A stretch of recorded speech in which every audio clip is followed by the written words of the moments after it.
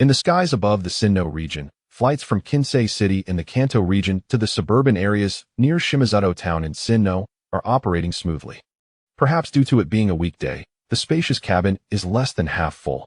A young boy named Ash sits by the window, his head lowered, seemingly asleep. A creature resembling a yellow rodent is nestled against his shoulder, slumbering alongside him. Huh. The boy's brow twitches slightly, as if he has awakened from a deep slumber or sensed something amiss. Upon opening his eyes, his first utterance is not a complaint about his rest, but rather a bewildered, "Where am I?" He furrows his brow, completely unaware of his surroundings after all. Just moments ago, he had been participating in the Pokémon Master Challenge.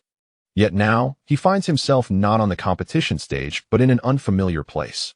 Though it is easy to deduce that he is inside an airplane from the environment around him, he is left with great confusion regarding how he ended up here. Pikachu. Ash feels a stirring on his shoulder and gently turns his head. There lies his faithful companion, Pikachu, peacefully asleep, appearing quite exhausted. Seeing this, Ash quickly maintains silence, but then seems to sense something and begins to cough softly. This voice? He wonders, noting that his tone lacks the weight of adulthood, instead possessing a youthful quality. With this puzzlement, he gazes out the window, and through a passing cloud, he finally catches a glimpse of his reflection. This is me. No, this is my younger self. Panic briefly flashes in Ash's eyes as he realizes that the reflection staring back is not the familiar visage of his 20s, but rather the youthful face he bore over a decade. In disbelief, he pinches his cheek, the sharp pain nearly eliciting a cry. However, noticing Pikachu in his peripheral vision, he quickly regains composure. Although traversing time and space within the Pokémon world is not a common occurrence, it is not entirely foreign to Ash. After all, he has faced numerous journeys since his travels began, having crossed dimensions more times than he has boarded an airplane. Yet, unlike previous instances, this journey lacks any indication or event to guide him. Ash removes his hat, running a frustrated hand through his hair, his mature side contrasting sharply with his youthful appearance. I can't believe this. He murmurs, staring out at the scenery, his thoughts momentarily adrift. He is so close to achieving his dream of becoming a Pokémon master, just one victory over champion Cynthia stands between him and success. Yet, why must he traverse at this very moment? What purpose lies within this unexpected journey? This lack of clarity perplexes him surely. If he were to be transported, there should be a reason. Just as he had previously embarked on journeys to assist others, or to witness or partake in significant events, a purpose provides direction. Without it, who can muster the spirit to carry on? Even for an inherent optimist like him, the sensation of losing everything just steps away from his dream is unbearable. Rustle. Just then, Ash seems to hear a noise emanating from the backpack resting beside him. Curiosity piqued, he lifts the bag. It feels somewhat heavy. He thinks, a mix of intrigue and apprehension flooding his mind as he slowly unzips the bag, only for an appendage resembling a tail to emerge from within. Startled, Ash instinctively loosens his grip, causing the backpack to tumble to the floor, from which a sorrowful cry escapes. Okay. A familiar voice, one he recognizes from somewhere. Initially puzzled by the sound, Ash quickly realizes what the peculiar tail belongs to. Lickitung. He exclaims in disbelief, calling out the name of the Pokémon hidden within the bag. Oki? Upon hearing Ash's call, Lickitung springs from the backpack, its face adorned with an eternal smile that seems immune to gloom. Even after being discovered, Lickitung shows no sign of embarrassment or remorse. Under Ash's bewildered gaze, it merrily hops onto his other shoulder, extending its tail to snatch Ash's hat and placing it upon its own head. Pikachu? The commotion naturally awakens Pikachu, who opens its eyes, glancing at Ash before turning to see Lickitung grinning at it, instantly rousing it from its sleep. Pika. Startled, Pikachu tumbles off Ash's shoulder, landing on the ground while rubbing its backside and casting a look at Lickitung, as if questioning its presence. Okay. In the next moment, Lickitung leaps onto Ash's head, continuing to make faces at Pikachu, looking quite pleased with its antics, akin to a child reveling in a successful prank. As Lickitung and Pikachu engage in their friendly interaction, Ash's thoughts drift to the continent visible below the airplane window. The Sinnoh region memories of events that transpired there are forever etched in his mind. It was the region where he first truly matured in Pokémon battles. The place where he first transformed bonds into strength. the land where he sent out his veteran Pokémon in an official league competition for the first time. The region where he reached the top 4 for the first time. The place where he came closest to victory. The region where, for the first time, he genuinely felt a sense of regret after competing in the league. But wait, did I really fly to the Sinnoh region? I distinctly remember traveling by boat. Sitting in his seat, Ash finds himself engulfed in a new wave of confusion. As the airplane touches down smoothly on the Sinnoh continent, Ash steps off the aircraft with determined strides, accompanied by Lickitung and Pikachu, officially setting foot on this familiar land. Ash greedily inhales the air of this place, then throws his arms wide and exclaims, "Sinnoh region. Here I come. Pika. Oki." The onlookers at the airport regard Ash with expressions that reflect the sentiment of awe, such as youth. After all, the thrill of stepping onto a new and uncharted territory is entirely understandable. To boldly express one's emotions in such a moment is a quality worthy of admiration. Let's go. Together, we shall become the strongest. Pika. Oki. Pikachu and Meowth did not ponder the true meaning behind Ash's words to them. It seemed as though Ash was merely announcing his aspirations in a typical manner. However, the distance he must traverse to realize his dreams remains contingent upon the experiences he gathers in this vast land. Notably, Pikachu, perched upon Ash's shoulder, observed that Ash's demeanor appeared somewhat altered compared to when he had set off for Chengdu and the Hoenn region. There was a certain maturity and composure about him that was undeniable. While Ash's words initially exuded confidential quality he had always possessed, Pikachu could not help but feel that Ash's conviction in becoming a Pokémon master was growing even more resolute. However, before that, Ash continued, "I must tend to your affairs. By the way, when did you sneak into my backpack? And how did you manage to remain undetected by both me and Pikachu? Wait a moment. If that is the case, what else is in my backpack?" Ash suddenly realized that the situation was not as he had envisioned. He promptly set both Meowth and Pikachu down and opened his bag. Indeed, due to Meowth's intrusion, the contents of the backpack clothes and some food had been disarrayed. It was unclear when Meowth had managed to do this, perhaps before boarding the plane? Yet, why had the security personnel failed to notice this Pokémon hidden within his belongings? Did they simply consider it unremarkable to conceal Pokémon in a backpack? Thanks to you, they'll have to repurchase these essential items.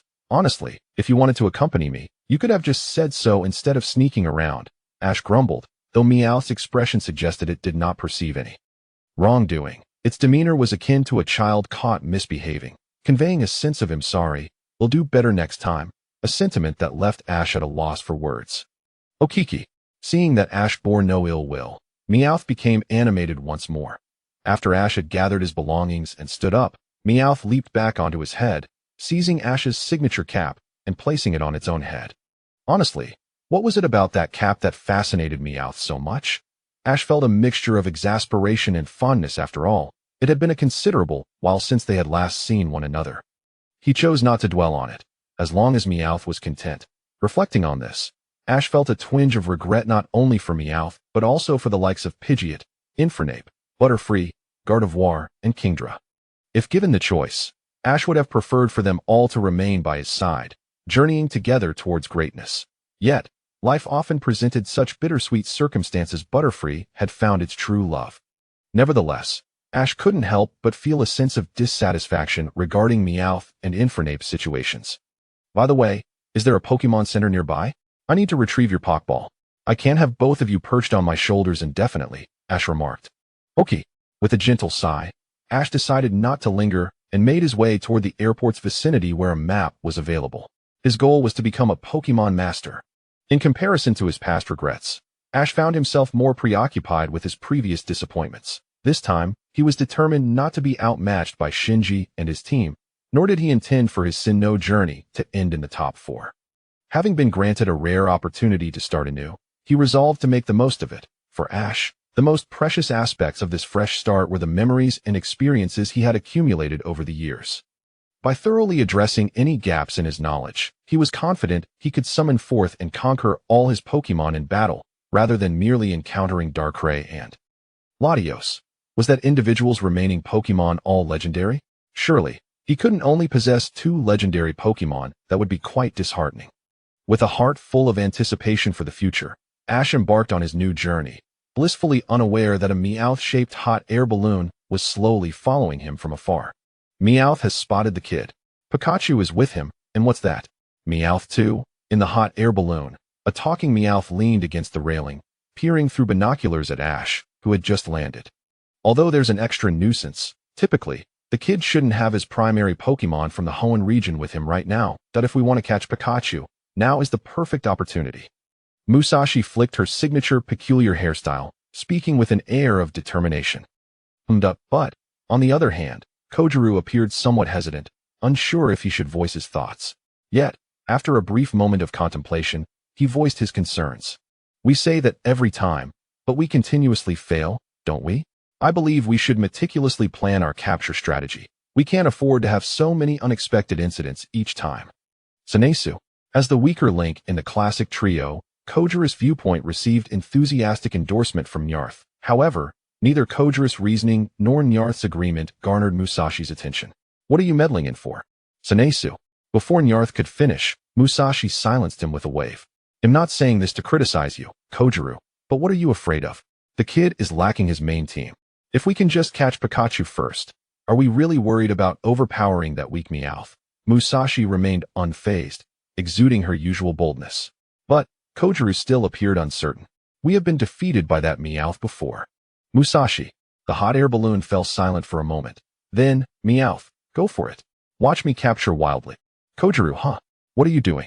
A minute later, Kojiru lay on the hot air balloon, his face covered in scratches, while Nyarth stood beside him, trembling, as if fearing that speaking another word would make him.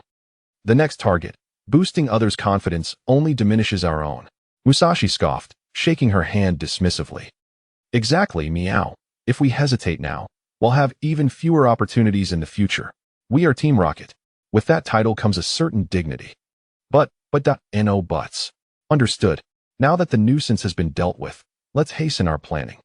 Once Kojiru showed no further dissent towards her proposal, Musashi leaned back against the railing, casually waving her hand as if to take charge. Upon hearing Musashi's words, Meowth chuckled mysteriously, declaring, Haha, Meowth is, of course, fully prepared. This plan is foolproof. What is it? Kojiro's eyes were still filled with skepticism. Indeed, the very next moment, under Kojiro's speculation, Meowth inexplicably produced a rocket launcher from seemingly nowhere. This contains an electric-proof capture net. As long as we manage to ensnare Pikachu with this, we can simply float away in a hot air balloon. The little brat won't stand a chance of catching us. Hearing this flawless plan, Musashi promptly rose and applauded, as if victory were already within their grasp. Observing the unwavering confidence of the two before him, Kojiro and Nyarth discreetly retreated to a corner, whispering to one another without being noticed. Could things really go this smoothly? Nyarth, Sanansu. Nyarth's tone sounded somewhat somber, indicating that he deemed Meowth's scheme rather simplistic. Indeed, in the past, we failed despite employing more advanced devices and meticulous plans. Now, they believe they can capture Pikachu with just a net. It's nothing short of a fantasy. Nyarth, Sanansu. Nyarth bowed respectfully, wholeheartedly agreeing with Kojiro's sentiment. Sigh, I fear we are destined to be plagued by that wretched feeling once again. I wonder where we will end up on our first visit to the Sinnoh region. Nyarth, Sanansu. Nyarth's voice took on a mournful tone once more. Meanwhile, atop the hot air balloon, Musashi and Meowth were sipping juice, celebrating the imminent success of their plan, while Kojiro squatted in a corner with Nyarth, lamenting. The unchanging future, Musashi Meowth. What a wonderful feeling, Kojiro Nyarth. What a wretched feeling, Sanansu softly. The Team Rocket trio was scheming against Pikachu. At this moment, Satoshi was at a nearby phone booth at the airport, conversing with Professor Okido, accompanied by Pikachu and his Longtail.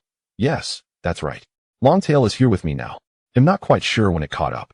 Satoshi was reporting on Longtail's situation, and on the other end of the line, Professor Okido and his assistant, Kenji, sighed in relief upon hearing the news. Okay. Upon receiving Satoshi's reassurance, the tears on Longtail's face vanished in an instant. Seeing Longtail's swift transformation, Satoshi helplessly adjusted his disheveled collar.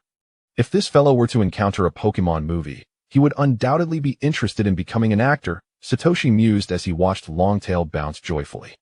Okay, here's the refined and edited version of your text. Chapter 004. Team Rocket Trio due to his rather remote location and the use of a public telephone to contact Professor Oak. Ash was unable to immediately retrieve Apom's Pokeball. Resigned, he allowed it to remain perched on his shoulder. Apom, in contrast to Ash's concerns, reveled in the opportunity to be outside its Pokeball. Observing Apom's joy, Ash could only shake his head. Very well, he conceded. Let it relish this moment. Regarding Apom, Ash harbored a touch of regret. This unexpected reunion presented a chance to mend a slight fracture in his heart. Pikachu, witnessing the amicable interaction between Ash and Apom, felt a sense of contentment.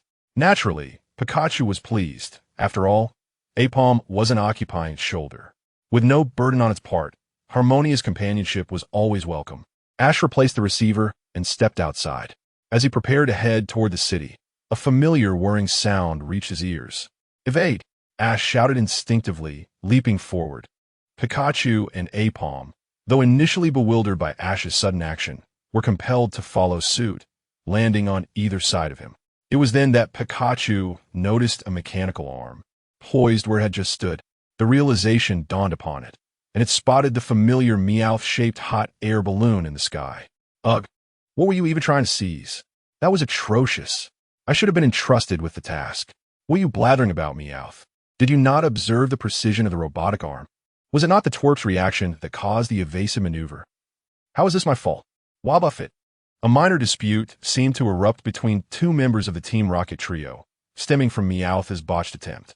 Wobbuffet, merely affirming Meowth's statement, became an innocent bystander caught in the crossfire. Observing the hot air balloon above, both Pikachu and Apom assumed battle stances. Ash, on the other hand, gazed at the trio with a nostalgic expression. He felt a mix of regret and relief for them. He was relieved that they might finally abandon their pursuit of Pikachu and seek more fulfilling endeavors. However, he was saddened by the prospect of fewer encounters with them. Despite their adversarial relationship, they had collaborated on numerous occasions, making it difficult to simply label them as villains. Ash's feelings toward Team Rocket were, indeed, complex. Ugh, had I known you were incapable of such a simple task, I would have opted for the bazooka from the start. With sufficient velocity, Pikachu would have been ours. What? In that scenario, would you have ensnared the twerp as well? Capturing Pikachu in isolation is the only worthwhile approach. If you possess such confidence in your strategy, then attempt it yourself. Let us witness your supposed prowess. I shall. Allow me to demonstrate your incompetence. What did you say? Ahem. Forgive me for interrupting your spirited exchange, James interjected meekly, raising his hand to halt the quarrel between Jessie and Meowth. What is it, Meowth? Are you here to pass judgment as well? Jessie and Meowth redirected their ire toward James, whose frame trembled under their combined intensity. He frantically shook his head in denial. And no, that's not it. It's just that while you two were arguing, the twerp, he escaped. What? Upon hearing James's words, Jessie and Meowth swiftly cast their gaze downward. The figure of Ash, who had been present moments before, had vanished without a trace. As they scanned the horizon, they spotted Ash leading Pikachu and Apom in a frantic sprint. How despicable! To flee while others are engaged in conversation. Jessie and Meowth, oblivious to their own underhanded tactics, launched into a tirade against Ash's escape. Although Ash had made a hasty retreat, it was of little consequence. They could easily outpace him, and his flight only served to embolden them. The twerp fled upon seeing us. Does that not indicate his fear? Clearly, he believes he cannot defeat us without additional assistance. Jessie declared confidently, puffing out her chest like a triumphant general. Ash's escape fueled her illusion of victory. Meowth, who had initially shared Jessie's fervor, now turned to James with a questioning look. Is the twerp typically one to flee in such a situation? He asked. In the past, he would have exclaimed, "It's you guys again? Pikachu, Thunderbolt. What accounts for this change?" There was something amiss. Meowth had initially believed they could seize victory while Ash was bereft of his other Pokémon, but now he could no longer sustain that belief. Hurry, pursue him. Do not allow the twerp to escape. Despite their apprehension, Meowth, James, and Wobbuffet followed Jessie's lead, each attending to their respective tasks. Chapter 005.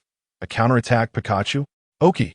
As they sprinted along the path, Both the long-tail monster and Pikachu curiously called out to Ash.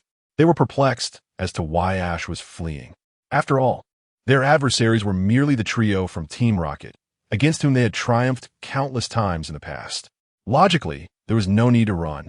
A direct confrontation would surely lead to victory. Let us move ahead and hide in the woods. Ash understood the thoughts of Pikachu and the long-tail monster. But he had no intention of confronting Team Rocket at that moment. Through numerous encounters, Ash had learned that the trio often managed to strike first. Although the outcomes had generally favored him, Ash was not willing to squander time with Team Rocket now. They might be concealing some peculiar contraptions, so it was prudent to take refuge in the woods.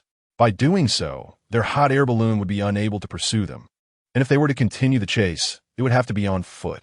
At that point, the advantage would be theirs, especially since, without any flying-type Pokémon, being caught by Team Rocket would lead to complications. Upon hearing Ash's reasoning, Pikachu and the long-tail monster displayed expressions of enlightenment. It seemed they'd been overly eager to defeat their foes.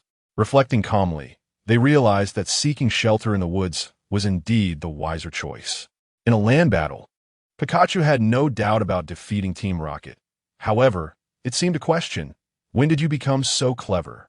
Ash, bewildered by Pikachu's insinuation regarding his intellect, contemplated a fitting reprimand for such impolite behavior, perhaps withholding its beloved Ketchum for a few days. Despite Team Rocket's relentless pursuit, Ash was preoccupied with thoughts of how to discipline Pikachu, scarcely paying any heed to Team Rocket's actions. It was hardly surprising. Had Team Rocket ever succeeded against him in their numerous encounters over the years, he would not have dismissed them so readily, unless they presented some cutting-edge technology. Ash felt they were undeserving of his regard. Jump in. As Team Rocket's hot air balloon closed in on Ash, he shouted decisively. He then leaped into the thicket with Pikachu and the long-tail monster, narrowly evading a projectile equipped with an insulating capture net launched from the balloon. I told you it wouldn't work, Meow. Meowth taunted as Musashi's attempt missed its mark. Ugh, how annoying. Who would have thought they would escape like that? Stop with the idle chatter and go after them. Do we really need a chase? Sonins queried. Under Musashi's supervision, Kojiru, Meowth, and Sonins complied without protest, swiftly landing the hot air balloon and leaping down. In a display of unspoken understanding, Team Rocket pushed Sonins to the forefront, preparing it to face Ash's potential initial strike.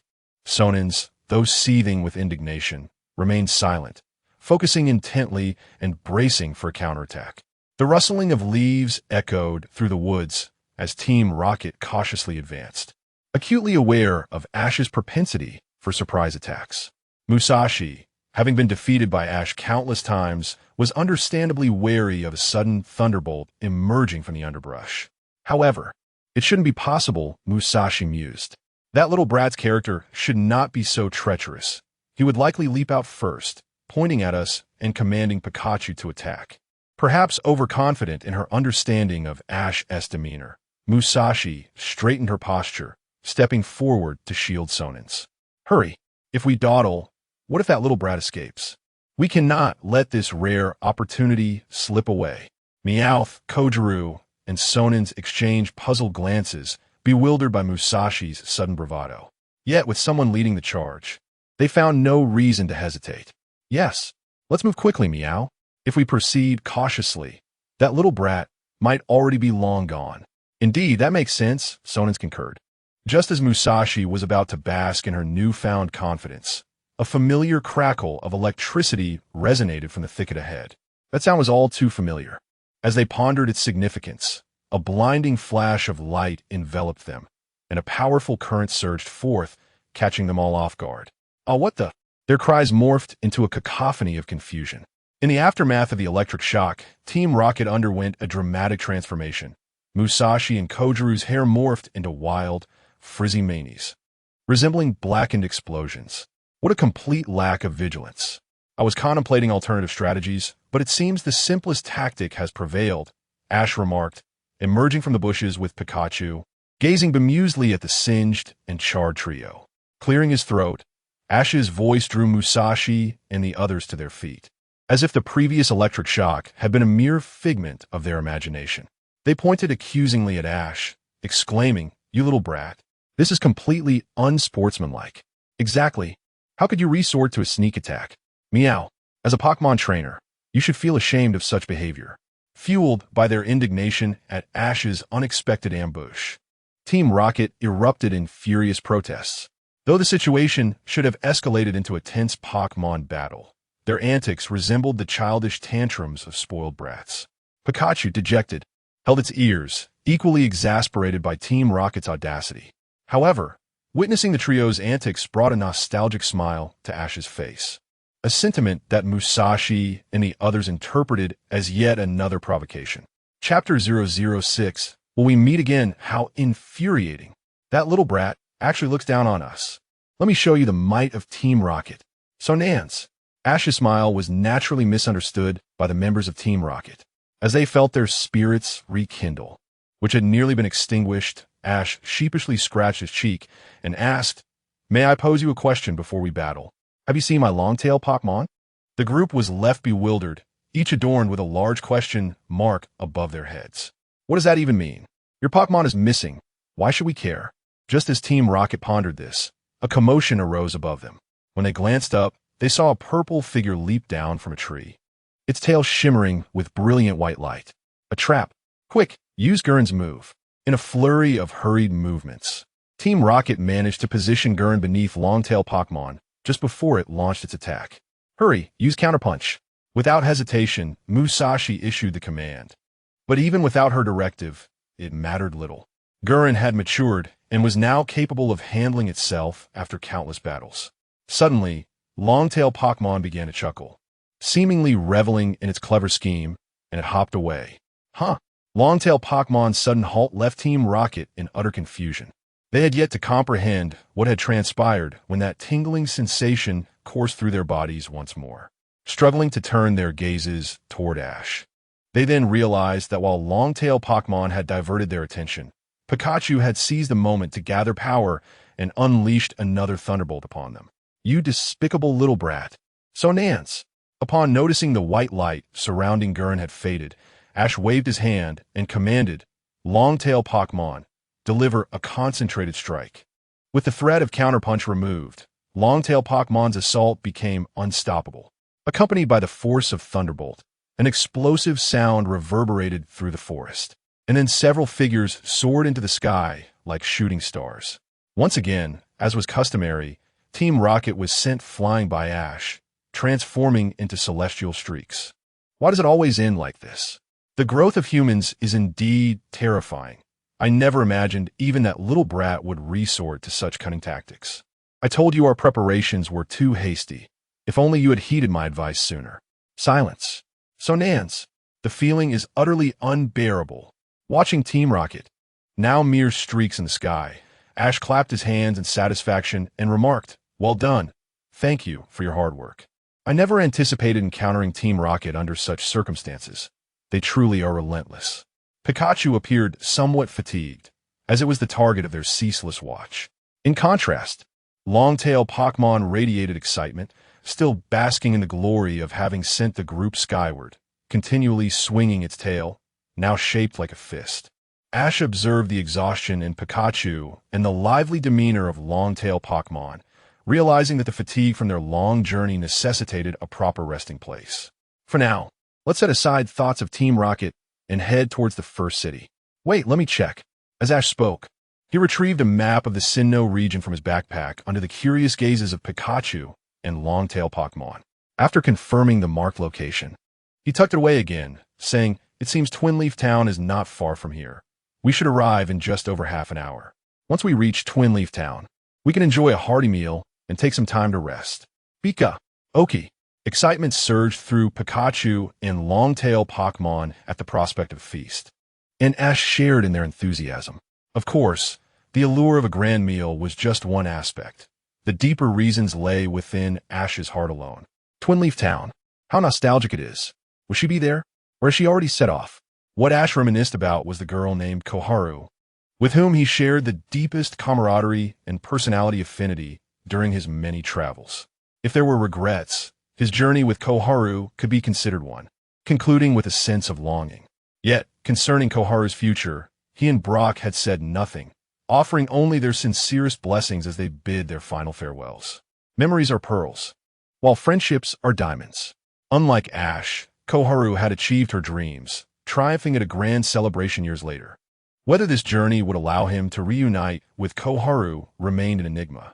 The events of the past had already changed due to his involvement. Would the future encounters with Koharu or Brock also be altered? Ash remained oblivious to this, but regardless, the journey must continue.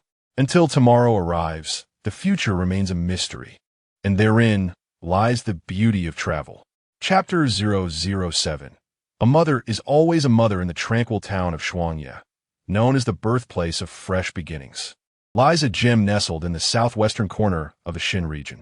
Due to its unique geographical position, Shuangye is recognized by both locals and the authorities as the ideal starting point for aspiring trainers. Its proximity to the Yamanashi Research Institute, the official hub for distributing starter Pokémon in the Xin region, further solidifies its reputation. Although referred to as a town, Shuangye encompasses a relatively vast area, adorned primarily with charming, standalone villas, making it an idyllic stopover for travelers on their life's journey. The only drawback might be the considerable distance from the residential areas to the town's modest commercial street, rendering shopping a tad inconvenient. Nevertheless, compared to other quaint towns like Shiyu, Shuangye stands out as relatively prosperous. In a residence with green tiles and ivory walls, a girl with shoulder-length hair pushed open the window on the second floor. Leaning against the sill, she inhaled the fresh air, indulging in a leisurely stretch. Tomorrow marks the beginning of her adventure. A sweet smile graced her face as she anticipated the journey ahead. Her name is Xiao Wang, a budding trainer set to embark on her first expedition. For days, she had been unable to enjoy restful sleep, her dreams filled with visions of the places she might encounter: forests, meadows, snow-capped mountains, and sandy beaches. These were once mere images on television and in magazines, but now she was on the cusp of experiencing them firsthand. The thrill of traveling alone was unparalleled. The very thought sent delightful shivers through her, leaving her eager for what awaited her. "Hey, Xiao Wang, come down for a moment." The familiar voice of her mother drifted up from downstairs, breaking her reverie. "Time for dinner?" No, that wasn't it. Although mealtime approached, the tone suggested there was something else she needed to attend to. Despite the usual gentleness in her mother's voice, children can often discern deeper meanings hidden within, just as one can identify whether the footsteps approaching the door belong to a parent. Sighing, Xiao Wang realized it was likely not good news. With a tinge of reluctance, she trudged downstairs. Alas, it was the final day before her departure, and even if she wished to avoid chores, she couldn't voice her complaints. Upon reaching the kitchen, she found her mother, Kaizi, looking troubled. Xiao Wang's intuition had proven correct. "You're already down? I thought you'd still be in your room packing," Kaizi remarked with a smile, as if Xiao Wang had only just matured. "My bag has been ready for days. I'm all set for tomorrow," Xiao Wang replied brightly. "That's impressive. I remember making my packing decisions only on the morning of my departure." "Clearly, you're far more organized than I was," Kaizi complimented. "Of course, knowing what to pack is common sense. It's you who lack such knowledge," Xiao Wang retorted proudly. Perhaps the excitement of her imminent journey had given her a touch of bravado, rendering her unafraid of any potential post-dinner chores. However, Kaizi appeared unperturbed, her mood seemingly buoyant. Choosing not to dwell on Xiao Wang's sass. "All right, Miss Common Sense, could you please run to the nearby commercial street and pick up some soy sauce? We've run out," Kaizi requested. "Wait, no. Since you've come down so quickly, it means you're prepared to help, right? Though the commercial street is a bit far, it shouldn't be a problem for a mature girl like you," Kaizi teased. "Fine," Xiao Wang sighed, wishing she had lingered in her room a bit longer. It wasn't that running errands was particularly exhausting or unpleasant.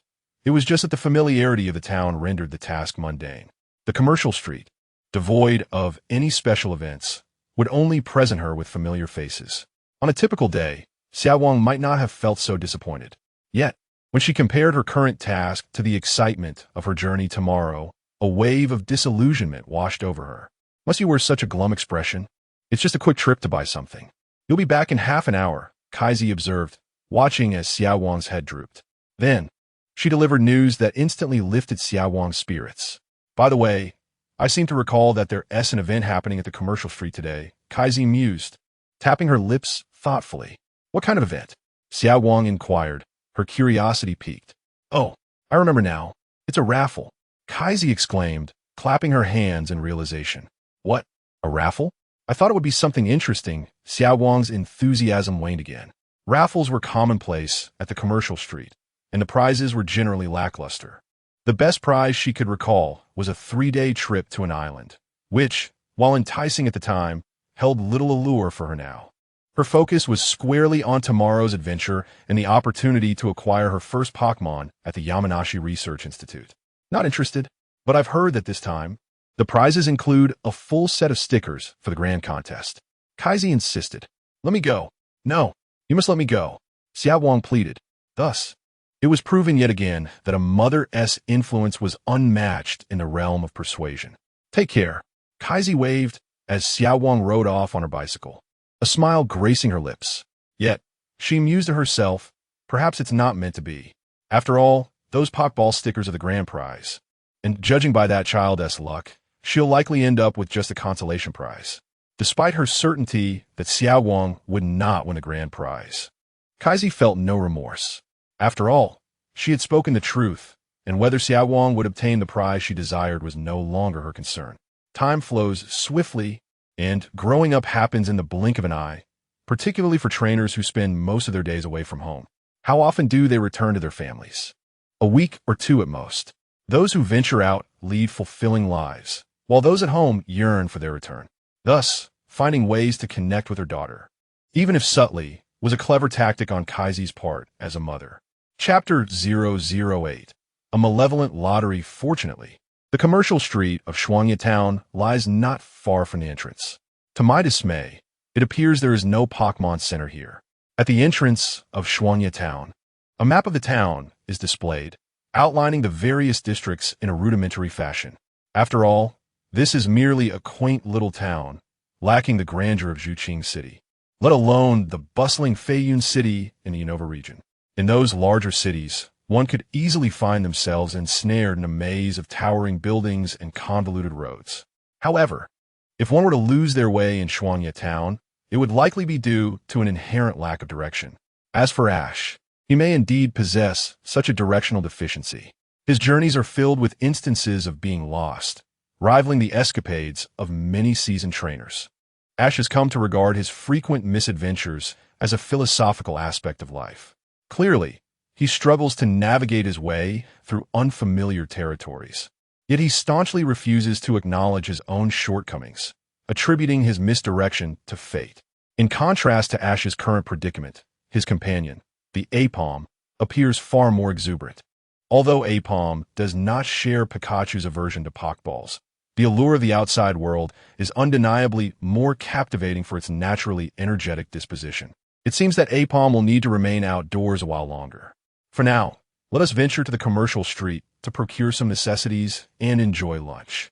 Forgetting to eat would certainly be inconvenient later. Pika.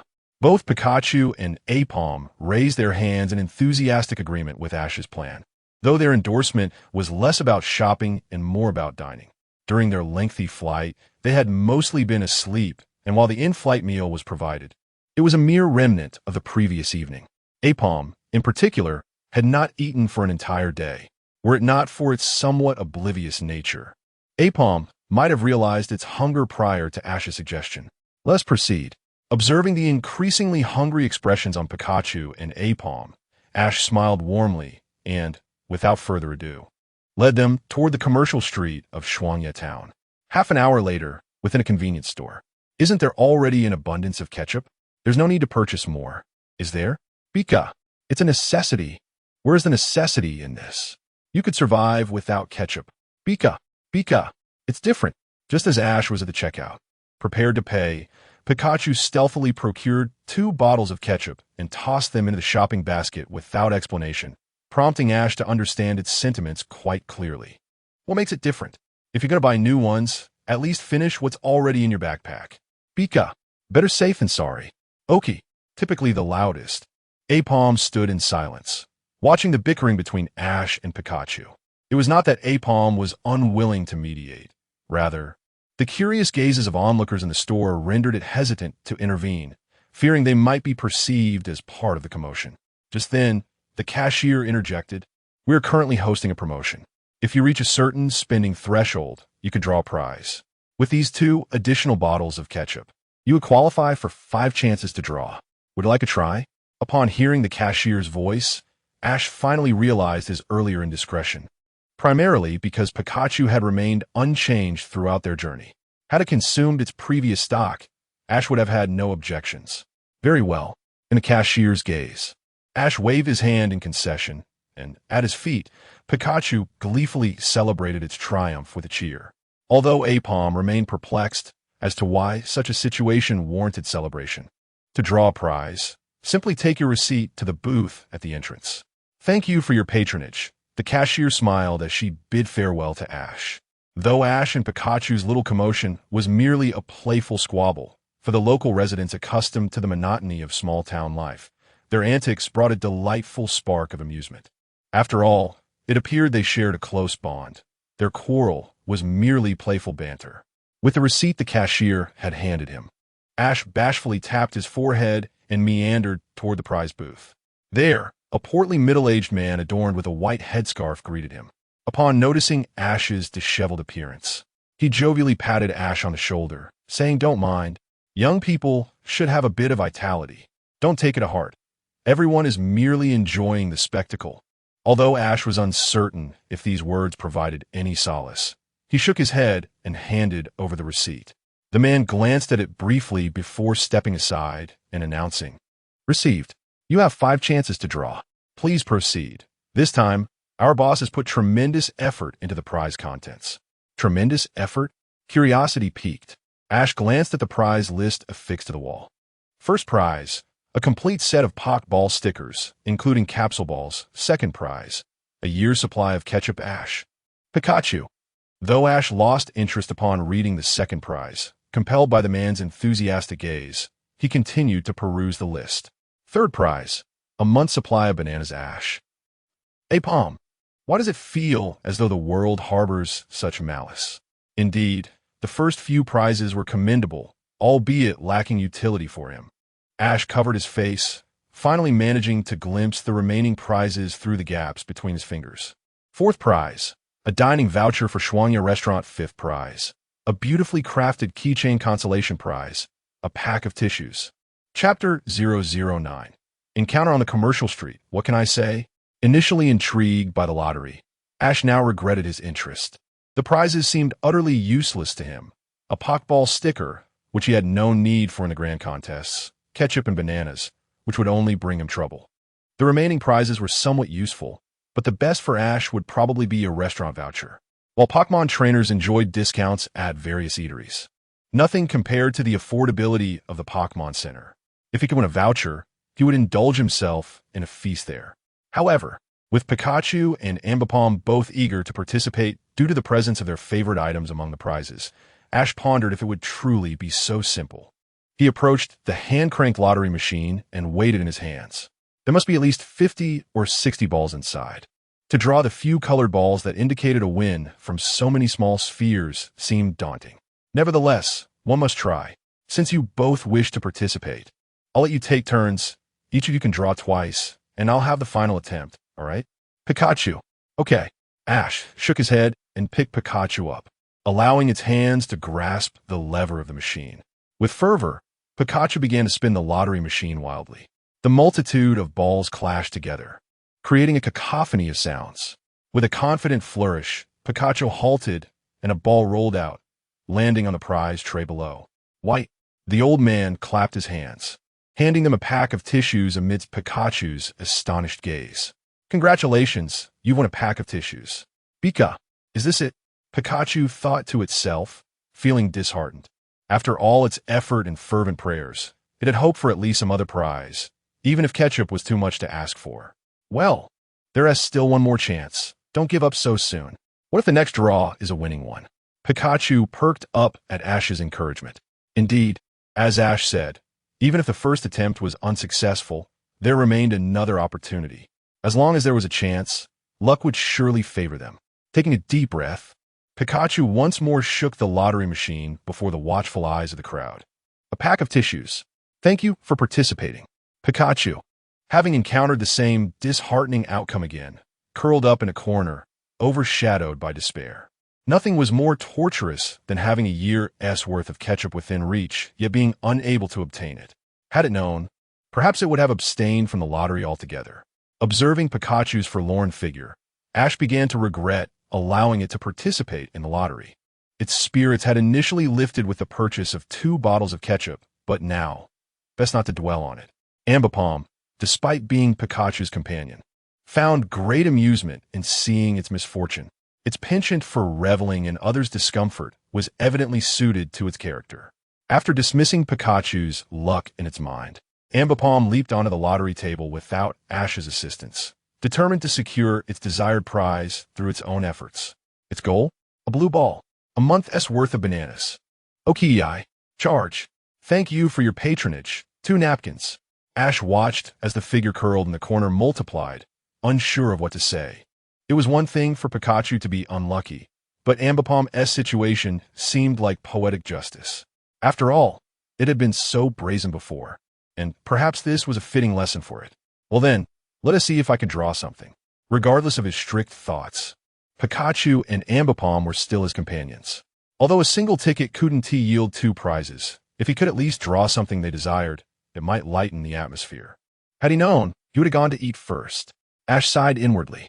After a bit of commotion with them, he realized he was quite hungry and decided it would be best to conclude this soon. The townsfolk, who had watched Ash and Pikachu's earlier quarrel, continued to observe him, curious whether he could draw the items Pikachu and Ambipom desired, or perhaps something else entirely. Time passed slowly, and after about 10 seconds, Ash finally released the lever. As a golden light flashed, a golden ball appeared in the prize tray below. This is... Oh, he truly... Congratulations. The old man picked up a bell from the table, shaking it vigorously to announce that the grand prize had been claimed. Congratulations on winning first place. Here is a full set of Pokeball stickers currently on sale. Congratulations.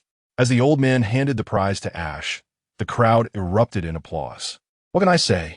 A sense of joy eluded him, feeling the piercing gazes of Pikachu and Ambipom, who regarded him with envy. Ash realized that this first-place prize felt more like a burden than a blessing. He understood that they were not blaming him for failing to win their desired prizes, but rather resenting the fact that his luck had soared while theirs had plummeted. Seeing him win while they faltered must have been a bitter pill to swallow. Perhaps this encapsulated the inevitable mindset of those less fortunate when faced with the fortunate. Just as Ash resolved to collect his prize and leave, a familiar voice echoed from behind him, reminiscent of memories past. Did I arrive too late? Has the prize already been claimed? It was Dawn. Ash's pupils widened as he recognized her, bending slightly and panting, her expression one of disappointment. Dawn was gazing at the prize in Ash's hands, her blue hair cascading past her ears, a hint of sweat beading on her forehead. The strap of her yellow backpack had slipped down to her elbow, indicating her hurried journey to reach him. Was she truly here for this? Ash's gaze shifted to the prize he held, a sense of unease washing over him as he began to grasp the situation. Chapter 010. Gifts and encouragement as Ash drew the grand prize, proving his fortune. The crowd that had gathered gradually dispersed. Initially, Ash assumed that Dawn would leave as well. However, after a few minutes, he noticed that she was still covertly observing the sticker of the Pokeball in his hand, her gaze fixed and filled with envy. Thus, Ash humorously remarked to himself that he was indeed holding a hot potato. He and Dawn were not acquainted, and while approaching her for conversation would not be inappropriate, it felt somewhat peculiar. Yet, he could not ignore the fact that Dawn's eyes remained glued to the sticker. Ash was aware that such stickers were quite popular in the Sinnoh region's Pokémon contests. If the sticker's effect complemented the Pokémon itself, the mere appearance of the Pokémon could earn significant points from the judges. Nevertheless, Pikachu and Ambipom thought Ash was preparing to indulge in a hearty meal, and they exhibited excitement as if their previous despondency had never existed.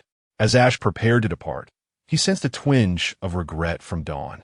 who had been casting envious glances his way.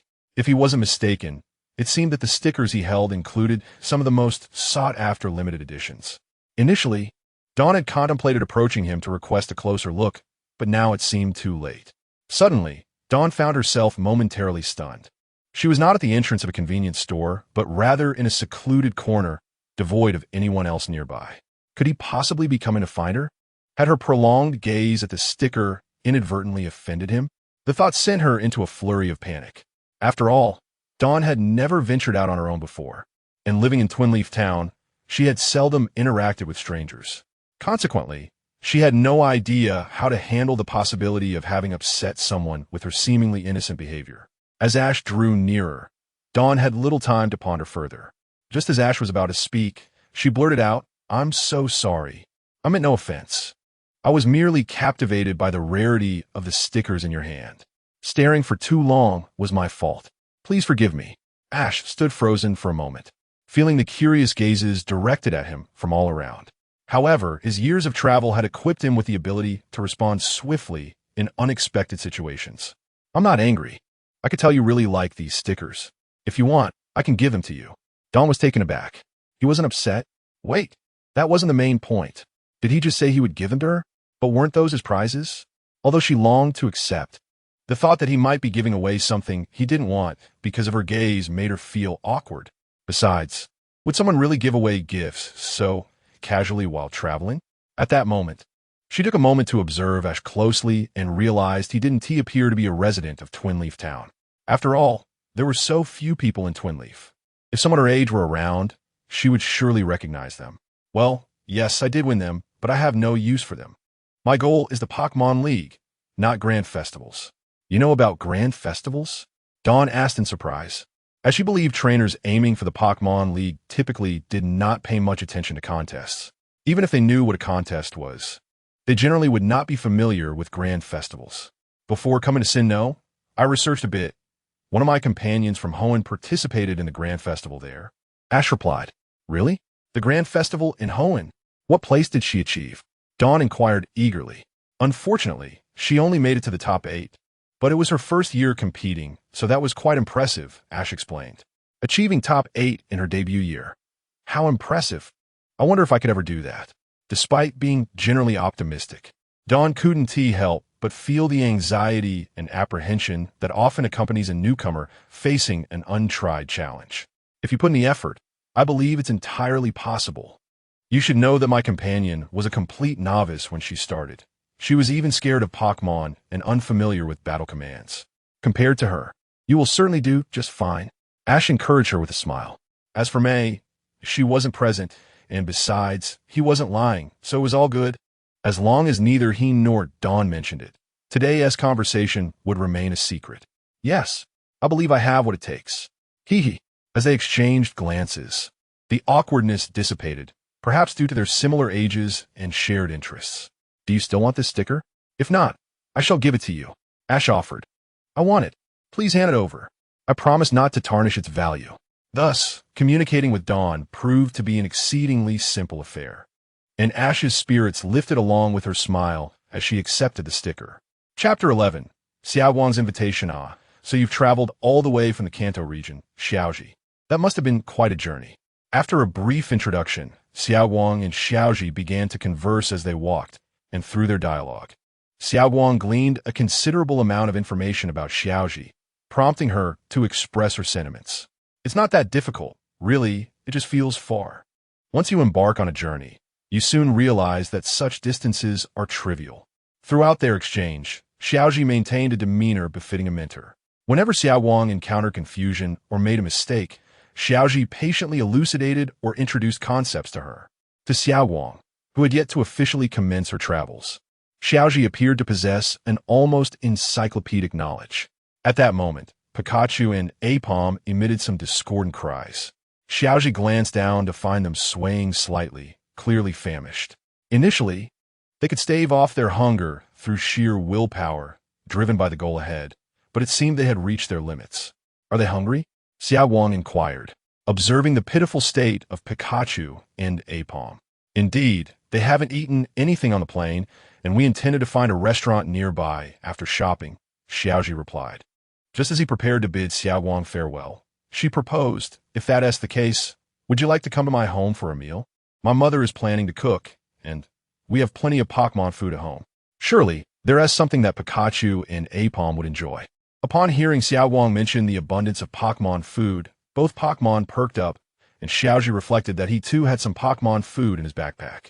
However, consuming it on the street felt a bit awkward. If they truly were eager to eat, they could simply find a nearby establishment. Nevertheless, that would be wonderful, Xiaoji responded, sensing that Pikachu and Apom were already fixated on the idea. After all, he had only visited Xiaowang's home once before, and he felt fortunate to have another opportunity. Absolutely. My mother will surely welcome you, he added. Moreover, I have many questions for you. Considering I'll be embarking on my journey tomorrow, and I'm feeling a bit anxious. Tomorrow? Yes. Is there a problem? No, nothing at all. I merely recalled something else. Xiaoji chuckled, deftly steering the conversation in another direction. Upon hearing that Xiaowang was setting off on her journey the following day, he realized he needed to be mindful of the time. Though many past memories had begun to fade, he would never forget the troublesome events of his initial arrival in the Sinnoh region. Pikachu getting lost due to Team Rocket, meeting Xiaowang, and her bicycle being zapped. If given another chance, perhaps Xiaowang's bicycle could be saved this time? This thought alleviated some of his pressure. After all, Pikachu's penchant for damaging bicycles had become a recurring theme in previous regions, and he certainly didn't want his wallet to suffer from such peculiar incidents. Knock, knock, knock. I'm here. Did you forget your keys? Honestly, can't you be more careful? Right, Meowth? Naya. Keiko twisted the doorknob, and with a crisp sound, the door swung open. Just as she intended to remind her daughter to be more attentive in the future, she noticed a young man standing behind Xiaowang. Excuse me for the intrusion. I'm Xiaoji from Masera Town in the Kanto region, he said, awkwardly smiling at Keiko. Keiko, looking slightly taken aback, said, could you please wait here for a moment? With an apologetic expression, she pulled Xiaowang inside and began to interrogate her. Soy sauce, Xiaowang replied, because we just met today. Isn't that even stranger? While you aren't exactly socially anxious, you're certainly not a social pariah either. What led you to invite a boy you just met to your home? Are you? Don't jump to conclusions, Xiaowang retorted, gritting her teeth in frustration. Xiaoji gave me a gift, and I noticed that he and his Pokémon hadn't had lunch yet. As a gesture of gratitude, I invited him over. With that, Xiaowang proudly displayed the Pokeball sticker Xiaoji had gifted her. Oh, I see. In that case, I can understand. But that boy is incredibly kind. Even if he isn't a coordinator, that prize must have been hard-earned. It's remarkable that he would part with it so easily. Did you do something to deserve it? Please stop asking. Can we just let him in? This conversation could go on forever. Xiaowang, fully aware that her mother could ruminate on this topic indefinitely, promptly interrupted the discussion and, without soliciting Keiko's opinion, went to the door to invite Xiaoji inside. Chapter 012. His story, her expectations, it is truly remarkable. I never anticipated that you, Ash, have traveled through so many regions and achieved commendable results in the league competitions. Although it was May who invited Ash, it is Keed who engages him in conversation more at the dining table, while May seems to be an outsider. Upon reflection, it is understandable, as both Ash and Keed possess extensive travel experience, naturally leading to an abundance of shared topics. May finds herself, often without the opportunity to interject, quietly eating her meal and absorbing useful information from Keed and Ash's dialogue. It isn't entirely unfortunate. Most experiences conclude with a sense of regret. Had I been a bit more mature at that time, perhaps the outcome would have differed. As Ash reminisced, his mind suddenly conjured images of Charizard. During the top 16 of the Indigo Conference, his immaturity prevented him from earning Charizard's confidence, leading to its refusal to battle. Consequently, when faced with Ihome, it was deemed to have lost its will to fight, resulting in his defeat. What left Ash most disheartened was not merely his loss, but the missed opportunity to compete against Gary in his first league tournament. Gary was taken aback, and Ash could hardly believe he had fallen so early. Nevertheless, it was precisely this failure that afforded both him and Gary the chance to reflect on their shortcomings, fostering their subsequent growth. They both traversed their paths in this manner. May Alert felt a sense of unease. Although Keed initially did not direct her gaze towards her, It was evident that the ensuing topic would likely turn towards her. If only May could be as mature as you, Keed lamented. She is perpetually forgetful and easily lost in her own world, disregarding the words of others. She often insists that everything is fine, but when she claims that, it's often quite the opposite. Stop making baseless accusations. May interjected indignantly, astonished that even her silence could be utilized as a cautionary example. Keed sighed meaningfully. May, unable to retort, lowered her head and continued her meal. Observing her demeanor, Ash spoke up. Traveling inevitably leads to personal growth. My own beginnings were far worse than May's. On my very first day, I was chased by dozens of Spearow and had to leap into a river to escape. Back then, Pikachu was not particularly fond of humans, which made things quite troublesome. Pikachu, also quietly eating, was taken aback that the conversation had turned to its own less than glorious past, swiftly turning away in embarrassment. Unable to bear the stares from Longtail and May. However, upon hearing such an entertaining tale, Longtail couldn't resist and approached Pikachu, poking it to glean more about its past. Really? That sounds quite harrowing. Keed's expression was filled with sympathy. She had thought Ash was the type to grow steadily, never anticipating such a tumultuous start to his journey. Although being a Pokémon trainer is indeed fraught with peril, Ash's experience was likely 1 in 1,000. I am well liked by Pokémon. I would never find myself being chased and attacked by them. May boasted with unexpected confidence before embarking on her journey. Yet Ash continued without contradiction. In hindsight, it was indeed perilous, but it ultimately strengthened the bond between Pikachu and me. We encountered many fortunate events afterward, and reflecting upon it now, I find it all worthwhile. In the post-rain sky, a vibrant figure with beautiful wings glided gracefully from one side of the heavens, accompanied by a rainbow that stretched into the distance. At that time, Ash had no inkling of the identity of that mysterious Pokémon, but in future travels, he would come to realize it was the legendary Ho-Oh. Since the incident at the bell tower, it had vanished from view, retreating to observe the world from the shadows. The tale of his encounter with Pikachu was surely witnessed by Ho-Oh, and their bond must have been acknowledged by it. Otherwise, it would not have appeared before him. Though the encounter was merely a passing moment with no exchange or eye contact, Ash felt that since that day, his journey has been accompanied by a myriad of surprises and an abundance of fortune. This good fortune often seemed to draw him into events linked to legendary Pokémon. While undeniably dangerous, he harbored no grievances. Each peril he faced transformed into invaluable experience and motivation, propelling him forward. At the dining table, the hosts, Keed and May, remained mostly silent, quietly listening to Ash recount various tales, lost in their fascination. They would occasionally ask curious questions, but for the most part, they were mere spectators. Even Keed, who had traveled herself, found herself in awe of Ash's adventures, let alone May, who had yet to embark on her journey. As Ash narrated his stories with fervor, May's anticipation and yearning began to take root in her mind, gradually blossoming into a fervent desire to explore the world herself. Chapter 013. Ordinary yet warm time invariably slips away swiftly when engaging in delightful conversation, and before they realized it, evening had descended. The warm, orange sunlight streamed through the window, casting a gentle glow over Xiaoguang's home. It was only when the soft rays of the setting sun kissed her face that Kaizi realized how late it had become. Oh dear, she thought, lost in the moment, unaware that dinner time was fast approaching. Indeed, it wasn't just Kaizi. Even Xiaoguang had just now noticed the lateness of the hour, as did Xiaoji. Perhaps it was the rarity of sharing their past stories with one another that captivated them, allowing them to lose track of time entirely. Xiaoji stood up to search for Pikachu and Apom, soon spotting the two curled up together on the sofa. Both seemed weary from their travels, having dozed off shortly after lunch. Pikachu was nestled in a ball, with Apom's tail draped over him like a comforting blanket. Soft snoring emanated from their noses and mouths, creating a scene of warmth and tranquility.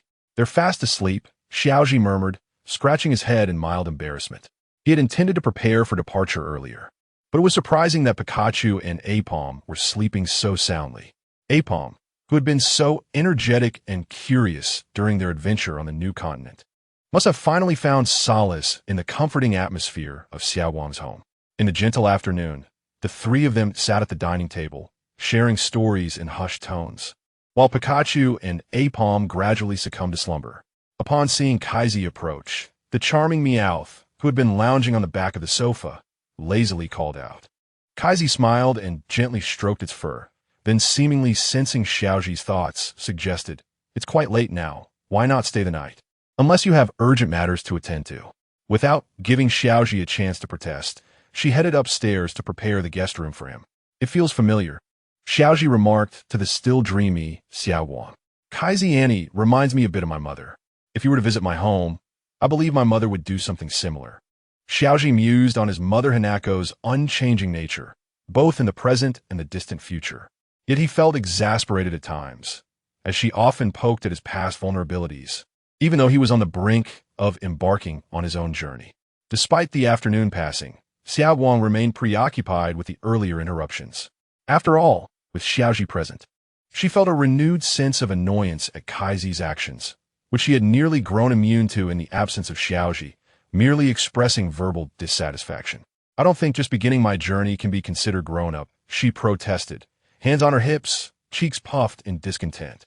Now, facing Xiaoji, she felt completely at ease, as if they were longtime friends. "Oh, my apologies."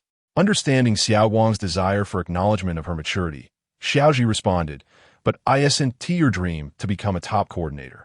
Surpassing your mother? If so, why not let your actions speak for themselves starting tomorrow? Stand on that grand award stage and, in front of the cameras, ask, 'Have I grown up now?' Wouldn't that be more impactful?"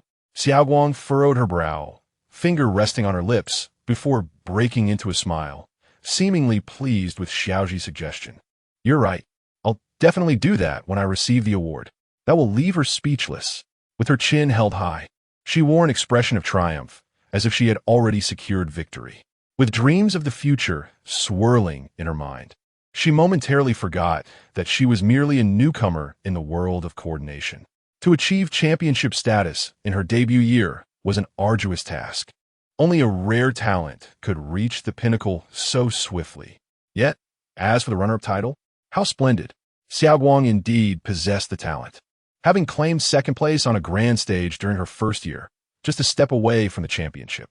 In contrast, Xiaoji felt he was no prodigy, merely an ordinary contender who had garnered little attention, finishing only in the top 16 and subsequently halting at the top 4 in the Lily of the Valley Conference. "Of course, I believe you can do it," Xiaoji thought, pondering that perhaps the chance for a fresh start was not solely his, but could also belong to Xiao Wang. As night fell, the sun dipped below the horizon, and the still largely untouched town of Futaba retained much of its natural charm. A cool evening breeze wafted through Xiaoji's window as he leaned against the wall, gazing up at the luminous moon, the sounds of nocturnal bug-type Pokémon serenading his ears, along with the gentle snores of Pikachu and Apom. Wait, didn't those two sleep all afternoon? How can they still be so deeply slumbering at night? Xiaoji pondered aloud, bemused by their ability to sleep so soundly while he himself struggled to find rest. Despite his own fatigue from the day's adventures, he felt an inexplicable restlessness. "Oh well, I might as well take a stroll," he decided, boldly pushing open the door and heading downstairs to enjoy the cool night air. Unbeknownst to him, Xiao Guang's door was slightly ajar. Upon hearing Xiaoji's movements, she peeked out, contemplated briefly, and then followed him outside. Chapter 014, Nighttime. Xiao Wang's request the moon emerged from behind the clouds, casting a gentle glow over the backyard, where a pebble path wound its way toward a vast expanse of grass behind the row of houses. The grass was neither sparse nor overly dense. Stepping lightly upon it produced a crisp sound, accompanied by a soft touch beneath his feet. Though a few clouds obscured part of the moon, the delicate moonlight still filtered through, illuminating the open field with an ethereal radiance. Xiaoji found himself in the center of the meadow, inhaling the cool night air deeply before lying down on the grass. As he savored the sensation of the grass beneath him, he felt an immediate wave of relaxation wash over him, and in an instant he began to yawn, despite having no prior inclination to sleep. Ah, how delightful! He stretched languidly, turning onto his side and closing his eyes, though he refrained from attempting to drift into slumber. After all, this was someone else's home, and it would be rather awkward if he were discovered having slept outside all night. Just then, Xiao Guang appeared silently from behind, her footsteps muffled by the slippers she wore. Ahem, it's nothing, just a fleeting thought, she remarked, curiosity evident in her wide eyes. Given Xiaoji's extensive travels, her sudden exclamation seemed quite natural, albeit lending her an air of maturity atypical for her age. Can't sleep either? As Xiao Guang settled beside him, Xiaoji found it impossible to remain reclined, so he sat up next to her. The moonlight graced their profiles, as if bestowing sincere blessings upon young adventurers embarking on a new journey, creating an enchanting atmosphere. Well, perhaps a bit. Excited or anxious? Xiao Guang wrapped her arms around her knees, gently swaying back and forth. This rare display of vulnerability struck Xiaoji as endearing. Typically, Xiao Guang exuded confidence, undeterred by minor setbacks. He could count on one hand the instances he had witnessed her feeling disheartened, making this moment all the more intriguing. It would be odd not to feel this way. I remember the night before my first journey. I was so exhilarated that I overslept, spending the entire night deliberating over which starter Pokémon to choose, only to wake up late the next day, Xiaoji recounted, a hint of embarrassment creeping into his voice. Did you oversleep? Xiao Guang inquired, her eyes widening in surprise. So you didn't get starter Pokémon? Xiao Guang listened intently, as if she were experiencing Xiaoji's past through his words, her emotions shifting from disappointment to joy at the thought of acquiring Pikachu. Noticing her calming demeanor, Xiaoji continued. Traveling is fraught with uncertainties, getting lost, encountering unsavory characters. Such challenges are unavoidable. Yet, in the end, pathways reveal themselves when one reaches the mountains. My companions and I have faced numerous dangers, yet we've emerged victorious, filled with the joy of our accomplishments. Xiao Guang's lips curled into a smile, affirming her thoughts. Her passion for Pokémon and travel resonated deeply within her. Although traveling is undoubtedly joyous, will I encounter even more intriguing experiences alongside you? Previously ambivalent about venturing out alone, Xiao Guang's perspective shifted positively after hearing Xiaoji's tales and receiving his encouragement. After all, things will naturally fall into place. Challenges are merely stepping stones that enrich one's life experiences, aren't they?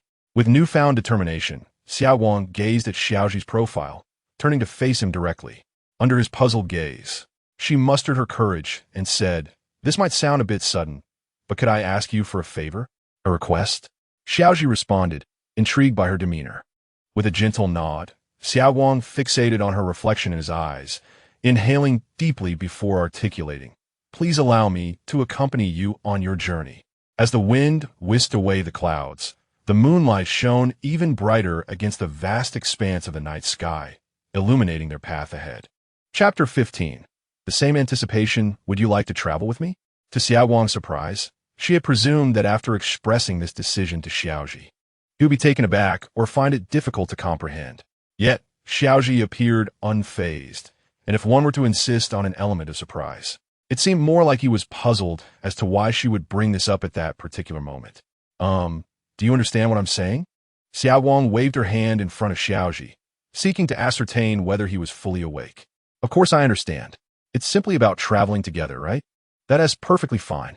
After all, our destination should be quite similar, shouldn't they? We both set out from the same initial town, journeying toward distant horizons. Given that our paths and destinations align, traveling together seems entirely reasonable. Well, wait. Xiao Guang initially intended to counter his assertion, but upon reflection, she realized there was no substantial flaw in his reasoning. Since they were already acquainted and traveling the same route, it appeared quite logical to embark on this journey together. Yet, Xiao Guang couldn't shake the feeling that something was amiss. Right? There's nothing wrong with that, is there? Xiaoji seemed to find amusement in Xiao Guang's flustered demeanor and continued. In fact, finding companions for a journey is quite simple. I, too, embarked on my travels with various odd reasons. What reasons? Xiao Guang inquired, her ability to think rapidly diminishing. Well, there was the time when two bicycles were destroyed by Pikachu, and we ended up deciding to travel together. Or when we wanted to explore the broader world. Or the desire to meet Professor Okido in person, and even when I traveled alongside my sister. What do those reasons even have in common? Hearing Xiaoji's explanation, Xiao Wang found herself perplexed. Had he not seemed genuinely serious? She might have assumed he was fabricating excuses to amuse himself. Compared to them, I think you, Xiao Wang, seem somewhat normal, Xiaoji remarked, a hint of guilt causing him to avert his gaze from her. Normal? Xiao Wang pondered with a furrowed brow. Though she had never ventured on a journey before, and thus lacked familiarity with such matters, she could only tentatively believe that Xiaoji's words held truth. Then, please take care of me? Xiao Wang hesitantly extended her hand towards Xiaoji. She had prepared an array of arguments to persuade him, yet she never anticipated that he would agree so readily. Not only did he consent, but he also suggested that it was commonplace to become companions at their first meeting, a notion that shattered Xiao Wang's long-held beliefs. Yes, please take care of me. In contrast to Xiao Wang's apprehension, Xiaoji exuded an air of confidence as he grasped her hand, marking the official commencement of their bond and shared story. With her lingering worries finally settled, Xiao Wang felt a sense of relief wash over her. What she had thought would be an ordinary day was about to usher in profound changes to her life. Yet Xiao Wang could hardly fathom the immense fortune she encountered even before their journey began. Yawning, Xiaoji remarked. As we reached the door, he turned to Xiao Wang and said, "So, to open the door." "Huh, wait a moment. What expression is that on your face?" Upon noticing Xiao Wang's awkward demeanor, Xiaoji paused, quickly inquiring, "Your expression? Could it be, sorry? I forgot to bring the key," and closed the door. Xiao Wang lightly rapped her fist against her forehead, attempting to evade the situation. Xiaoji thought to himself, who would have thought they would encounter such a significant obstacle before their journey even began? Surely, they couldn't knock on the door in the middle of the night. He reflected on how he had instinctively forgotten to bring the key, but how could Xiao Wang forget? Hadn't Aunt Kaizi just mentioned this to her at noon? "Your forgetfulness seems excessive." "I can't help it. I wasn't even thinking about the door and the key at the time. I just instinctively closed it carefully." "Then you should have been more mindful. If you were this careless while traveling." The two, who had been polite just moments ago, found themselves bickering over a trivial matter. Although it was their first meeting, Xiao Wang felt no sense of dissonance in their playful exchange. Rather, it felt entirely natural. Would such interactions become commonplace during their travels? As Xiao Wang continued to banter with Xiaoji, she found herself harboring an odd sense of anticipation. Meanwhile, Xiaoji, experiencing this anew, found his thoughts brimming with excitement. It seemed they were both somewhat oblivious to everything but their dreams. It was precisely this quality that would render them the most harmonious of partners. Their upcoming journey promised to be filled with even more delightful experiences. Chapter 016. Before departure the following day at dawn, the breakfast table was graced by Ash and Dawn, both sporting dark circles under their eyes, yawning repeatedly, clearly exhibiting signs of fatigue. While I could understand Dawn's lack of sleep due to the excitement of embarking on her first journey, I pondered about Ash's condition. "Is something troubling you?" No. Ash shook his head, responding, "I merely overslept on the plane, which caused me to have a restless night. It's nothing really. I'm accustomed to it." "Is that so?" Keed remarked, seemingly reluctantly accepting Ash's explanation. "However, it's advisable not to make a habit of such things. Young people ought to refrain from overexerting themselves. Otherwise, regret may come too late." "Yes, thank you for your concern." They thus engaged in casual conversation at the door, continuing their midday discussion. Later, Pikachu, who had awakened in the middle of the night, discovered he was missing and realized he had been locked outside.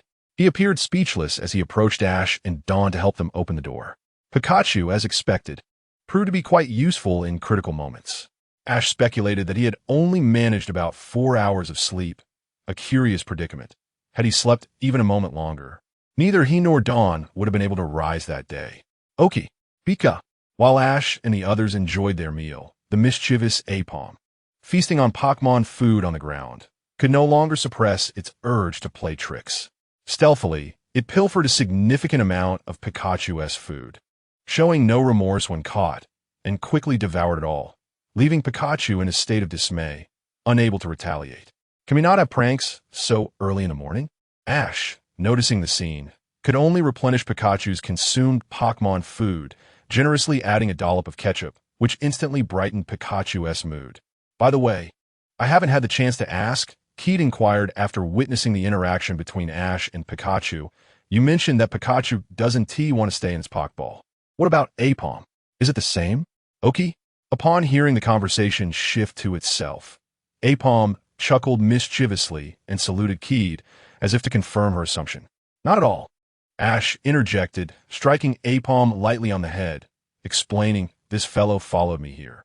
It should be at Professor Oak's lab right now. Since it snuck along, I don't have its Pokeball yet, but once we reach the next town, I can contact Professor Oak to have it sent over. I see. Keed nodded in understanding. Compared to Apom, her companions gathered over the years have been quite well behaved, never causing her any distress. Reflecting on it, she considered herself fortunate. After concluding their dialogue, Keed turned to Dawn, who was hastily devouring her breakfast, eager to finish. Dawn, have you decided which Pokémon you wish to choose? Huh, me? Dawn pondered, her chopsticks poised thoughtfully. I haven't made up my mind yet. All three Pokémon are quite adorable. I suppose I'll decide when the time comes. Seeing them in person is the best way. That indeed was a valid point. Keed nodded in agreement. When she set out on her own journey, she had long considered which starter Pokémon she desired, yet upon encountering them in reality, she found herself hesitating before making her choice. For novice trainers, it is only when they see the companions who will fight alongside them for a lifetime that they begin to feel the weight of their decision. Is everything ready? Although some items could be acquired during their travels, it was prudent to bring essential supplies from the start, such as healing items. Otherwise, it would be disastrous if issues arose mid-journey. Of course, no problem at all. Everything is packed, Dawn declared confidently after swiftly finishing the remaining food on her plate. I took everything I needed outside as soon as I woke up. Outside? Exchanging glances filled with confusion and concern, Ash and Keed followed Dawn's confident lead to the door. Upon opening it, they were met with an astonishing sight. Who on earth brings luggage taller than themselves? Ash exclaimed in disbelief. Why not? These are all essentials, like this outfit, this skirt, even this hat. They're all very important. Dawn protested, her meticulously prepared luggage receiving harsh criticism, prompting her to voice her dissatisfaction. Important? Really? Can you even carry this much stuff on your journey? It was precisely because you said there would be no problem that I entrusted you with packing. And look what you've done. Just hurry up and discard all the unnecessary items. Please don't. In truth, this was quintessentially Dawn. Despite her often carefree demeanor, she held steadfast confidence in her choices, easily influencing those around her. Sighing, Keed finally managed to usher Dawn back inside to reorganize her belongings. With a weary hand pressed to her forehead, she turned apologetically to Ash. I apologize. My child might not be the sharpest, and I appreciate you looking after her during our journey. Ah, sure, Ash replied, unsure of how to respond, forcing a reluctant agreement. After all, in his mind, it seemed that Dawn had often been the one looking after him along the way. Chapter 017. Is the first stop of the journey unfortunate? Despite a minor mishap along the way, Xiao Wang and Xiaoji set off from Shuangya Town at the agreed time, heading towards the nearest town, Jinsha Town, which also houses a Pokémon research facility. This day was meant to be a celebration and a source of joy. However, fatigue soon set in. After walking for over 2 hours, Xiao Wang let out a lamenting sigh. I'm so tired. It wasn't that Xiao Wang had spent all her time at home, leading to a lack of stamina, but rather that the journey felt different from what she had envisioned. It feels so mundane, she expressed her exhaustion. They had indeed taken breaks along the way. So it wasn't solely the 2 hours of walking that left her feeling this way. For Xiao Wang, the fatigue of the heart outweighed that of the body. Why haven't we encountered anything interesting? She pondered aloud. Xiaoji replied, It's only been a short while. How could we expect to see anything captivating? If interesting things occurred so quickly, they would soon lose their charm. Why do you always sound so old-fashioned? Xiao Wang pouted in response. Xiaoji, however, saw no fault in his logic. By the way, have you ever walked from Shuangya Town to Jinsha Town before? Before? I've never walked there, but I have ridden my bicycle several times because Zhensha town has a wider variety of goods, she admitted. That is why you find it lacks novelty, Xiaoji concluded. If it were places you've never been, the scenery would seem extraordinary. Forests, meadows, deserts, and snow-capped mountains. Xiaoguang, feeling exhausted from the journey, perked up at the mention of places she had never visited. Of course, even familiar places can surprise you with hidden paths that lead to delightful encounters. However, it's best to explore those paths in town. Otherwise, you could easily get lost. Hidden paths, huh? Xiaoguang contemplated this idea and suddenly remembered something. There is a shortcut to Jinsha town just ahead, but I've never taken it because it's near the woods. Let's take that route. What do you think? Okay. Xiaoguang's suggestion was quickly supported by the eager Nyaonian. Being restless by nature, it was more than willing to venture into a more thrilling location. In contrast to Xiaoguang's enthusiasm, Xiaoji and Pikachu, seasoned travelers, were acutely aware of the risks associated with taking shortcuts. Seemingly understanding Xiaoji's concerns, Xiaoguang reassured him. There is no problem. Many people have walked that path. They say it's just home to some wild Pokémon, and it's a one-way route. So the risk of getting lost is minimal. Fine, I get it. Stop looking at me like that. Nyaonian, you too. Ultimately, Xiaoji could not resist Xiaoguang's enthusiasm and nodded in agreement with her plan. After all, as Xiaoguang pointed out, there was no risk of getting lost, and exploring a small path could indeed provide a refreshing experience. While the main road was smooth and safe, it lacked the vibrancy of wild Pokémon, making it less interesting.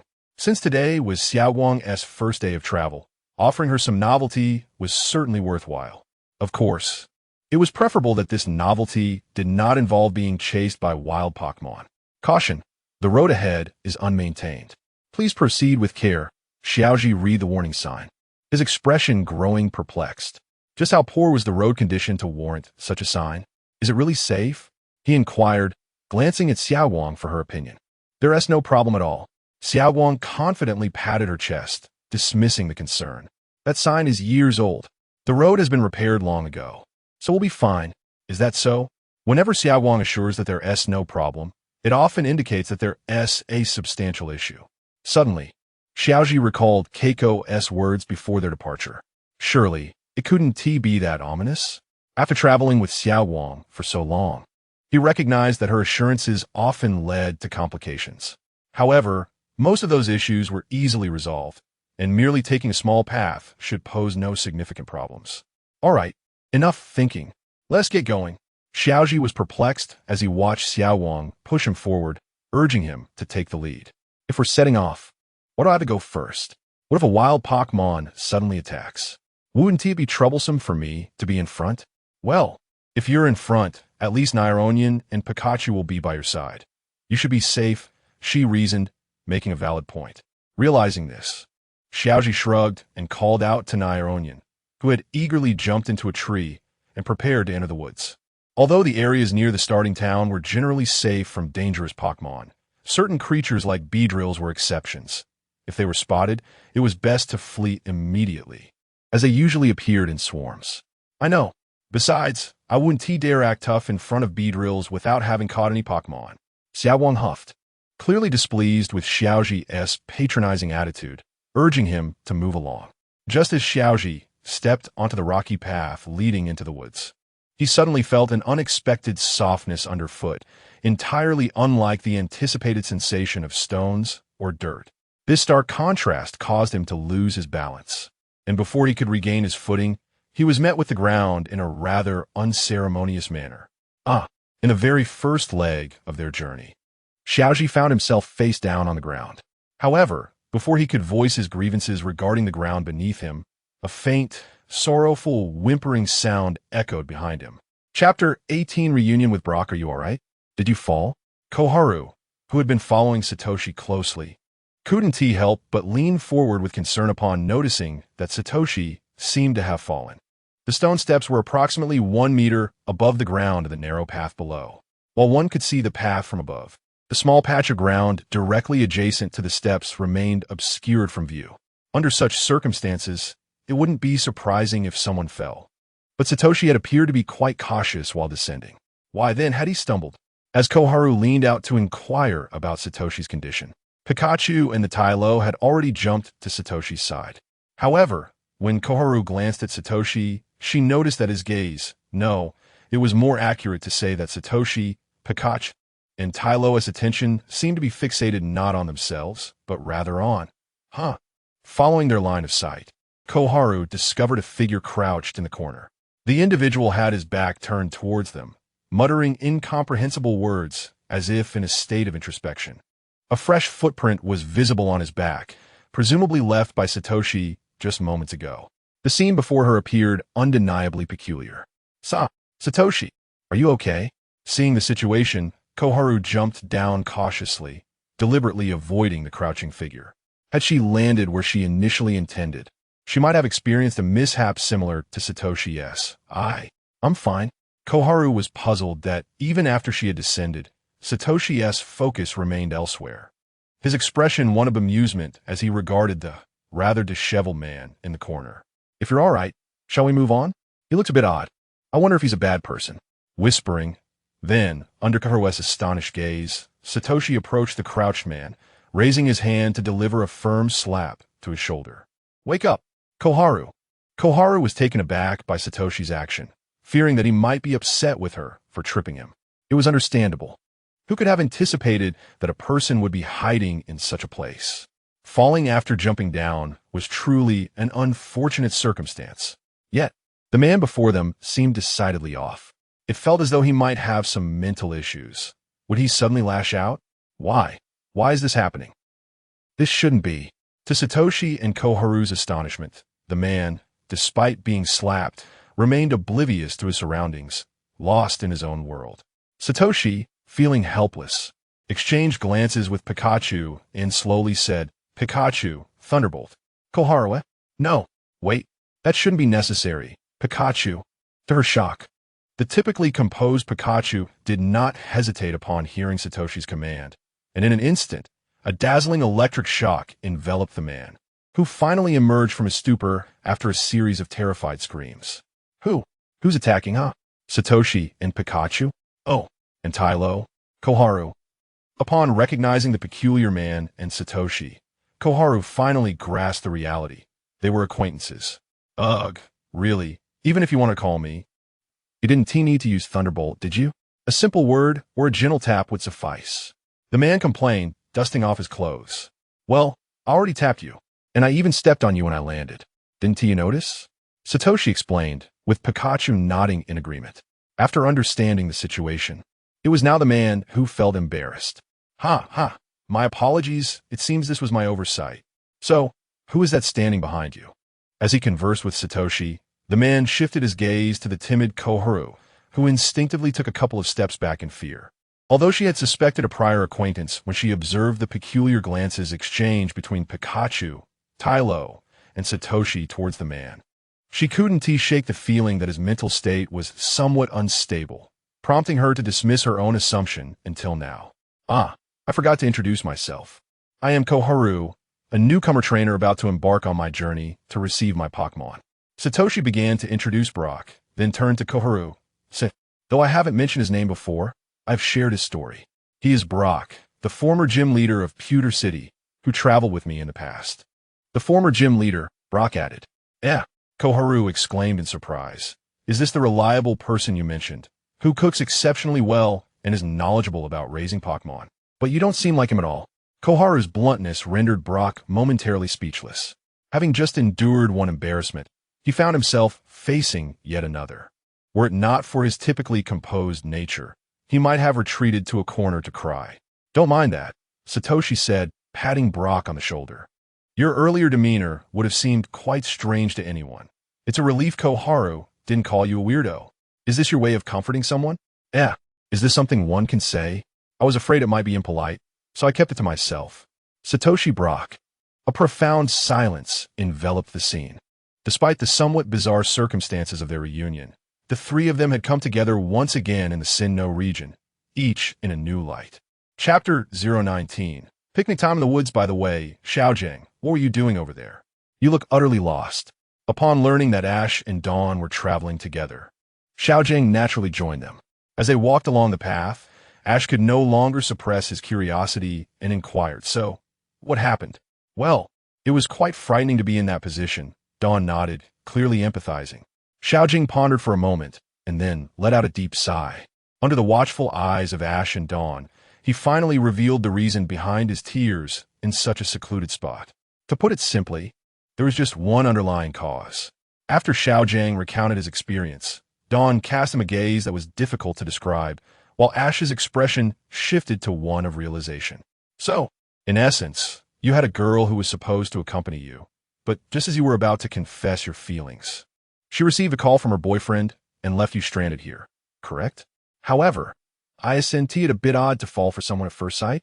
Although Dawn had yet to experience the complexities of adult relationships, she still offered a perceptive viewpoint. Isn't first love merely an infatuation with the person's appearance?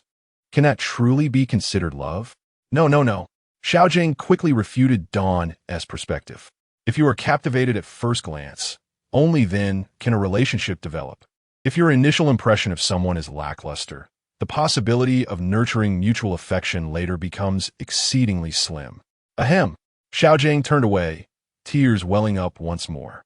He could not fathom why Dawn, with her seemingly tranquil demeanor, could utter such hurtful words. It was the height of summer, yet Xiaojing felt an icy chill enveloping him. Let us not dwell on this any longer. Noticing Xiaojing's mood plummeting again, Ash hastily redirected the conversation. "Isn't at almost noon? Shall we have lunch? I'm quite hungry."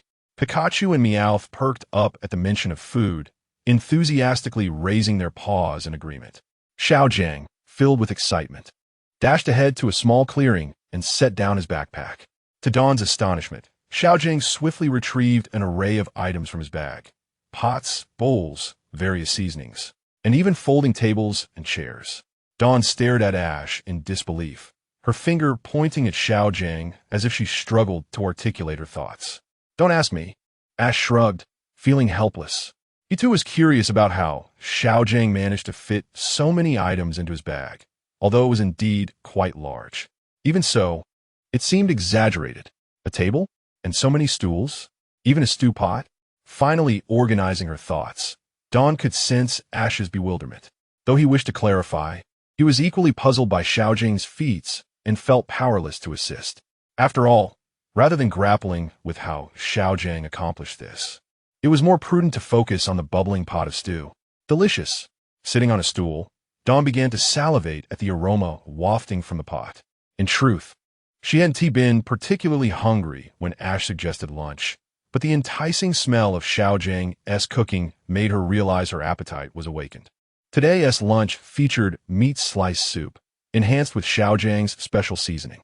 The flavor was not only rich with the freshness of the ingredients, but also carried a hint of tangy spiciness. On a hot day like this, a bowl of meat soup paired with rice was simply divine.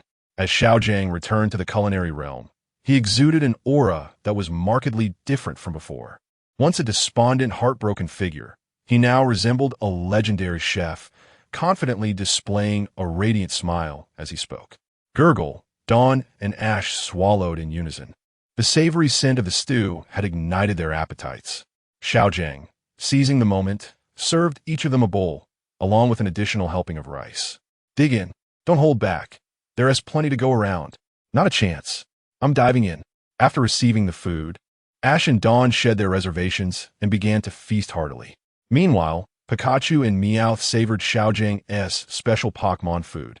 Having grown accustomed to the standard fare available in stores, Xiaojing's culinary creations were undoubtedly a gourmet delight. As everyone immersed themselves in the leisurely and delightful lunch, a small figure perched atop a nearby tree, hidden among the branches. Its gaze was intently fixed on the delectable Pokémon food before Pikachu and Meowth. Poised and ready to pounce, Mew! It emitted a low, melodic hum, its body subtly lowering in preparation. Seizing the moment when Meowth's attention diverted to Pikachu's bowl, it launched itself downward with stealthy precision. Chapter 20. The Food Thief. After a brief meal, the mischievous Ambipom redirected its attention towards the food in Pikachu's bowl. Despite Brock's meticulous preparation of various dishes tailored to the preferences of each Pokémon, One would assume that both Pikachu and Ambipom would delight in their respective culinary offerings. Yet, Ambipom harbored an inexplicable desire to pilfer food from others, as if it believed that stolen morsels would taste all the more delectable. It was aware that should it request a taste from Pikachu, the latter would undoubtedly oblige. However, it obstinately refrained from doing so. Only food obtained through cunning and strategy was truly satisfying. That was the essence of earning one's keep. With this thought in mind, Ambipom prodded Pikachu, who was momentarily distracted from its own bowl. Seizing the opportunity, Ambipom had already devised a clever plan to stealthily snatch some of the food from Pikachu's bowl. "What is that?" it exclaimed, pointing towards a certain direction, causing Pikachu to innocently divert its gaze. In that fleeting moment, a sly grin crept across Ambipom's face as it extended its tail towards Pikachu's bowl. Pika! Oki! Pikachu, having been deceived by Ambipom countless times in the past, had learned to be cautious. If it failed to adapt now, it would be truly disappointing. Upon realizing that its scheme had failed, Ambipom could only sulk and return to its own food. Ambipom's ruckus drew the attention of Ash and his companions seated nearby. "What's going on?" Ash inquired, having been peacefully enjoying his meal until the commotion erupted. Upon turning to investigate, he found Ambipom's Pokémon food scattered on the ground, while it glared angrily at a certain spot. "There!" Ash exclaimed, with assistance from Dawn and Brock, who pointed out a small Pokémon perched on a branch above. With an air of triumph, it clutched a fair amount of Pokémon food in its claws, likely pilfered from Ambipom. "Is it a Murkrow?" Ash mused, documenting the encounter in his Pokédex, fulfilling the task assigned by Professor Oak. "Is it that Murkrow's theft that has Ambipom so incensed?" Dawn pondered, now understanding the situation between the two Pokémon. Reflecting on Ambipom's nature, it was indeed no surprise that it was furious. The act of stealing food reminded her of another Pokémon, Swellow. Although they belonged to different species with distinct temperaments, this Murkrow seemed to possess an equally fierce disposition. From a more analytical perspective, Brock assessed the situation, acknowledging that drawing comparisons between Murkrow and Swellow was a testament to the former's merit. "Are we going to catch it?" he asked Ash. "Absolutely," Ash replied, adjusting the brim of his cap as he approached Ambipom. It was only logical to capture it since it had presented itself, and not engaging in battle would likely leave Ambipom dissatisfied. "Okay." Ambipom enthusiastically nodded in agreement, now fully prepared for the impending confrontation. Observing the commotion below, Murkrow leisurely finished the Pokémon food it had seized, casting a disdainful glance at Ash and his friends before launching itself downwards with a rapid descent. "Wow, it's so fast," Dawn gasped. Although this was her first live encounter with a wild Pokémon battle, her extensive viewing of competitive contests had prepared her for this moment, enabling her to appreciate the impressive speed of Murkrow, which certainly warranted its pride. Shadow Clone. Regardless of speed, the effectiveness of close-range techniques often lay in evasion. As soon as Ash issued the command, Ambipom swiftly created 5 or 6 copies of itself. The synchronized movement of the clones caused Murkrow to halt its descent abruptly, redirecting its flight upward. "Don't let it escape." "Swift!" Ash shouted, unwilling to relinquish the opportunity as Murkrow appeared to be slipping from Ambipom's attack range. The keen battle instincts of Murkrow were evident, and Ash knew that failing to capitalize on this moment would make it difficult to regain control of the battle. "Okay." The clones merged into one, and with a flick of Ambipom's tail, a cascade of golden stars shot skyward, catching Murkrow off guard. The sound of the explosion echoed as Murkrow lost its balance and plummeted toward the ground, prompting Ash to command Ambipom to pursue relentlessly. "Focus punch." "Okay."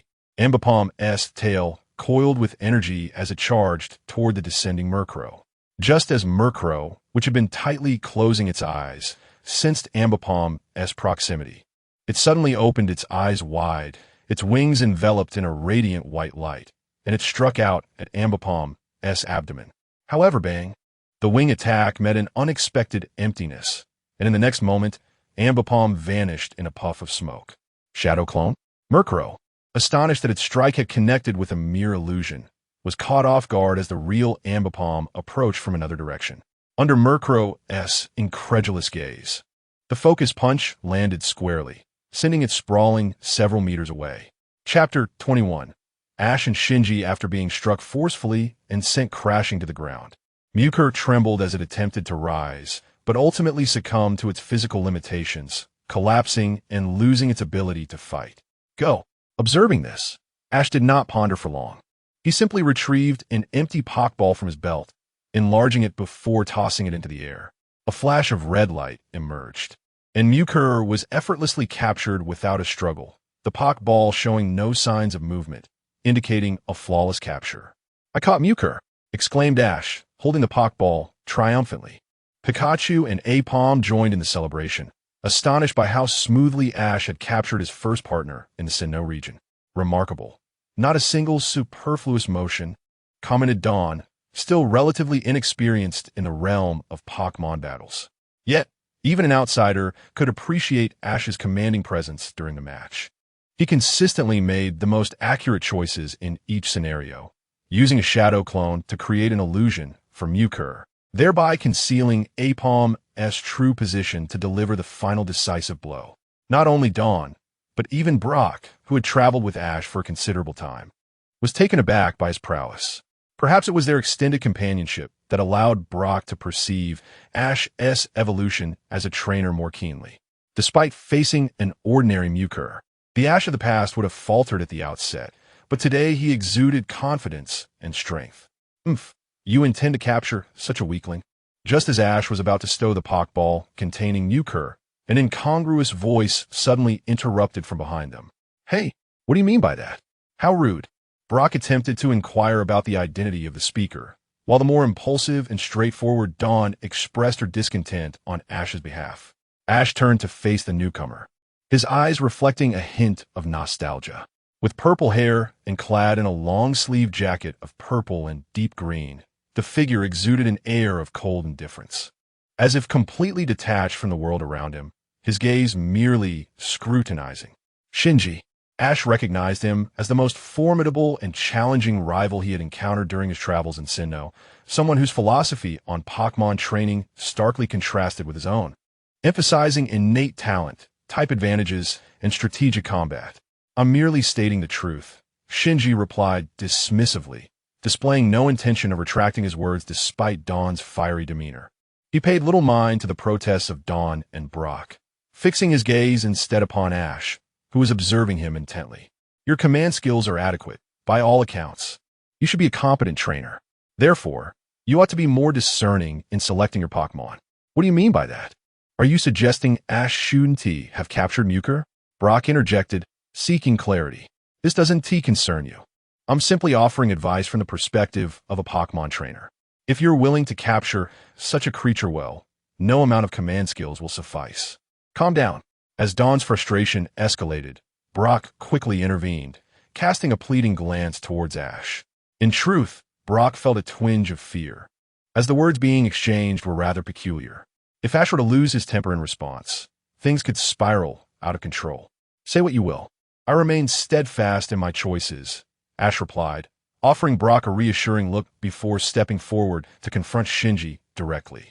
If a trainer's abilities are contingent upon exceptionally talented Pokémon, or if only such Pokémon can aid a trainer in reaching the pinnacle, then the fault lies with this year's league competition. I have always believed that the bond between trainer and Pokémon can transcend limitations, propelling them to greater heights together. Ash's words were unyielding, effectively dismissing Shinji's perspective. "Ridiculous," Shinji scoffed. "So you think you can defeat me in the league with such a cowardly mindset? How will you know unless you try?" "Pokémon battles yield no results without confrontation," Ash countered. In this regard, Shinji conceded, acknowledging that without testing their mettle, he had never considered how weak his brother might appear against Sharona, lacking even the slightest opportunity to retaliate. Shinji remained silent, but the Electivire at his side could no longer contain itself.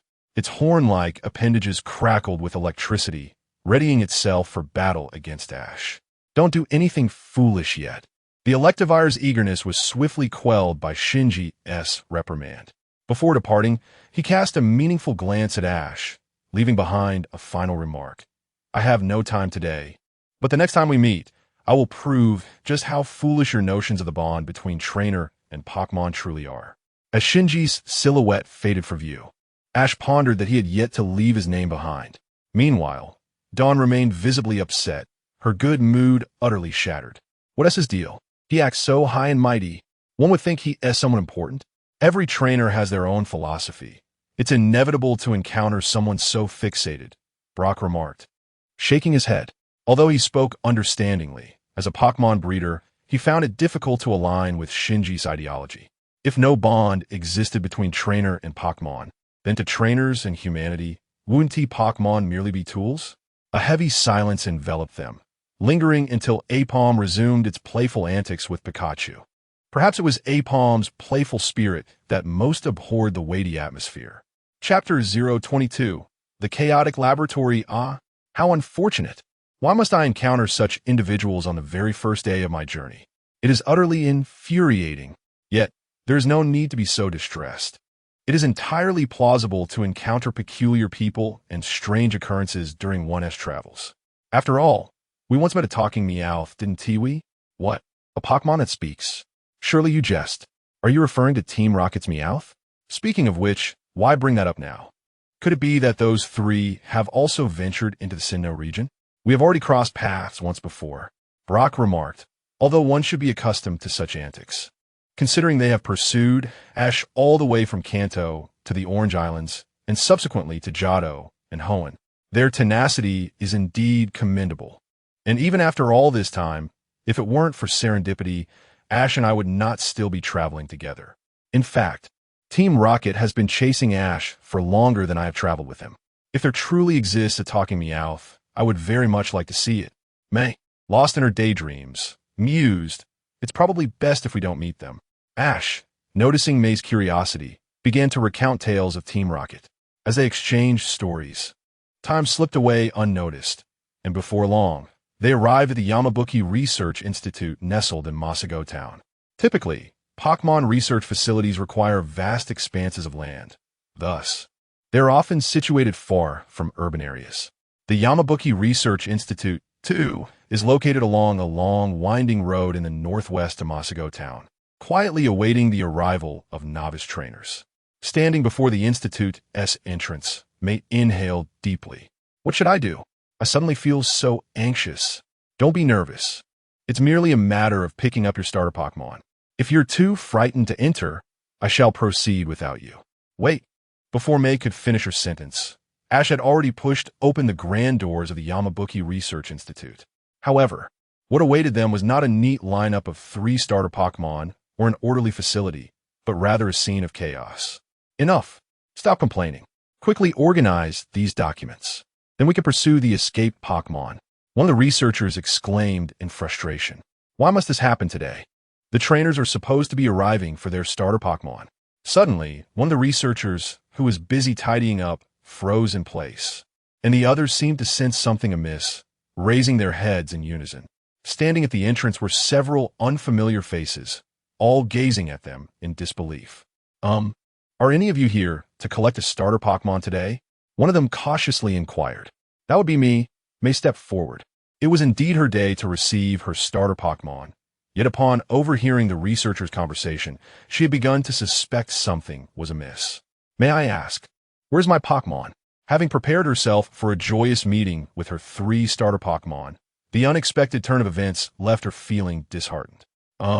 Well, the researcher appeared flustered, but, unwilling to deceive her, finally revealed the truth. I sincerely apologize. There was a minor incident in the laboratory, and as a result, our Murkrow, and 2 of the starter Pokémon have escaped. May fell silent, casting a questioning glance at Ash, as if to ask if this was the kind of surprise one might expect during their travels. Ahem. Such things happen from time to time, Ash replied, averting his gaze. Although the lab incident was not directly his fault, he felt a twinge of awkwardness, as he had been the one to paint a rosy picture for May prior to their journey. Fortunately, May did not hold him accountable for the mishap. She merely teased him in a light-hearted manner. Today marked the first day of her adventure, and on what should have been a day of delight, she had not only encountered a rather annoying trainer, but had also lost 2 of her starter Pokémon. What shall we do now? May inquired of the researchers. The researcher pointed toward a corner where a Turtwig was slowly nibbling on Pokémon food. Upon realizing that it was being observed, the Turtwig shyly lowered its head and continued to eat. Perhaps we should think of another solution, May sighed. Although the Turtwig was undeniably adorable, its timid demeanor seemed ill-suited to her character, and she doubted it would be her ideal choice.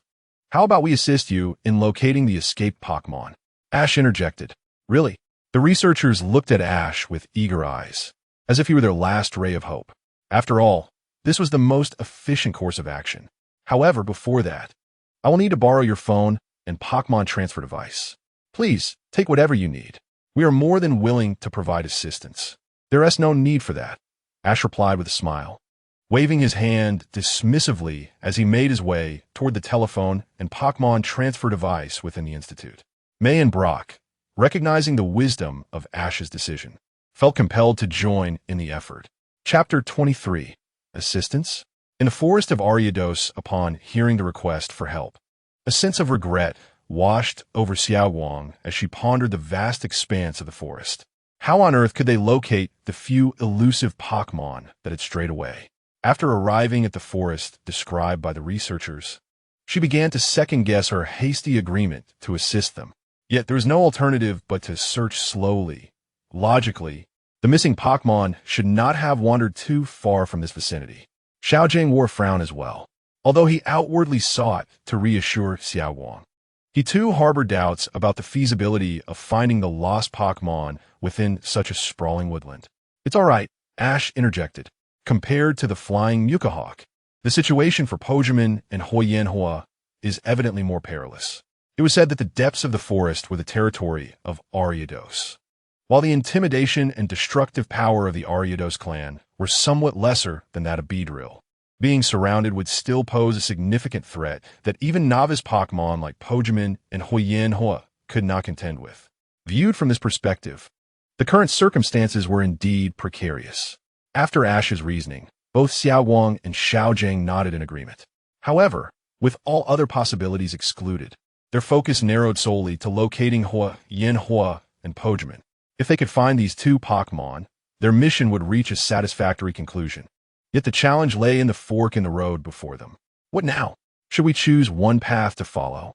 Xiao Wang wondered aloud. This situation clearly calls for us to split up, Ash declared decisively. Based on past experiences, he knew that if they all took the same route, they would inevitably end up lost. To minimize the risk of getting lost and to broaden their search area, splitting up was the most prudent course of action. I concur, Xiaojing replied, understanding the rationale behind Ash's suggestion. After considering their circumstances, he continued, I will take the right path alone. Ash and Xiao Wang, you two should go left. Ash was the strongest among them in terms of battle prowess, and since Xiao Wang had yet to acquire a Pokémon, it seemed the safest option for them to pair up. Even the most skilled Pokémon trainers must maintain a fundamental respect for the unknown dangers of such a forest. Otherwise, by the time the forest delivered an unexpected blow, it would be too late to exercise caution and reverence. Having divided their groups, the three began to cautiously navigate deeper into the forest. What bad luck! I didn't expect to encounter so many troubles on the first day of our journey. Did I choose the wrong time to embark? Xiao Wang murmured, unable to suppress her discontent as she followed closely behind Ash. Before arriving, she had thought that merely obtaining a new Pokémon would not lead to such complexities and challenges. Had she come here alone, she would have surely found herself at a loss. Try to look on the bright side. No matter what, it's still better than my initial circumstances. Isn't it? Moreover, none can predict whether this is a misfortune for you.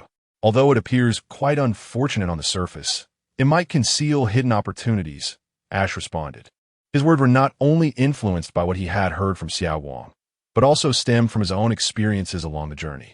The more troublesome and perilous a situation, the more opportunities it often presented. Many legendary Pokémon had crossed his path under such circumstances. I wish they were true, Xiao Wang thought, still regarding Ash's words as mere encouragement. Her misfortunes had drained her confidence to express her usual catchphrase. Ash noticed her sentiments, but chose not to press further. Some lessons can only be truly understood through personal experience. Almost 20 minutes had elapsed since they entered the forest. While the area appeared vast at first glance, in reality, It could only be deemed a small forest in terms of depth. Traversing from one end to the other would not take an excessive amount of time. The fog is so thick, Xiao Wang said, her anxiety escalating as she unconsciously grasped Ash's sleeve. Even her typically optimistic demeanor was challenged in such an environment. The forest, inherently fraught with peril, rendered her previously sharp vision ineffective in the dense mist, reducing her visibility to a mere 3 or 4 meters. The anxiety of the unknown swiftly enveloped her. Is there a sizable lake nearby?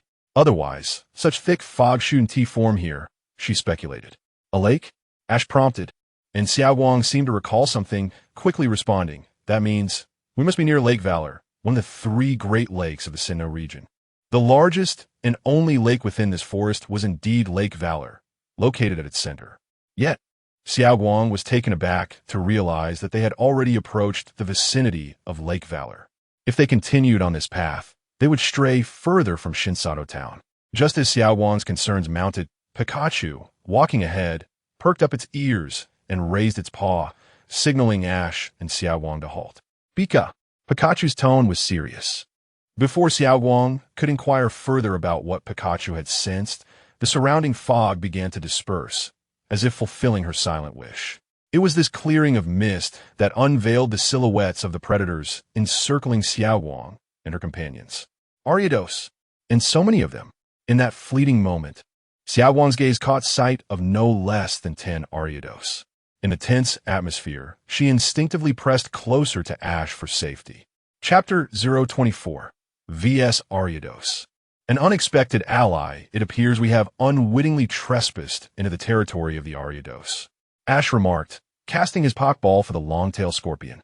At present, he remained unaware of the exact number of Ariados in the vicinity, hence the necessity for utmost vigilance. Complacency was not an option. Be cautious. We still do not know how many there may be. Ash articulated. Having traveled for over a decade, even without formal studies, he had become intimately familiar with the habits of common Pokémon like Ariados. Unlike Beedrill and Teddiursa, which would swarm at the sight of an enemy, Ariados exhibited a more cunning demeanor when confronted by intruders. Typically, they organized themselves into frontline and support roles based on the skills of each individual within a group. The frontliners engaged the enemy directly, while the support hid among nearby foliage, utilizing moves such as String Shot and Poison Sting for ambushes. While individual Ariados may lack combat prowess, their strength lay in teamwork and coordination, making them formidable adversaries in the wild. In normal conditions, they were challenging to face, let alone in this fog-laden atmosphere. Pikachu, be careful with your electricity. We don't want to get caught in it as well, Ash reminded, aware of the dampness enveloping them. Merely stepping into the fog had left him drenched in moisture. Though a thunderbolt could swiftly incapacitate the Ariados, it would also put them at risk. With a veil of mist to cloak them, the Ariados grew emboldened, believing they had the upper hand in the stillness of the moment. The frontliners began to envelop their forelimbs in dark purple poison, advancing toward Ash and his companions. In response, Ash switched positions with Xiao Wang, placing Pikachu in front of her while he focused on directing the long-tailed scorpion. Shadow Clone, use Swift. Although the clones could not inflict damage, their ability to confuse the enemy in such an environment was far more crucial. The long-tailed scorpion leapt upward, creating 6 duplicates. Simultaneously, they unleashed Swift, a barrage of star-shaped projectiles raining down upon the Ariados. Accustomed to dominance in the wild, the Ariados had never encountered such a display. Startled by the onslaught of Swift, they began to retreat, with a few unable to escape in time, suffering the brunt of the attack. Meanwhile, Pikachu, unable to freely employ electric moves, resorted to Iron Tail to confront the poisonous advances of the Ariados. The clashes of Dark Claws against the Silver Tail resonated with a dull thud. Despite facing multiple foes, Pikachu's battle experience and level gave him an edge. Seizing moments of vulnerability, he executed quick strikes with moves like Quick Attack, further pressuring the Ariados. Despite being outnumbered, the combined efforts of Long-Tail Scorpion and Pikachu began to force the encircling Ariados to retreat. Yet, Ash remained on edge. He understood that if the front line failed, the support would soon retaliate. Prepare yourselves. Be wary of the poison sting and string shot coming from the mist. Hi. Oki. Although Pikachu and Longtail Scorpion were puzzled by Ash's foreknowledge, their trust in him led them to treat his words as a certainty. As anticipated, once the Ariados retreated a certain distance, the previously calm fog began to shift. The mist coalesced around specific points, prompting the alerted Pikachu and Longtail Scorpion to brace for an impending attack. Suddenly, a sharp sound sliced through the silence, as a volley of poison stings surged through the fog toward them. Longtail Scorpion leapt into the air, recognizing the incoming needles, and swung its tail with precision, deflecting each one. On the other hand, Pikachu faced a barrage of rapidly advancing webs. Beaka! Pikachu landed, feeling aggrieved as it attempted to shake off the sticky threads, ensnaring its tail. Encouraged by the success of their string shot, the Ariados escalated their assault, with both the support and the front line engaging in a frenzy of web attacks. Realizing it could not withstand the onslaught, Pikachu began to retreat away from Xiaowang, sparks of electricity crackling around it. Xiaowang, stand back. Pikachu, unleash Thunderbolt. Ash, while directing Longtail Scorpion, noticed Pikachu's predicament and instructed Xiaowang to move aside, allowing Pikachu to unleash its electric power for a decisive counterattack. Yet, a flicker of doubt crossed Ash's mind as he felt the dampness of his clothes. Perhaps it was a gamble worth taking. After all, he would eventually acclimate. He glanced at Xiaowang, feeling a twinge of sympathy for her impending fate. Just as he expected Xiaowang to become a victim of the ensuing chaos, a commanding voice erupted behind them. Boja, in tandem. A series of tightly coordinated bubbles sliced through the mist, obliterating countless webs and crashing onto the assembled Ariados. Chapter 025. The arrival of Porygon. What just happened? The sudden turn of events left Dawn momentarily bewildered. She had anticipated that Pikachu was about to make a move, yet unexpectedly, an attack from behind alleviated Pikachu's burden. The Ariados, who had previously believed victory was within their grasp, scattered in a panic, hastily fleeing the scene. While Ariados were not inherently timid Pokémon, they were remarkably astute. Having exerted all their efforts against both the Longtail and Pikachu, the arrival of reinforcements compelled them to acknowledge their disadvantage and retreat. How realistic it is, these creatures. Observing the Ariados scurrying away through the mist, Ash could not help but comment. Yet, this is what reality entails. As Ash lamented the retreat of the Ariados, Dawn sighed in relief and said, "Phew, thank goodness we're all right. By the way, who was it that assisted us? Was it Brock?" In her flustered state, Dawn seemed not to have heard Porygon's cries, mistakenly believing it to be Brock coming to their aid. However, it was not Brock. He did not possess any water-type Pokémon. Wait, then who could it be? Just as Dawn pondered the identity of their mysterious benefactor, a short, stout figure emerged from the dense fog, lifting its head high with an air of pride and nonchalance, reminiscent of a wealthy character from a novel. Under Dawn's gaze, it slowly approached, crossing its arms and closing its eyes, exclaiming, "Porygon." Time seemed to freeze at that moment. Dawn looked at Porygon, then at Ash, and finally, in response to their puzzled expressions, she gradually crouched down and extended her arms towards Porygon, seizing it in a tight embrace. "Ash, I caught the fleeing Porygon. Ash, Porygon." The expressions of Ash and Porygon perfectly illustrated their contrasting emotions. Ash was stifling laughter, while Porygon was brimming with indignation. "Porygon! Ha ha ha!"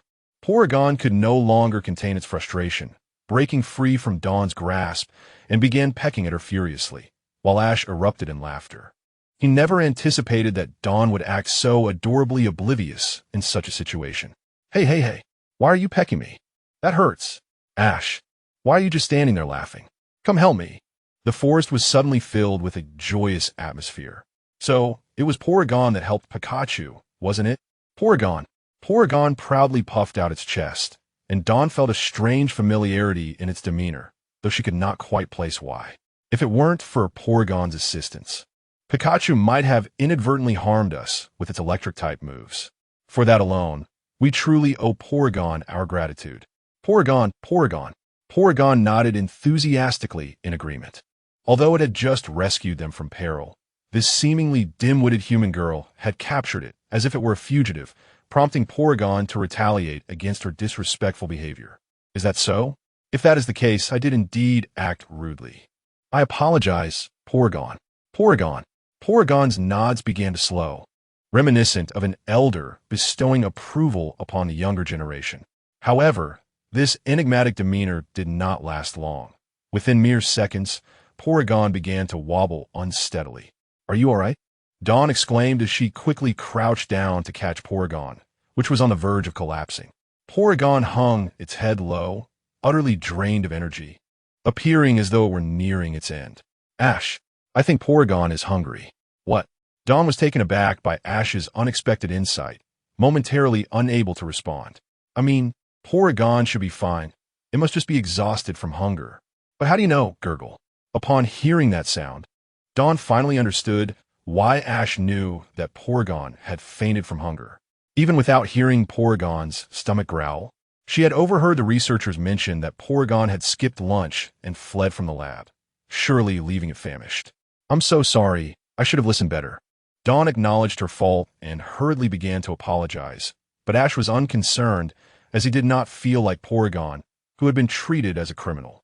Anyway, you should feed it as a form of compensation, right?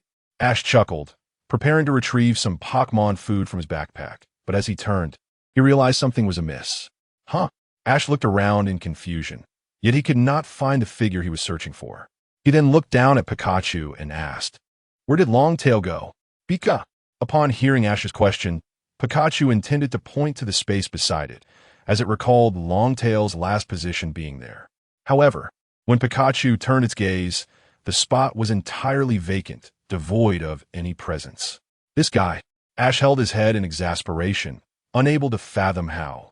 In such a brief moment of inattention, Longtail had managed to wander off. Just take care of things here for now. I'm going to find Longtail. Huh? Me? Dawn, holding the Pokémon food in her hands, fell into a moment of confusion. Should she simply feed it directly to Porygon? Dawn pondered. Chapter 026. The choice of Pachima at long last, Ash discovered the elusive Tylo, which had been hiding among the trees. After a few minutes of searching, he asked, "What are you doing here?" Just as he spoke, Tylo suddenly turned around. Upon noticing the fruit it clutched in its hand, Ash surmised that Tylo had fled due to the aroma of the fruit, realizing that there was no danger nearby. However, had it not already feasted? Why was it still so greedy? Meanwhile, Ash pondered whether Brock had managed to locate the other missing Pokémon. If he hadn't, they might not be able to set off by nightfall. Pikachu, too, drooped its ears in resignation. Initially, they believed that finding the Pokémon would be a swift endeavor. Yet the only one they had encountered was Pachima, who had leapt out on its own, and the encounter had cost them a battle in the wild. From this perspective, Ash began to understand Tylo's renewed hunger. It was an inherently active creature that had just endured a skirmish. Without any snacks, its lunch must have been nearly depleted. Returning to the original spot, Ash intended to call Dawn to leave with him. However, he noticed that her demeanor appeared somewhat peculiar. Dawn? Pokémon? Ash felt a flicker of confusion. In that instant, he recalled they were at Lake Verity, which meant Dawn had likely seen the legendary Pokémon, Mesprit. Really? I'm not lying, though I have no idea where the Pokémon in the lake have gone. But it truly appeared just now. Didn't he at Pachima? Pachima. Pachima nodded vigorously in agreement. Observing their interaction, Ash's thoughts drifted elsewhere. Mesprit, he mused. Does this mean they must once again confront the schemes of Team Galactic? Could they possibly intervene this time? If he were to inform Cynthia that Chiri was the leader of Team Galactic. But alas, he lacked evidence, which posed a significant problem. Sighing inwardly, Ash lamented that if only he could directly convey the truth to Cynthia to resolve the issue, it would simplify matters greatly. After all, they had previously fallen victim to Team Galactic because the leader had been lurking right among them. Despite knowing so much this time, Ash realized that without proof, Cynthia would likely be more inclined to trust Chiri, given his prolonged presence within the League's purview. Yet, if Professor Oak could vouch for him, perhaps it would change matters. But no, even Professor Oak would probably be rendered powerless without evidence. What on earth are you doing? Not only have you let the new Pokémon and Staraptor escape, but you expect others to help you clean up this mess? Is this how you conduct yourselves? Yes, I'm truly sorry. It was undeniable that Dawn's earlier concerns had proven valid. Dr. Yamashita's scolding was somewhat intimidating, particularly with his thick beard adding to his authority. It's all right. We haven't wasted too much time, Dawn replied, her words softened by the fact that Dr. Yamashita was primarily apologizing to her, a novice trainer just starting her journey. Afterward, Dr. Yamashita turned aside, allowing Dawn to see the line of Pachima, Chimchar, and Turtwig standing behind him. If it had been before, she would have likely hesitated further. But after the ordeal with Ariados, she felt resolute and approached Pachima, kneeling before it with determination. I choose Pachima. Pachima. The instant Dawn made her choice, Ash distinctly observed Pachima tremble with excitement. It surely felt elated to be chosen by Dawn, yet feigned indifference, turning its head away with a haughty demeanor, as if rejecting her affection. All right, stop being stubborn. I know what you're thinking. It's settled. Pachima. Before Pachima could fully express its feelings, Dawn scooped it into her arms. Witnessing the newfound intimacy between the two, Dr. Yamashita nodded in satisfaction. For him, nothing was more heartwarming than witnessing a new trainer and her Pokémon bonding harmoniously. Observing the rapport between Dawn and Pachima, he felt confident that they would face no issues on their journey ahead. Now that you have made your choice, that is splendid. Here is your Pokeball and Pokédex. With the Pokédex, you are officially recognized as a Pokémon trainer, regardless of your dreams. Remember to always place Pokémon at the center of your journey, so that you may travel far. Understood. Thank you, Dr. Yamashita. Dawn expressed her gratitude and respect with a slight bow. It was only after receiving these tokens that she truly grasped the sentiment and responsibility of being a Pokémon trainer. Chapter 027, Ash vs. Shinji. Just as Dawn was reveling in the joy of acquiring Pachima and her new identity as a novice trainer, the previously shut door was unexpectedly pushed open, revealing a voice familiar to Ash and his companions. Dr. Yamazaki, I have arrived at the agreed time. Ash and his friends turned to see none other than Shinji, who had previously crossed paths with them. He appeared equally astonished to find them at the research facility. It's you all, he remarked, his tone devoid of any emotional inflection, as if merely stating a fact. In stark contrast to Shinji's indifference, Dawn exhibited a palpable unease. What a surprise to see you again. Weren't you in a rush before? Why are you arriving here so leisurely now? The differing philosophies between them, coupled with Shinji's unlikable demeanor, had tarnished his reputation in Dawn's eyes, prompting her to speak with a tone that matched her frustration.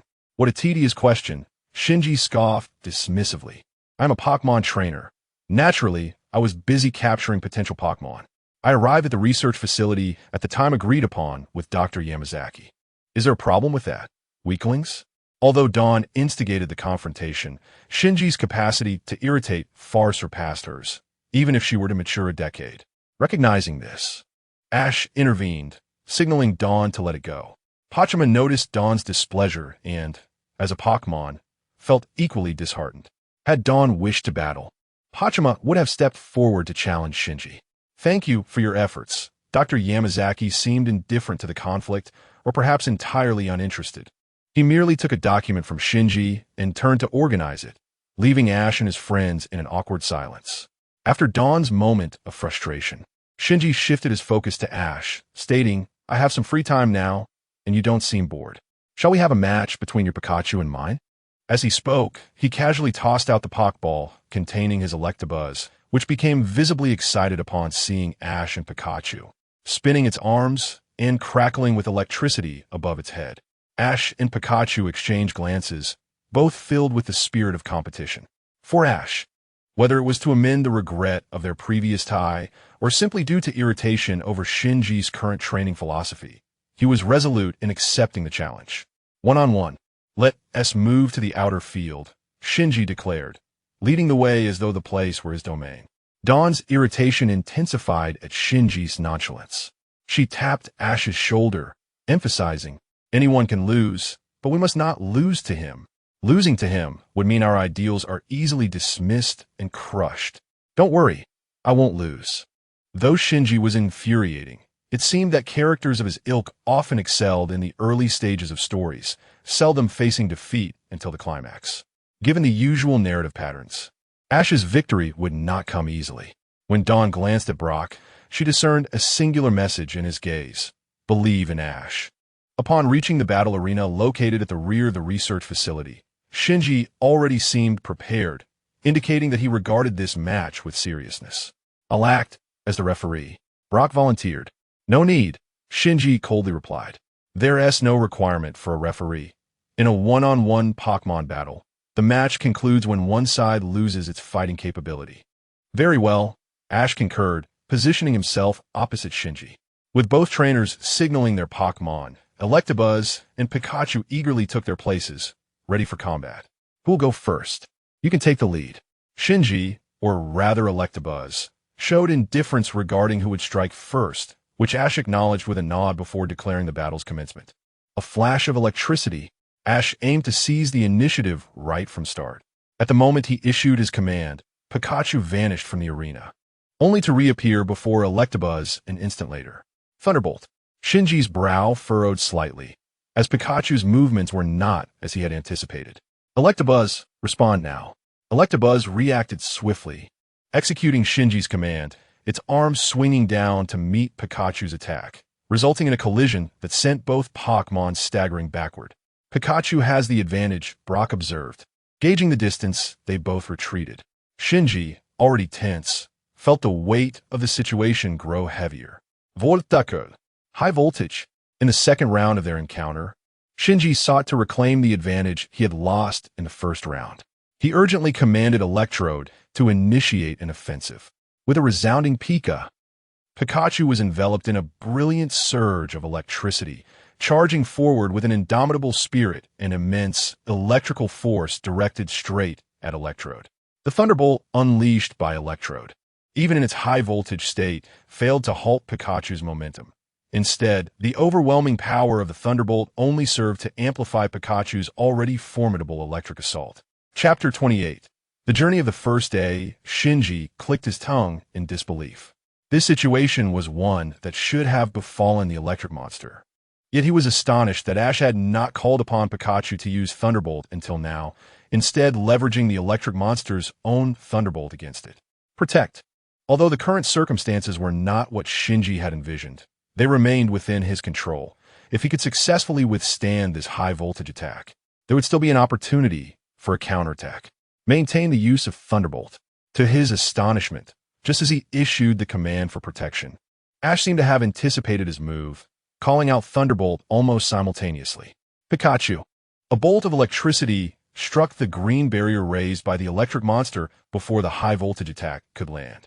The protective barrier, capable of absorbing only a single blow, shattered into light particles upon being hit by Thunderbolt.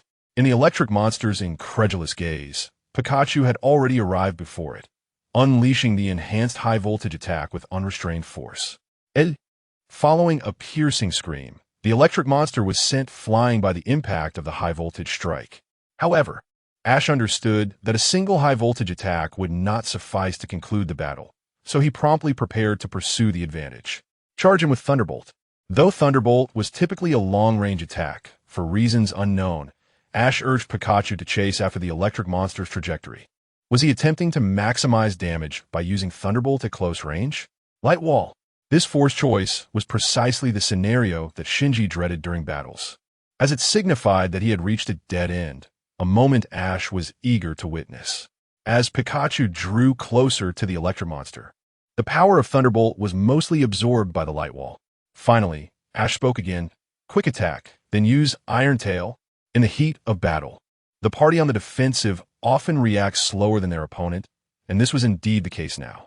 Although Shinji barely managed to keep up with Ash's command, the electric monster, still reeling from its defensive position, was unable to execute Shinji's instruction.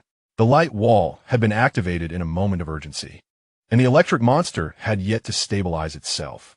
As Pikachu executed Quick Attack, closing the distance, and then descended with Iron Tail, the electric monster instinctively raised its right arm to defend. However, bolstered by the Quick Attack, the power of Iron Tail surged. The tail struck the electric monster's raised arm, sending it flying and then crashing down onto its head. With the Iron Tail, enhanced by Quick Attack, the electric monster found itself completely defenseless. After letting out a final cry, it fell to the ground, unable to rise again. Is it still not enough? Shinji murmured, gazing at the Pokeball in his hand, showing no remorse for his defeat. Well done, Pikachu. Ash approached Pikachu, crouching down to pat its head in encouragement. Observing their interaction, while Shinji refrained from his usual derisive remarks, his tone remained barely better than before.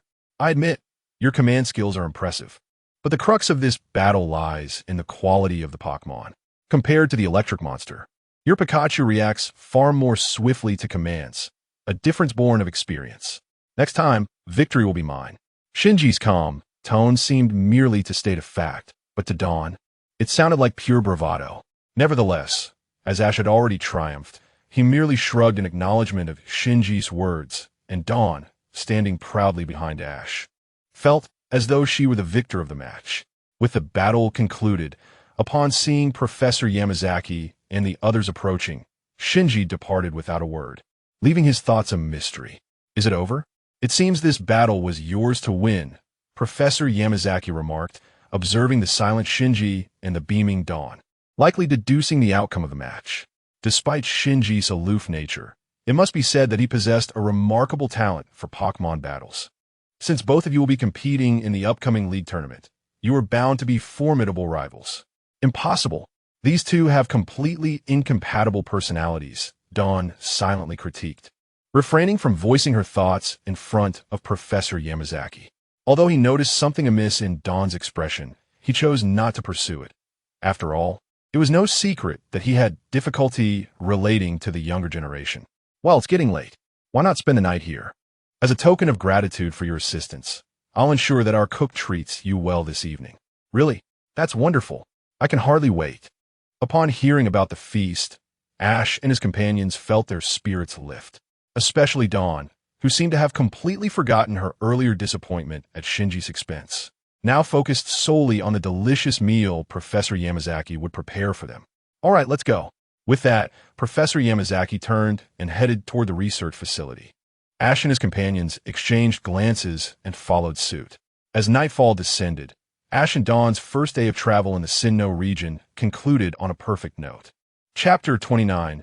An unexplainable intuition on the morning following their arrival at Masago Town. Ash and his companions bid farewell to Professor Yamanashi and ventured into the forest situated to the north of the town. This forest, sprawling in size, boasted well-defined paths that rendered the likelihood of getting lost quite low. However, considering their walking pace, it would take several days to traverse the forest and reach the next city, inevitably involving nights spent camping under the stars. In a clearing within the woods, Ash was diligently training his Mukahawk against a self-sufficient Nairuma. The training regimen was straightforward yet effective. Mukahawk had grown accustomed to the wild, relying primarily on instinct and experience in battle. While this approach had its merits, it was Ash's role as a trainer to address its shortcomings. As Mukahawk charged towards him, Nairuma turned its back and began to chuckle, seemingly anticipating Mukahawk's approach. With its back facing Mukahawk's diving form, Nairuma's figure merely swayed as it executed its shadow clone technique. Unbeknownst to it, this time the opponent was not just Mukahawk, but Mukahawk under Ash's command. Ascend swiftly, Ash commanded, disregarding the shadow clones. The situation mirrored the previous encounter between Mukahawk and Nairuma, but as Nairuma unleashed its swift star attack, Ash's instruction took a distinct turn. Maintain this momentum and execute aerial ace. This time, Mukahawk was not as rigid as during their first encounter. Instead, it maneuvered with the grace of its wings and honed expertise in aerial ace, spiraling downwards in a seemingly impossible arc. While the swift star attack possessed a tracking capability, it paled in effectiveness against Mukahawk, which adeptly altered its trajectory multiple times within mere seconds. Descending rapidly, Mukahawk left a trail of silvery light, colliding squarely with Nairuma and sending it several meters away. Okay, Nairuma struggled to rise, its eyes reflecting a defiant spirit, eager for a rematch. However, Ash intervened to halt its advance. That's enough for today's training. Though reluctant, Nairuma complied with Ash's directive. Meanwhile, Mukahawk was in high spirits. Having triumphed over its previous victor under Ash's guidance, a feat that delighted its proud nature. Observing Nairuma's discontent, Ash refrained from offering consolation, instead directly addressing its deficiencies. While Pokémon battles are a partnership between trainer and Pokémon, it is essential for the Pokémon to develop their own strategies and insights. I understand your desire to demonstrate your learning, yet it's imperative to assess the situation and adapt accordingly before executing your moves. Nairuma responded weakly, its acknowledgement uncertain. Ash merely smiled and shrugged, shifting his attention back to Mukahawk. Mukahawk, your performance was commendable. Although our coordination is still developing, you executed my commands exceptionally well. Your physique seems more agile than that of an ordinary Mukahawk. Continue to leverage that advantage. The daily regimen of training may seem monotonous and tedious, yet such practices are indispensable for aspiring to the pinnacle of Pokémon training. Only those who reflect on their training can persevere until the end, a lesson Ash has deeply internalized. Is it finished? Brock, who was cooking behind them, inquired upon seeing Ash wrap up the training with Nairuma and Mukahawk. Yes, though I still harbor some concerns. However, there is ample time to improve. Brock gazed thoughtfully at Ash. What is on your mind? Ash asked, sensing his friend's contemplation. Nothing. I just feel that you have matured significantly since our time in Hoenn. It hasn't been long, but something must have changed. Not particularly, Ash replied, his expression steady as he clenched his fist resolutely. I simply refuse to endure the sensation of failure again. At the Sinnoh League, I shall secure ultimate victory. I will not falter before the finals again. Brock, observing Ash's determined demeanor, felt a wave of nostalgia. Since their journey began in Kanto, he had always been by Ash's side, even during moments of separation, particularly when Ash first claimed victory. He had witnessed Ash's growth in Johto and Hoenn, but against the backdrop of talented contenders, Ash's development had not sufficed. Yet now, having witnessed Ash's maturity and composure since arriving in Sinnoh, Brock felt an inexplicable premonition. He believed that perhaps, in this Sinnoh League, Ash might indeed emerge as the champion. I shall await the outcome, Brock said, giving Ash's shoulder an encouraging pat, his gaze imbued with a hint of blessing. Lunch will be ready shortly. If you have a moment, could you fetch Dawn? She seems to be in the other part of the forest, claiming she wants to train after seeing you. Although she insists she's fine, I remain somewhat concerned. Indeed, Ash nodded thoughtfully, then agreed, setting off with Pikachu in the direction Brock indicated. Chapter 30. The Please Dawn. Hey Dawn, are you there? Pika. After promising Brock to search for Dawn in the forest, Ash and Pikachu had been wandering around the vicinity for 4 or 5 minutes. Yet they had yet to catch a glimpse of her. Given Dawn's somewhat reckless nature, Ash and Pikachu began to grow increasingly concerned for her well-being. Although Dawn now had Piplup accompanying her, granting her some measure of self-defense, it was important to remember that Piplup was merely a newly acquired Pokémon, and Dawn herself was just beginning her journey as a novice trainer. Encountering a powerful wild Pokémon in the wilderness could pose a significant challenge for them. Where on earth could she be? Ash pondered, contemplating whether to send out his Aipom to search for her. However, while the vegetation density in this forest was not as thick as that near Lake Verity, Aipom would still have limited visibility in such a confined space. They might end up not only failing to find Dawn, but also losing track of Aipom. Just as Ash hesitated, Pikachu's ears perked up, and it stood upright, closing its eyes to attune itself to every subtle sound in the environment. Did you find something? Ash inquired, his voice filled with anticipation. Pika. At last, Pikachu seemed to have reached a conclusion, leading Ash swiftly in the direction of a particular sound in the forest. Before long, Ash spotted Dawn engaged in battle with a Buneary. Finally found her. Ash exhaled in relief, observing Dawn as she seemed intent on capturing the Buneary. Piplup, use Bubble Beam. Piplup, now is your chance. Go Pokeball. Dawn, brimming with excitement, threw her Pokeball, believing she was on the verge of capturing her first Pokemon. However, just as she raised her hand high, it slipped unexpectedly. As Dawn voiced her confusion, Ash let out a pained yelp from behind her. Ash, what are you doing here? That is what I should be asking you. Why did you throw your Pokeball carelessly? Ash replied, rubbing the spot where he had been struck, his tone laced with discontent. I didn't throw it carelessly. I was trying to catch Buniri. If anything, you're the one interrupting my Pokémon capture. Who interrupted you? The issue here is your reckless throwing of Pokeballs. To capture a Pokémon, you need to throw an empty Pokeball at a wild Pokémon that has fainted, which is common knowledge for any trainer. Not just tossing it haphazardly. Are you expecting the Pokeball to sprout legs and capture the Pokémon on its own? I just accidentally threw it wrong. It was an accident. Then you should articulate that properly. Why blame me? Who told you to? Piplup. Piplup. While Ash and Dawn argued, Piplup began to emit anxious sounds. When they turned their attention back, they realized that the previously fainted Buniri had awakened and was now bouncing away, preparing to escape. Oh no! Dawn suddenly realized that this was not the time for an argument. She hastily retrieved another empty Pokeball from her pocket and threw it towards the nearby bushes. Me! Buniri let out a mocking sound before disappearing from their sight. Ash sighed in regret. See, if you're incapable, don't blame the circumstances. Who throws Pokeballs like that? Dawn shot Ash an indignant glare.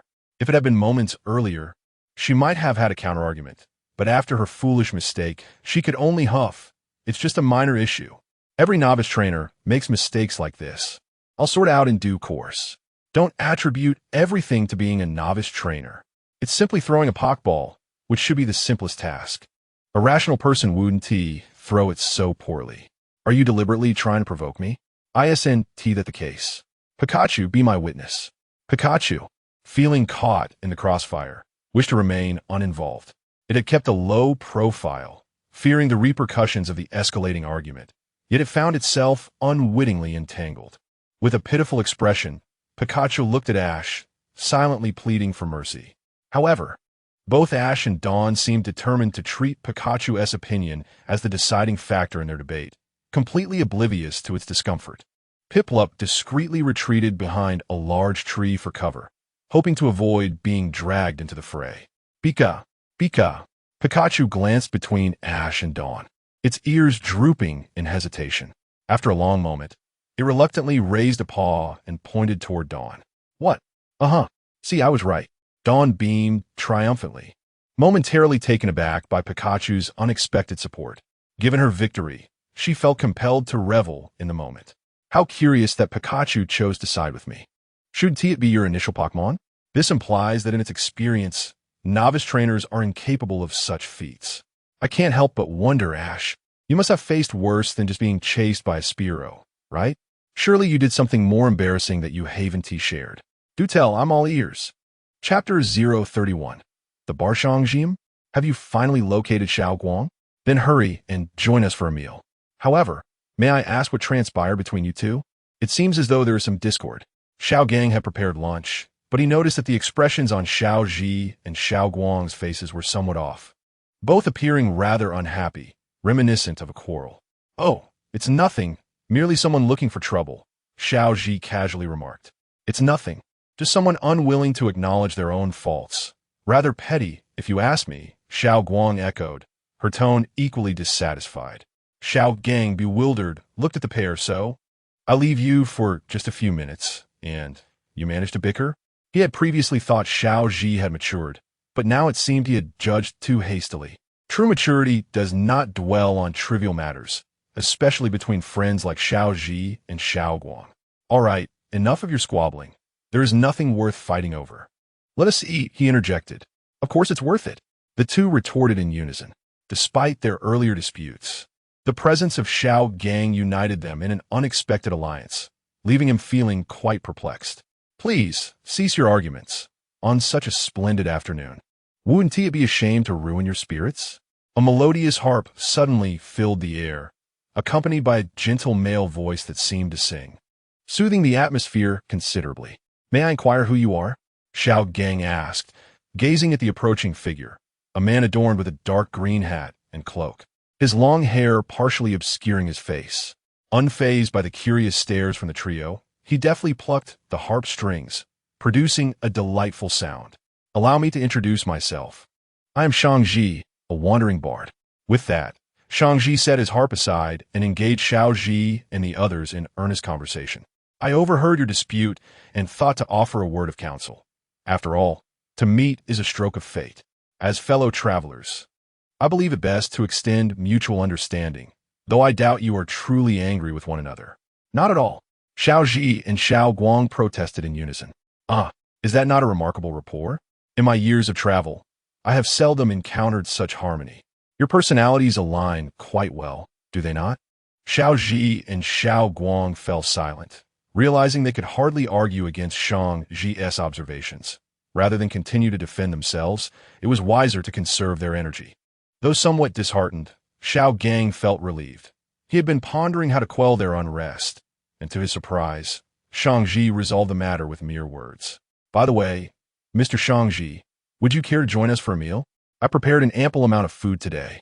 Having momentarily addressed the tension between Xiao Ji and Xiao Guang, Xiao Gang extended an invitation to Shangji, concerned that once he departed, the duo might revert to their previous squabbling.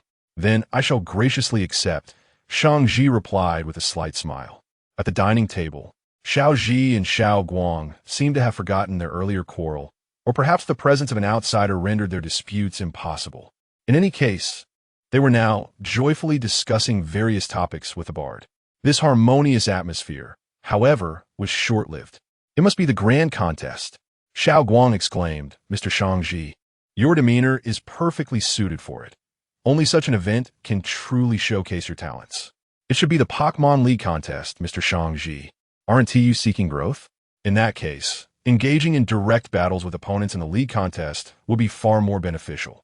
Within mere minutes, the two began to argue over Shang Ji's dilemma. Simply put, he was at crossroads, torn between his fondness for the Pokémon Grand Contest and his desire to shine in the league contest.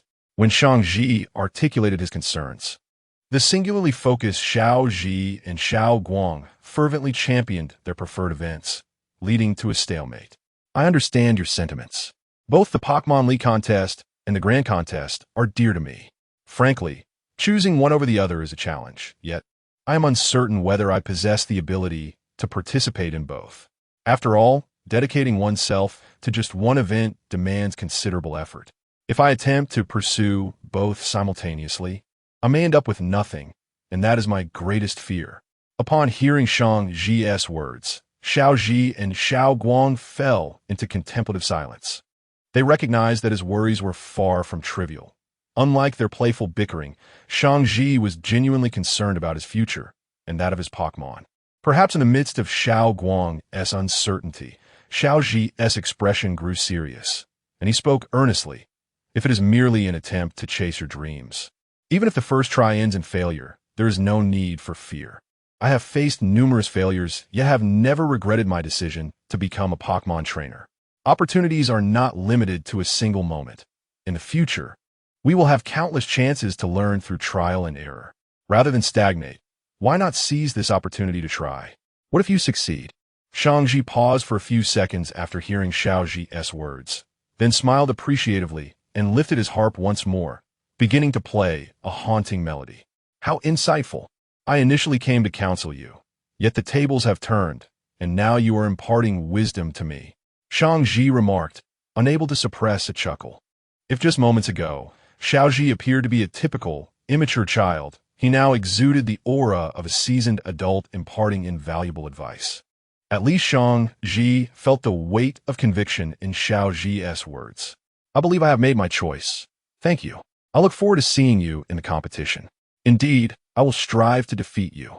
Xiaoji replied, his eyes alight with determination as he gazed at Shangji. Chapter 032. Thus, it was decided. The night forest was filled with enchanting melodies, with the sounds of chirping insects and singing birds resonating all around. For Xiaowang, who resided in a small town, these sounds were familiar, yet there was an undeniable uniqueness to experiencing them in the wild. Restless, Xiaowang lay in her tent, tossing and turning. Perhaps it was the excitement of being on an adventure, or perhaps it was due to the events of the day. The argument with Xiaoji and the tangled words of Shangji regarding the future lingered heavily in her mind. She felt a twinge of regret about the former, for she acknowledged that her behavior had been childish. This was not her true nature. In the past, she had never acted so towards Kenwu and the others. If pressed for a reason, aside from the thrill of travel making her more audacious, she could not think of another explanation. Turning over, She gazed at the sleeping Pokémon beside her, who, for some reason, maintained a proud posture even in slumber. With a sigh, she quietly exited the tent, seeking solace in the night air. To her surprise, when she stepped outside, she spotted Xiaoji's silhouette in the distance, with Pikachu nestled on his shoulder, appearing to be asleep. What was Xiaoji doing there? Xiaowang pondered, then slowly approached him. Bathed in moonlight, Xiaoji stared at the night sky, lost in thoughts of the past. How immature he felt. Setting aside his Pokémon training, he wondered why he had engaged in a quarrel with Xiaowang earlier that day. Logically, he should have been mature enough not to bicker with her. Was it simply because he had not experienced such moments in a while? In the short span since his retreat, he had hastily entered the Pokémon Master Challenge without even saying goodbye to his former companions. Perhaps today, he had felt a sense of nostalgia, which had prompted his playful banter with Xiaowang. "Xiaoji, why are you out here at this hour? Can't sleep?" she inquired. "Well, I'm a bit restless," he scratched his head. "Something happened at noon, and I've been mulling over it, which has kept me awake." That incident made Xiaowang freeze momentarily. She assumed Xiaoji was referring to her sulking. "I'm sorry. I was being unreasonable." "Huh?" Xiaoji responded with a hint of confusion, prompting Xiaowang to question back. "So, what are you thinking about? What do you mean just a small matter? This is significant. If we don't clarify, I'll feel guilty." "Well, never mind. It feels like continuing might lead to another argument like earlier," he sighed. Xiaowang agreed and naturally settled beside him, both gazing at the night sky. "So, was that all you wanted to say? Nothing else?" "Not really, I suppose." She hesitated, still uncertain of her thoughts. Xiaoji, noticing her hesitation, pressed on. "So, you have more questions?" "Yes," she nodded. Under his gaze, she finally voiced her lingering inquiry. "Do you think it's normal to argue while traveling? It feels a bit childish." "Well, you were a child. Never mind." He chuckled. "It's perfectly normal to argue over differing opinions while traveling. You should consider yourself fortunate. When I traveled in the Kanto region, my companion was quite the brute. I often ended up worse for wear after our disputes." As he spoke, he feigned shielding his head, as if anticipating a blow, which finally elicited a smile from Xiaowang, indicating she had found some relief. "Well, in that case, I feel reassured." "Reassured about what?" Xiaoji asked, noticing her relaxed demeanor as she stretched. "Now I can argue with you without worry. No matter how bad it gets, it won't be as bad as before. That takes the pressure off," she explained. "Who would feel at ease about arguing in the future?" "That's quite peculiar," he remarked. "Not a problem. I have a plan," Xiaowang declared, raising her index finger and waving it in the air. "From now on, after every argument, we'll step out of the tent to apologize, just like tonight. That way, there won't be any lingering resentment. Then it's settled. I'm off to bed. Good night." With that, she left, and Xiaoji could only chuckle helplessly at her antics. This was the Xiaowang he remembered. Though she appeared carefree, she possessed a keen sensitivity, often navigating her emotions in her own peculiar way. "What a bother, isn't it, Pikachu?" he mused. Pika. Chapter 33. The appearance of the grass tortoise on the following day. Ash and his companions continued their arduous journey towards Celebration City. However, their expedition faced yet another setback. Musashi declared, "We are the protagonists of this era." Kojiru added, "We are invincible." Team Rocket. As they beheld Team Rocket's sudden emergence in a colossal robot, Ash and Brock wearily covered their faces, while Dawn, witnessing Team Rocket for the first time, felt a rush of curiosity. "Hey, you little brat, what do you mean by that?" "Exactly. We painstakingly devised this new line. At least give us some reaction." How rude. Despite their aim to capture Pikachu, Team Rocket was incensed by Ash's lack of attention to their grand entrance. "Even if you change it, it wouldn't sound any better. No one cares about your introduction," Ash retorted, pointing at the trio in the cockpit, which only further enraged them. "How infuriating. Why is that kid so annoying?" Musashi exclaimed. "Exactly. We went into debt to create this robot, and we are here for vengeance." Kojiru added, "Enough. Let us get this started." Meowth interrupted, extending its arm to decisively press the red button, causing the giant robot to lumber toward Ash and his friends. "What should we do?" Brock pondered, glancing at Ash with concern. "A machine of that size won't maneuver much in this forest. If we need to flee, we should do so now without engaging them." "True, But there are other Pokémon in this forest. It would be better to defeat them, Ash replied. Dawn couldn't help but interject.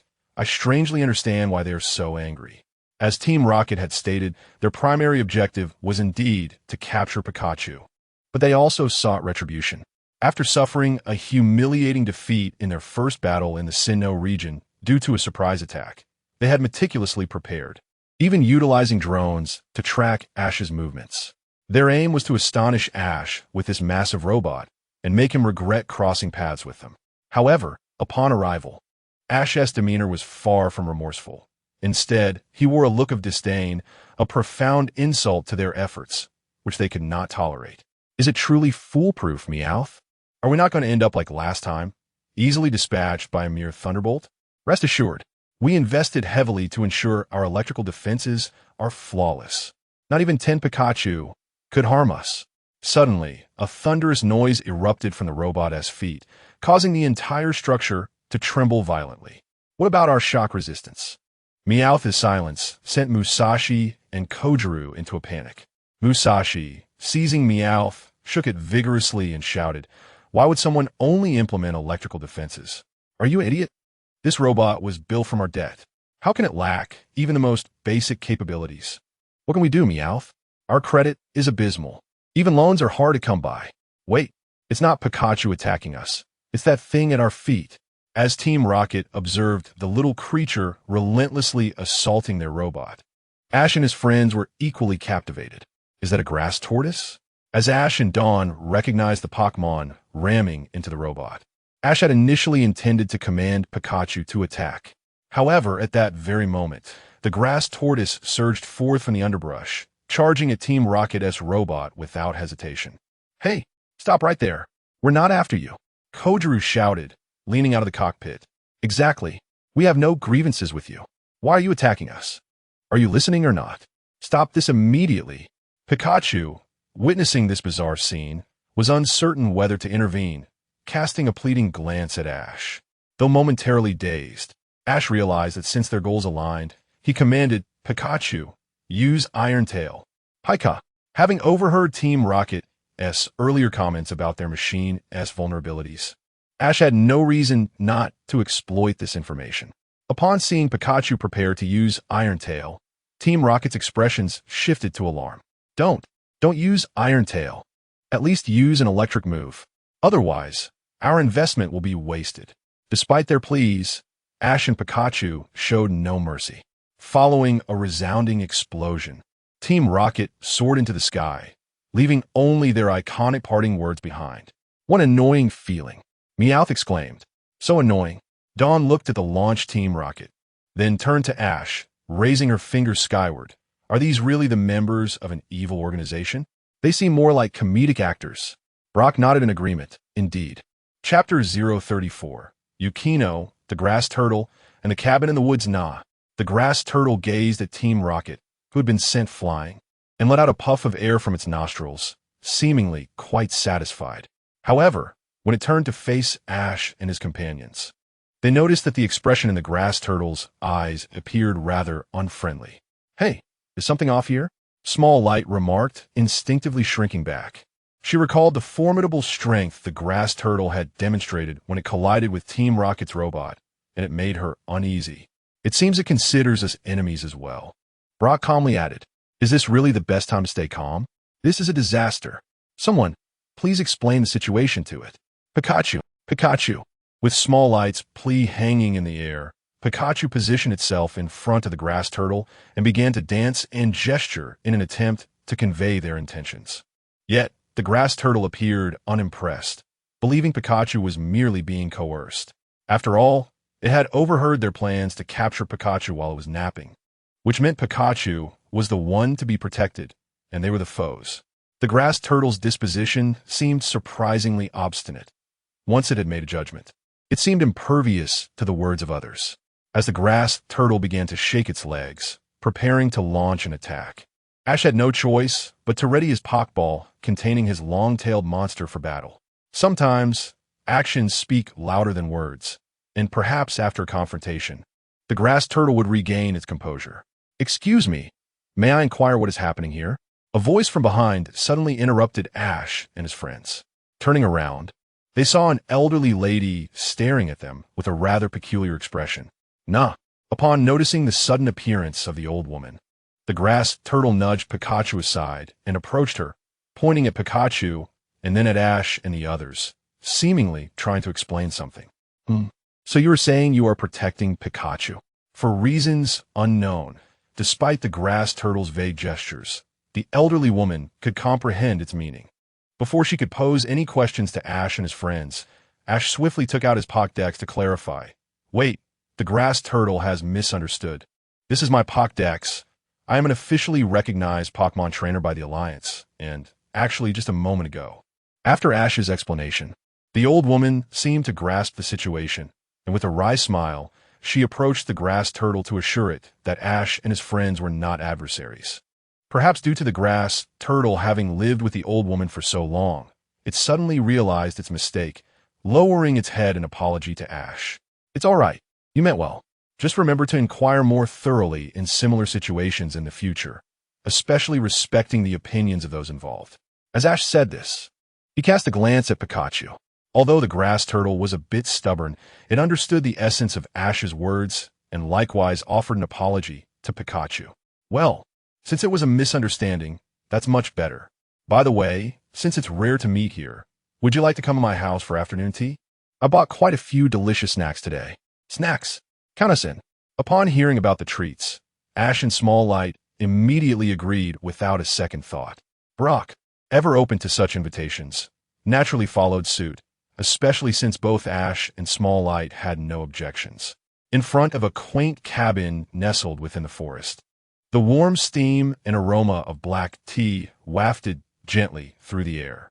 Ash and his friends sat around a small round table outside the cabin, savoring the fragrant tea while enjoying freshly baked cookies. The delicate scent of the tea, paired with the soft, sweet taste of the cookies, brought a sense of relief to Ash and his companions. Though their travels had not been particularly troublesome recently, and they felt no exhaustion, indulging in such an afternoon tea made their lives feel refreshingly revitalized. How is it? Does it suit your tastes?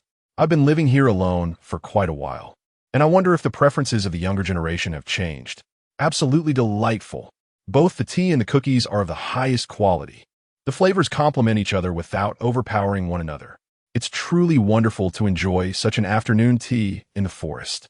Unlike Ash and Small Light, who were more inclined to enjoy without articulating their thoughts, Brock offered a more professional compliment after a quick tasting. The elderly woman, named Yukino, merely smiled softly at his praise, her demeanor as tranquil and gentle as the serene forest surrounding them. That's wonderful to hear. I have plenty more cookies. Feel free to ask for more if you need. You can have as many as you like. Though it was their first meeting, Yukino's attitude towards Ash and his companions was exceedingly warm. Perhaps it was her nature, or perhaps she was simply delighted to encounter fellow travelers in such a peaceful forest.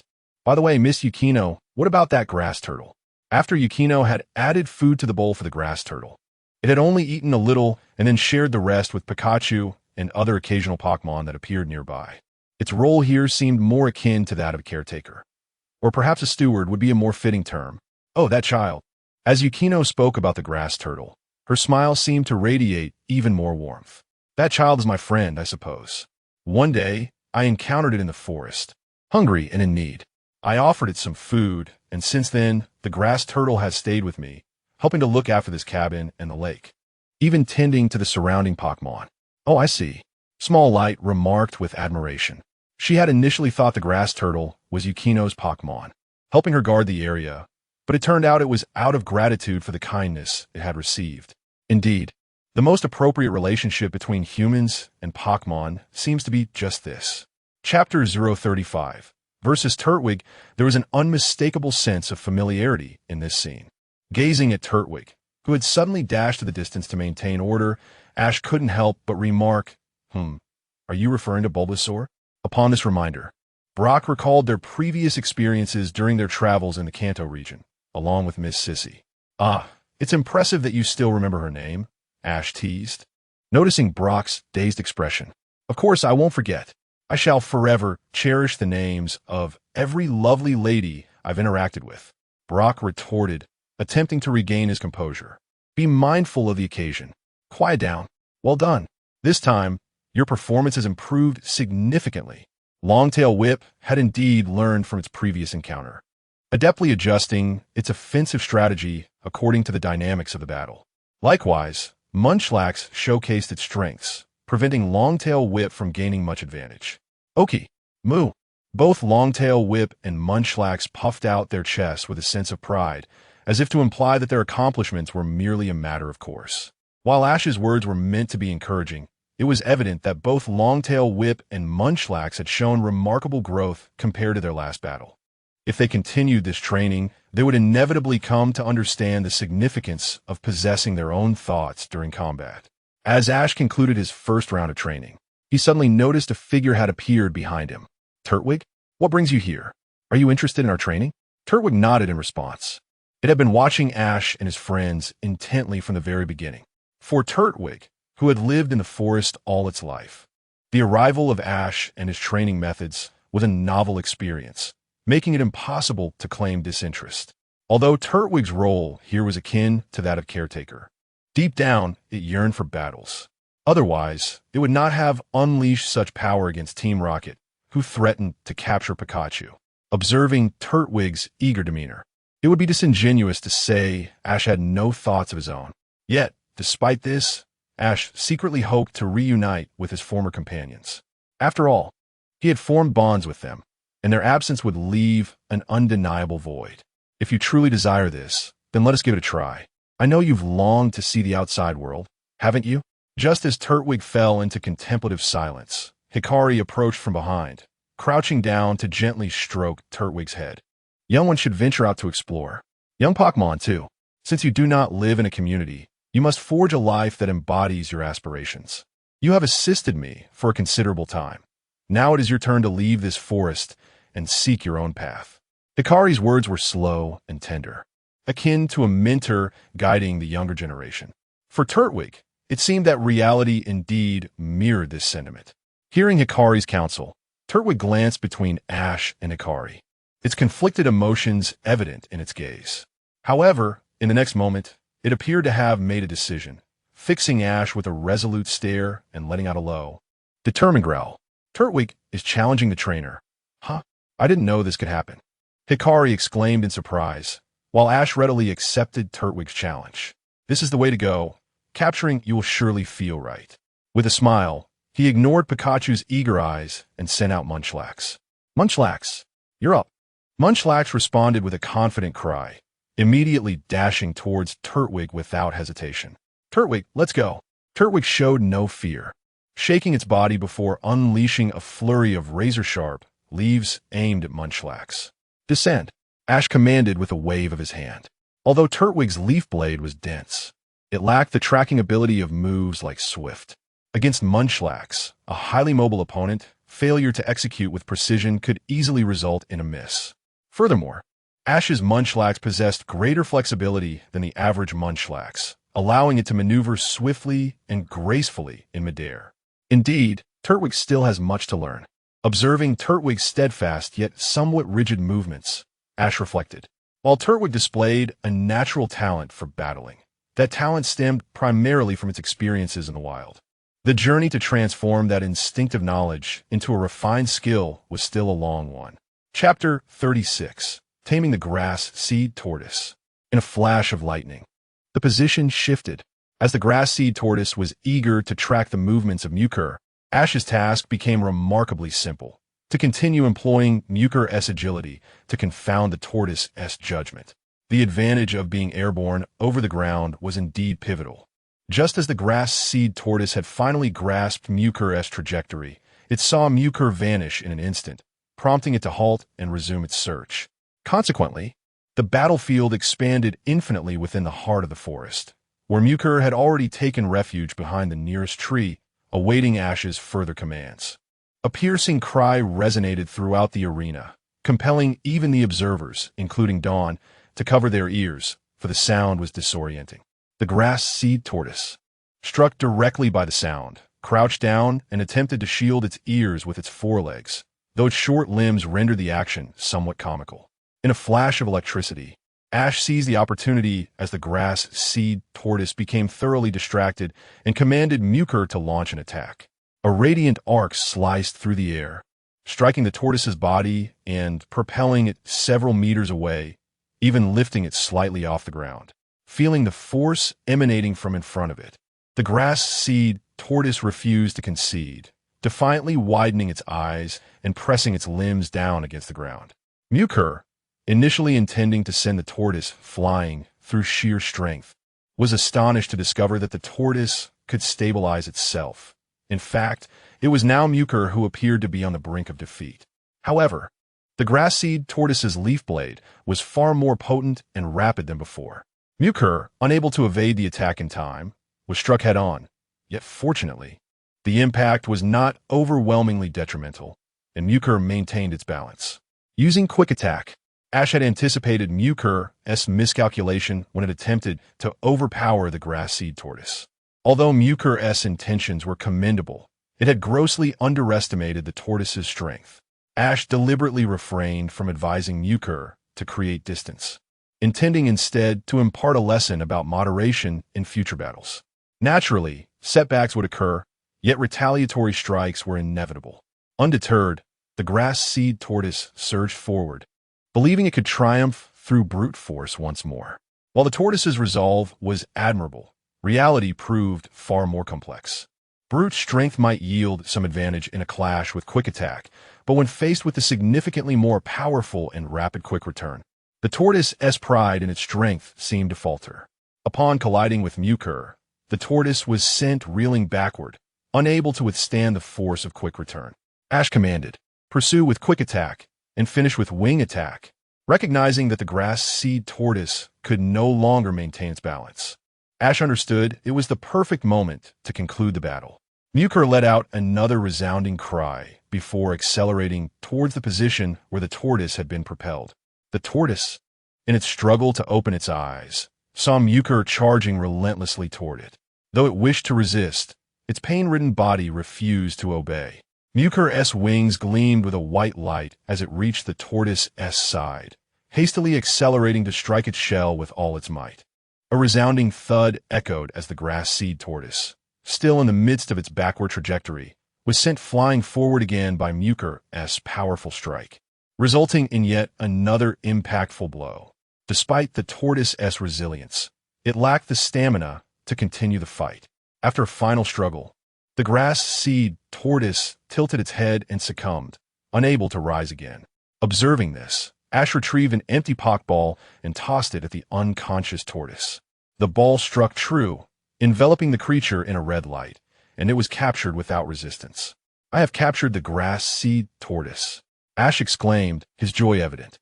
Pikachu and Muker celebrated the new addition to their team, while Dawn, eager to applaud, hesitated at the precision with which Ash had thrown the Pokeball, unsure whether to congratulate him. "I must train harder. I cannot afford to repeat that mistake," Dawn murmured to herself, resolutely determined. Brock observed this exchange, smiling at the competitive yet supportive relationship between Ash and Dawn, believing it would foster their rapid growth. It was indeed remarkable that one was a coordinator and the other a traditional Pokémon trainer, yet they maintained such a competitive dynamic. Their personalities bore striking similarities, or perhaps it was that they simply complemented one another exquisitely. Brock pondered quietly to himself. Chapter 37. The enigmatic forest. Ash and his companions spent a night at the home of Elder Yukino. The following day, after bidding a heartfelt farewell to the elderly man and Ash promising Yukino that she would witness the silhouette of his beloved Turtwig on the competition stage, they finally departed, resuming their journey towards Jubilife City. "How could we possibly be lost?" Dawn exclaimed in despair, ruffling her once neatly arranged hair. "It's quite perplexing. We should have been following the map. Did I perhaps make a mistake at some corner?" Brock murmured to himself, perplexed as he examined the map in his hands. Yet, regardless of what he saw on the map, it could not conceal the undeniable truth that they were indeed lost. Rather than focusing on whether we are lost or where we initially went astray, it's far more crucial to ascertain our current location, Ash interjected, seizing the moment to propose a solution. Given that they were undeniably lost, lamenting their predicament would not resolve their troubles. It would be far wiser to determine their present position, allowing them to compare it with the map in order to seek a way out. Just as Ash and his friends deliberated on their next course of action, a rustling sound suddenly emanated from the woods behind them. Dawn, feeling anxious, swiftly retrieved Pachirisu's Pokeball, fearing that a fierce wild Pokémon might emerge. To their surprise, as a figure stepped out from the thicket, they were met with astonished gazes. "Shinji, what are you doing here? Have you gotten lost as well?" Ash inquired, staring at the figure before him. "Lost?" Shinji scoffed derisively. "You lot are truly useless. It's merely a journey from Sanjam Town to Jubilife City, and yet you still manage to lose your way." His attitude remained as unappealing as ever. "Do you know where we are? Please help us. We are quite flustered by our uncertainty." Brock, being the older and more composed of the group, approached Shinji without engaging in a quarrel. He sensed that beneath Shinji's seemingly cold demeanor, there might be a willingness to assist. Dawn, despite her discomfort, knew that Shinji's words held an element of truth, leaving her with no grounds for argument. "Whatever," Shinji dismissed, turning away. He gestured towards a distinct cluster of trees near a small pond. "That over there is the enigmatic forest. You are currently at its entrance. To exit from here, you can either climb the cliff behind you to access the main road or venture through the forest ahead." Ash and his companions looked back as directed, spotting a towering cliff several dozen meters high, its sheer face almost vertical. While there were protruding rocks and fallen branches that could serve as footholds, it was wise for Ash and his friends to avoid such treacherous terrain. "Let us just navigate through the enigmatic forest. Once we get out, we'll find ourselves in a more open area where we surely won't get lost," Brock declared with enthusiasm. "Really?" Dawn questioned Brock's assertion. After all, when Ash had recounted his past travels, it seemed he had spent a significant portion of that time lost. She began to wonder if perhaps Brock was the one with a poor sense of direction. "Since we share the same destination, why don't we journey together? It would be prudent to have company to avoid getting lost again," Brock suggested, disregarding Dawn's skepticism. After uttering those words, Shinji turned and left without casting them another glance. "What the heck? Why can't he be a bit more pleasant?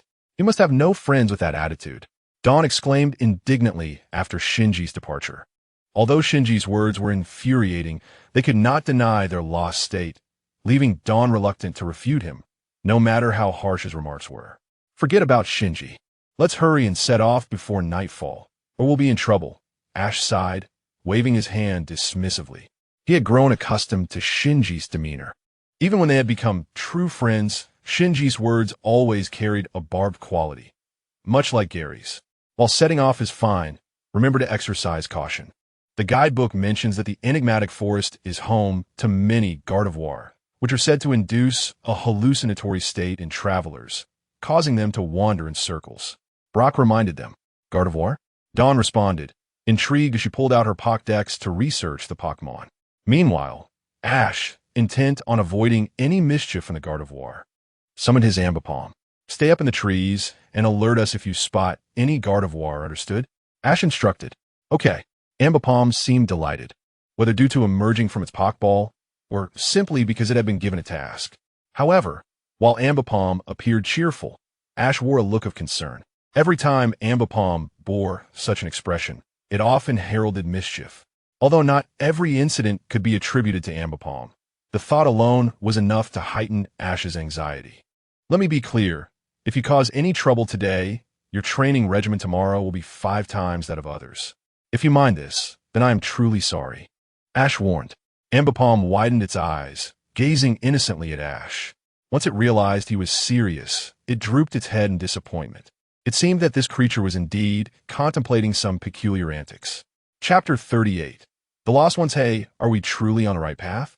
It seems to be getting darker around here," Xiao Guang timidly asked, trailing behind Xiao Ji, his gaze fixed on the increasingly dense trees surrounding them. "Of course it's getting darker.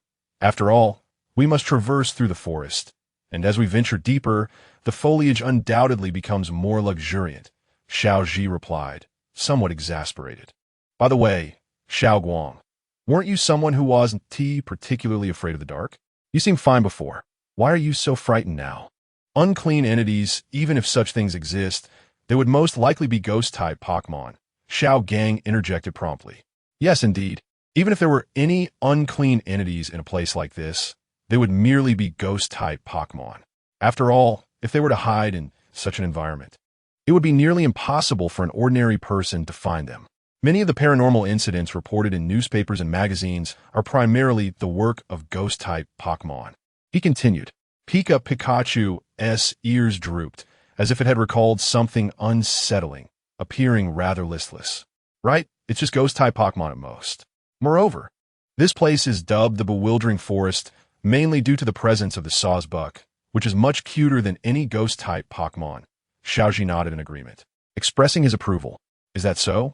Xiao Guang, who had initially felt a bit anxious, found some solace in the confidence of the two, realizing that it was her first journey, and there were countless experiences yet to be encountered.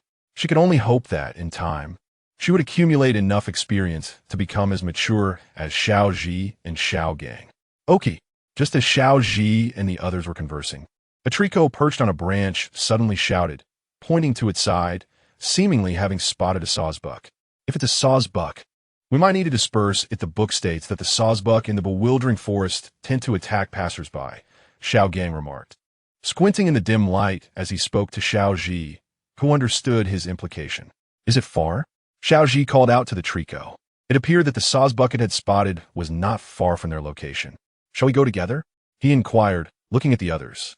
In the depths of the forest, particularly in such a peculiar one, it was generally safer to move as a group. However, the location indicated by the Trico was not necessarily in the direction they intended to proceed. Scaring away the Sawsbuck beforehand was merely a precaution to prevent them from being caught off guard on their journey. Thus, gathering everyone seemed unnecessary. If it's not far, we can wait here. Staying put should pose no problems, Xiao Gang suggested. I agree, Xiao Guang added. After reaching a consensus, Xiao Ji began following the Trico in the direction it indicated. However, 10 minutes passed, and the Trico showed no signs of stopping, which struck Xiao Ji as odd. Pika, are we there yet? Pikachu also sensed something was amiss. Ever since they had followed the Trico, it had not communicated with them again, merely leaping about on the branch. Hey, Trico, are we there yet? Xiao Ji shouted, a hint of concern in his voice as he attempted to rouse it. Could it be? Oki? Upon being released from its Pokeball, the Trico began scratching its head, glancing around in confusion, seemingly unaware of what had transpired. Stop looking around. Didn't I ask you to keep an eye on the Sawsbuck? Where did it go?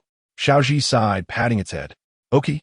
With Xiao Ji's words, the Trico finally recalled its purpose. Indeed, it had seen the shadow of the Sawsbuck from the tree, but as it leaped down, a flash of white light had startled it, leaving it bewildered about what occurred thereafter.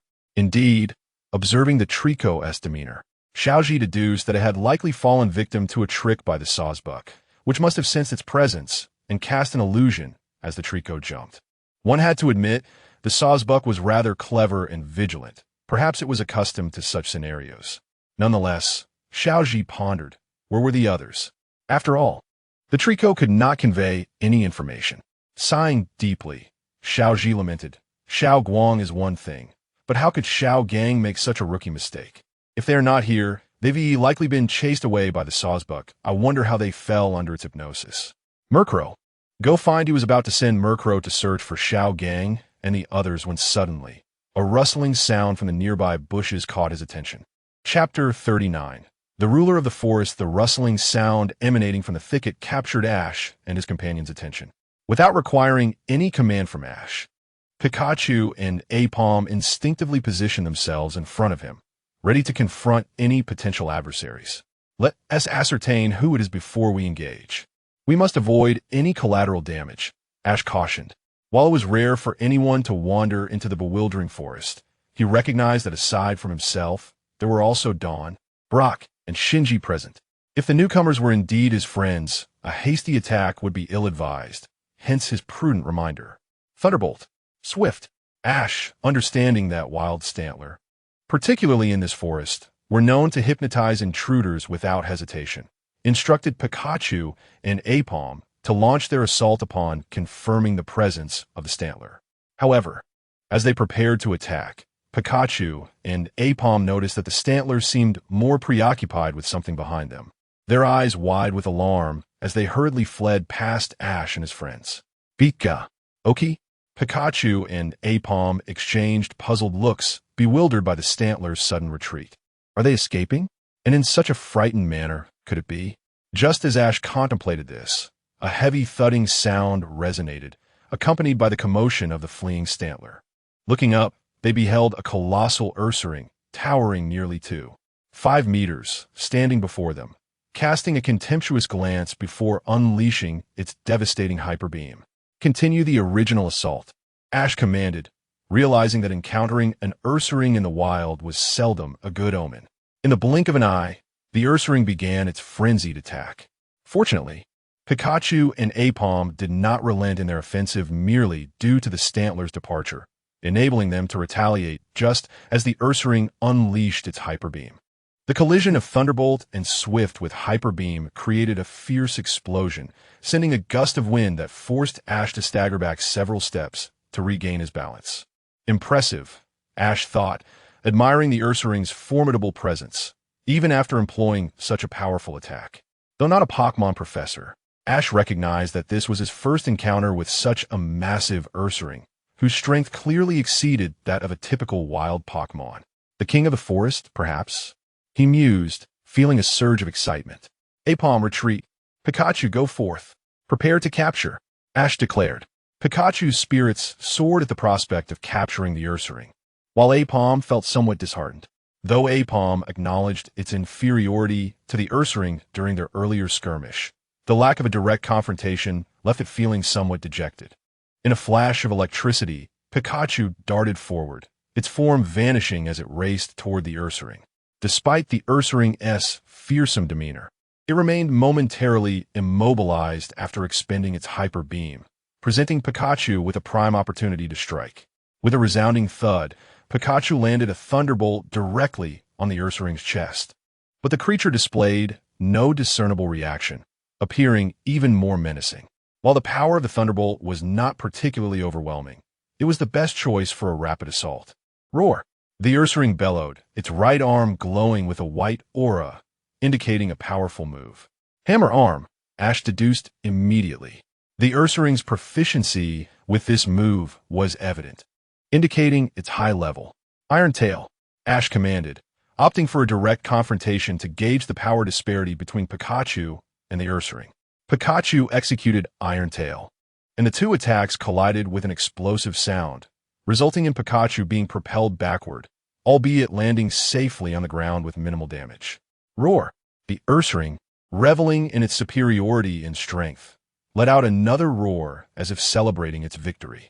Wild Pokémon often misjudge situations, and Ash, recognizing the Ursaring's arrogance, calmly commanded, "Charge in, Thunderbolt." Pikachu stepped forward, electric arcs crackling around it. This time, its demeanor was markedly different, exuding confidence as it unleashed its electric prowess. Roar! Witnessing Pikachu's fearless advance infuriated the Ursaring, which had long dominated the forest. Never before had it encountered an opponent unafraid of its might. Typically, even its hammer arm would send creatures scurrying away, but today, this small yellow rodent dared to challenge its authority, igniting the Ursaring's rage. As Pikachu unleashed its Thunderbolt, the Ursaring stood firm, absorbing the attack without flinching. Its sole intent was to deliver a decisive blow. Roar! The hammer arm gathered strength in its right arm, aiming directly at Pikachu, prepared to strike as soon as the distance closed. It sought nothing less than a one-hit knockout. Chapter 040, Taming the Circle Bear. The late Shinji with a thunderous boom. The Circle Bear's arm came crashing down upon the ground, creating a vast crater where once there lay solid earth. The mucklers and dark crows that had been perched upon the nearby trees scattered in a frenzy, startled by the sound. Despite the immense power of the strike, the expression on the Circle Bear's face was frozen in disbelief.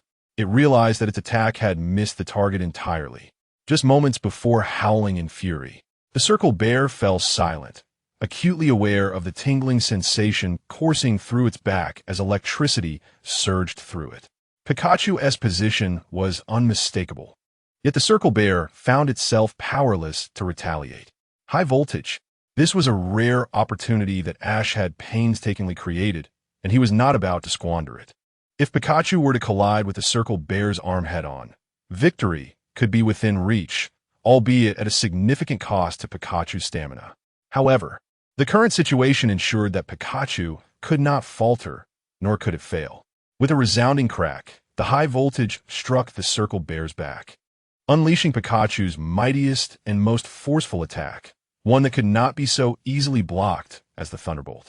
The electric current, akin to the roar of thunder, surged forth with an unparalleled impact, causing the Circle Bear to let out a mournful wail before it knelt upon one knee, overwhelmed by excruciating pain. This high-voltage attack had landed solidly, yet the Circle Bear showed no signs of surrender or retreat. It roared defiantly, glaring furiously at Ash, as if accusing him of treachery.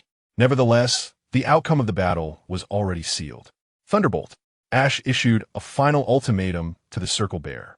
Golden arcs of electricity blazed forth, enveloping the Circle Bear in a shroud of darkness, stripping it of any remaining strength to resist, and it simply closed its eyes, succumbing to defeat. Though the Circle Bear had lost its capacity to battle, it did not collapse as most Pokémon would. Instead, it maintained its stance, resembling a warrior unwilling to yield. How remarkable! A wild Pokémon reaching such a point must possess an exceptionally combative spirit. Ash marveled as he tossed a Pokeball, knowing that although the Circle Bear was incapacitated, the ball still trembled ominously, as if on the brink of bursting open. But after half a minute, the shaking finally ceased, signaling Ash's successful capture. A moment too late, was it? Just as Ash picked up the Pokeball, not yet having performed his signature celebratory gesture, a voice called out from behind him. Turning, he saw Shinji wearing a displeased expression as he regarded the Pokeball in Ash's hand. Fortune indeed smiles upon you, Ash. You, having lost your way, have managed to capture the prey I had set my sights on before me. Shinji stepped forward, accompanied by his Chimchar, emerging from the bushes to address Ash. You had your sights set on it. So your purpose in coming here was to capture this Circle Bear? Ash inquired. What else would it be? Shinji retorted. Local residents spoke of a colossal Circle Bear that had reigned over the forest for ages, undefeated by any trainer, which is why I ventured here. After a moment, Shinji glanced at the Pokeball in Ash's hand, then closed his eyes as if resigning himself to fate. Very well, I shall count this as a stroke of bad luck for me. I must now seek alternative options. Come on, let's go. Chimchar, startled by Shinji's cold command, trembled slightly before hastily following in his wake. Wait. Just as Shinji was about to depart, Ash suddenly called out, as if recalling something of importance. What is it? Shinji turned around, clearly irritated. Have you seen Brock and Dawn in the forest? I lost track of them. They must have wandered off due to the illusions cast by the Stantler. Ash had momentarily forgotten his companions due to the Circle Bear's sudden appearance. But now that the dust had settled, they came back to mind. Those two fools. Shinji scoffed. They were ensnared by the Stantler's illusions. Lying on the ground just moments ago. I chased the Stantler away. They should still be near the forest entrance. How typical of him. Shinji has always been like this. Is it cold on the outside yet warm within, or a sharp tongue with a tender heart? Despite his harsh words and disdainful demeanor, he still assists others in trouble, albeit with evident annoyance. Ash didn't harbor any dislike for Shinji's personality. In fact, he had grown indifferent to Shinji's taunts. If he had to pinpoint one aspect he disliked, it would be Shinji's current attitude toward Pokémon. Looking at the dejected Chimchar trailing behind Shinji, Ash felt a twinge of complexity in his heart. He wished to offer a word of encouragement, yet Chimchar was, after all, Shinji's Pokémon. Shinji had recognized Chimchar's potential for fiery power, but that strength was beyond what Chimchar could currently harness. Each Pokémon possesses unique traits. Some require a trainer's encouragement to progress, while others thrive under pressure. Chimchar belonged to the former category, yet Shinji was unable to provide such support. If this trend continues, it seems Chimchar's fate will mirror that of the past, being abandoned by Shinji. Sigh. Ash let out a deep sigh. While Chimchar could achieve remarkable progress under his guidance, the image of its forlorn expression upon being forsaken was not one he wished to witness. The bond between humans and Pokémon, or rather, the relationship between Pokémon and their trainers, ought to be one of greater harmony and beauty. That is the vision that everyone would prefer to see. Chapter 041. Morning Training and the Mysterious Arrival the next day, in the morning, within a forest leading from Zhunsha Town to Zhuqing City. Pikachu, Thunderbolt, Pika. Ash was engaged in his morning training, while Dawn was also diligently practicing nearby. Ash was preparing for the upcoming gym battle, and Dawn was laying the groundwork for her imminent first grand festival.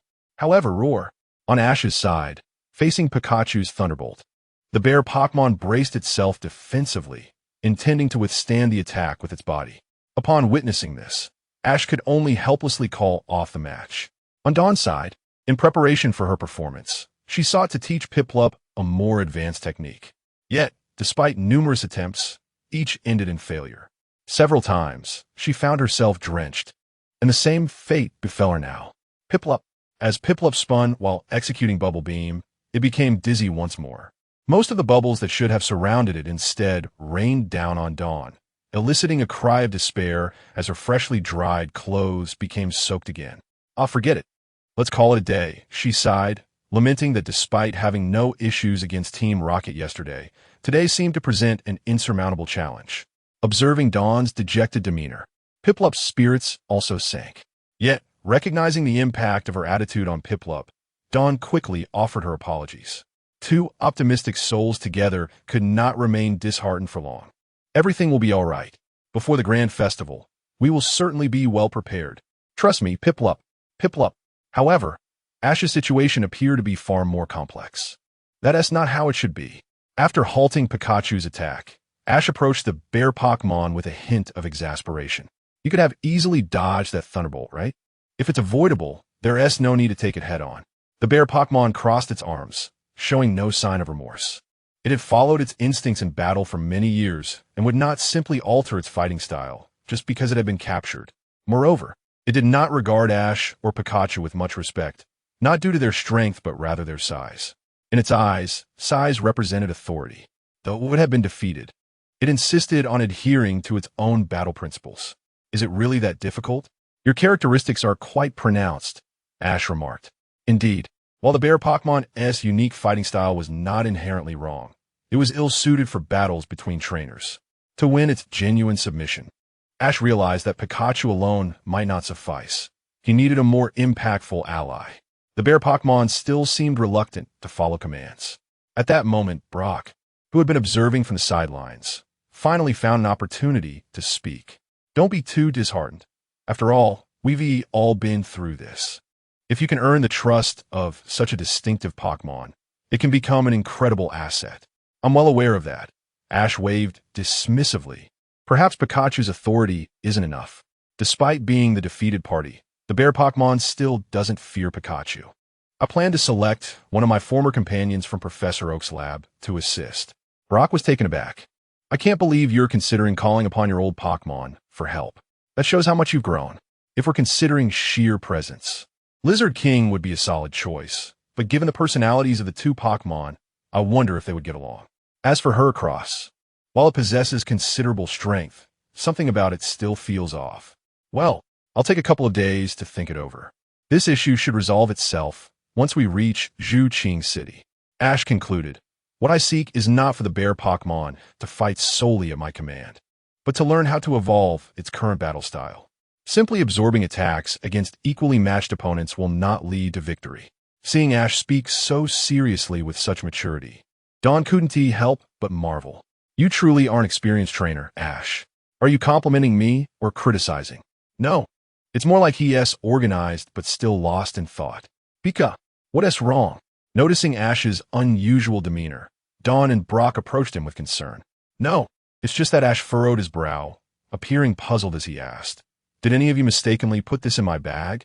As Ash spoke, he retrieved several small items from his backpack and placed them on the ground to display to his friends. Chapter 042. The Mischievous Frog After a Brief Respite. Ash and his companions resumed their journey.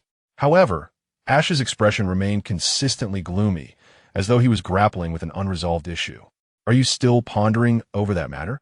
Perhaps you forgot the items you previously acquired before setting off?" suggested Dawn. "I concur with Dawn," Brock added. "After all, you have a penchant for misplacing things. Forgetting such matters is quite normal." "Impossible. Ash retorted indignantly. My forgetfulness is limited to trivial matters. I would never forget something as significant as Pokémon-related items. Yet Brock raised a quizzical brow. But the items you claim to have no recollection of, besides the Dark Stone and the Spirit World Cloth, also include the Blue Range Berry and the Travel Guide, don't they? Your argument is entirely flawed. Ash, realizing the truth in Brock's words, had just discovered an assortment of items inexplicably nestled within a pocket of his backpack. While the presence of the Blue Range Berry could be justified, the other items seemed utterly out of place.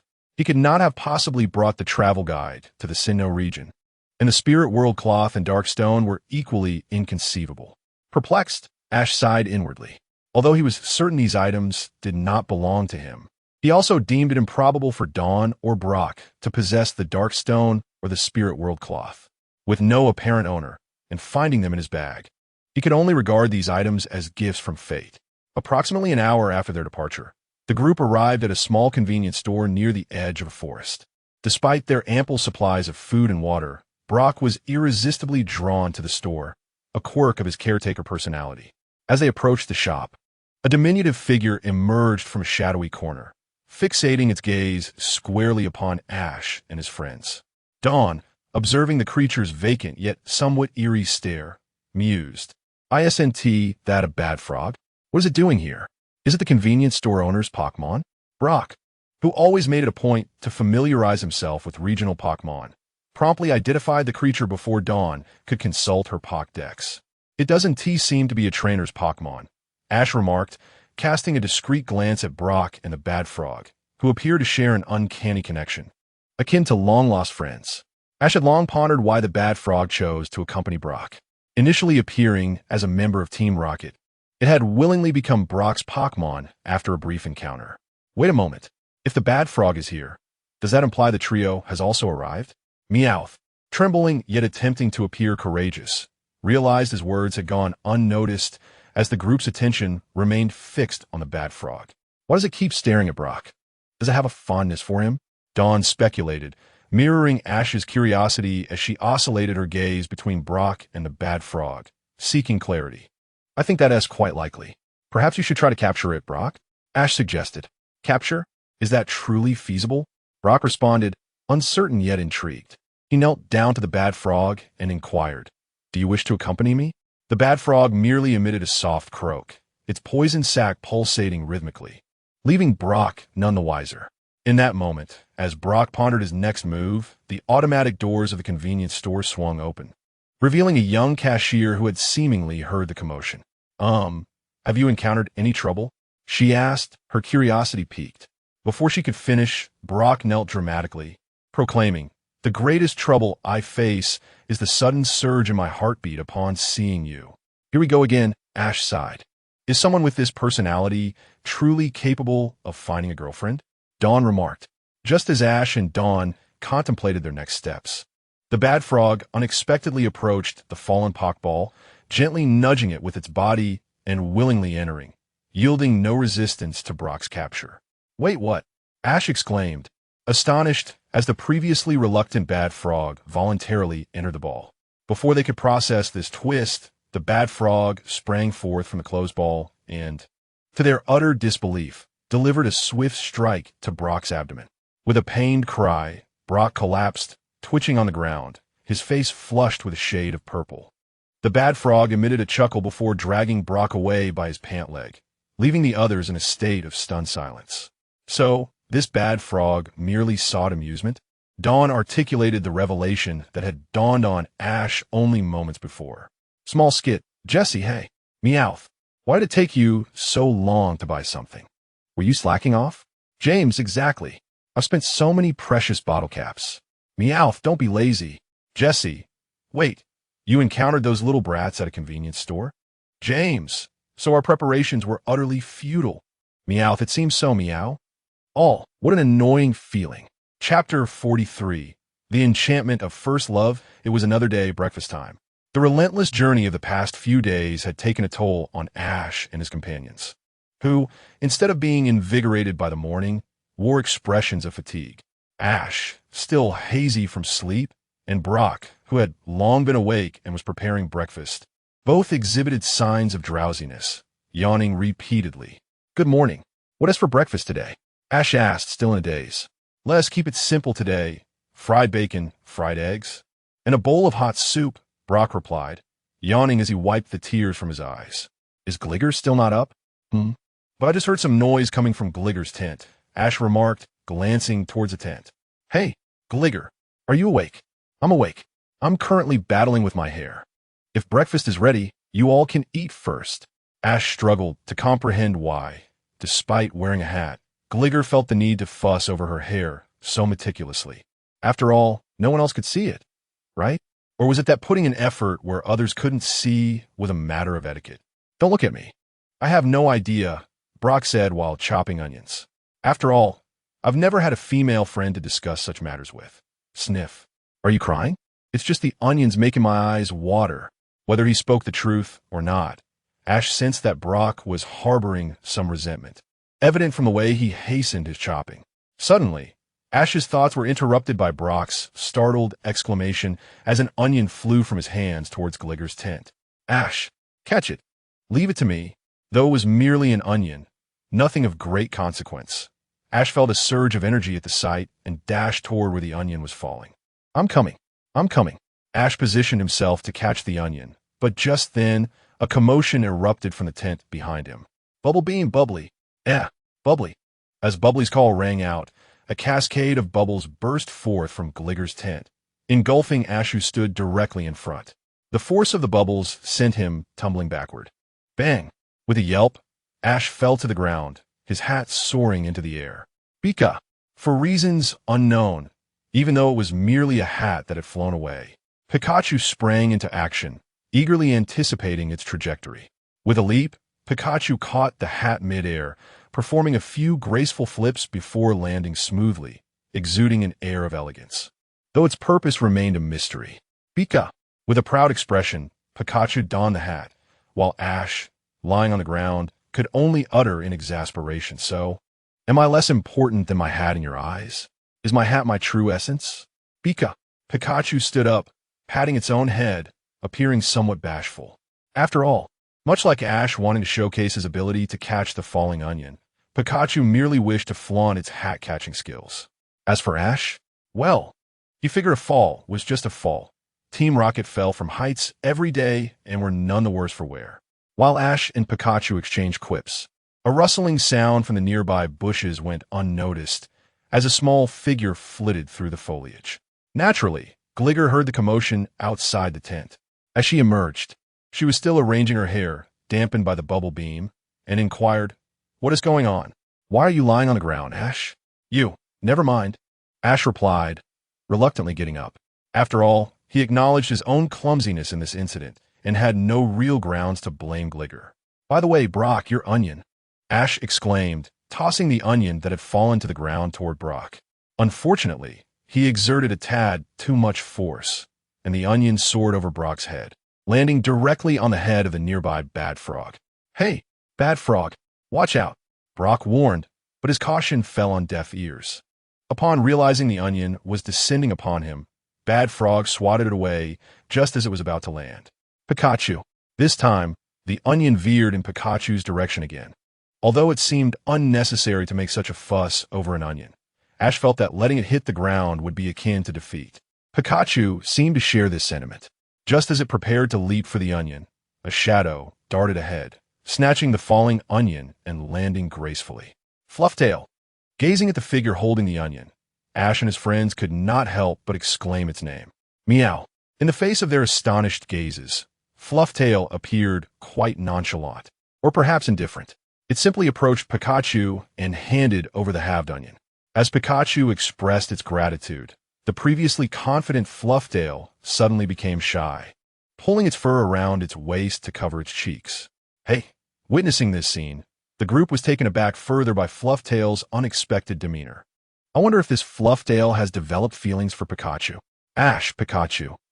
Each of their expressions varied, but perhaps none were more taken aback than Pikachu, the subject of the speculation.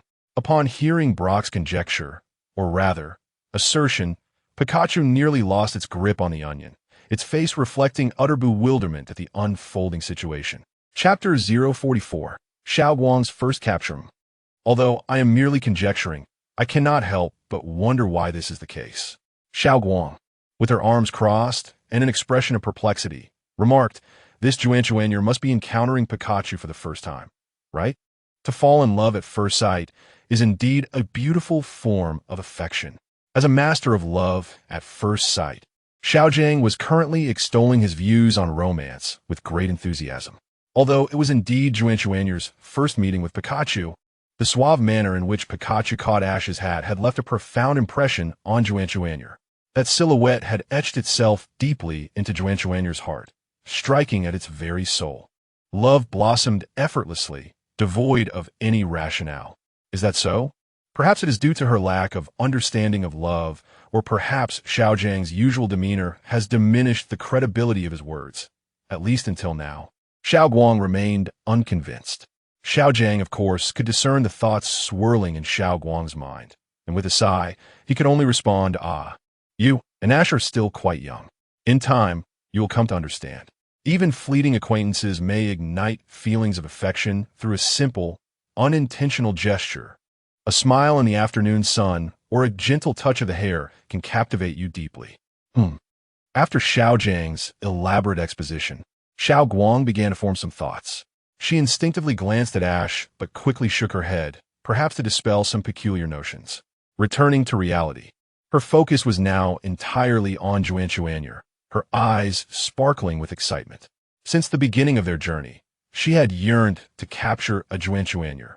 Yet her most recent attempt had faltered due to Ash's interference, or rather, her own misstep. However, now that this Juanchuanyer seemed to harbor affections for Pikachu, capturing it would not be impossible. Yuang Xuanyao? She called, piquing the creature's curiosity. "Since you seem to like Pikachu, would you like to come along with me? That way, you can be with Pikachu every day." Pika. Pikachu was taken aback at the thought of becoming bait to lure wild Pokémon, but upon seeing Xiao Guang's earnest expression, it fell silent. Meow. It must be said that Xiao Guang's proposal was indeed enticing to Juanchuanyer. Its feelings for Pikachu were genuine, and it was not particularly enamored with the wilderness. In fact, its living conditions mattered little. Thus, following this human before it appeared to be the optimal choice, especially if it meant being with Pikachu. Just as Juanchuanyer was about to be successfully lured by a Xiao Guang, a thunderous explosion erupted, accompanied by a shower of debris and a cloud of dust. Startled, Xiao Guang cried out, "What is going on?" The next moment, the familiar voices of Team Rocket reached Ash and his companions, along with the introduction of a newly constructed giant robot. "Ha! This time, we're different from last time. Our robot not only withstands electricity, but is also resilient to impact." Musashi shouted from within the robot, her voice dripping with mockery. "This time, you little brats 1T sent us flying so easily. To redeem my previous failures, I even sold my precious collectibles to fund this endeavor. We will succeed this time. Sonins, Manini, these people are truly insufferable. When will they ever learn?" At this critical moment of capturing Juanchuanyer, Team Rocket's disruption was understandably vexing for Xiao Guang. Alas, if they could learn a lesson, they wouldn't be Team Rocket. Ash, nonchalantly, began contemplating which Pokémon to send out.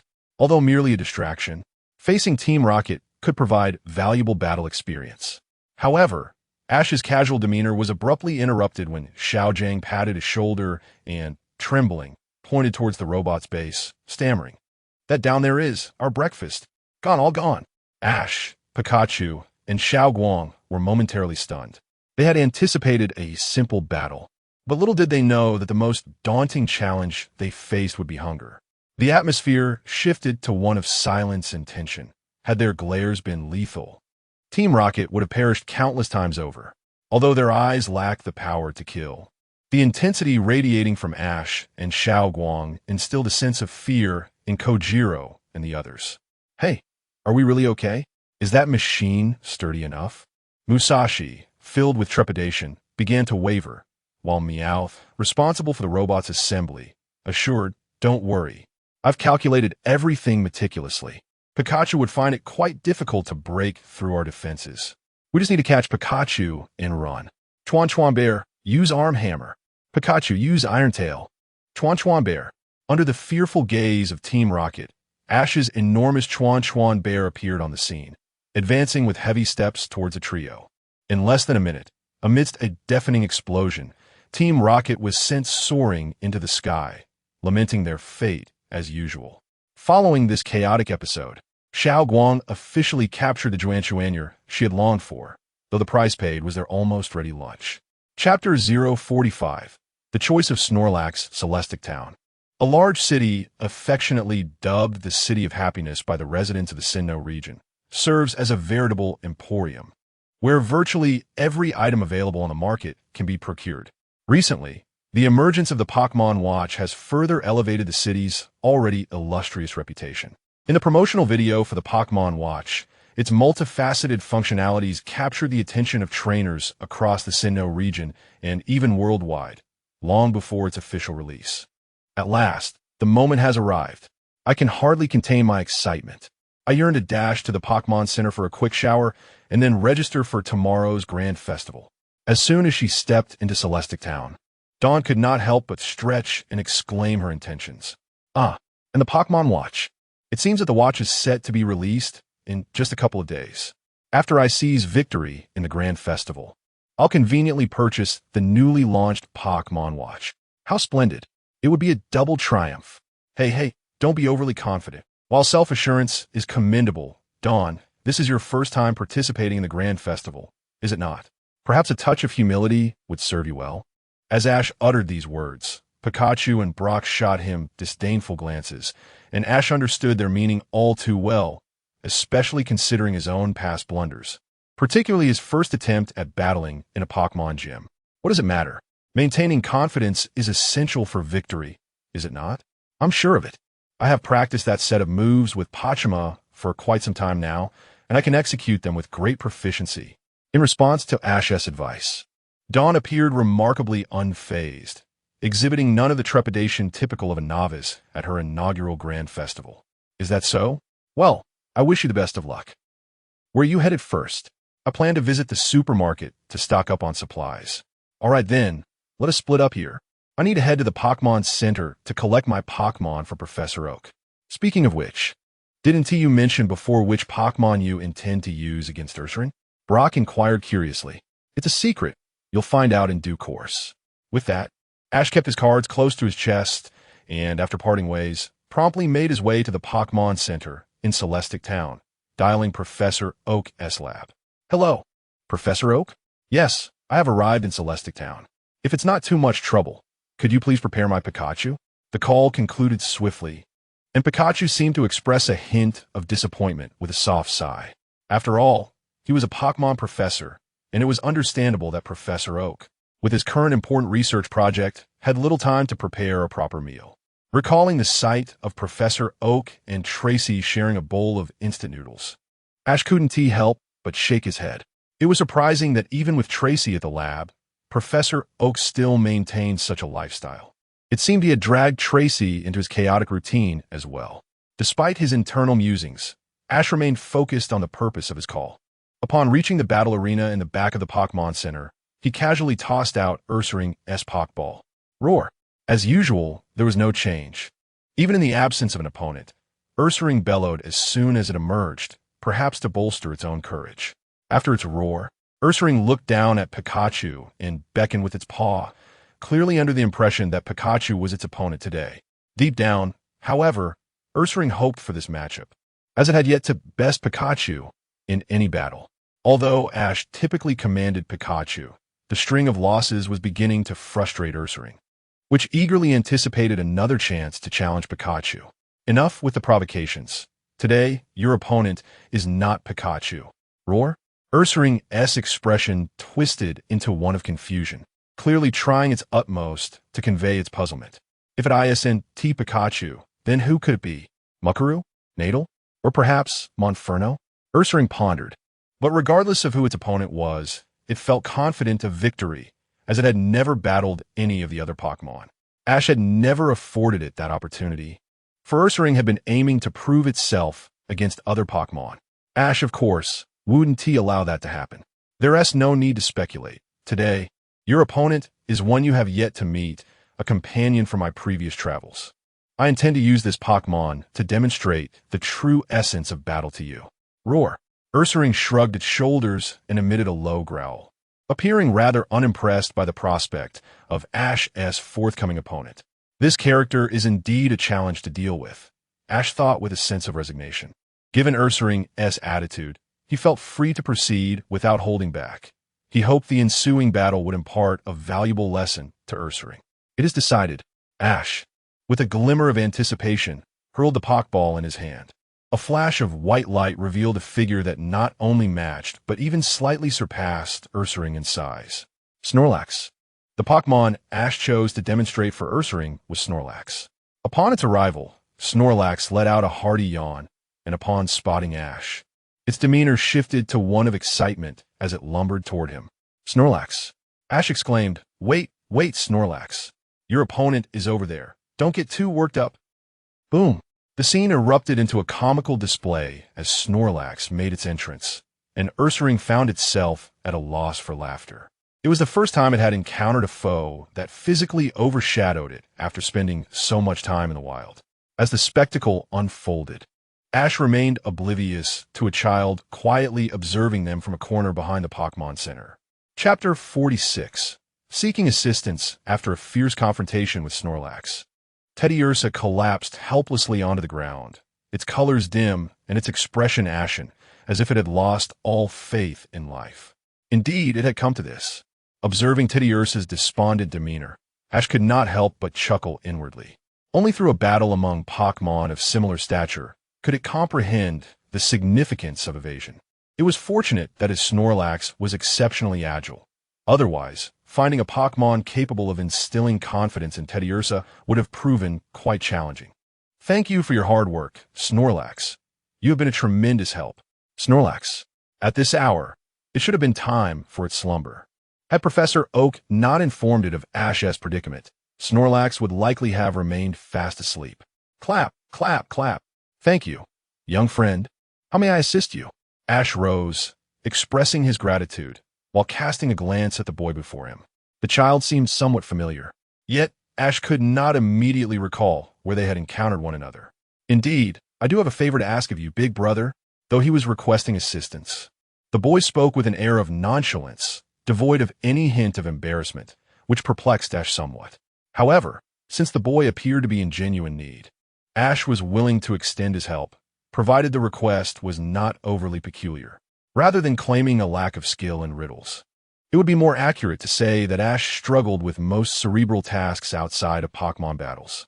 Reflecting on his time on Fire Island, he recalled being utterly at a loss during a guessing game. It was not a riddle. The questions all pertained to Pokémon. As the primary audience for Pokémon watches were trainers, hence the queries centered around them. I see. Ash nodded in understanding. If that is the case, I have no objections. I currently have no pressing matters to attend to.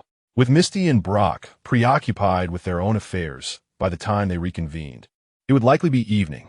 Rather than idly waiting at the Pokémon Center, engaging in a meaningful task seemed far more appealing.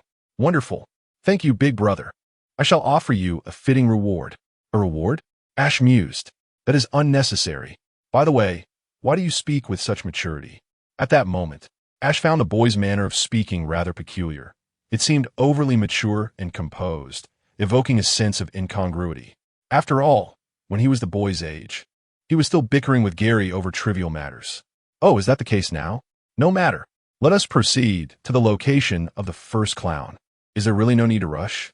I'm not going anywhere. By the way, is this reward limited? Or has this event been publicly announced? It was then that Ash recalled Misty. She was utterly captivated by Pokémon watches, even expressing her intent to be among the first to acquire the newly released model just the day before. If an opportunity arose, Ash would certainly wish to assist her. However, no, this information is internal. No one knows what the clowns appearing on the streets are about. Internal information? How did this boy come to know? Does someone in his family work for the Pokémon Watch Company? Oh, I almost forgot to introduce myself. My name is Ash, and this is Pikachu. Pika. I am Terahiko. The boy gracefully introduced himself, gesturing elegantly. This is my partner, Meowth. Terahiko, huh? That name does ring a bell. This must be someone I've met before. Combining his demeanor with the mention of internal information, He is likely the child of the Pokémon Watch Company's general manager. But why did he seek Ash's help in answering questions to obtain a Pokémon watch? A flurry of hypotheses raced through Ash's mind. Yet, until the boy disclosed his intentions, Ash could not fathom them. Nonetheless, since he had already promised to assist, he would see it through to the end. As for the boy's motives, those would reveal themselves in due course. Chapter 47. The commission from the Pokémon Watch Company after leaving the Pokémon Center for a little over 10 minutes, guided by Zhao Yan.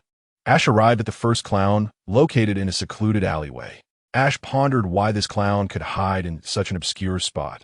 Was it perhaps out of fear of being discovered? All right, Ash steadied his emotions, preparing to answer the questions.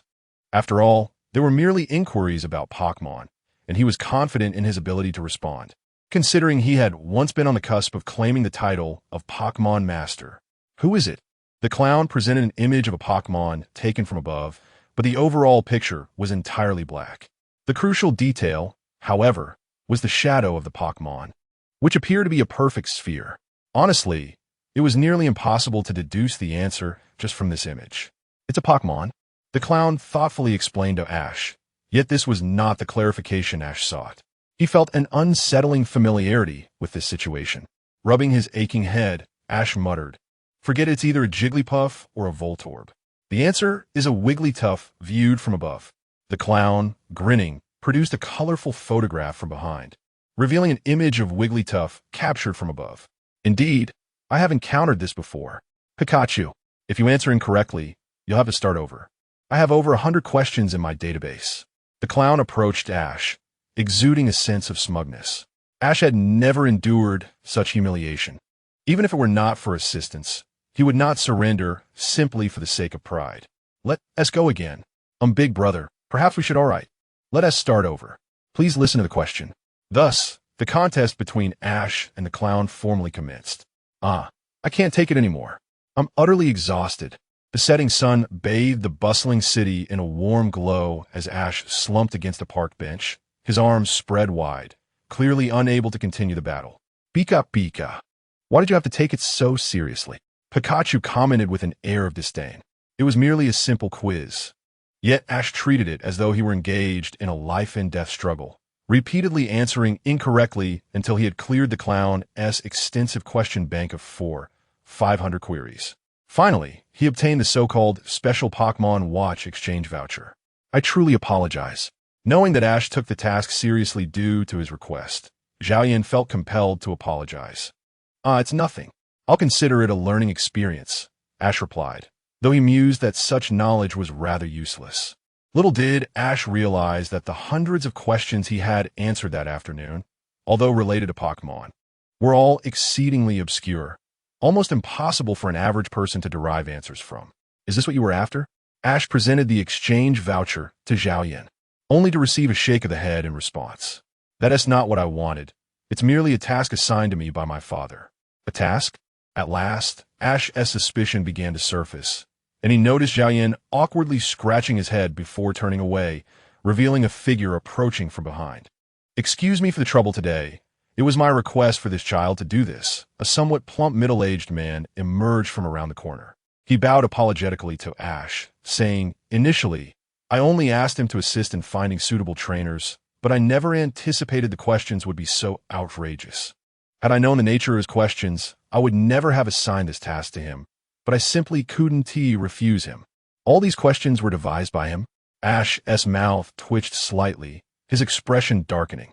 Zhao Yan, realizing his mistake, sheepishly smiled at Ash before retreating behind the middle-aged man. "I sincerely apologize. Perhaps it's due to his playful nature that he included such bizarre content from those odd books." The middle-aged man reiterated his apologies and introduced himself. "My name is Zhao Dun, the general manager of the Pokémon Watch Company. I'm truly sorry for taking up your time, actually. We are currently seeking exceptional Pokémon trainers to assist in testing our products." "Testing? Pika." Ash exchanged a puzzled glance with Pikachu and asked, "But isn't the Pokémon Watch set to launch tomorrow? Why begin testing now?" No, Zhao Dun quickly clarified. "Products must evolve, and the Pokémon Watch is no exception. Although the first edition releases tomorrow, our research and development have not ceased. We simply have not yet found the right individuals to assist with testing the new features. Hence, we devised this method to identify trainers with Pokémon knowledge through the clown as questions. So you're looking for trainers through this questioning method? Ash began to piece together the situation, but then he added, if that's the case, I fear I won't have much time. I must attend the Grand Festival tomorrow and leave the day after. No, that is not a problem. You don't need to be present. What we require is for you to carry the test product with you. We will provide you with some related items. And you simply need to use the email function of the Pokémon Watch to report your experiences during your travels, of course. The compensation will be quite generous. What do you think? Ash glanced at Xiaodun, then at Xiaoyan, who was peering out from behind, both looking at him with hopeful expressions. Finally, he nodded, saying, I understand. Let us proceed with that. Since it wouldn't require a significant investment of his time, Ash found no compelling reason to decline, especially since they promised adequate compensation. Thus, Ash followed Xiaodun and Xiaoyan toward the Pokémon Watch Company. Chapter 048. A Gift of a Pokémon Egg? As night fell, in the bustling lobby of the Pokémon Center, Dawn and Brock anxiously awaited by the entrance. Where could Ash have wandered off to? Surely he hasn't gotten lost. While it is indeed easy to lose track of one another during their travels, they were in the city. Any passerby could provide directions. So how could he possibly be lost?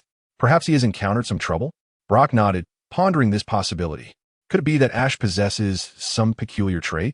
Just as they contemplated whether to venture out in search of Ash, they spotted a familiar figure crossing the street, accompanied by Pikachu. There he is. Finally, I need to find out what he has encountered, Dawn mused, noticing something peculiar in Ash's arms. What is that he carries? Before Ash could draw near, they discerned that the strange object cradled in his arms resembled a Pokémon egg? What? Brock's speculation left Dawn in a state of confusion. How could Ash procure a Pokémon egg after merely a day out? Oh, I'm utterly exhausted. Yet, I never expected such a remarkable find, right, Pikachu? Pikachu, content, patted its belly with a satisfied demeanor. Upon their invitation to the Pokémon Watch Company, they were warmly welcomed, indulging in delightful refreshments from the afternoon tea to dinner. Although much of their conversation revolved around the specifics of the commission, it did not hinder Ash and Pikachu from enjoying their meal. Having spent considerable time outdoors, despite Brock's culinary efforts, the limitations of wild ingredients were apparent. Thus, Ash was immensely gratified to savor such exquisite food again. Moreover, as a parting gift, the manager had unexpectedly presented Ash with a special Pokémon egg, stating that he was unaware of which Pokémon it contained, a gift from a business partner. While acquiring several Pokémon eggs for testing the latest technology would not pose a challenge for such a large company, the manager seemed eager to ascertain whether this functionality would operate effectively in a more practical outdoor setting. In this regard, Ash certainly found himself in a fortunate position. As Ash approached the Pokémon Center, he noticed Dawn and Brock standing there, their expressions reminiscent of detectives scrutinizing a suspect. What's the matter? Ash inquired, puzzled. Drawing closer, Dawn illuminated the egg's appearance. It was a delicate blend of light blue and gray, and even through the container, she could sense its exquisite craftsmanship. Well, it's a long story, Ash replied, compelled to recount his day's adventures in detail. Dawn and Brock listened, wide-eyed, until Ash mentioned Mr. Xiaodun, the CEO of the Pokémon Watch Company, who had gifted him the unique Pokémon watch and the egg. At this revelation, they could no longer contain their astonishment. Honestly, Ash, you must possess some extraordinary luck. I mean, it's rather bizarre that you arrived in Jubilife City today and encountered such events, Brock remarked, his serious demeanor suggesting he was starting to believe his earlier suspicions. Wait, you already received the Pokémon watch? I went to reserve one today, but they told me they were sold out. You're incredibly fortunate. Dawn's eyes gleamed with envy as she gazed at the watch on Ash's wrist. Well, I did consider getting one for you, but they mentioned that all the watches produced in the last few days were already reserved. If you want one, you may need to wait until the day after tomorrow, or even longer, as long as I can obtain a Pokémon watch.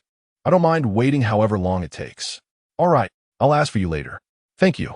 Only at that moment did Dawn's demeanor shift to one of earnest sincerity. Nonetheless, she had to contact someone the next day anyway. It was merely a matter of inquiring, and whether she could secure one would depend on luck. By the way, have you successfully registered for the contests?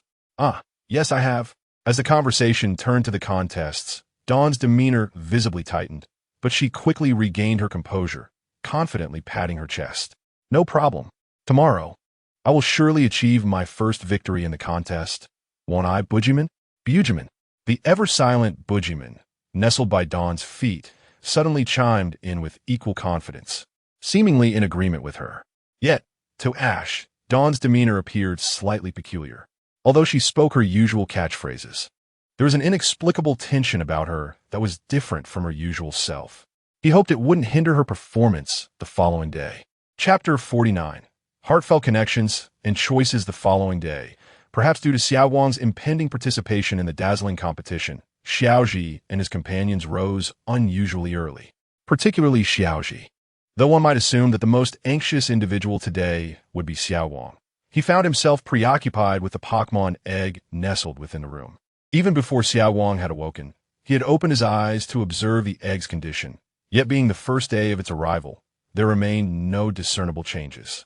Soon after, Xiao Wang stirred awake, and her first thought was not about what breakfast should entail, but rather to request a battle with Xiaoji to better prepare herself for the forthcoming contest. After breakfast, in the battle arena located in the backyard of the Pokémon Center, Xiaoji's Pikachu engaged in a friendly match against Xiao Wang's Pachima. With a flash of electricity, dodge. Initially, there were concerns regarding the synergy between Xiao Wang and Pachima when they first teamed up. However, after several days of rigorous training in the wilderness, their coordination was now commendable. Xiao Wang had certainly overcome her previous blunders. Pika. Pachima. Pachima adeptly evaded Pikachu's Thundershock with a nimble leap, as if anticipating the move. Xiao Wang seized the opportunity, capitalizing on Pachima's aerial advantage to gain the upper hand in the battle. Use Peck. How naive. Xiaoji shook his head. Just as he contemplated commanding Pikachu to unleash Volt Tackle to conclude the match, a sudden figure darted between them. For reasons unknown, the Ambipom intervened at the critical moment, using its Swift to counter Pachima's Peck, sending it flying. Hey, Ambipom, what are you doing? Xiao Wang exclaimed as she caught the airborne Pachima. Just as she was about to express her displeasure towards Ambipom, it unleashed its shadow clone in midair, summoning multiple copies to execute Swift from various angles. The 5 clones combined their efforts to form a magnificent golden star in the sky, leaving the onlookers in awe. The proud Ambipom, after its dazzling display, puffed its chest out as if seeking validation for its performance. What a splendid performance. Did Ambipom come up with this on its own? Brock was the first to voice his thoughts. It truly is impressive. I had no idea Ambipom had been observing my training sessions with Pachima for this purpose. Could it be that it wishes to participate in the dazzling competition as well? Xiao Wang responded, her eyes sparkling with excitement as she turned toward Xiaoji. For her, having another familiar competitor joining her in the contest was undoubtedly a boon. Moreover, the thought of Xiaoji participating in the dazzling competition was exhilarating. Go ahead and register for the competition. I will join you shortly. Huh. All right. Though curious about Xiaoji's intentions, the atmosphere of the moment compelled Xiao Wang and Brock to exchange glances before they proceeded toward the venue. Okay? Under Xiaoji's scrutinizing gaze, Ambipom felt a flicker of nervousness, uncertain if it had overstepped any boundaries. Its spontaneous entry into the battle was merely an attempt to surprise Xiaoji. Pika. Pikachu, always attuned to shifts in mood, sensed Xiaoji's unusual demeanor. Just as it was about to speak in Ambipom's defense, Xiaoji finally broke the silence. Ambipom, are you genuinely interested in the dazzling competition? Okay? Ambipom was taken aback, not expecting such a question after Xiaoji's prolonged contemplation. Without time to ponder, it nodded vigorously, exuding unwavering conviction. And what about battling alongside Pokémon? Which do you prefer? Okay? Pika. Both Ambipom and Pikachu were caught off guard by Xiaoji's ensuing inquiry, rendered speechless as they gazed at him with bewilderment. Well, it's not an excessively serious matter. Xiaoji scratched his cheek and continued. If your interest lies solely in the dazzling competition, I can join you as a participant. However, if your true preference leans towards the dazzling competition over Pokémon battles, the implications shift significantly. Upon finishing his explanation, Xiaoji removed his cap and gently placed it atop Ambipom's head, speaking in a tender tone. I respect your choices. If your heart truly belongs to the dazzling competition, I can entrust you to Xiaowang. My singular ambition is to ascend to the pinnacle of Pokémon mastery with you all. While I may accompany you in a few dazzling competitions, I shall abstain from the grand stage that symbolizes the apex of coordinating trainers, the grand celebrations. Therefore, if your aspirations are aligned with the grand celebrations, remaining by Xiaowang's side would be the most prudent choice. Okay? Ambipom had indeed harbored an interest in the dazzling competition initially. Even up until a minute ago, it had firmly believed in its decision. Yet, upon hearing Xiaoji's serious elaboration on the matter, it found itself engulfed in confusion. It appeared that Ambipom had an affinity for both Pokémon battles and dazzling competitions. Observing Ambipom's indecision, Xiaoji seemed to have anticipated this outcome. He chuckled softly, lifted Ambipom onto his head, and uttered words that sent a shiver through its body. Chapter 050. The anxiety of the first competition. Why have you always had a penchant for mischief? While your nature is indeed lively and energetic, it seems there is no intrinsic connection to your love for pranks. Furthermore, if your disposition were inherently mischievous, you wouldn't have suddenly quieted down recently, would you? Ash's words plunged the Ambipom into contemplation. It had never truly considered what it genuinely desired, whether it was accompanying Ash to the Sinnoh region, engaging in endless pranks, or now, disrupting the battle between Buniri and Pikachu, showcasing its flair for dazzling contests. What is it that I truly seek? You merely wish to garner attention from others, correct? Perhaps the word care might also suffice, but rather than inciting worry, Ambipom yearned to bring joy to others, to elicit smiles. If my conjecture holds true, then I must first offer my apologies. I have indeed failed to pay you adequate attention recently in your transformation. Let me reflect. It seems to have begun with the time of the Cherubi, or perhaps it was when I captured the Munchlax, and the focus of my training shifted predominantly to it. That was when you began to differ from your former self. Following Ash's words, Ambipom began to ponder. Indeed, it playfully tapped Ash on the head, agreeing with his assertion. Right? Ash smiled, stating, if all you desire is attention, then continue to accompany me. However, if you wish to shine in the grand contest, follow Dawn. She possesses remarkable talent and could undoubtedly cultivate you into a dazzling star. So what shall your choice be? Ash held the Pokeball in one hand, while in the other, he grasped Ambipom's Pokeball, posing the question, why so slow? What were you and Ambipom discussing? Brock at the contest registration desk observed Ash's figure and inquired. Oh, just a trivial matter. Nothing significant, Ash replied, a cheerful smile gracing his face as he tightened his grip on Ambipom's Pokeball. Previously, he had failed to recognize that all Ambipom sought was the gaze of others. He had naively assumed it had a genuine interest in the Pokémon contest and the Pokémon ping-pong, leading to immature decisions. Speaking of which, Ash finally noticed Dawn, who had already changed into her dress, chatting with a young woman with orange hair standing opposite her. Oh, that is Zoe. Like Dawn, she is also a contestant in the Jubilife City contest. Zoe just helped Dawn find something she lost, and now they're sharing insights about the competition. Insights about the competition? Ash mentally scoffed. While they might call it insights, isn't this Dawn's first time participating in a contest? What insights could she possibly have? At most, it would be mere imagined scenarios of competition. Well, see you at the finals then. The finals? Goodbye. As Ash and Brock approached, Dawn and Zoe's conversation had concluded, and it seemed Zoe didn't notice Ash and Brock, stepping into the waiting room to prepare, leaving a flustered Dawn behind. Are you nervous? You startled me. It's just you, Ash. Not only did Zoe fail to notice them, but even Dawn, facing Ash and Brock, only recognized them after Ash spoke up. Taking a deep breath, she attempted to calm her nerves, yet her racing heartbeat was undeniable. By the way, Ash, are you and Ambipom participating in this contest? If so, registration is over there. No, we want to be participating, Ash shrugged, denying her assumption. Dawn looked quite disheartened. She had thought it was a given that Ash would participate, only to be surprised by his outright denial of her assumption. What a pity.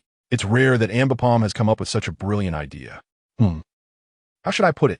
Ambipom does indeed have some interest in the contest, but it is merely that interest. Perhaps someday, I might bring Ambipom to participate in a contest, but not today. Well, all right. reflecting on the atmosphere between Ash and Ambipom. And observing Ash's now relaxed demeanor, Dawn felt assured that they must have communicated well, otherwise Ash wouldn't appear so at ease. In any case, Ash walked behind Dawn, giving her a gentle push toward the waiting room. Just channel that unyielding spirit of yours and push through to the end. Since you've already registered for the competition, there is no need to worry unnecessarily. Just fight to the finish. Who are you calling foolishly spirited? How rude. If we're being honest, that would be more fitting for you, Ash. All right, let us leave it at that. Brock and I will go prepare to watch your performance. Wait for me to finish speaking. Dawn puffed up her cheeks, glaring at Ash's retreating figure, then muttered under her breath, audible only to herself, "What's this?" Speaking for me, as if it's not you who won to be nervous. However, despite her complaints, as Dawn moved her hand back to her chest, she suddenly noticed her heartbeat gradually normalizing, as if she truly wasn't as anxious as before. How strange, she mused, shaking her head and heading toward the waiting room. After all, having finally calmed down, her immediate priority was to communicate thoroughly with Buniri and adjust her state of mind. Chapter 051. The Grand Contest The Grand Contest was in full swing, and perhaps due to the grandeur being held in a bustling city like Celebration City, each contestant showcased remarkable skill. Among them, the first to perform was Xiao Wang, who exhibited the poise and expertise of a seasoned coordinator. In addition to her, another participant, a rather avant-garde artist named Sweet Musashi Lina, astonished the audience by concluding her act with a menacing feraligatr clamping down on her upper body, greeting both the spectators and judges. Although Ash found it hard to appreciate such a performance, it surprisingly garnered unanimous acclaim from the audience. The last coordinator to take the stage was Xiao Wang, making her debut at the Grand Contest. When she appeared in her elegant dress, Ash, Brock, and Pikachu felt a wave of anxiety. However, they soon relaxed as Xiao Wang and Pachima executed their performance admirably. Though her movements were slightly stiff, Xiao Wang certainly did not resemble a novice trainer. It was astounding to witness her growth in such a short span of time. After watching Xiao Wang's performance, Brock openly commended her. This sentiment was entirely justified, as they had recently traveled with Xiao Yao, whose initial performance could only be described as dismal. The focus now lay on the second round of evaluations. Ash remarked calmly, and Brock nodded in agreement. Having observed Xiao Wang's training journey, they were confident in her ability to succeed in the first round. However, the most daunting challenge for newcomers was undoubtedly the second round, which involved battling against other contestants. After a brief wait, the names of the 8 contestants who advanced to the second round were revealed on the large screen. As anticipated by Ash and Brock, both Xiao Wang and Xiao Wang had successfully progressed, alongside 6 other exceptional participants. Yet, the issue Ash raised regarding the upcoming battles remained, under the gaze of the audience. The photographs of the 8 contestants shuffled and paired anew on the screen. Soon, the matchups for the second round appeared. Should they consider it good or bad luck? They exchanged resigned smiles. While they had considered this possibility, it was nonetheless surprising that Xiao Wang's first battle would be against Xiao Wang, arguably the most skilled contestant in the competition. However, if victory was the goal, then facing her early or in the final round made little difference. The championship was what Xiao Wang truly desired. "You seem quite affected," Ash noted, rolling his eyes as he prepared to focus intently on the battle between Xiao Wang and Xiao Wang. Though he privately wondered if Xiao Wang could truly secure a victory after such a brief period of preparation, Xiao Wang felt even more uncertain. Upon seeing her first-round opponent in the waiting room, she grew tense, clutching Pachima tightly, inadvertently squeezing so hard that the little Pokémon nearly lost consciousness. Facing Xiao Wang in the first round? No, I must pull myself together. She shook her head, casting aside her doubts, just as Ash had recounted during his visit. Once she had resolved to achieve victory, it mattered not who her opponent was. They would eventually confront one another. "All right, Pachima, are you ready?" "Pachima, what's wrong with you?" After a brief respite, the second round commenced. Initially, Xiao Wang intended to deploy Pachima against Xiao Wang, but reconsidering, she opted to utilize her Buniri in an effort to enhance her chances. After all, Xiao Wang was unaware of Buniri's abilities, which could provide a strategic advantage. As Xiao Wang and Xiao Wang stood on stage, Each summoned their Pokémon. Perhaps they shared a mutual understanding, for Xiaowang did not summon her first-round Pokémon, Miss Smagius, seemingly anticipating that Xiaowang would not choose Pachima to battle her. The match was undoubtedly thrilling, yet throughout, Xiaowang felt overshadowed by Xiaowang's experience. While Buniri managed to gain a slight advantage with a well-placed Ice Beam against Meowstic, it struggled to penetrate Meowstic's defenses otherwise.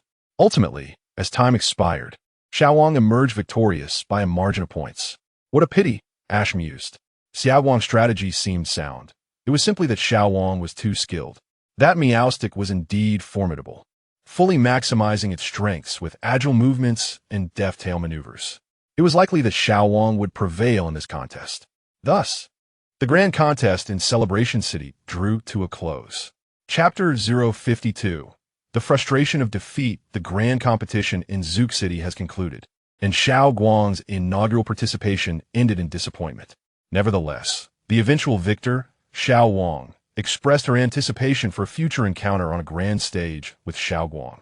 Before departing, Xiao Wang also exchanged greetings with Xiao Ji, whose aspirations to join the Pokémon League and potential participation in this very competition seemed to elicit a subtle shift in her expression, though this change went unnoticed by Xiao Ji and the others.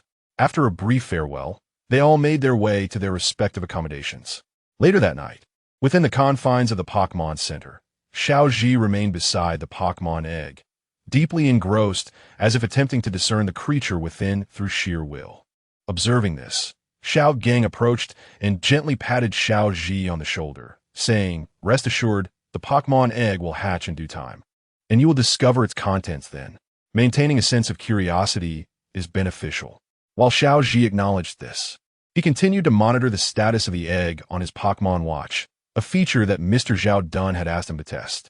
It was said that by placing the detector on the egg, the watch would display its condition, predicting how long until hatching.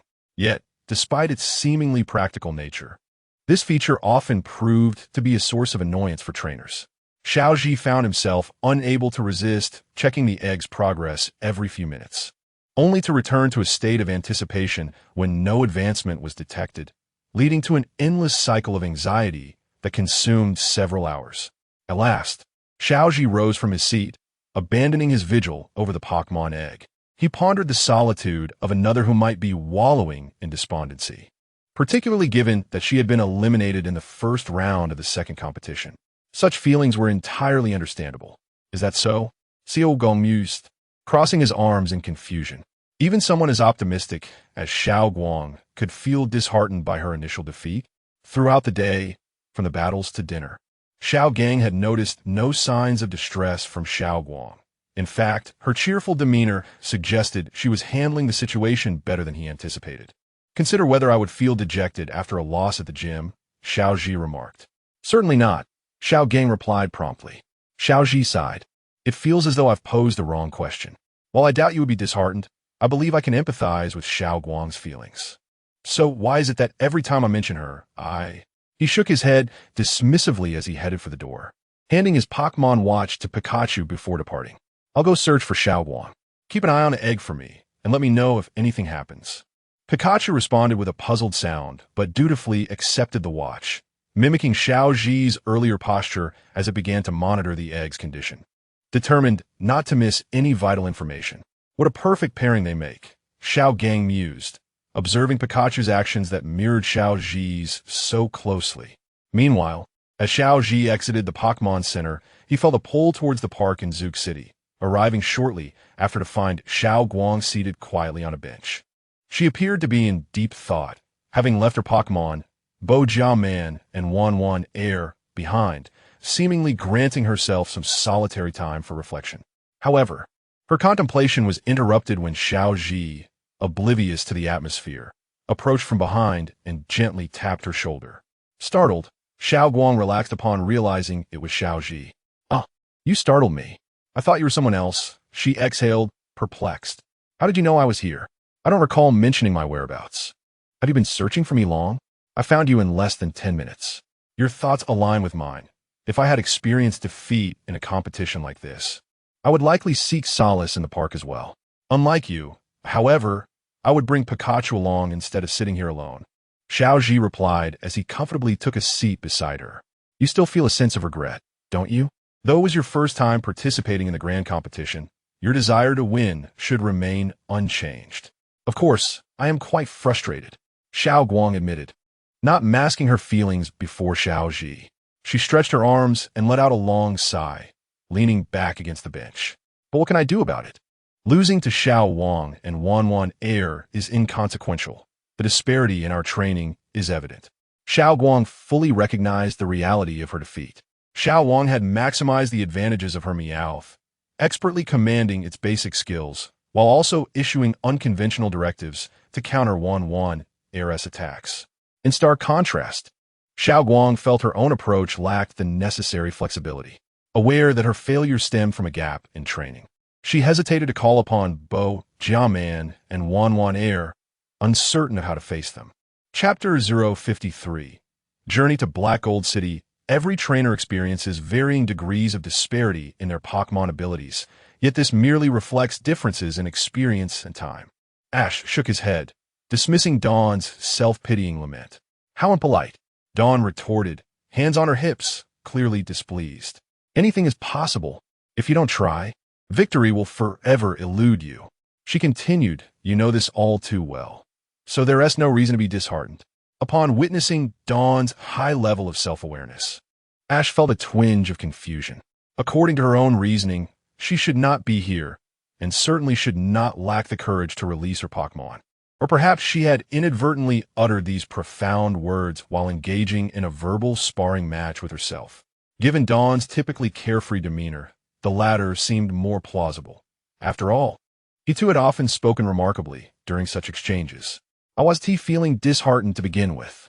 Dawn corrected herself. I am merely contemplating how to secure a victory against May. Though May possesses greater experience and skill, I refuse to concede defeat. Excellent. That's the kind of fighting spirit we need. Dawn's fervor intensified, and even Ash found himself invigorated by her determination. Yet for some reason, her voice suddenly softened. She closed her eyes, took a deep breath, and when she opened them again, the confusion had vanished. My experience alone cannot match May's. I will need your assistance in Pokémon battles, if you would be so kind. Of course. Dawn nodded with satisfaction, turning away, but soon faced Ash again, extending her right hand. Let us make a pact. You mustn't go back on your word. What a hassle. As if I would backtrack, but you better not complain about my guidance being too verbose in our battles. With a crisp sound, Ash and Dawn's palms met in agreement. 2 days later, on a bright morning, Ash and his companions set forth once more towards Black Gold City. Finally, it's in my hands. Thankfully, there was leftover stock, Ash said, gazing wearily at the Pokémon watch in Dawn's possession. Well, that is part of luck, Dawn replied cheerfully. I truly appreciate it. Without your help, I would have missed out on this Pokémon watch. Upon receiving the watch, she immediately adorned her wrist with it, clearly enamored. Seeing her joy, Ash felt no need to voice any complaints. The process may have been a bit convoluted, but the outcome was satisfactory. Pika. After witnessing Dawn's splendid contest, Ash and Pikachu were brimming with eagerness. Routine training was merely that. To truly revel in battle, they yearned to challenge skilled trainers or gym leaders. Let us see. It appears the distance isn't too far. We merely need to traverse a small patch of grass, and then cross a mountain, Dawn exclaimed, her tone a mix of excitement and uncertainty. Is a mountain climb? She queried. It's just a small hill, Brock reassured, although the path had its challenges previously. The gym leader of Black Gold City has recently taken steps to improve the mountain trail, so we should reach the city soon. His tone remained optimistic and lighthearted, especially when compared to the rugged paths of their past journeys. Absolutely, Dawn nodded enthusiastically. This will be my first mountain hike, and I'm quite excited. After all, Ash, didn't you mention that the mountains are the best place to encounter extraordinary phenomena? I'd love to seize this opportunity to capture a new Pokémon and expand my team. At that moment, Ash and Brock finally understood that Dawn's earlier astonishment stemmed solely from her excitement about the impending mountain trek. Just to clarify, I cannot guarantee that we will encounter anything fortuitous in the mountains. Generally speaking, troubles abound far more than blessings in such places. No problem at all. Even if fortune doesn't smile upon us. I simply wish to capture another Pokémon. Let us hurry and set off. With that, Dawn urged Ash forward, playfully nudging him eastward toward Black Gold City, while Ash followed, bemused by her enthusiasm. Observing the lively scene, Brock chuckled softly to himself, shaking his head. These two certainly know how to create a lively atmosphere. After his moment of reflection, Brock's gaze shifted to Pikachu, who was clutching the Pokémon watch. You're working hard too, aren't you? I didn't expect Ash would entrust you with the task of watching over the Pokémon egg to keep himself from becoming too absorbed. Pika. Pikachu seemed to acknowledge Brock's call, but did not quite grasp the rest, merely responding with a casual sound, its focus still fixed on the watch. While Ash had managed to pull himself away from his obsession, Pikachu appeared to have succumbed to its own fixation. Brock could only hope the egg would hatch soon, lest Pikachu become a member of the Heads Down crowd. Chapter 054. The Black Gold City amidst the blowing sands. How perplexing. Why is it that during the times when one yearns for an unexpected encounter, such surprises remain elusive? Standing at the exit of the Black Gold Gate and gazing down at the city, shrouded in yellow dust, Xiao Guang exclaimed in exasperation, articulating her current feelings. It truly is curious. The journey over the past couple of days has unfolded with such remarkable ease that it hardly feels like an adventure alongside Xiaoji. Hey, what do you mean by that? Xiaoji immediately expressed his dissatisfaction with Xiaojiang's remark. Why is it that when the journey proceeds smoothly, it is suggested that it feels unlike traveling together? Such a statement implies that he is the source of any travel mishaps. The challenges they faced were predominantly instigated by the trio from Team Rocket. After all, you do have a point, Xiaoji conceded, prompting Xiaojiang to ponder further. It has indeed been a while since they last encountered the trio.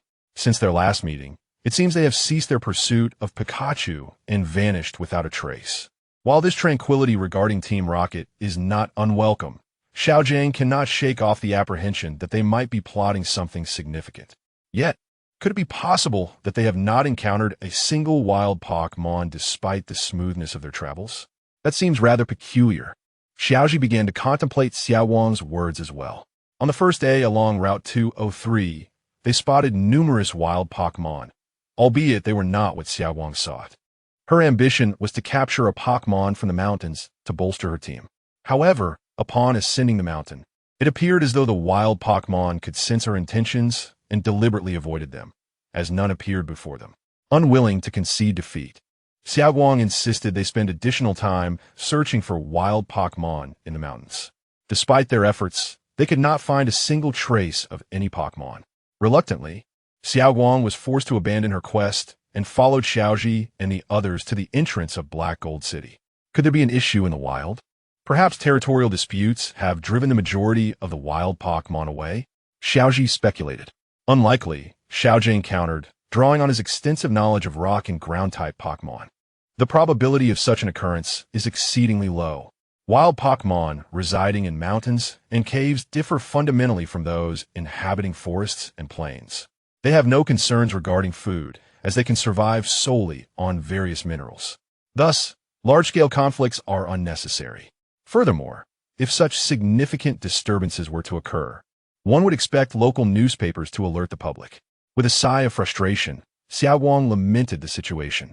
Even Xiaojiang could not elucidate the specific reasons behind the disappearance of the wild Pokémon, as he had only studied rock and ground types in such environments without having witnessed or heard any related news. Consequently, they were left without answers regarding the mystery of the vanishing wild Pokémon. As they descended the stone steps, the trio pulled out their handkerchiefs to cover their mouths and noses. Initially distracted by Xiao Guang's inquiries at the cave entrance, they had not realized the environmental conditions in Black Gold City. However, upon entering, the disarray became evident. No, I recall the images of Black Gold City being quite different. Why is there so much dust? We shouldn't be in a desert. Xiaoji squinted, waving his hand to brush away the sand that rushed toward him as he complained. I'm not sure, Xiaojiang replied, equally perplexed.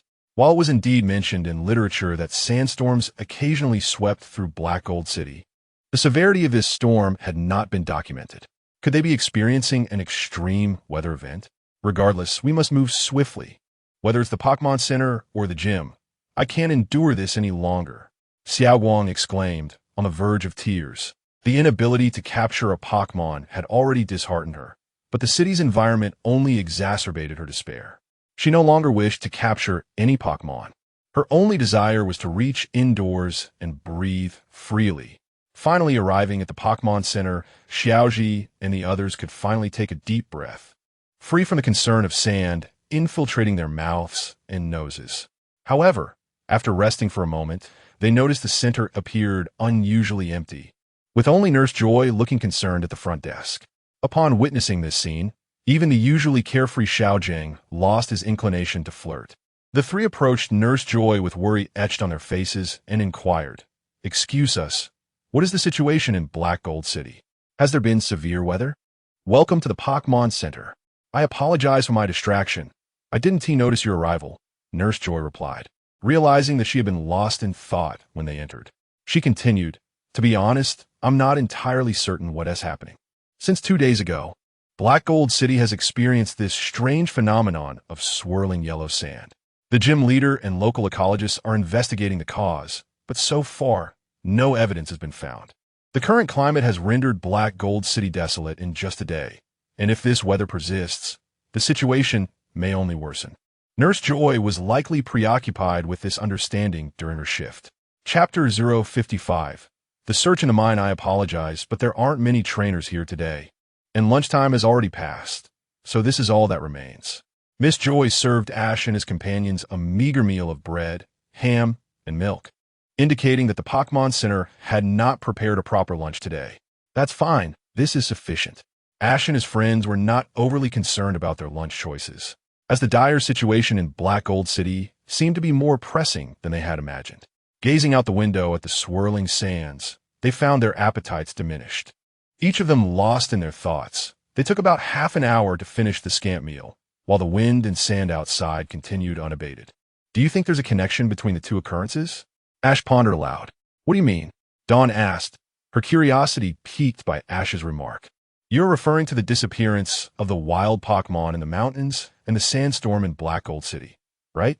Ash confirmed with a nod. After all, both events seem to have emerged recently. It feels a bit too coincidental, or perhaps more accurately, suspicious.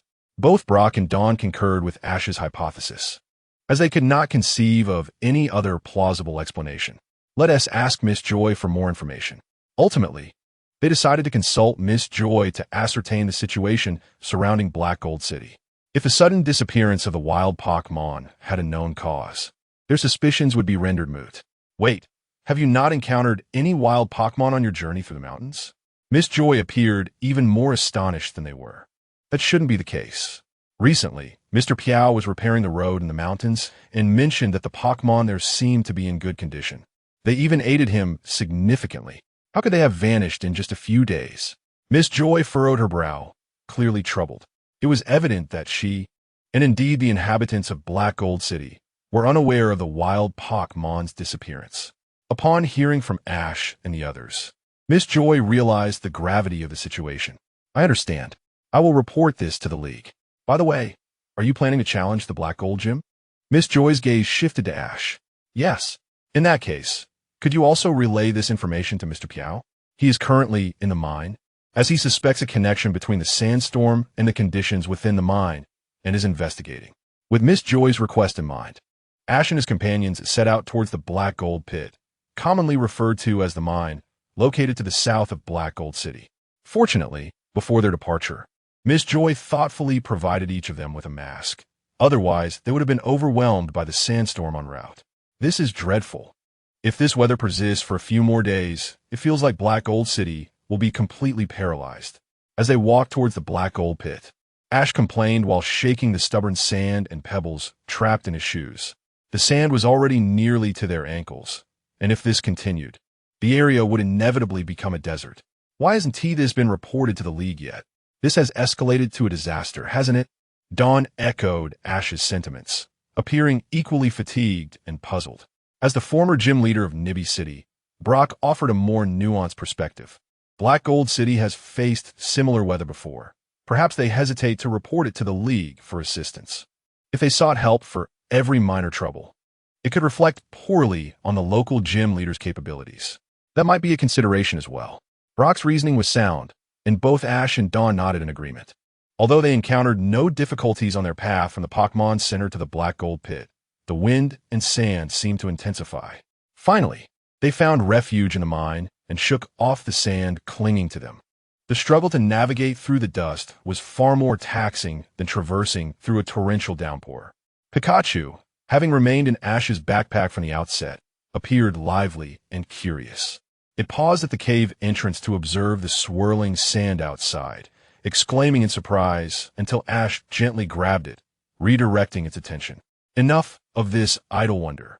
Let us hurry inside and find Mr. Piao. If we cannot resolve the current issues plaguing Black Gold City, I doubt the gym battle can proceed. However, it seems there are no people at the mine entrance. Have they all taken a holiday? Brock remarked, surprised by the absence of individuals both in Black Gold City and within the mine. Or perhaps everyone has retreated deeper into the mine. Is it safe to just walk in like this? What if something goes wrong? Ash hesitated at the mine's entrance, peering into the depths.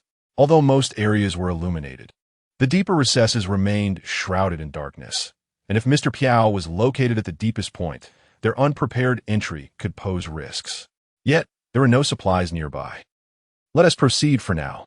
If we cannot find Mr. Piao in the lit areas, we can wait for him at the entrance. Brock's suggestion received unanimous agreement from Ash and Dawn, and they cautiously ventured deeper into the mine. With Pikachu's keen hearing, they hoped to navigate this confined space with some assurance. The trio followed the line of lights along the walls, progressing deeper into the mine. At one point, Ash briefly thought he saw a shadow flit before him, but upon glancing at Pikachu, it appeared oblivious to any disturbance. Ash momentarily dismissed the fleeting sensation, choosing to continue onward. Chapter 056, Intelligence Worth Noting. Look, ISNT that. Could it truly be Mr. Piao? Upon witnessing this, Ash approached, squinting his eyes for a better view. After a moment of contemplation, he responded, half certain and half unsure. It is no wonder that both Ash and Brock hesitated to recognize Piao. His current appearance was indeed quite disheveled. His clothing and person were covered in dust, as he lay listlessly on the ground, devoid of any vigor. Though he had not fainted, his eyes stared vacantly at the sky, rather than resembling a gym leader. Piao now bore an uncanny resemblance to a vagrant, save for the fact that his attire was somewhat intact. What on earth has happened in Black Gold City? What? Who are you? I am Ash, here to challenge the gym. Additionally, we received a message from Nurse Joy at the Pokémon Center to inform you of something. A challenger, you say? I apologize, but if it pertains to a gym challenge, it cannot proceed at this time, as Black Gold City is as you see it. Wait, you mentioned Nurse Joy has something to tell me? Piao, realizing something mid-sentence, quickly pressed for details. He seemed to hope that Nurse Joy had good news, as all the other researchers were still deep within the mine, searching for anomalies. If there was news to be had, it must surely originate from outside. Regrettably, Ash recounted the bizarre occurrences they encountered in the mountains, which made Piao aware of the underlying issues. The Pokémon in the mountains have vanished. This was something he had never anticipated. Following the fierce sandstorm in Black Gold City, he instinctively thought of the cave as conditions, wondering if something within had caused the sand and stones to erode, impacting the environment outside. However, it seemed that the situation was far more complicated than he had initially surmised. Otherwise, a multitude of professional researchers would not have spent 2 days delving into the mine without uncovering any answers. Once more donning his mask, Ash and his companions strolled through the dust-laden streets. It had only been about an hour, yet the intensity of the sandstorm felt even greater than before. What should we do now? Are we to remain in Black Gold City? Koharu shouted through her mask, her voice strained against the howling winds, fearful that the others might not hear her. What else can we do? Ash himself felt somewhat at a loss regarding the current predicament. Let us wait another day. If there is no news, we'll have to set off for the next city. Though the thought of bypassing a gym left him with an uncomfortable sensation, akin to a multitude of ants crawling over him, there was little choice. Koharu still needed to participate in the grand festival. and lingering too long in Black Gold City would undoubtedly cause them to miss several events. Compared to a gym match, Koharu's grand festival took precedence.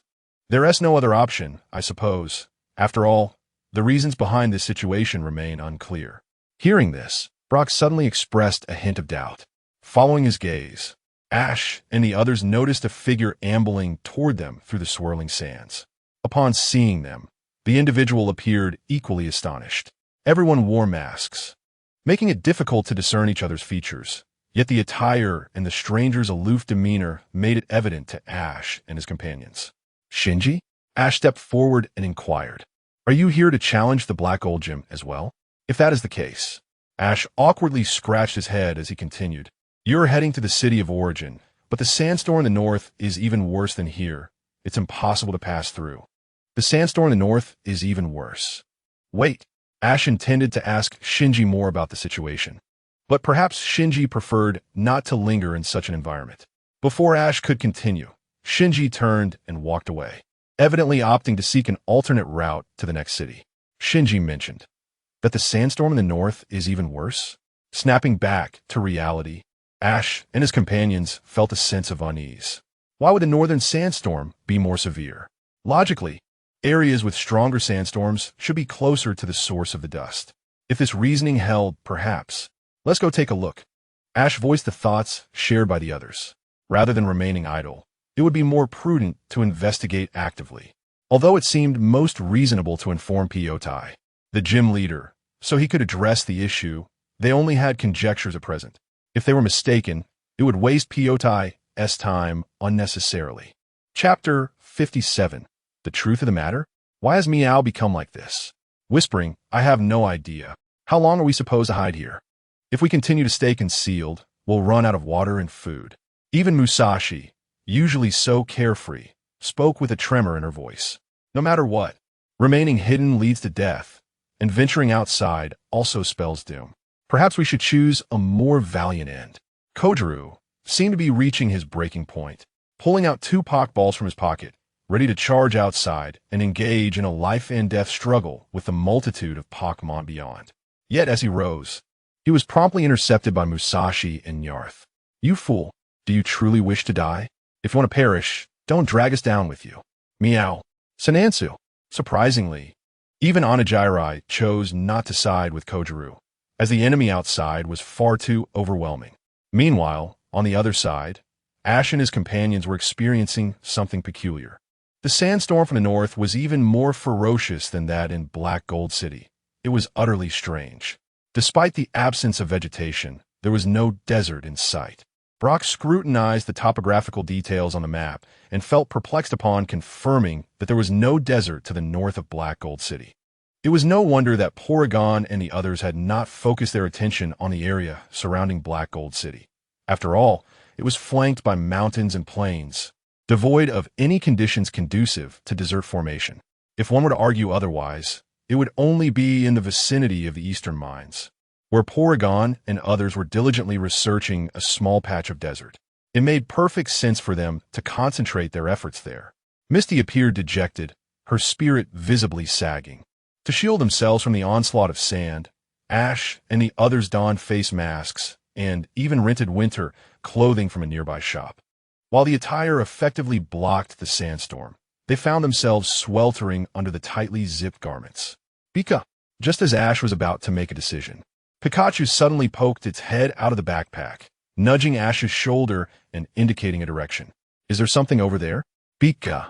Pikachu nodded enthusiastically, gesturing with its tiny fists as if to convey that the indicated area bore the sounds of battle. The group exchanged puzzled glances. After all, combat in such a sand-laden environment was not a typical occurrence. Perhaps this anomaly held the key to the mystery they sought. With that thought, Ash and his companions ceased to ponder the rationality of the situation and pressed forward against the relentless sandstorm toward the direction Pikachu indicated. After nearly half an hour of arduous travel, just as their stamina reached its limits, they arrived at the edge of a depression. Peering down into the hollow, they were struck by a profound sense of astonishment. Below them lay countless rock-type and ground-type Pokémon, incapacitated and in poor condition. evidently having endured fierce battles to arrive at such a state. Opposite them stood approximately 20 Pokémon, seemingly united in purpose. However, the most striking aspect was that these Pokémon were fossil Pokémon. Brock furrowed his brow and remarked, "What are those?" "We're fossil Pokémon," Misty inquired, having little knowledge of them and feeling bewildered by Brock's statement. "They are Pokémon that have been extinct since ancient times. While a few still survive, most have perished and become fossils," Brock explained to Misty, then turned his gaze to the fossil Pokémon below. Omanite, Kabuto, fossil Shereldon, and even Aerodactyl, truly old acquaintances. Ash mused, recalling how these Pokémon had once given him a hard time in the Kanto region. He had encountered these fossil Pokémon multiple times in his travels, and seeing them again stirred nostalgic sentiments. "But what are they doing?" Misty asked, observing the synchronized movements of the fossil Pokémon below. "Perhaps they are conjuring a sandstorm," Ash suggested, extending his hand to feel the swirling dust. It remains uncertain whether these fossil Pokémon are indeed the fortunate few to have survived from ancient times. Moreover, why are the wild Pokémon, which appear to inhabit the mountains, here, and why are they battling these fossil Pokémon?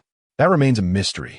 Although they believe they had identified the source of the sandstorm, the motives behind these creatures eluded Ash and his friends.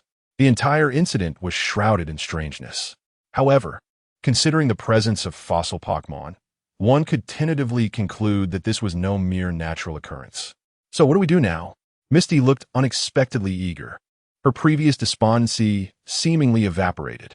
"Well, we should inform Mr. Porygon and the others about this situation," Brock began, but abruptly halted, his expression betraying a flicker of unease. Noticing the twitch at the corner of his mouth, Ash followed Brock's gaze downward, where a massive boulder obscured several figures. Although the conditions made it impossible to discern their features, the trio's composition, a man, a woman, and a diminutive white Pokémon, suggested a familiar presence. Team Rocket, it's them again. Chapter 58. The transaction with Team Rocket. Upon catching sight of the trio from Team Rocket, Ash and his companions found themselves at a loss for words. Although they had yet to confront them directly and lacked irrefutable evidence linking them to the current predicament, the mere presence of these individuals was enough to suggest their involvement. After all, it was Team Rocket. One could hardly consider them a villainous organization unless they stirred up some trouble. The three appeared to be ensnared in a situation, seemingly possessing knowledge about the events that had transpired. Brock, casting a consultative glance at Ash, inquired, "So what now?" "I've changed my mind," Ash replied, his attention drifting towards the distant fossil Pokémon. The division of labor among them was strikingly clear, almost hierarchical. At the pinnacle of this structure was the fossil Aerodactyl, serving as the brain and nucleus of the group, while the other fossil Pokémon surrounded it, conjuring sandstorms. The Aerodactyl seemed unfazed, perched atop a boulder, indulging in a nap. Such a stratagem is not uncommon among wild Pokémon.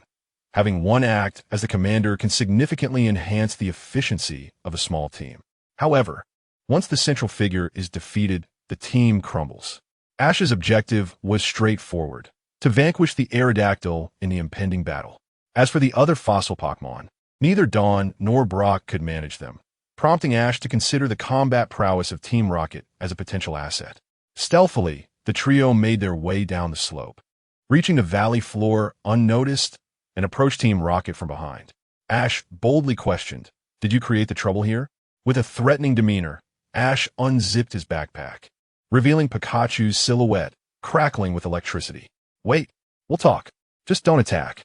Understanding the gravity of their predicament, Jesse's partner, James, quickly capitulated, divulging the entire story under the scornful yet tacit approval of Meowth and Jesse. It turned out that the fossil Pokémon were not an accident. They had been resurrected using a fossil revival device. Recently, personnel from Black Gold City had gone to the mountains for road repairs. Seizing the opportunity, Team Rocket infiltrated the research facility in Black Gold City, stealing an abandoned fossil revival device, along with a portion of the hundreds of fossil samples stored there. The device had been discarded due to its malfunction, a fact unknown to Team Rocket until they attempted to operate it nearby. In a fit of rage, Jesse delivered a powerful kick, miraculously activating the machine. The internal conflict persisted until the last fossil, that of the Aerodactyl, was successfully revived. The other fossil Pokémon obediently followed the Aerodactyl's commands, indiscriminately unleashing sandstorms. Hours later, a multitude of wild Pokémon appeared from unknown origins and began to tremble in the presence of the fossil Pokémon. However, the overwhelming strength of the Aerodactyl dispatched them, resulting in the current chaos. You truly have a knack for creating trouble. Do you realize what this sandstorm has done to Black Gold City? Dawn, already disgruntled by the adverse weather, reprimanded Team Rocket upon grasping the full extent of the situation. Meow. We didn't intend for this. You think we wanted to see this sandstorm? They protested, claiming victimhood. Do you know how torturous it is to survive on rations for days? Our water is nearly gone. Team Rocket refused to acknowledge any wrongdoing, believing that the real culprits were the relentless fossil Pokémon, while they were merely trapped citizens caught in a series of unfortunate events. Self-inflicted, Dawn retorted, hands on her hips, her tone still accusatory. Let us set that aside for now, Ash interjected, directing his words at Team Rocket. Descending is easy, but ascending is another matter entirely. If you wish to leave safely, you must follow my instructions. Agreed? Ash proposed with a sinister, untrustworthy grin. Though Ash's suggestion was enticing, an unsettling feeling lingered, prompting them to question Ash's true intentions. What do you want from us? James finally asked, pointing at Ash. Nothing much. Just do what you do best, Ash replied with an unwavering smile. You need only distract them, draw their attention away, and we'll handle the rest. Ash assured them, thumping his chest in confidence. Chapter 059. VS Fossil Pterosaur. Once they had vanquished so many challengers, the fossil Pokémon believed they could finally continue to use Sandstorm to transform this place into their desired habitat. However, just as they began to relax, a frantic voice pierced the air. Following the sound, they spotted two humans and a diminutive Pokémon standing at a distance, taunting them. The fossil Pokémon were poised to retaliate against these provocateurs, yet they hesitated, casting a glance towards the resting fossil pterosaur behind them, without its command. They dared not act recklessly. Suddenly, as if sensing their gaze, the fossil pterosaur opened its eyes wide, unleashing a powerful cry into the sky. Responding to this signal, the fossil Pokémon ceased their hesitation and surged furiously towards the trio from Team Rocket. Hey, this doesn't feel right. What do you mean it doesn't feel right? Isn't this exactly what that brat wanted?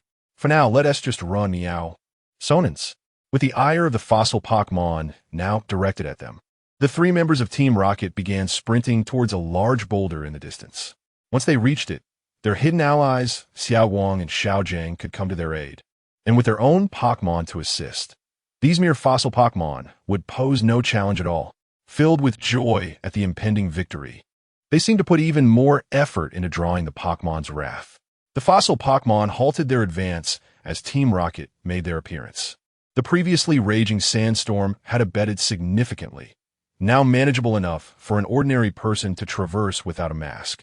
Let us go, Pikachu, Ash commanded. Pika, replied Pikachu, leaping out of the backpack to accompany Ash towards the fossil pterosaur.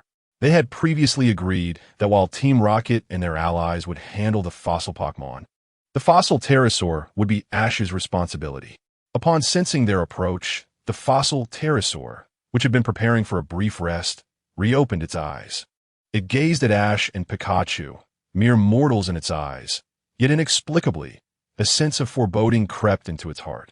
However, this fleeting apprehension was swiftly consumed by the madness of its rebirth. With a roar, it charged towards Ash, wings flapping furiously. As the fossil pterosaur barreled towards him, Ash remained unfazed, taking a step back while retrieving a Pokeball. Thunderbolt, Pikachu, he commanded calmly. Although the rock flying-type fossil pterosaur held an advantage in altitude, it was at a disadvantage against Pikachu's electric-type moves. To prevent it from claiming aerial dominance, Ash naturally sent out Murkrow. Despite Murkrow's apparent weakness against the fossil pterosaur, Ash had another reason for his choice. With a flash of white light, Murkrow emerged and soared into the sky. The fossil pterosaur, undeterred by Pikachu's Thunderbolt, charged directly into the attack. The collision of the powerful charge and the electric strike sent shockwaves through the air, dispersing sand and debris in all directions.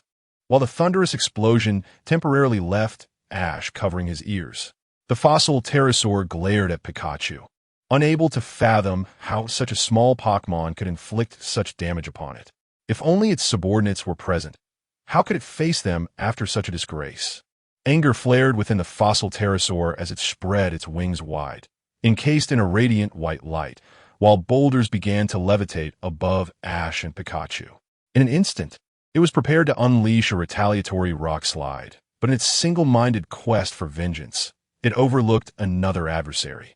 With a flash of electricity, Murkrow launched an attack from behind.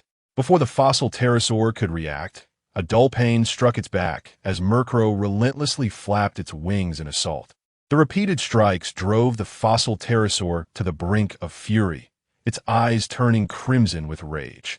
It swung its wings violently to shake off Murkrow, but the nimble Pokémon had already retreated. Unlike the arrogant fossil pterosaur, Murkrow understood its limitations and would not allow itself to be captured. Nevertheless, the fossil pterosaur was unconcerned with Murkrow. The damage it sustained was negligible. Once it escaped Murkrow's clutches, it soared into the air, ready to retaliate against Pikachu, only to find that Pikachu had vanished from its sight. Suddenly, the fossil pterosaur realized the situation was turning dire. But Ash and Pikachu would not grant it a moment to recover. The next wave of attacks was imminent. Thunderbolt, Ash commanded, followed by a swift, quick attack, directed at Pikachu and Murkrow, respectively. From the sand below, Pikachu leaped into the air, emerging from the ground in the fossil pterosaur's blind spot, unleashing a merciless electric strike. With a screech of agony, the fossil pterosaur was struck down, yet the onslaught did not end there. Murkrow, trailing a radiant arc of light, crashed into the fossil pterosaur's back. While Murkrow's strength was not formidable, in this moment, it was the final straw that broke the camel's back. In the next instant, the fossil pterosaur fell to the ground, devoid of any capacity to retaliate, while Murkrow glowed with a light that signified its burgeoning power. Chapter 060, The Black Gold Dojo vs. Piaotai, Part 1. While Ash swiftly dealt with the fossil pterodactyl, on the other side, Xiaoguang and her companions effortlessly overcame the remaining fossil Pokémon, lacking any formidable contenders. After witnessing their leader's defeat, the remaining fossil Pokémon lost the will to fight and succumbed one after another. Ash, however, had no intention of capturing the fossil pterodactyl. He found it, along with the other fossil Pokémon, rather peculiar. Moreover, these fossil Pokémon were ultimately resurrected from fossils stolen by Team Rocket from the research facility, so it would be best to seek their consent if he wished to capture them. As for Team Rocket's trio, soon after, Ash utilized the evolved Murkrow as a messenger to deliver a note to Piaotai. Upon reading the note detailing the events, Piaotai hurriedly assembled a large group to the scene to both restore order disrupted by the fossil Pokémon and to retrieve the bound Team Rocket trio. Handled by Miss Junsha. "You little rascal, how could you betray us like this?" one of them exclaimed. "Indeed, even if we lack merit, we have put in effort. We don't expect a hefty reward, but we shouldn't be treated this way." Another chimed in. "Let's go. We are innocent." At this point, the trio still did not recognize their role in instigating the chaos, each of them voicing their grievances. Perhaps this stubbornness was a rare quality, but ultimately, the dust storm incident concluded amidst the trio's curses. The following day, in the early morning, Piaotai rushed to the dojo to express his gratitude for Ash's assistance. Quickly preparing for the gym battle they had agreed upon the day before. In the stands, Xiaoguang had inexplicably donned a cheerleading outfit, enthusiastically rallying support for Ash alongside Wanwan and Bojimon. No wonder Ash thought that fossil pterodactyl fought like a mindless fool. The referee was absent due to other commitments, so they decided to conduct a simple match today. It would be a 2-on-2 battle, allowing the challenger to switch Pokémon, and the side that lost both Pokémon would be deemed defeated. "Sounds good to me," Ash readily agreed. With the battle conditions set, Piaotai, as the gym leader, sent out his first Pokémon. "Come forth, Onyx." Piaotai's choice was the conventional selection for a ground and rock-type gym. The formidable size of Onyx was sufficient to intimidate many novice trainers. "Pika." Ash observed Pikachu's eager expression, causing his lips to twitch slightly. "Are you planning to rely solely on Iron Tail and Quick Attack?" Shaking his head, Ash dismissed Pikachu's antics. Trico, it's your turn. Ash decided to send out Trico, who had yet to battle in an official capacity. With both Pokémon in place, the match commenced. As the gym leader, Tai naturally conceded the first move. Although for Ash, the order of moves was not particularly significant. Charge forward, Leaf Blade. Leaf Blade was a standard opening move, but charging forward? Tai's expression shifted slightly, as a petite Trico should not have approached the imposing Onix so boldly. Bonded tightly, though puzzled by Ash's strategy, Tai swiftly issued his command. Countless leaves erupted from Trico's head, and the large Onix struggled to evade the onslaught. Under the directive to attack, Onix could only retaliate in kind. But Ash did not desire an exchange of injuries. Accelerate! In a flash, Trico surged forward, moving with a speed that Onix could not hope to match. Tai was taken aback. He hadn't anticipated Trico's remarkable swiftness and was unable to issue a further command in time. Seizing the opportunity, Ash knew every moment in Pokémon battles was crucial, especially when a trainer loses focus, which could spell disaster. Maintain the speed and close in on Onix. Keep using Leaf Blade. As Tai struggled to react, Onix, now unable to counter Trico's attack, could only awkwardly raise its tail to shield itself, attempting to mitigate the damage from Leaf Blade. Then, use Rock Throw.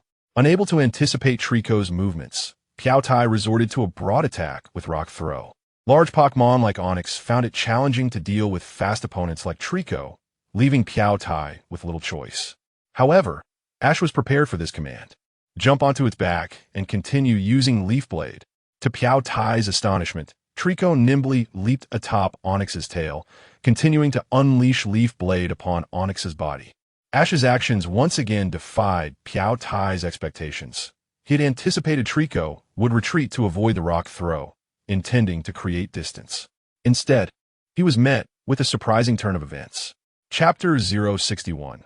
The Black Gold Dojo, vs Tai, Part 2. Rocks continued to rain down from above, originally intended to strike the grass turtle. However, due to the grass turtle having climbed onto the back of the rock snake, the primary target of these falling stones shifted away from the grass turtle and towards the rock snake itself. Boom! The rock snake furrowed its brow, its eyes reflecting its agony. At this moment, it was not only enduring the damage from the falling rocks, but also the relentless barrage of leaf blade attacks from the grass turtle. The sole consolation was that the grass turtle's continued use of leaf blade rapidly depleted its stamina, rendering its subsequent attacks significantly weaker than at the onset. Otherwise, the rock snake would have long since succumbed. Hold on. This thought was not solely in Tai's mind. The rock snake shared it as well. In fact, it was deliberately directing the falling rocks to land upon itself, aiming to dislodge the grass turtle in the process. Observing the scene before him, Ash gently shook his head. The outcome of this battle had been predetermined from this very moment. With a final push, a rock finally targeted the grass turtle's feet, propelling it away from the rock snake's back. Witnessing the grass turtle's flight, Tai exclaimed with excitement, "Now, use Rock Lockdown." "It's over," Ash silently mused, then gestured to issue his final command. "Maintain this. Unleash all your power with Leaf Blade." Unfazed by the multitude of massive rocks converging above, the grass turtle shook its head defiantly and summoned an expansive and powerful leaf blade, directing it at the rock snake. Simultaneously, the Rock Lockdown and Leaf Blade descended, creating two colossal sounds that reverberated through the arena. One was the muffled thud of the rock snake crashing to the ground, while the other was the sound of the rocks falling as the lockdown was abruptly canceled midway. Clearly, the Leaf Blade outpaced the Rock Lockdown, striking down the rock snake just as the latter was about to fall. Yet, it was not merely the sudden surge in power from the Leaf Blade that vanquished the rock snake. Rather, the rock snake's objective had shifted from winning the battle to merely dislodging the grass turtle from its back. This shift in purpose extinguished the rock snake's fighting spirit, leaving it unable to withstand the force of the Leaf Blade. It was evident that its emotions had influenced the rock snake. Thus, it could not afford to act foolishly any longer. Indeed, this is no trivial matter. The incorporation of psychological warfare into Pokémon battles is unexpected. Isn't it meant to prevent me from quickly regaining my footing? Unbeknownst to Ash, Piao Tai seemed to indulge in peculiar thoughts. Nevertheless, the match must continue. Go, Cranidos! I knew it would be you, Monferno. The second Pokémon for both sides was now confirmed. Cranidos versus Monferno. Both were agile Pokémon, and though their sizes were comparable, Cranidos held an edge in attack power and instantaneous destructive capability. The battle would largely hinge on which side could maximize its advantages and seize the initiative. As the challenger with the first move, Ash undeniably possessed a significant advantage. Rapid Spin. Although Rapid Spin was not an exceptionally powerful move, it was exceedingly easy for the sturdy Cranidos to mitigate its effects.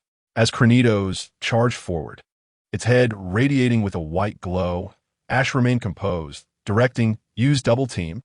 Both sides featured swift Pokémon, but Monferno's greatest advantage over Cranidos was its ability to employ double team. While this technique had a low learning threshold, its effective mastery could turn the tide of battle decisively.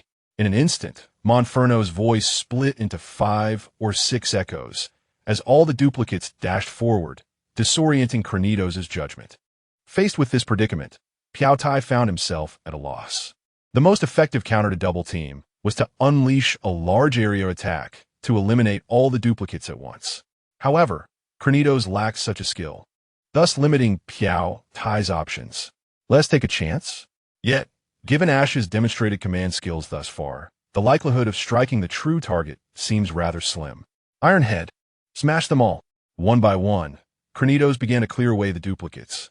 This approach, seemingly foolish, often proved to be the most efficient. Cranidos emitted a low growl filled with determination, its head enveloped in a pink glow as it surged forward, shattering the 2 nearest clones in an instant. As Cranidos shifted its focus to the more distant duplicates, Ash refused to allow it to succeed so easily. Charge in. Focus Strike. Rather than opting for a conventional defensive strategy to protect the duplicates, Ash commanded Monferno to dash directly toward Cranidos, engaging it head-on. Chapter 062. The Black Gold Dojo vs. Piao Tai, Part 2. A multitude of long-tailed monsters charged towards the headless dragon, undeterred by the pressure exerted by the clones. In its gaze flickered only the delight of battle. The first clone made contact, shattering upon impact, but the headless dragon remained motionless, its focus unwavering. The second clone approached, yet the headless dragon held its ground, its mental hammer as potency undiminished by the previous encounters. The dilemma lay with the last 2 clones. Which one was the true form? Although the headless dragons could easily overpower the long-tailed monster, if it concentrated all its energy into a single clone. Even if its attack remained intact, its strength would pale in comparison to the focused power it could summon in that moment. Thus, it faced a critical choice, needing to discern between the final 2 clones. Piao Tai's gaze reflected caution. Such a decision was beyond the capabilities of the Pokémon in battle. The current circumstances posed a test for him as a trainer. He created distance, preparing for a dual assault. Ash appeared less anxious. Just as their attacks were about to collide, he suddenly altered his strategy, directing the long-tailed monster to withdraw from the fray, allowing one clone to flank the headless dragon. As the headless dragon charged towards the stationary clone, the remaining clone followed closely behind, forming a pincer movement. Piao Tai struggled to keep pace with Ash's rapid adjustments. Initially, both he and the headless dragon were set to engage one of the 2 clones, but with the sudden repositioning of the long-tailed monster and the remaining clone, the decision became far more complex. A smile crept across Ash's lips. This time, unlike before, his plan aimed to thoroughly confound Piao Tai, undermining his initial intentions. If the long-tailed monster confronted head-on, it would be a straightforward choice, but with the encirclement, the situation changed. Attack the front and leap. This was Piao Tai's most logical strategy. Rather than becoming ensnared in indecision, he chose to resolve the matter swiftly. The command to leap was straightforward, designed to prevent the risk of choosing incorrectly and leaving the true form of the headless dragon vulnerable. With its remarkable jumping ability, the headless dragon could likely evade the long-tailed monster. This was Piao Tai's reasoning, or rather, his most optimistic scenario. However, he took a step back. Ash's smile remained intact. his eyes glinting with shrewdness akin to that of a cunning old fox, wise and crafty, with all its power concentrated in the mental hammer. The headless dragon envisioned the ensuing events. As the hammer descended, it readied to leap. Yet, the long-tailed monster, grinning with triumph, retreated a significant distance, creating ample space between them, space that seemed to invite the headless dragon in. The headless dragon emitted a sound of confusion, but that uncertainty was fleeting, swiftly supplanted by an intense pain radiating from its abdomen. The long-tailed monster unleashed a concentrated strike from its tail, unlike most Pokémon capable of such a move. The long-tailed monster faced no hindrance to its momentum, allowing it to execute the strike flawlessly. The headless dragon was launched into the air, and the shadow that had been pursuing it vanished. Yet, Ash and the long-tailed monster's assault showed no signs of abating. Star shower, Ash commanded. There was no need to approach the headless dragon. The cascading golden stars were the perfect solution. An explosion erupted in the air, billowing smoke as the headless dragon descended. Emerging from the haze, "Hang in there, headless dragon." Piao Tai's command trailed off as he witnessed the long-tailed monster leap into the air, seemingly anticipating the headless dragon's landing spot, its tail glowing with radiant light. With a resounding impact, another concentrated strike sent the headless dragon hurtling away, tracing a lengthy arc before crashing to the ground with a dull thud, its head tilting as it succumbed to unconsciousness. Impressive. This sentiment echoed not just in Piao Tai's mind, but also resonated with Xiao Guo and Xiao Gang, who had become familiar with Ash's battles. From start to finish, the tactical superiority was flawless against an opponent recognized as one of the 8 gym leaders of the league. Such a competitor was a rarity for them. This year's league competition promises to be truly fascinating. Pika Pika, cried Pikachu, as Xiao Guo and Xiao Gang watched Ash's near-perfect battle unfold. A wave of unique thoughts began to stir within them. Chapter 63. The White Demon, the Morning Meadow, typically a scene of tranquility and serenity, now bore witness to an unusual spectacle. In front of the camp of Ash and his companions, Dawn was crouched on the ground, locked in a peculiar stare-down with a white Pokémon. The situation appeared rather odd. How long has Dawn been there? Ash pondered aloud. An hour, perhaps. They haven't moved since training began. He shrugged, fully aware of the identity of the Pokémon that was meeting Dawn's gaze. Pachirisu. While other Pachirisu were undeniably adorable and well-behaved, this particular one was, to put it mildly, excessively energetic, frequently causing them considerable trouble. It would be entirely fitting to label it the White Demon. Despite their altered itinerary, it seemed Dawn was destined to encounter Pachirisu. Could this be the world's corrective ability at work? Ash mused. All right, I made up my mind. I shall capture you, Dawn declared, rising as if to pronounce an important vow. Her finger pointed at Pachirisu with an air of determination. Finally resolved, Ash thought. But why the prolonged eye contact? Just to capture a Pokémon? He scratched his chin, perplexed. Who knows, perhaps it's some strange competitive spirit, Brock shrugged, but his concerns diverged from Ash's. I just hope she can hurry up. Otherwise, breakfast will be cold.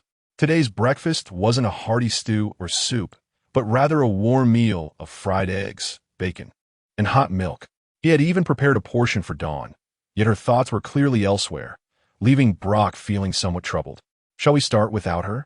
Well, it's an option, but is it really the right thing to do? Brock's resolve wavered. It's perfectly fine, Ash mimicked Dawn's catchphrase. She'll finish up soon enough, right? Dawn will understand. This was a falsehood. Ash's reasoning was quite simple. He was simply hungry. To him, aside from Pokémon and the matters of family and friends, the utmost priority was to satiate his hunger. Thus, they reached a tacit agreement, sitting on their benches, consuming breakfast while simultaneously observing Dawn's futile attempts with Pachirisu. Brock couldn't shake his worries. Do you think Dawn will succeed? Watching her, along with Piplup and Buniri, putting forth great effort, Brock was uncertain of how to voice his concerns. If she failed to capture Pachirisu this time, it would likely deal a significant blow to her spirit. After all, in a sense, Dawn had yet to truly capture her first Pokémon through battle. Her previous attempts with other Buniri had failed, and this Buniri had only agreed to follow her due to Pikachu's influence. From this perspective, it was no wonder Dawn yearned to capture a Pokémon in the mountains. This endeavor perhaps touched upon the dignity of a Pokémon trainer. Ah, I'm so infuriated. Don't run away. Piplup, use Bubble Beam. Buniri, use Ice Beam. While the two were calmly consuming their meal, the air was punctuated by Dawn's genuine cries of frustration. Boom! Boom! The commotion persisted for about 15 minutes. I did it! I finally captured Pachirisu, Dawn exclaimed, her face smudged with soot, panting as she approached Ash, taking a deep breath while brandishing the Pokeball containing Pachirisu. Impressive, truly impressive, Ash replied, his thoughts evidently drifting from Pachirisu to Dawn's disheveled hair, now standing on end. While Ash himself was not overly concerned with appearances, Dawn's current state elicited a chuckle from him. Dawn, noticing Ash's amusement, puffed out her cheeks in annoyance, directing a fierce glare at Brock. I never anticipated that Dawn's ire would shift from Ash to me, Brock thought, momentarily speechless, as he could only muster his support without uttering any discouraging words. Yes, quite remarkable. This Pachirisu is strong, and capturing it through her own efforts is undoubtedly a success. With Brock's commendation, Dawn's spirits visibly lifted, while Ash merely offered a bemused smile. After all, Dawn's achievement in capturing Pachirisu was not through conventional battle, but rather by relentlessly exhausting its energy over a prolonged chase. Pachirisu had managed to run for over half an hour. Even Pikachu would be left utterly exhausted. Moreover, while Pachirisu had succumbed, Dawn's hair was a mess, and Piplup and Buniri were not in much better shape. Yet, judging by the outcome, it seemed Dawn had indeed succeeded. Perhaps she valued the result more than the process. Despite her current appearance, nothing could dampen her joy at having captured Pachirisu. Once she released it from the Pokeball, she gleefully presented it to Ash and Brock, as if to flaunt her achievement. However, Ash felt ill-equipped to indulge in her display of triumph. Upon witnessing Pachirisu deliver a mischievous grin, he instinctively distanced himself, eliciting puzzled looks from the other two. With a flash of blue electricity, Ash stood unharmed, yet could not suppress a sigh as he observed the unfolding scene. Truly, it was the White Demon. Chapter 064. Confrontation on a leisurely afternoon. In a quaint cottage nestled within a vast plain, Ash and his companions were gathered in a garden adorned with vibrant flowers. Standing among them was a stunning woman with long purple hair, known as Chiharu. I apologize for the embarrassment, said Dawn, lowering her head slightly, feeling a tinge of shame. This is just how Brock is. Please don't mind him. Although Dawn had previously overlooked Brock's flirtatious antics, the current situation, being graciously hosted, made her feel it necessary to apologize, especially since Chiharu exuded a gentle demeanor that felt almost ethereal. No, it's quite all right. I was merely surprised, Chiharu responded with a warm smile, unfazed by the awkwardness. Beside her, her elegant Pokémon, Gardevoir, bowed gracefully to greet Ash and the others. Their encounter with Chiharu had been a mere coincidence during their travels. The day after capturing Pachirisu, they had arrived at the Central Plains, where Chiharu's home was located. Upon their first meeting, Brock had once again made his notorious advance, resulting in a reprimand from mischievous Frogadier. However, Chiharu seemed startled at first, but soon relaxed after Ash and Dawn explained the situation, subsequently inviting them to her home. Brock, can't you adjust your behavior at all? At least be mindful of the occasion, Dawn remarked, unable to restrain her complaint, despite Chiharu's nonchalance about Brock's actions. Let be, Ash waved his hand dismissively. He found it more improbable that Brock would change his ways than that Team Rocket would cease their mischief from then on. Ugh, Dawn sighed, covering her face. Ash's focus remained on matters concerning Pokémon. He spoke sincerely. Chiharu's Gardevoir was indeed a product of her dedicated training. However, her emphasis had not been on sheer power, but rather on elegance and beauty. In the realm of Pokémon contests, aesthetics often took precedence over raw strength, particularly during the preliminary rounds. Thank you.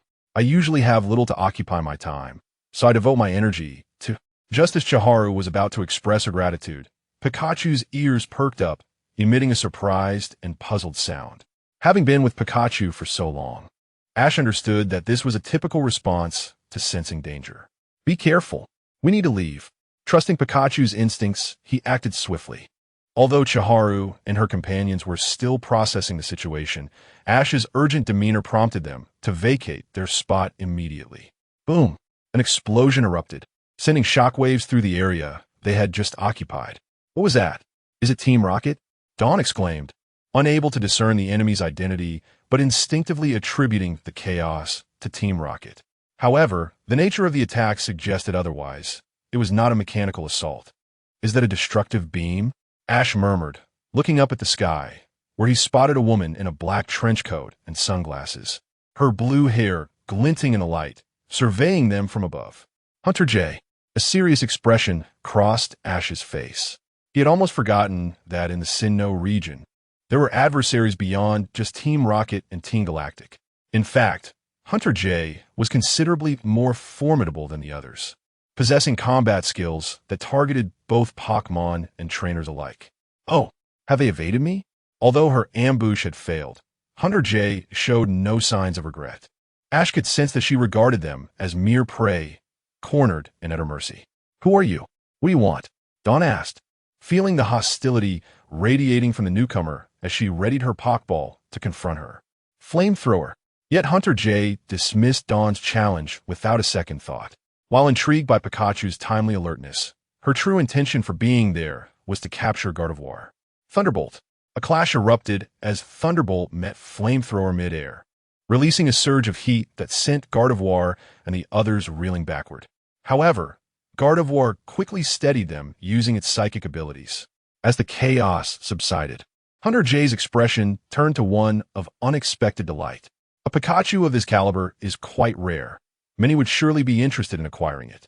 Clearly, Hunter J had set her sights on Pikachu as she gestured for her Salamence to soar towards it, jumping down to the ground herself. Chapter 65. The banter from Ash, it was decided. I shall claim your Pikachu as my own. As J leapt from the back of her Dragonite, her words echoed with an air of finality.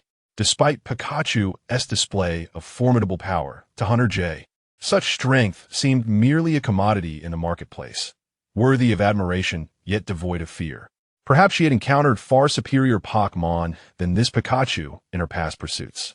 With the distance between Dragonite and Pikachu diminishing, Hunter J unhesitatingly commanded her next assault.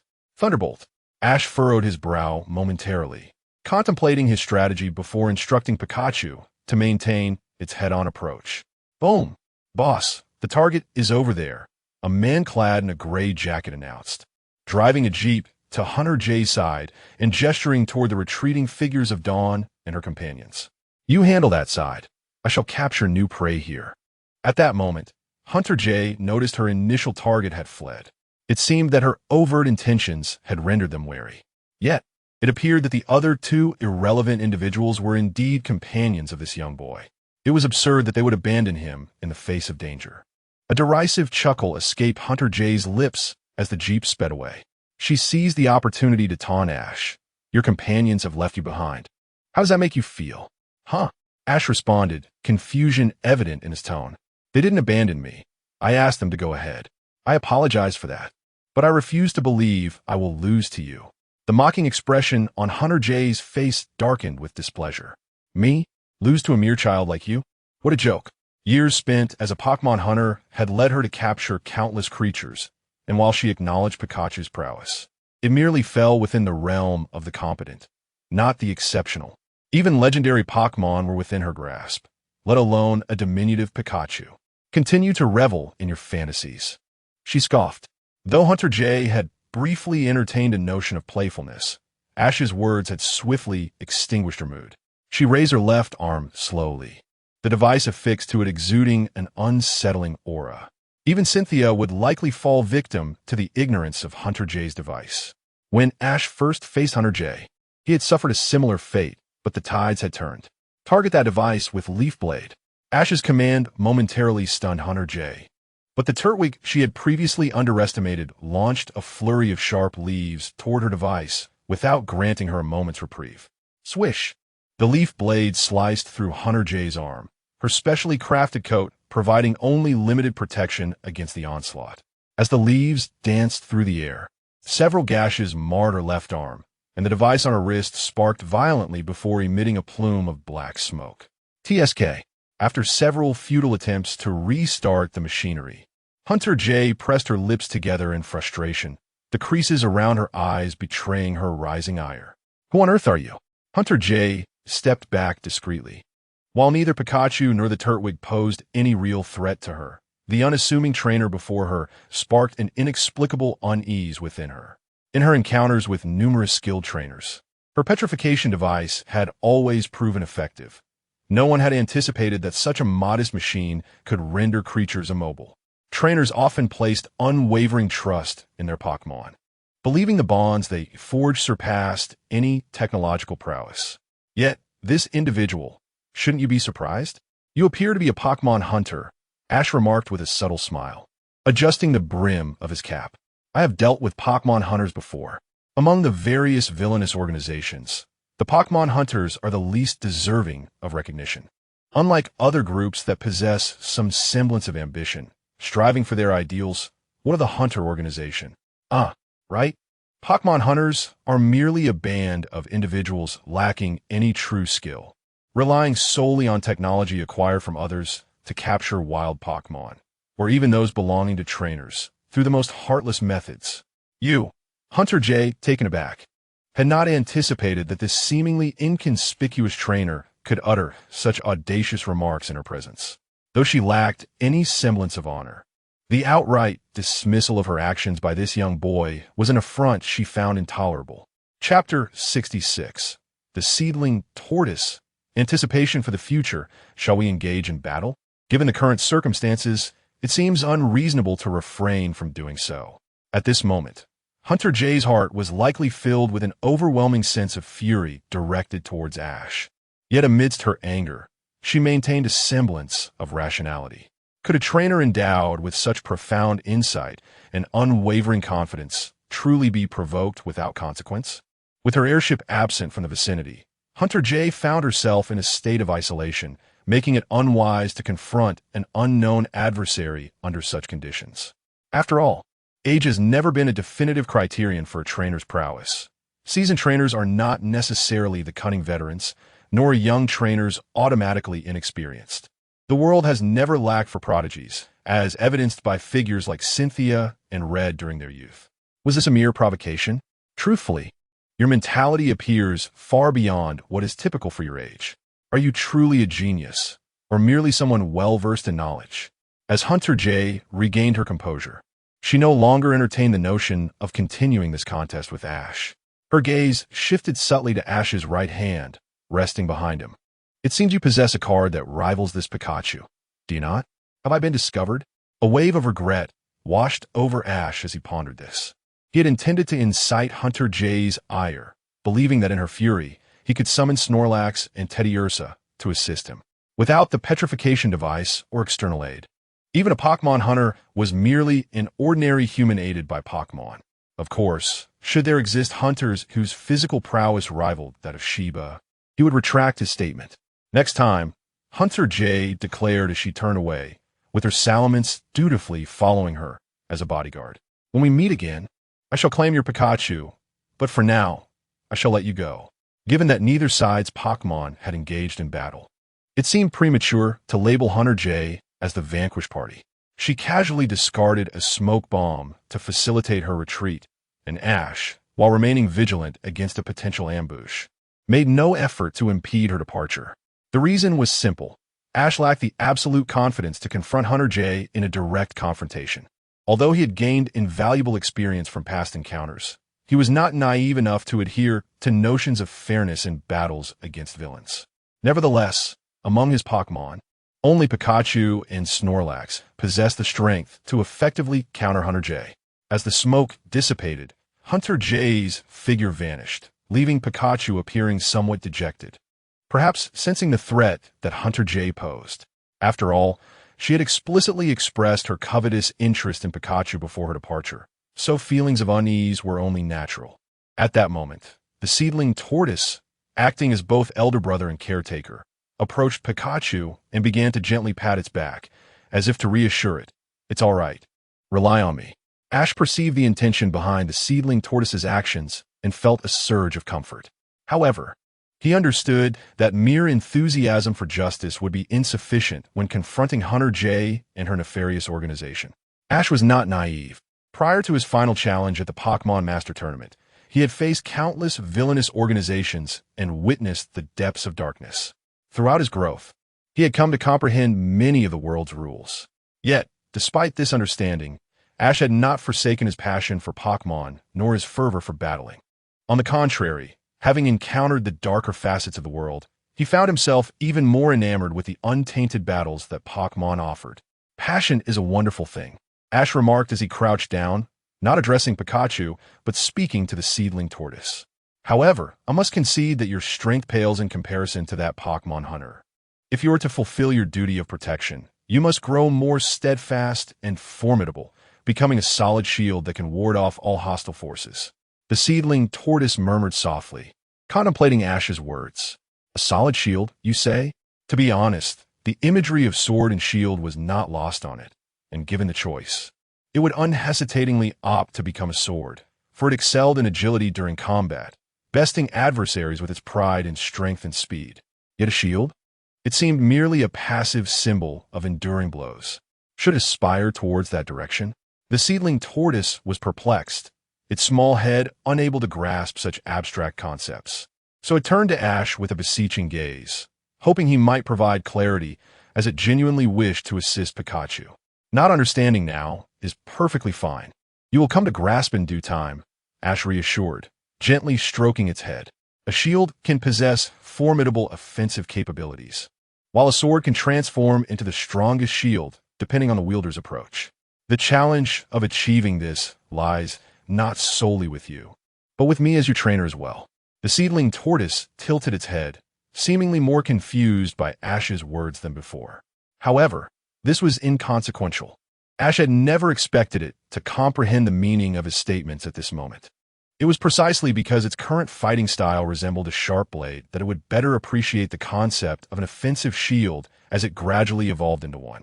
During this period, it was crucial not only for the seedling tortoise to adapt its mindset, but also for Ash to reflect on how best to nurture it.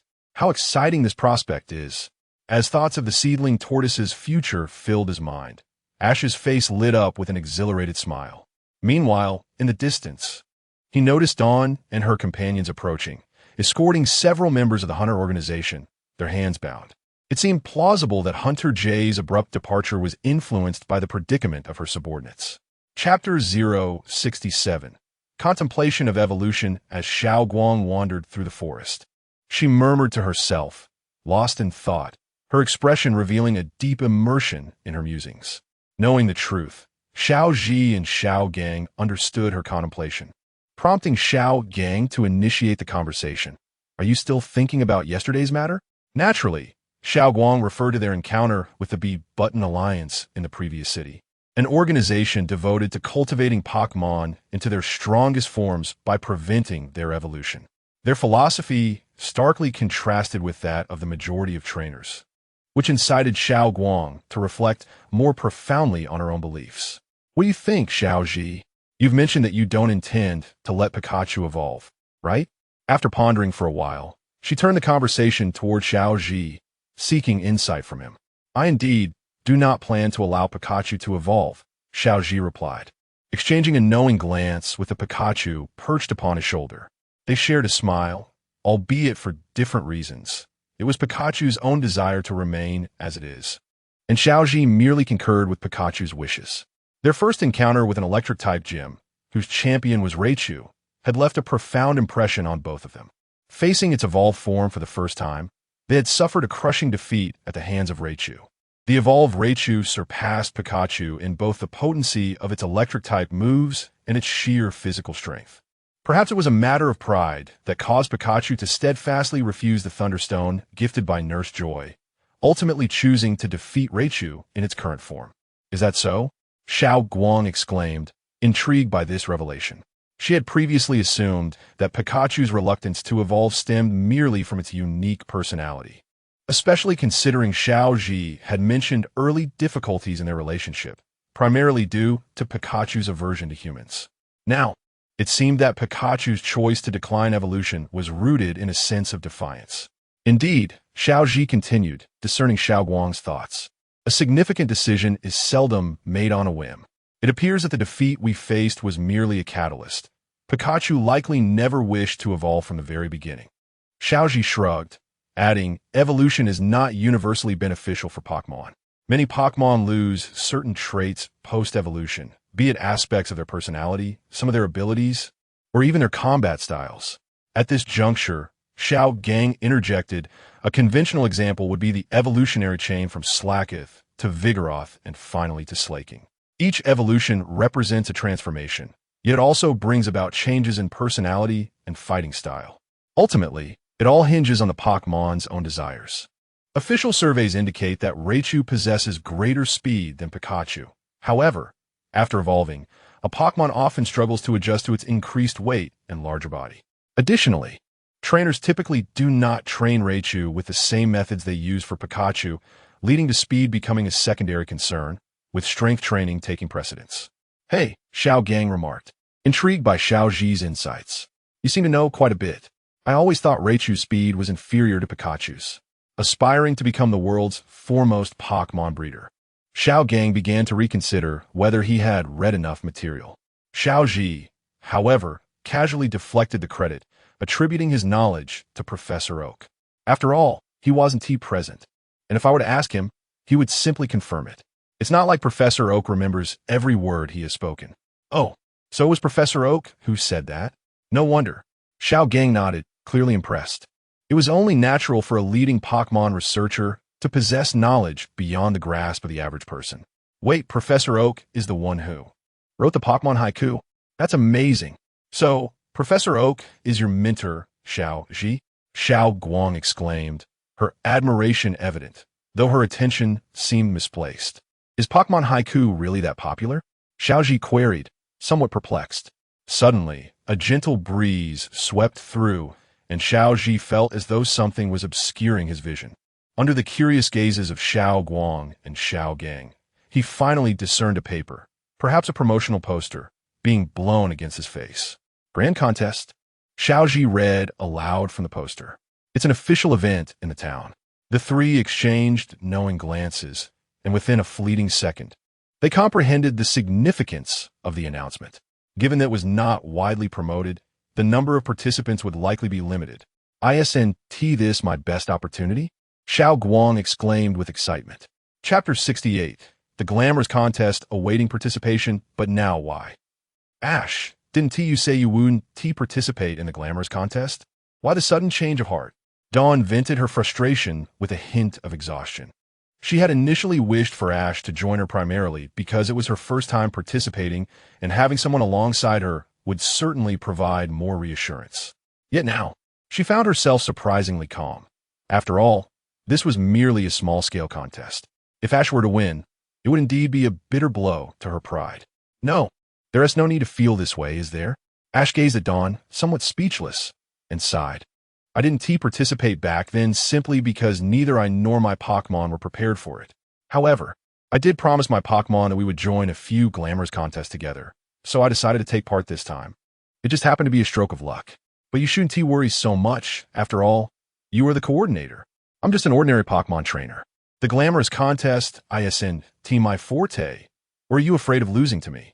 Dawn's expression brightened at this revelation. Indeed, why should she fear? Ash was merely a Pokémon trainer, unfamiliar with the intricacies of the Glamorous Contest. She could simply utilize the contest's rules to defeat him. Perhaps Ash wouldn't even make it past the first round of eliminations. The Glamorous Contest is not as simple as one might think. Dawn mused deeply, feeling as though she were an experienced veteran in the face of Ash, a sudden sense of superiority washing over her. Little did she know that Ash had participated in more Glamorous contests than she had, with an average ranking that was quite respectable. If she were aware of this, her confidence would surely waver. You must know that the Glamorous Contest is entirely different from Pokémon battles. You haven't even prepared for the first round, have you? If you asked me, I could teach you a few tricks.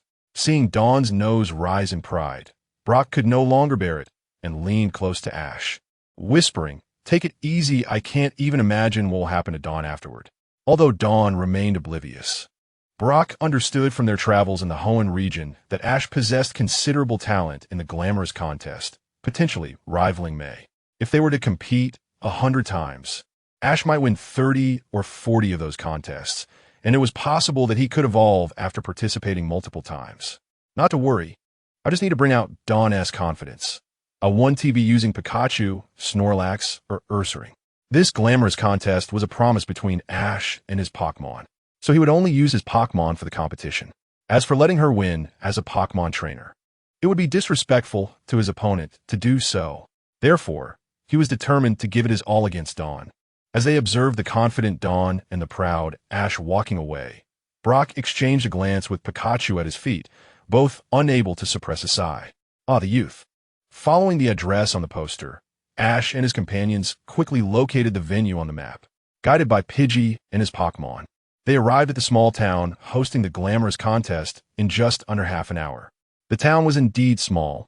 From a high vantage point, one could hardly count 30 households. Logically, such a remote place should not be hosting a glamorous contest. Yet since this village had the privilege, it must possess some unique qualities, Brock calmly analyzed. Ash and Dawn nodded in agreement upon hearing his thoughts. Indeed, one must understand that the glamorous contest is far more ruthless than the league competitions. The latter merely involve battling gym leaders, whose goal is to select those with potential and talent. In contrast, the glamorous contest entails direct competition with other trainers, where only the elite can grace the grand celebration stage. Just as Ash and his friends departed for the registration point, rustling sounds emerged from the nearby bushes. Once certain that Ash and the others had left, Team Rocket's trio peeked out, whispering among themselves. Hey, did you see the prize for this glamorous contest? A year's supply of special bananas. Exactly. If we win, we won't have to worry about food for an entire year. Don't say any more. Before Meowth and Jessie could finish, James had already donned his formal attire. From now on, please call me Sweet Jessie Lena. Then, turning to James, he continued, and you? Your Fanged Cage, Chapter 69. A meeting of minds. Ash's Grand Contest. The Grand Contest in the village commenced following a brief registration period. The brevity of this period was largely due to the local organizer's surprise at the effectiveness of their promotional posters, which had only been distributed 2 hours prior to the event. Given the limited time frame, one would expect few, if any, to venture to such a remote location for the contest. However, to their astonishment, in addition to the familiar faces from the locality interested in the Grand Contest, a few visitors arrived, appearing quite professional. Among them were 2 individuals clad in custom-tailored outfits, while another exuded an air of seasoned expertise. The local Grand Contest lacked a professional host, with only Miss Joy remaining among the usual panel of judges, underscoring the declining popularity of such events in this small village. Nevertheless, the competitors were brimming with enthusiasm, ready to showcase their talents. Some performances, however, resulted in comical mishaps. A Paras that inadvertently hypnotized its trainer with its hypnotic powder, a Gyarados that caused an explosion in the arena with its psychic abilities, and a Pachirisu that ended its act by shocking the audience and judges alike. Don't be discouraged, Ash reassured the disheartened Serena as she exited the stage, placing a comforting hand on her shoulder. This merely indicates there is ample room for improvement. Frustrated with her lack of synergy with Pachirisu, Serena clenched her fists, visibly dissatisfied with her performance. In a typical Grand Contest, her display would have certainly failed to qualify, yet in this quaint village, it might still be considered a notable achievement, especially since she had successfully completed her act unlike the previous contestants. As Ash offered his encouragement, Miss Joy announced, the final contestant, Ash from Pallet Town. Indeed, this was no ordinary performance. It required immense bravery to partake in such an artistic endeavor. It seemed that not only the audience was captivated by the performances, but also Brock and Serena expressed their admiration. However, these sentiments were of little concern to Ash, who focused solely on his upcoming display. With a calm demeanor, he grasped the Pokeball containing his partner, the Ambipom, adorned with a sticker of its own choosing. Although most performers, aside from Serena and the captivating Musashi, did not utilize capsules, Ash felt it essential to maintain the ceremonial aspect of this being Ambipom's inaugural grand contest. A promise made to a companion should always be honored. Standing on stage, Ash wore a serene smile as he tossed the Pokeball into the air. As a shower of flowers descended, Ambipom energetically ascended the stage. Swift, without any prior rehearsal or communication, Ash's thoughts aligned with those of Ambipom. Before the floral curtain had a chance to settle, Ambipom's tail flicked with agility, unleashing a cascade of golden stars that burst forth from the azure sea of blossoms. The intertwining of gold and blue created a dreamlike spectacle. Yet as the Swift continued, this delicate balance was shattered, forming a golden bridge of stars in midair. Double team. Ascend. Before the audience could react, Ash's command rang out. Ambipom's body quivered momentarily, and several silhouettes appeared beside it. 6 Ambipoms, hand in hand, dashed across the starry bridge, while the original continued to emit swift, ensuring their hard-earned bridge remained intact. However, as the auxiliary Ambipoms took their positions, it became clear that this act was nearing its climax. Now focus punch. Prepared for the next step, Ambipom anticipated Ash's intent without needing explicit instruction. In perfect synchronization with Ash's command, a white luminescence began to gather at the tip of its tail. Go! Oki! With all its might, Ambipom unleashed the focus punch at the moment Swift ceased. The collision between the focus punch and the starry bridge resulted in a resounding crack, scattering golden stardust throughout the air, drifting gently towards the audience. The performance presented by Ash and Ambipom thus far was undoubtedly the pinnacle of the day. It was far from over. The double team technique had yet to be fully utilized. Continue with focus punch. Oki, without a moment's respite after shattering the bridge, Ambipom dashed toward the descending duplicates. Each time a copy neared the ground, Ambipom meticulously controlled its movements, creating the illusion of a synchronized fist bump with its own shadows. With each contact, pure white smoke erupted, enhancing the vibrant atmosphere and elevating the excitement among the audience to a fever pitch. Chapter 070, Halt. This is not a dazzling duel, as Ash's performance concluded. His Ambipom scampered over to his side, leaping onto Ash's head to snatch his hat, which it promptly donned atop its own head. With a cheeky grin, Ambipom waved at the audience, who were still momentarily dazed below. Oh! Ambipom's enthusiastic gesture seemed to finally rouse the spectators, who erupted into applause and cheers, lavishly praising Ash and Ambipom's display. Dawn pointed at Ash and glanced at Brock, her trembling fingertips conveying her thoughts. Hold on, Brock said, casting a reassuring glance at Dawn. This isn't Ash's first time participating in a Pokémon contest. He has competed several times during his travels in the Hoenn region and has observed numerous contests. His ability to deliver such a performance was to be expected. As he spoke, Brock appeared to recall something, tilting his head slightly. It seems Ash has never been eliminated in the first round. Has he? Honestly, I believe Ash possesses quite a talent for contests. It's just that he doesn't particularly enjoy them. Dawn, gazing at Ash as he waved to the audience, recalled her earlier boastful words to him before the competition. Reflecting on it now, she realized that Ash's smile at that moment had clearly been a mere facade. How frustrating. She had been outmaneuvered. Moreover, it was worth noting that neither Ash nor Ambipom had prepared for this performance.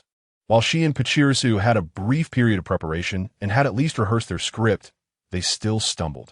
In contrast, Ash and Ambipom's routine had not been premeditated. It was entirely improvised by Ash, yet Ambipom flawlessly executed his demands. In light of this, it seemed she would indeed have to refer to Ash as Senpai. Dawn mused despondently. The first round of selection quickly came to an end, and due to the limited number of contestants, only 4 individuals advanced to the second round. Among them, only Ash, Dawn, and the spirited Musashi received accolade from both the audience and the judges.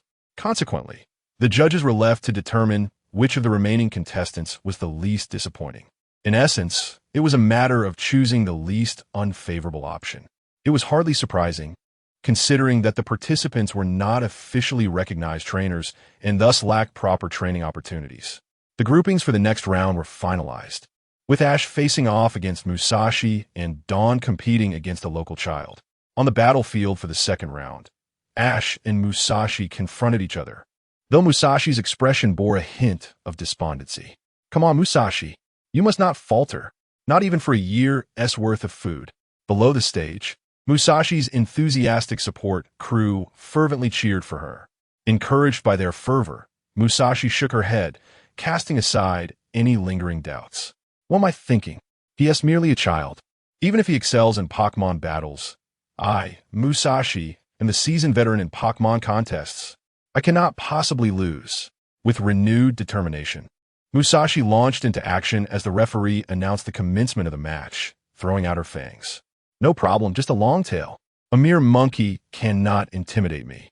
Watch as I effortlessly claim victory with fangs. Musashi's confidence surged, her demeanor shifting to one of utmost assurance. Meanwhile, Ash remained silent, quietly retracting his long-tail-s Pokeball, and before the onlookers, produced another Pokeball, declaring, "It's you, Snorlax." The crowd gasped in disbelief. Snorlax. With a heavy and endearing voice, Snorlax took to the battlefield. In its presence, Musashi's fangs appeared insignificant, retreating several steps under Snorlax's imposing aura. "Hey, that's a bit childish, isn't it? Using Snorlax?" Dawn remarked, pointing at Ash's formidable Pokémon. After all, the fangs had already been subdued by Snorlax, now willing to heed Ash's commands and alter its battle strategy. "Do you really think fangs can defeat Snorlax? Are you referring to a victory in reality or merely in dreams?" Meowth cast a scornful glance at Kojiru. After all, this was Snorlax, Ash's companion from the Orange Islands, a formidable adversary possessing both power and agility. Engaging it in battle? It would be more pragmatic to contemplate how to pilfer the prize instead. The two of them left the scene in dismay, leaving Musashi alone on stage, desperately directing her fangs. "Fangs, you see bomb. Vine why isn't this Snorlax moving? Then bind it. What? It won't be restrained. Well then, just attack freely. Just defeat it. Snorlax. Ice punch. Snorlax."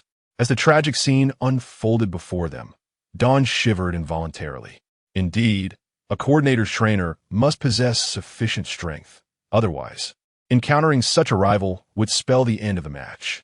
It seemed that both Dawn and Brock had gained a deeper understanding of Pokémon contests. Chapter 071.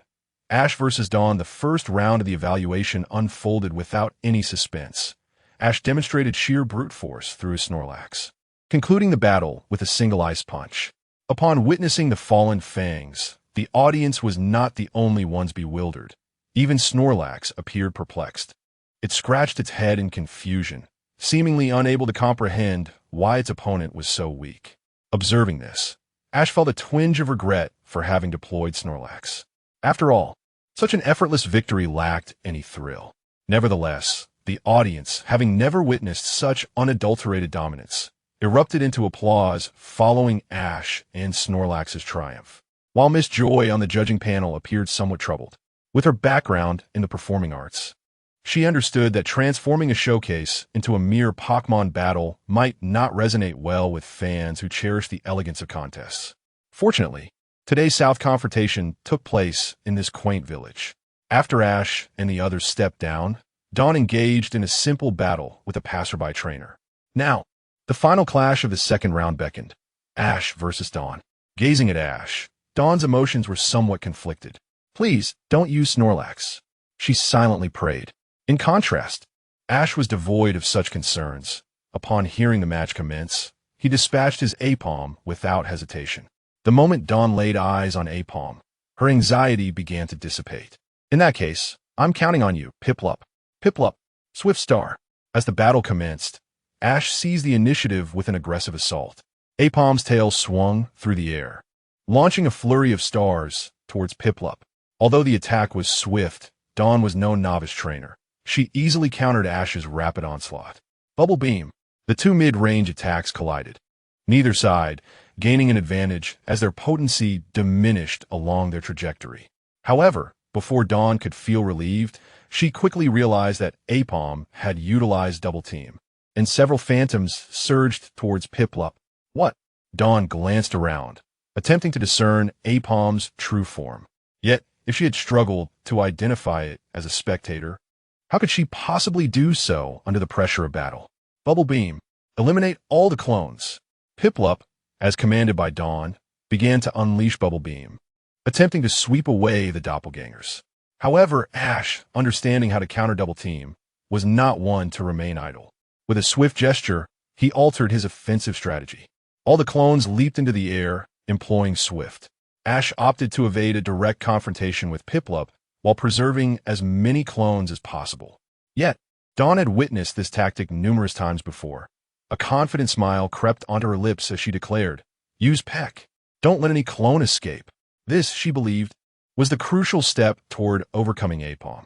In previous encounters, Ash's opponents had faltered by allowing the clones to slip past them, but having observed countless failures, she was determined not to repeat their mistakes. But can you discern which is the real one? Noting that Dawn had yet to grasp his intent, Ash chose not to elaborate further. After all, adaptability in battle requires time and experience. Perhaps Dawn believed she had uncovered the key to countering Double Team, convinced she had absorbed lessons from past observations. However, she had never considered why the seasoned trainer she had faced previously failed to understand such a seemingly simple concept. As Piplup leapt to chase the nearest clone, Ash seized the opportunity, commanding Apom. Swift. Swift. Dawn finally comprehended Ash's strategy, but it was too late. There was nothing wrong with ordering Piplup to target the clones individually, but the issue lay in Apom's deliberate positioning of each clone far apart. The clone closest to Piplup did not necessarily mean it was the one leaping the lowest.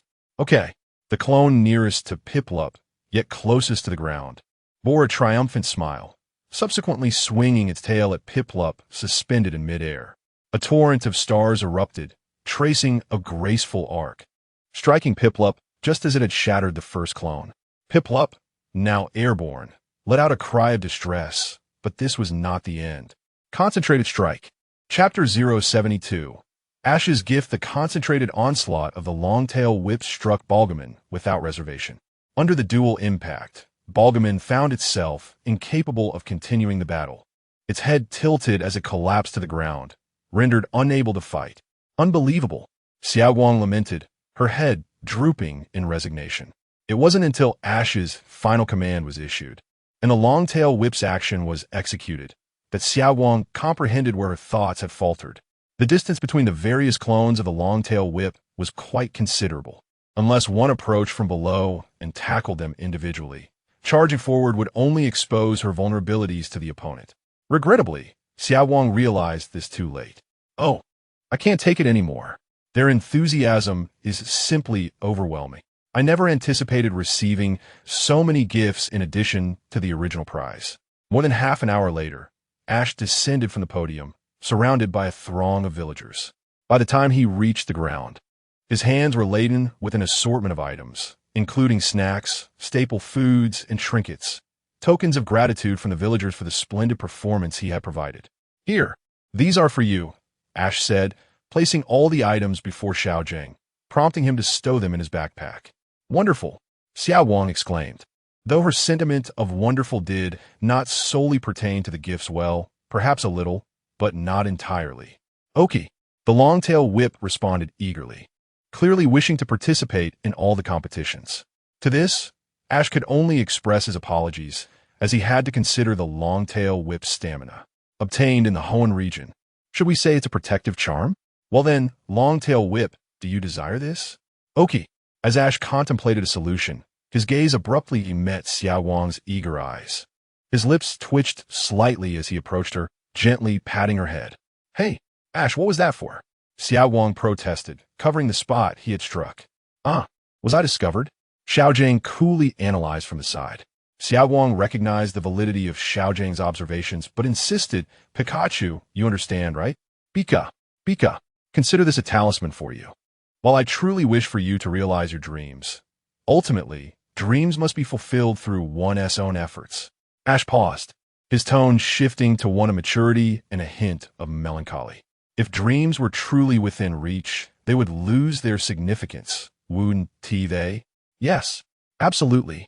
I never intended to rely on others to achieve my dreams. In the next grand competition, I shall emerge victorious. I will prove my strength to you. However, just as Xiaojing was about to interject, Xiao Wang covered her ears, shaking her head, her blue hair swaying in tandem. I can't hear you. I've already forgotten what just happened. My sights are set on tomorrow. Observing Xiao Wang's playful defiance, Ash and Xiao Jiang exchanged affectionate glances and shrugged in amusement. Well, the question remains, what should we do with all these rewards? What about all these bananas? Xiao Jing queried as he approached the pile of bananas. Let us take as many as we can carry. As for the rest, well, with Snorlax around, we needn't worry, right? Ash chuckled as he summoned his Snorlax. Xiao Jing quickly grasped Ash's intention, nodding in understanding. As dusk fell, the figures of Ash and his companions radiated joy and liveliness, while in another part of the forest, 3 silhouettes trudged forward in despondency. Hopefully, tomorrow will be better. This moment feels just right.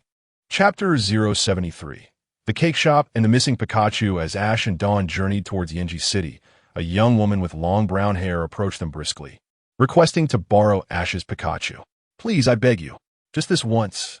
Despite her repeated pleas, Ash remained resolute in his refusal. After all, lending a Pokémon seemed absurd.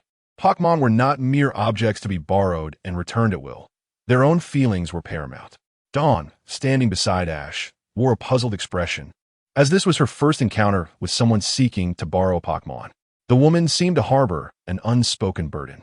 Meanwhile, Brock lay on the ground, having been knocked down by a poison sting from mischievous Pokémon, still twitching from the impact. Please, just for 3 days. That's all I ask. Although Ash had clearly stated his refusal, the woman persisted in her entreaty. Ash exchanged a glance with Pikachu, and with a sigh, he said, well, perhaps we should first understand the reason behind this. Pikachu nodded in agreement, as its kind nature could not bear to see someone in distress. The truth is quite simple. The woman, named Zhu Shi, began. My grandmother has lost her Pikachu, named Candy. Rather than being lost, it seems Candy left on its own, and we have yet to find her. My grandmother's cake shop is set to participate in a competition soon. If we cannot find Candy, my grandmother will be preoccupied with worry, which will surely affect her ability to bake, her greatest passion. I thought if my grandmother could see Ash's Pikachu as a stand-in for Candy for these 3 days, it might ease her mind. What do we do now? Dawn, clearly moved by Zhu Shi's story, turned to Ash. Even Brock, who had been lying on the ground moments before, rose with a serious expression, showing his support for Zhu Shi. Yet, Ash remained steadfast in his stance. But what if, after 3 days, we still cannot find Candy? The pain of reunion followed swiftly by separation would surely be more devastating than a sweet lie, Ash pointed out. His words left Zhu Shi silent, and even Dawn and Brock, who had previously supported her, fell quiet. Hope can be cruel.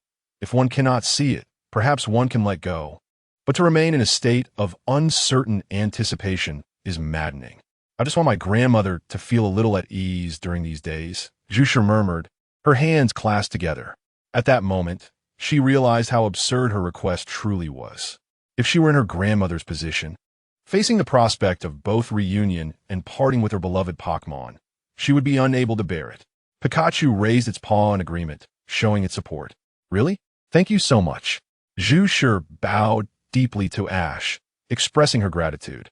Upon arriving at the nearby cake shop, Zhu Shi explained the situation to her grandmother, How Tiandi. Though she felt a twinge of regret, How Tiandi welcomed Ash and his companions warmly. Even though this Pikachu was not her Candy, she lovingly petted it, and Pikachu seemed to revel in the attention. What a relief. My grandmother appears to be in better spirits, Zhu Shi sighed, watching the interaction between her grandmother and Pikachu. She had never anticipated that this situation could be resolved without deception, and she almost caused a calamity with her impulsiveness. However, they still needed to find Candy, otherwise, once Pikachu left, everything would revert to the way it was. While the current scene was heartwarming, Brock was already contemplating the future implications. Zhu Shi understood this as well, but nonetheless. By the way, Zhu Shi, do you know why Candy left in the first place? It couldn't have just vanished without a word, could it? Dawn queried while savoring the cake offered by How Tiandi. Ah, I see, Zhu Shi replied, her expression shifting. Candy left because she wanted to grow stronger, to become strong enough to defeat a certain Pokémon. Seeing Ash and his friends exchange knowing glances, Zhu Shi, despite her usual naivety, grasped their implication. However, she had already searched the forest extensively with her grandmother, and they had yet to encounter Candy. I sighed deeply, Zhu Shi lamented. If Candy were still in this forest, I should have found her by now. Since neither calling nor searching has yielded results, the only possibility is that she has ventured far away. It was precisely because of this desperation that I implored Ash to lend me his Pikachu for a few days. Zhu Shi, Ash, I'm heading out to gather some berries. Would you like to join me, or would you prefer to rest in the shop? I'll come along, Zhu Shi replied enthusiastically. I'll stay here. After all, we haven't finished the cake yet, Ash said, along with Brock, who echoed the sentiment. Thus, Ash and his companions opted to enjoy their afternoon tea in peace. Now assured in their understanding that Zhu Shi and Hao Tiandi were not ill-intentioned, allowing Pikachu to relax in their presence. Chapter 074. Want to learn? I will teach you. Time had passed for over an hour, and while they understood that gathering tree fruits would inevitably take time, the lingering emptiness after the cake had been devoured left them feeling a tad bored. Speaking of which, if Gummy truly felt guilty for being unable to open the pear fruit, and thus chose to leave, it was only natural to feel a sense of inexplicable discomfort. Brock crossed his arms and completed the thought that Dawn had yet to express. Indeed, it must be quite distressing, as pear fruits are notoriously difficult to open. They can even be used as blunt instruments. It is entirely reasonable if one cannot manage to break them open. Dawn's tone carried a hint of sympathy for the Pikachu named Gummy, which was understandable since the situation was not the creature's fault. Yet, it had shouldered all the pressure and responsibility alone. Like Ash, Dawn was inclined towards emotional reasoning, so her empathy for Gummy was entirely warranted.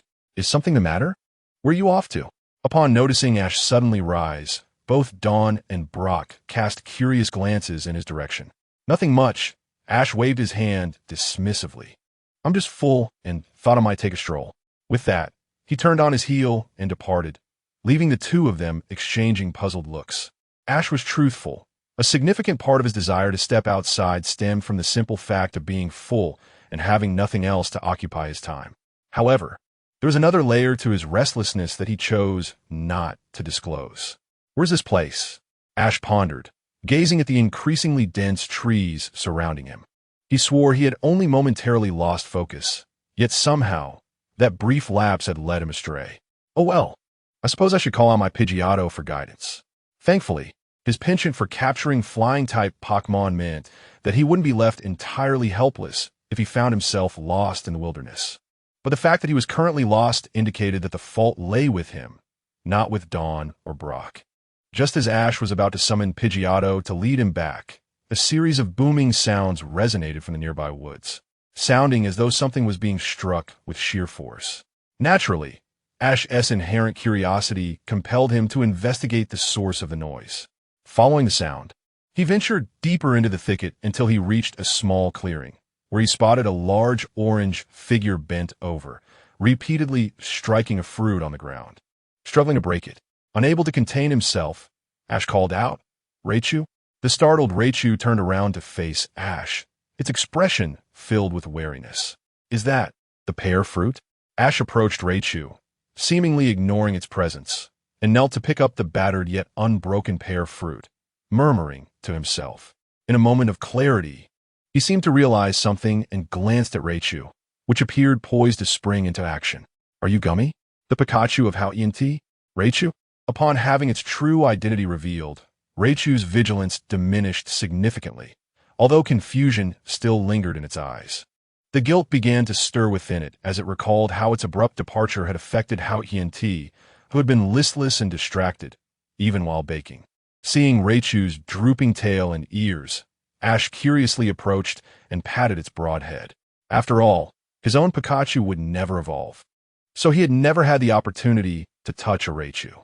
Now, with Raichu defenselessly bowing its head before him, it would be remiss not to give a good rub. As he stroked Raichu's head, Ash mused that the tactile sensation of Pikachu was undeniably superior.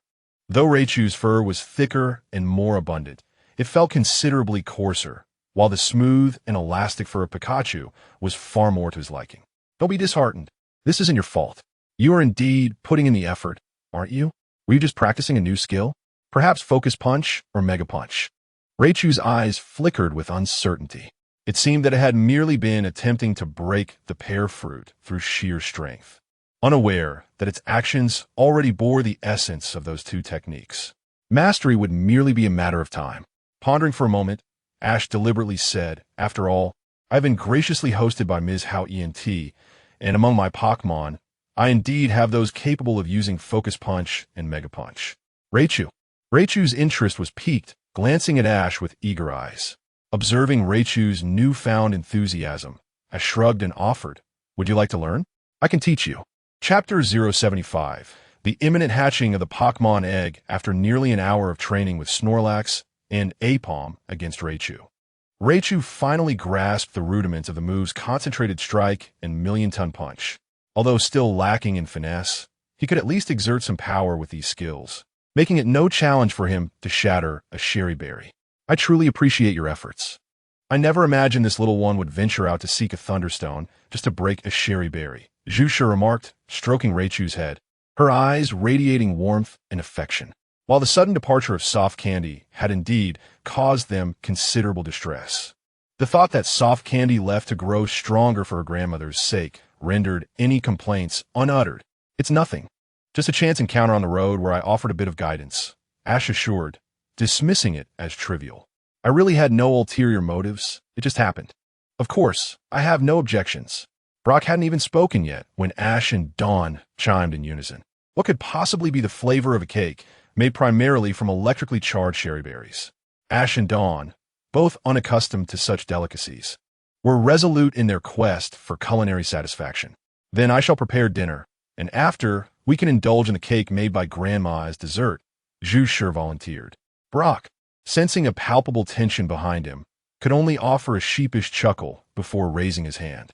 "I too would like to lend a hand. I have a modicum of experience in cooking." "You're quite pragmatic, aren't you?" Ash and Dawn could not help but tease Brock about his earnestness. That evening, the group shared a delightful dinner amidst a lively atmosphere.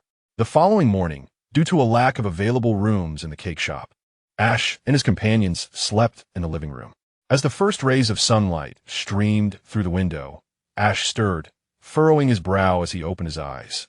He mechanically rose, yawning, and proceeded to wash up before shouldering his backpack and stepping outside to organize his belongings. Despite having had an early and restful night, Ash still felt somewhat drowsy. While camping outdoors, he preferred to keep his Pokémon balls in his backpack to avoid crushing them during sleep. However, this meant he had to rummage through his bag each morning to retrieve them, which was a bit of a hassle. Of course, Ash's current focus was not on training Pokémon, especially since there was no space around the cake shop for such endeavors. And Pikachu was still fast asleep, clearly not the time for training. Instead, he intended to check the progress of the egg that Mr. Chatun, the CEO of the Pokémon Watch Company, had gifted him. Just as Ash expected the data on the Pokémon Watch to remain calm, a sudden, vigorous fluctuation caught his eye. Observing the changes on the screen, Ash retrieved the manual and began to read. The data oscillated erratically, suggesting imminent hatching. According to the manual, it indicated that less than 3 days remained until this Pokémon egg would break open. "It's about to hatch." Ash transmitted this information to Mr. Chatun by the Pokémon Watch while opening the protective casing of the egg, gently caressing the shell that lay securely within. Compared to the previously cool sensation, the egg now exuded a warmth that, if one closed their eyes and concentrated, seemed to hint at subtle movements from within. It appeared hatching was indeed near. How exciting! He wondered what Pokémon would emerge.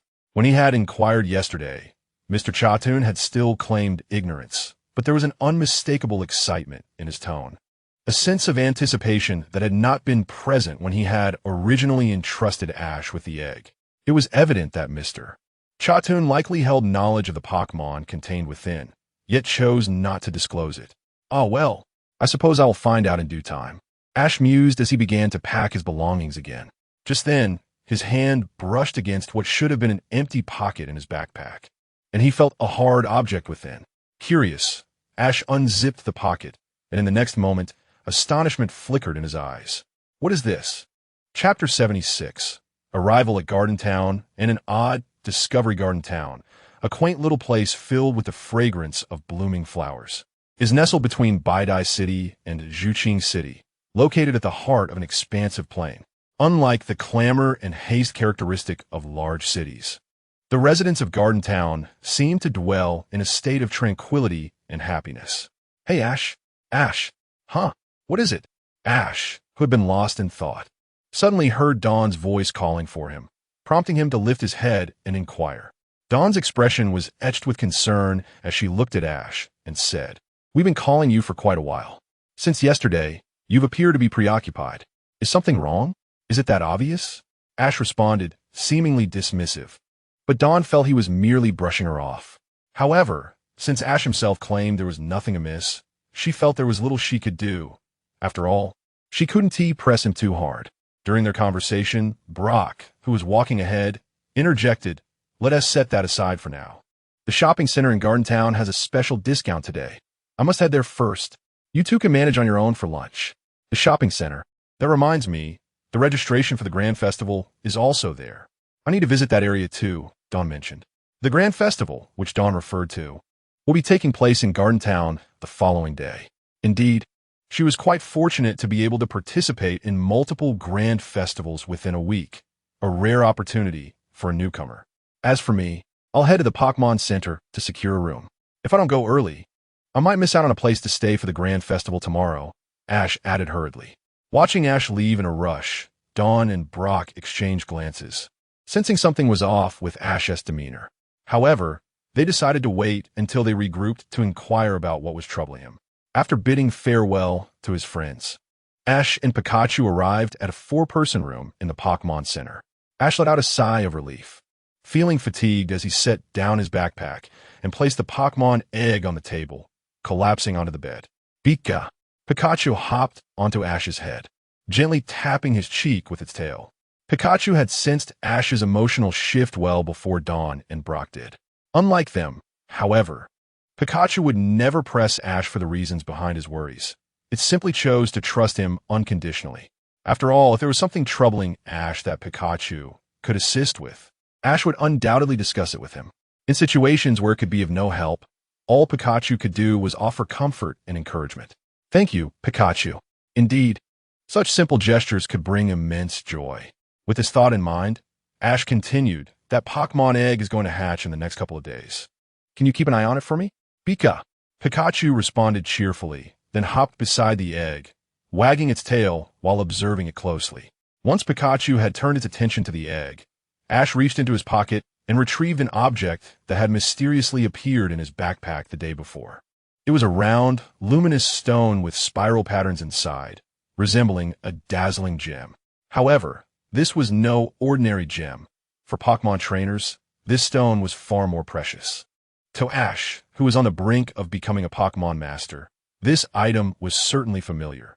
A Mega Stone, Ash mused, holding it in his hand as his thoughts drifted. It was indeed perplexing.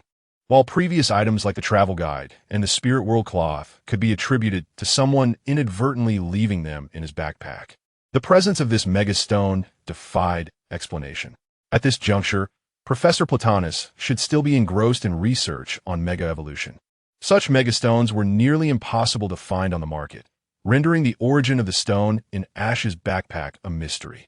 It couldn't have been left by someone else. Thus, only one possibility remained. His backpack must generate items according to some pattern, although the specifics of what it produces remain uncertain. One hypothesis Ash entertained was that the randomly generated items might be things he had previously owned. The blue orange berries, Spirit World cloth, Dark Stone, and travel guides were all items he had acquired during his journeys, and the Mega Stone fit this pattern as well. In his pursuit of becoming a Pokémon master, Ash had traversed various regions, collecting nearly every item and tool he encountered, though most of them had been discarded at Professor Oak's lab, as they held little use for him. The only items he retained were those few that could be of immediate utility. After concluding his travels, he had devoted himself to intense training in Silver Mountain, losing interest in various tools and items. Yet now, a twinge of regret arose within him for having overlooked the significance of certain items in the past. After all, the Mega Stone he had obtained was not the entirety of his collection. If he could compare this megastone with those he had previously owned, perhaps he could uncover some pattern. But now, he sighed. Currently, he was uncertain which Pokémon the megastone belonged to and lacked the other essential element, the keystone required for Mega Evolution. This meant that even if he kept the megastone, it might very well become a mere trinket until he could consult Professor Platanus in the Kalos region to ascertain its identity, potentially unlocking its usefulness. But that seems so far away. Well, I'll just take it one step at a time, Ash thought, shaking his head, ultimately deciding not to delve further into the matter. From this day forth, he would add another daily task to his routine, to organize and inspect his backpack. Chapter 077. A hostile encounter with Kenmu? Hey Ash, wake up. As Ash emerged from his slumber, he blinked his eyes open to find that Dawn and Brock were standing at the doorway, their expressions a mix of exasperation and concern. Have you been asleep since we entered the room? You seemed to have a restful night yesterday, Dawn remarked, her words finally rousing Ash from his daze. Realizing that they had initially planned to split up and complete their respective tasks before regrouping, Ash felt a wave of embarrassment wash over him. He hadn't anticipated dozing off, but the lingering thoughts about the megastones must have weighed heavily on his mind. He had intended to stroll through the town of Yuan, yet somehow he had succumbed to sleep. As for Pikachu, it remained steadfastly positioned before the Pokémon egg, seemingly invigorated by Ash's mention of its imminent hatching. Pikachu had always taken joy in caring for others, particularly newborn Pokémon, much like its nurturing attitude towards Togepi. Rather than a source of worry, this situation could be viewed as a delightful dilemma. Ash scratched his head, realizing that his thoughts were valid. After all, megastones were indeed rare treasures. Although they currently held no practical use for him, possessing one was certainly better than having none at all. By the way, what time is it? If it's still early, I was thinking of exploring Yuan Town. Wait, Dawn interrupted before Ash could finish his sentence. There's no rush for a walk. Yuan Town isn't going anywhere. If you have nothing else to do, why not join us for the upcoming Yuan Festival? Dawn had set her sights on persuading Ash, as the festival would provide her the perfect opportunity to showcase her progress. Huh? The Yuan Festival? I'm not participating, Ash replied with a hint of reluctance. What? Really? I had prepared for a rematch, and now you're saying you won't join? Dawn exclaimed, her disappointment palpable. Of course, I'm not a coordinator, so why would I participate in a beauty contest? Ash shrugged, standing at the edge of the battlefield. Dawn sighed, feeling a twinge of regret. It's such a shame. With your talent, if you competed alongside me, we could easily secure a spot in the grand celebration. If even you don't participate, I fear no one else will. That's a valid point. Dawn finally grasped the reality of the situation, her obliviousness leaving Ash somewhat speechless. Have you even considered your own circumstances? Enough with the overthinking. If you want to practice, let us get to it. You wanted Pachirisu to participate, right? Oh, right? Dawn exclaimed, reminded of her original purpose for being at the battlefield. She had intended for Ash and Pikachu to assist Pachirisu in mastering its electric abilities, and she had almost lost sight of that goal. Now let us get started, huh? Is that Kenmu? Just as Dawn was about to send out Pachirisu for training, a familiar and irksome voice reached her ears. Kenmu, long time no see. A boy with chestnut hair approached, waving cheerfully. Is he calling? You? Brock inquired, shifting his gaze to Dawn.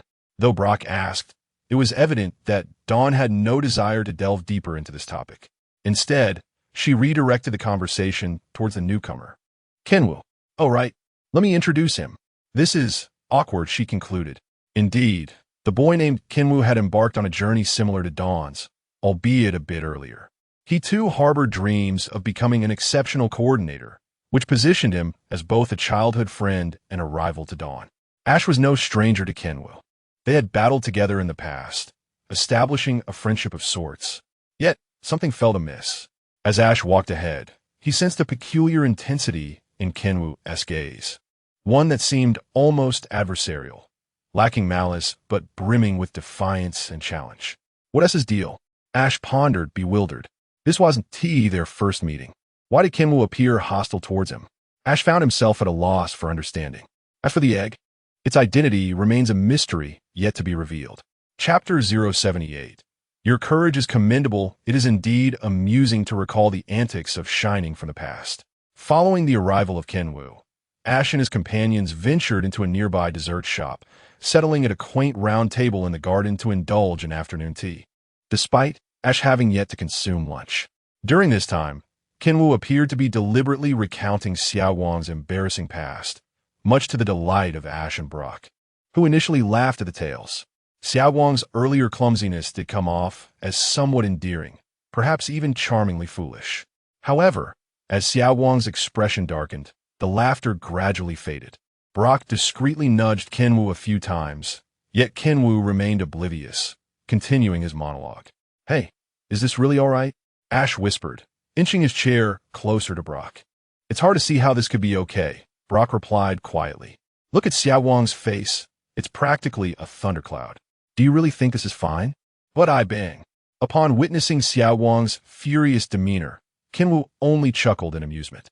Has she truly changed? Tell me, Ash, did Shining not hold you back in the past? She was notorious for being the one to lag behind. No, Xiao Wang interjected, hands on her hips, her anger palpable. I am not the same as before. If you doubt me, let us battle.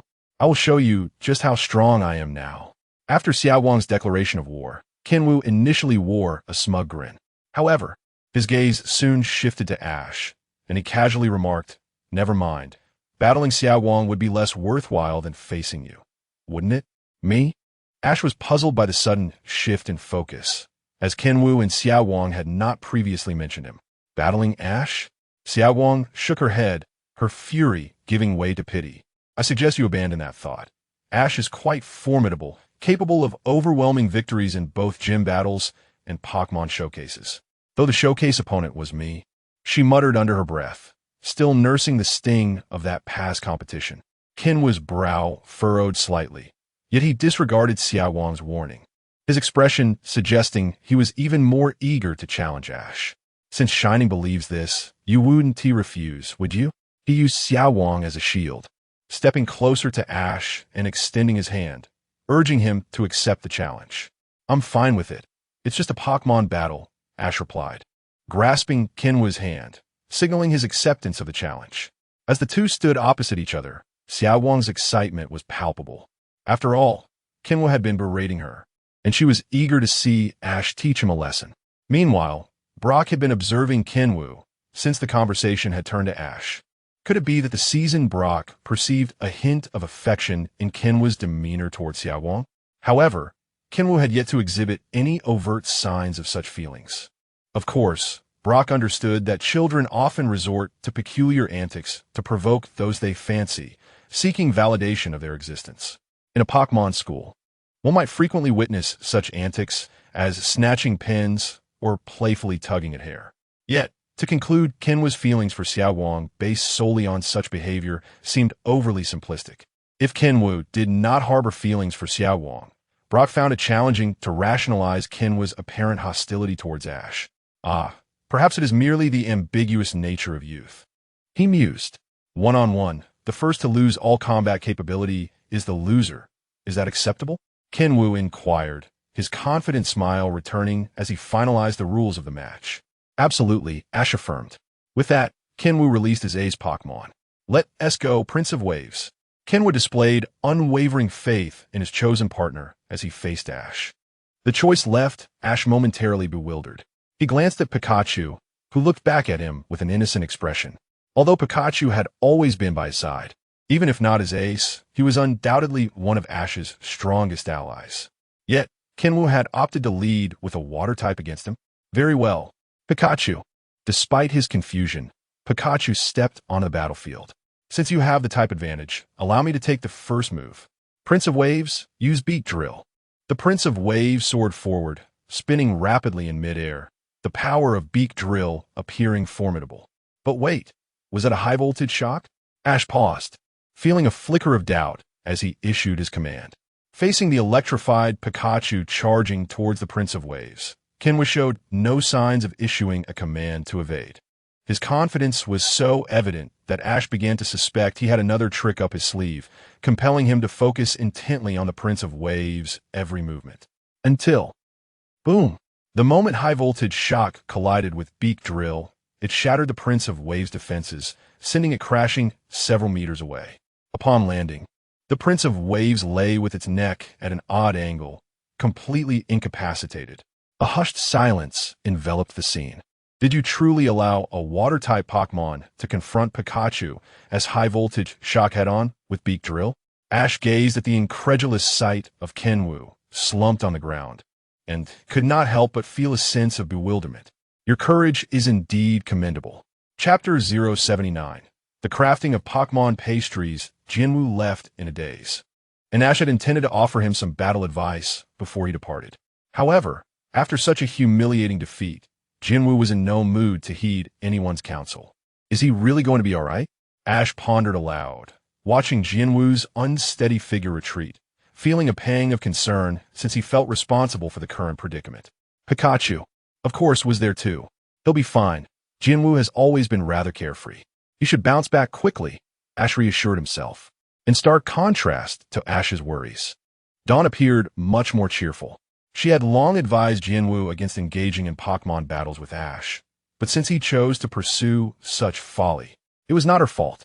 Jinwu had left, having enjoyed a complimentary afternoon tea, but the pressing question now was what to do next. Should we continue training Pachirisu? Ash inquired of Dawn. Forget it, she replied, waving her hand wearily. I've lost my motivation to train right now. Perhaps we can resume later this evening. Dawn's energy had already been depleted in her earlier frustration over Jinwu's antics, and she knew she would only be distracted if they started training now. It's all Jinwu's fault, she exclaimed. In that case, Brock chuckled, producing a pre-prepared promotional poster from his pocket like a magician. How about attending this? He suggested, displaying the flyer for a Pokémon pastry-making class. For free. Upon reading the poster, Ash and Dawn exchanged glances, each discerning a single word from the other's eyes. Go. Though Dawn wasn't particularly interested in cooking, Pokémon pastries were a different matter entirely. The television advertisements claimed that Pokémon would become closer to their trainers if they consumed pastries made by their own hands. This was especially true among coordinators, where Pokémon pastries were quite popular. Moreover, Dawn had experience making them at home while helping out with Katie's tasks, although she had merely followed the steps without adding her own flair. This was the perfect opportunity to infuse her personality into her creations.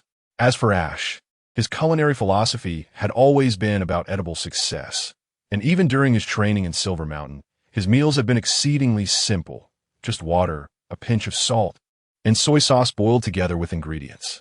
At most, he would add a little oil to the frying pan and salt some basic ingredients. Nevertheless, despite his awareness of his culinary limitations, he was always eager to experiment with anything related to Pokémon. His previous attempts at making Pokémon pastries had been less than successful, but now it was different. With greater life experience and enhanced cooking skills, he was confident that crafting a simple pastry would be a breeze. As for Brock, his ambition was to become a top Pokémon breeder, and making Pokémon pastries certainly fell within that realm. However, he harbored an even more significant goal. Miss Lily, I am willing to devote all my love to nurture. He began, only to be abruptly interrupted by his mischievous Froakie, who unleashed a toxic attack, leaving Brock twitching and being dragged outside. Hopefully, Froakie wouldn't toss him into the flower bed. That would be disastrous for the delicate plants.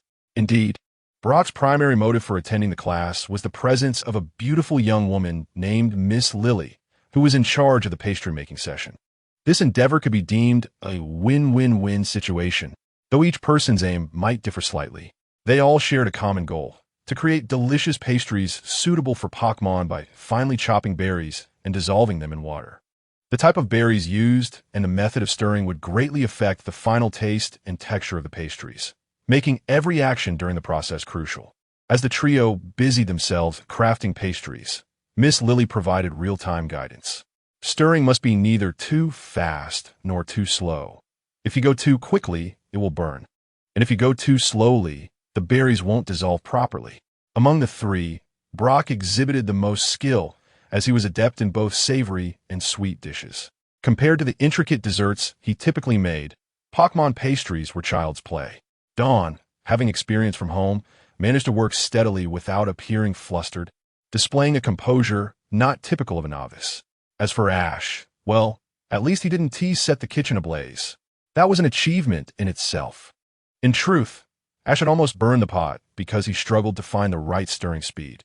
If it weren't for Miss Lily's assistance, he might have declared his attempt a failure.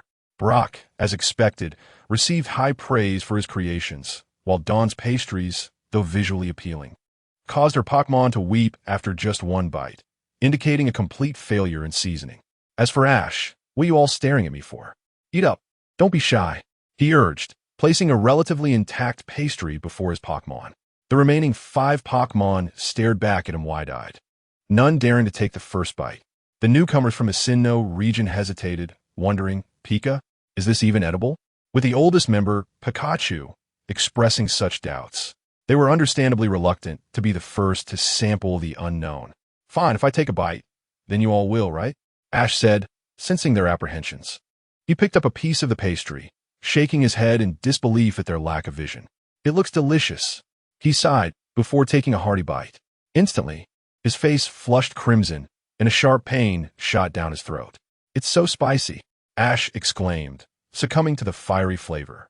Chapter 080.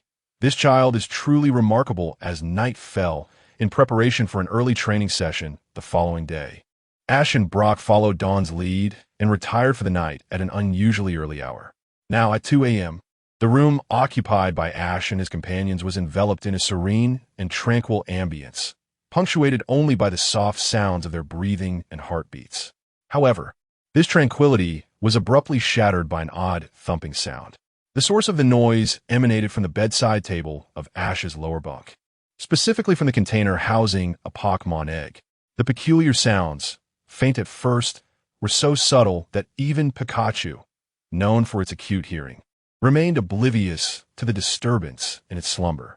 As the sounds grew increasingly intense, the previously intact Pokémon egg began to emit a soft white glow. Following this luminescence, the eggshell shattered, and the container could no longer contain the burgeoning life within, resulting in it being forcibly opened. Curious, the newly hatched creature surveyed its surroundings. Yet, enveloped in darkness and not being a nocturnal species, it appeared somewhat disoriented and helpless. It raised its tiny hand and scratched its hard head, its light blue body gingerly stepping out of the container as it sought something to lean on. Approaching the edge of the bed, it hesitated momentarily before standing on tiptoe and clambering up, perching on the bed's railing. It sensed something beneath it trembling gently. Acting on instinct, it leapt, its hard head aimed downwards, and then, plop, a mournful wail echoed throughout the Pokémon Center. I'm sorry. I'll be more careful, Ash exclaimed, apologizing profusely to the trainers and Nurse Joy who had come to investigate the commotion. Once they departed, he closed the door, casting a forlorn glance at the Pokémon that clung to his left leg. Sighing, Ash realized that the creature had come into the world in the dead of night. He crouched down to cradle it, gazing into its eyes as he spoke, just this once. Please don't jump down like that again, little Dratini. The Dratini, seemingly oblivious to the reprimand, waved its tiny hands joyfully, caught up in its own excitement. At last, the mystery surrounding the Pokémon egg entrusted to Ash by Chihiro was unveiled. Truthfully, upon hearing Chihiro's proud laughter, Ash had speculated that the Pokémon gifted to him would be quite rare, but he had never anticipated it would be a Dratini. What splendid luck. Dratini are exceedingly rare Pokémon, Brock remarked, crossing his arms with a hint of envy. So adorable, Dawn exclaimed, her eyes sparkling with interest as she approached Ash, eager to hold the newly hatched Dratini. However, as she reached out, the Dratini turned its head away, displaying an unmistakable look of disdain. Why? Dawn sighed, forget it. Brock, unable to watch any longer, gently patted her shoulder and said, it's perfectly normal for a newly hatched Pokémon to fear strangers. Don't push it. All right, Dawn conceded, her expression one of disappointment, as Brock's words held more weight given his experience as a Pokémon breeder. Seeing Dawn's failed attempt, Pikachu, who had been watching over the Pokémon egg, leaped onto Ash's shoulder. With a friendly smile, it extended a hand to greet Dratini, only to be met with a similar rejection as the Dratini turned away yet again. It seemed this Dratini was particularly shy and only willing to bond with Ash. Witnessing the failures of Dawn and Pikachu, Brock, seasoned and perceptive, wisely refrained from further attempts, acknowledging that this Dratini was not easily swayed. Suddenly, a rumbling sound emanated from Dratini's belly, clearly indicating that after the challenges of hatching, it was now quite hungry. At that moment, Brock realized it was his turn to intervene. He skillfully rummaged through his backpack and soon retrieved some dragon-type Pokémon food, presenting it to Dratini. "Here, don't hesitate. It's delicious." Although Brock's demeanor suggested he might be a villain, Dratini, driven by hunger, leaned forward to sniff the food in Brock's hand, only to turn away with a look of disdain. What? Brock was momentarily frozen in disbelief. His specially prepared dragon Pokémon food had been rejected, leaving him utterly stunned. Meanwhile, despite its refusal of Brock's offering, Dratini's hunger remained undeniable. In the next instant, Dratini stretched its neck, sniffing the air intently. Suddenly, its eyes sparkled with a glimmer of realization. It hopped down from Ash's arms and, under the watchful gaze of everyone, approached Ash's backpack. Delving into an open pocket, it rummaged around until it triumphantly emerged with the homemade Pock Puffs Ash had prepared earlier, devouring them with great enthusiasm. "No way." Brock trembled, slowly retreating to the corner where Dawn and Pikachu stood. "What's wrong?" Dawn inquired. "Do I even need to say? Clear some space for me." Brock wiped away imaginary tears from his eyes. He never imagined that his meticulously crafted dragon Pokémon food would be outshone by Ash's casual creation. This was a crushing blow for someone aspiring to be the world's best Pokémon breeder. Observing the trio, seemingly petrified by the turn of events, and glancing at the blissfully unaware Dratini, Ash could only sigh. This child is truly remarkable. In just half an hour, it had completely overwhelmed 3 individuals. Such was the extraordinary nature of this Dratini. Chapter 081. The Exceptional Baby Dragon. The following morning, Xiao Guang and Xiao Gang remained ensconced in the gentle embrace of slumber, still lost in their dreams due to the previous night's commotion. At this rate, it seemed they would awaken only at the very last moment. In contrast, Xiao Ji rose unexpectedly earlier than Xiao Gang, motivated by an amusing thought. Although he had explicitly forbidden jumping headfirst from the bed onto his stomach, he had never mentioned that it was acceptable to dive downwards. In the training grounds behind the Pokémon Center, Xiao Ji held the baby dragon at eye level, speaking with utmost seriousness. This morning, his silence was fortuitously aided by Pikachu, who had heard the baby dragon climbing onto the bed and managed to intercept it just as it leaped off. However, Pikachu's efforts resulted in an unfortunate consequence. He inadvertently landed on Xiao Ji's face, rousing him from his slumber. "Ah well," gazing at the baby dragon's expression of innocent bewilderment, as if to say, "I'm still a child and don't comprehend your words." Xiao Ji recognized the futility of the situation. Yet, this was not the crux of his concerns. What he truly yearned for was to gauge the baby dragon's inherent abilities. He understood that newborn Pokémon were not ideally suited for battle. But given the baby dragon's unique circumstances, particularly its ability to forego milk and soft foods, he reasoned that a simple test would pose no issues. Listen closely. During your battle with Pikachu, make sure to utilize all the skills you possess. Do not hold back. Although Xiao Ji was uncertain whether the baby dragon grasped the concept of battling, its eager demeanor suggested otherwise. He gently placed the baby dragon down and approached Pikachu, saying, "It's all up to you now." Pikachu, taking a step back, clearly displayed reluctance to engage in combat with such a newly hatched creature. After all, even when facing an unevolved opponent, Pikachu had previously found it challenging to battle a Togepi. Nevertheless, this encounter would not be a true battle, merely a modest assessment. Seeing Pikachu reluctantly position itself opposite the baby dragon, Xiao Ji nodded and initiated the morning's evaluation. An hour later, at the Hawaii contest venue in Yuanji Town. "What's wrong? You've been frowning ever since you woke up this morning. And Pikachu looks the same," Xiao Gang remarked, observing the troubled expressions of Xiao Ji and Pikachu alongside the baby dragon's exuberant visage. "Well, actually," Xiao Ji began, lifting the baby dragon as he explained, "this morning, I conducted a test of the baby dragon's strength with Pikachu. Already? I am surprised. Typically, it's advisable to wait at least a week before testing a newborn Pokémon's battle capabilities," Xiao Gang replied, taken aback.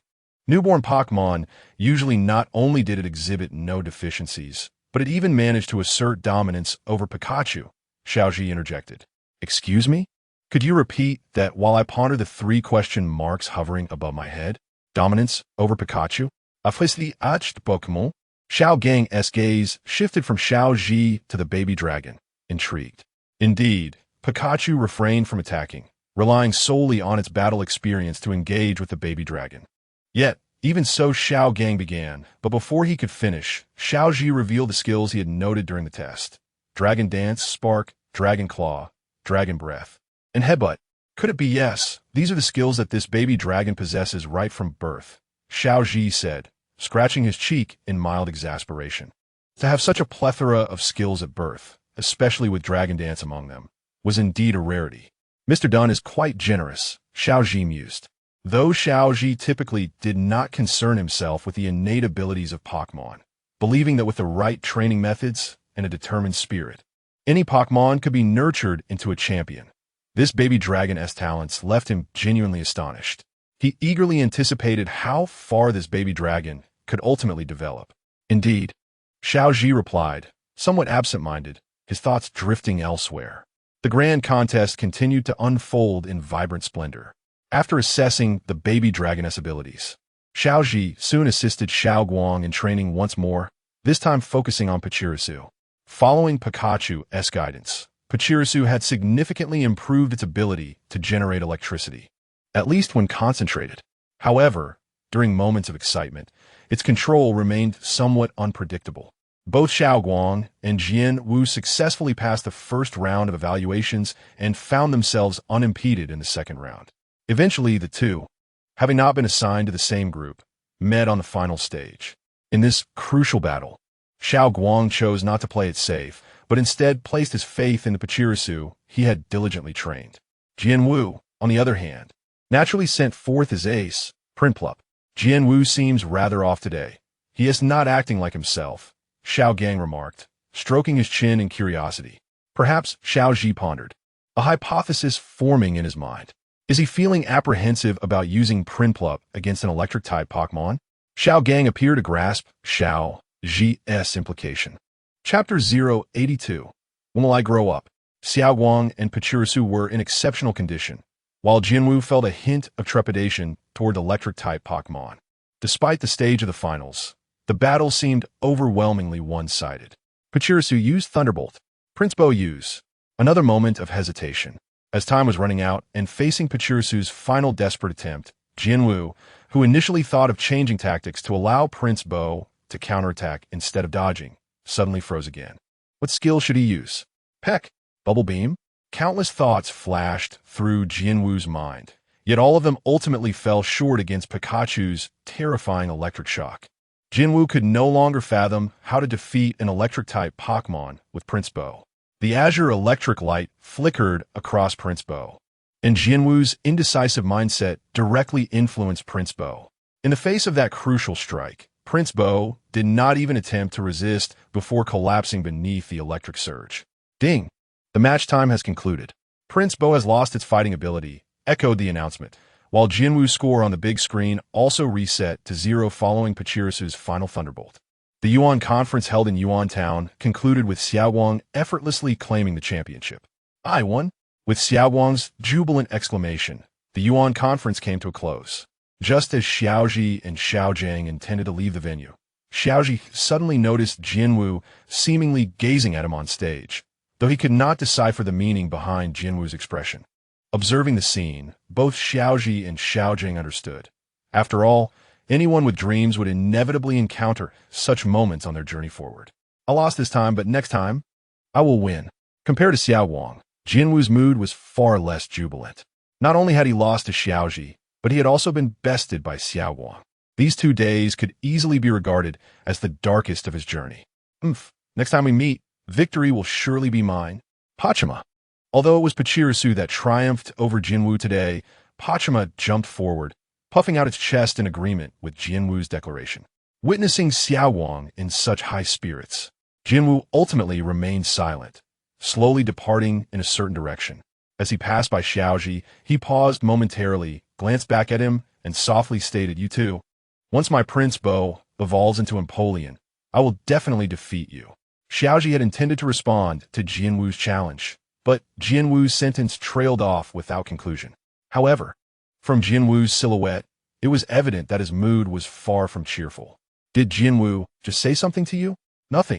Xiaoji shook his head, not taking Jianwu's words to heart. After all, they were all Pokémon trainers, and it was entirely natural to have a fervent desire for victory. When he had lost to Shinji in the past, his thoughts had solely revolved around how to triumph over him. Neither Xiaoji nor Xiaowang perceived Jianwu's sentiments, except for Xiao Jiang, who had secretly stood beside Xiaoji and overheard Jianwu's words. Is this some sort of youthful romantic drama? Xiao Jiang sighed, pondering whether this was just the essence of youth. However, for Xiaoji and Xiaowang, who were entirely absorbed in Pokémon, youth seemed merely a synonym for dreams. He wondered how long it would take for them to comprehend the significance of the scene they had just witnessed. Watching Xiaoji and Xiaowang walk side by side towards the Pokémon Center, Xiaojing couldn't help but shrug, akin to a seasoned mentor on the path of life. But when will my spring truly arrive? Xiaojing gazed up at the setting sun, feeling an overwhelming sorrow as if witnessing the twilight of his own love. Later that evening, at the Pokémon Center before the phone. I see. A Dragonite capable of using Dragon Dance? How rare. On the other end of the line, Professor Okido slurped noodles while conversing with Xiaoji. Dragonite stood before the phone, gazing intently at the vibrant red broth in Professor Okido's bowl, seemingly intrigued. I never expected that merely lending Mr. Teru a hand would reward me with such a gift. Xiaoji patted Dragonite's head and continued, however, this means I will soon have a full roster of 6 Pokémon. I must prioritize training the companions I've caught in the Sinnoh region. As Professor Okido spoke, he set down his chopsticks and crossed his arms, shifting into lecture mode. Just like Snorlax, it was sleeping at the time, but as soon as it heard I mentioned you needed help, it woke up immediately. There are still many Pokémon I hope you can take, especially Bayleaf. While I called for Snorlax the other day, it overheard me, and it's been pestering me ever since. I had to exert considerable effort to calm it down. Rubbing his shoulders as he complained, Professor Okido elicited a resigned smile from Xiaoji. I will consider it. Moreover, this time I truly do not plan to rely solely on my newly captured companions to challenge the Sinnoh League. I will find opportunities to bring them along. Chapter 083. Lost? Encounter in the mountains the following day, on the mountain path from the town of Yuan to the Baidai Forest. A day cloaked in ominous clouds and dim light unfurled. Damn it, where am I again? Ash and Pikachu gazed despondently at their surroundings, which appeared strangely similar and utterly unfamiliar. Of course, this isn't a case of me being lost. Absolutely not. They had been making good progress when, out of the blue, the notorious Team Rocket arrived with an even larger robot, claiming it was for revenge. Before Ash and his companions could even react, the robot inexplicably self-destructed. Indeed, it was as simple as that. The explosion not only sent Team Rocket soaring like shooting stars, but also left Ash and his friends no better off. The relatively unscathed Misty and Brock were left in a precarious situation. While they weren't blasted away alongside Ash, they certainly weren't in a favorable position either, as they too fell from a mountain path into the depths of the forest below. These rascals are truly a nuisance. If they had spent their resources on something more rewarding rather than self-destructing robots, they might have enjoyed a decent meal instead. Pikachu, in agreement, nodded in understanding. After all, the machines Team Rocket had previously constructed typically only harmed themselves. Now, however, they had ensnared Ash and his friends in their chaos. With no choice left, Ash resolved to seek a way out. Murkrow, it's you I shall rely upon. He tossed the Pokeball containing Murkrow, hoping it would guide them from above. However, as Murkrow took flight, a fierce gust of wind struck, causing it to tremble violently. Had it not evolved, it might have struggled to maintain its balance in such turbulent weather. Ash sighed in resignation. It appeared he would have to fend for himself in this dire situation. If only Murkrow could evolve in a Honchkrow, it might possess the strength to navigate through this storm. With no means to scout ahead, no signposts to guide him, and a malfunctioning map feature on his Pokédex, Ash was at a loss, the cursor flickering uncertainly. Though it is often advised to remain still in the face of uncertainty While awaiting rescue, Ash was not one to lie idle. It was against his nature to wait for Misty and Brock to find him, especially since there was no food. When traveling alone, Ash would always bring ample supplies of water and energy bars to prepare for such eventualities. Yet this time he found himself with Brock, whose backpack contained enough provisions for three, both plentiful and varied. With such a treasure trove at hand, Ash had abandoned his usual prudent habits. Perhaps this was the folly of complacency. Meanwhile, on the other side, Ash's friends fared much better. They were not lost. They knew their location and direction. While they were concerned about Ash's predicament, they were reassured by the fact that he possessed numerous Pokémon. Although he might struggle to find his way out amidst the storm, he would undoubtedly reunite with them once the weather improved. Thus, they pressed on, following the map toward the nearest Pokémon Center nestled within the woods. Wait, you mean that Mari and Swablu were swept away by the wind? Upon arriving at the Pokémon Center, Misty and Brock heard Nurse Joy's anxious voice. Drawing closer, they found a young Nurse Joy apologizing to her mother. Another Nurse Joy. No, your judgment is correct. Traversing with Swablu in this weather is far too perilous. We must act quickly. Huh? As Nurse Joy prepared to depart, she turned to find Misty and Brock, both wearing worried expressions. Sorry to overhear your conversation. Is there any way we can assist? From their exchange, it seemed a young child had been swept away by the wind. Unlike Ash's situation, being lost in such a forest without strong Pokémon, especially in such inclement weather, posed great danger. Kind-hearted Misty and Brock could not simply stand by. What they initially intended as a brief respite at the Pokémon Center had transformed into a more pressing mission. As Brock and Misty pledged to help Nurse Joy locate the child and Swablu, Ash, in the meantime, found himself in a cave, encountering you. Ash swore he had merely sought refuge from the impending storm, only to come face to face with a child who appeared to be merely 5 or 6 years old. It was unmistakably a young Nurse Joy, likely having fled from the nearby Pokémon Center. However, this was not the crux of the matter. The real concern lay in how to alleviate her apprehension. Gazing at the young Nurse Joy, who clutched Swablu and aimed it at him as if it were a projectile, Ash fell into deep contemplation. Chapter 084. The foremost principle of a trainer is to ensure their own safety. 10 minutes had elapsed, and within the cave, a soft and comfortable ambience enveloped the surroundings, distinctly different from the buoyant creature. Pikachu, nestled in the embrace of Nurse Joy, had its cheeks incessantly pinched, its expression a blend of helplessness and grievance.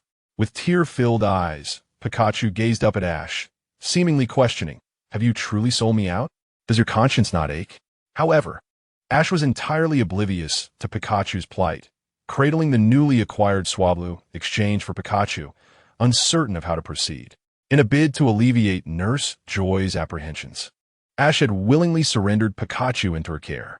The fluffy and soft Pikachu posed no resistance to the young Nurse Joy, who was not yet mature enough to withstand its charm. It seemed that even some adults were equally susceptible. "By the way, you must be Ms. Joy's child, right? What brings you to this place? Did you get lost?" Ash inquired, mimicking Nurse Joy's earlier demeanor, gently stroking Swablu and relishing its unique texture akin to that of a balloon. Enchanted by Pikachu, Nurse Joy had long since dropped any reservations about Ash, responding to his queries with delightful compliance. Yet, from her initial instinct to toss Swablu aside for self-defense, one could argue that calling her well-behaved might be somewhat misleading.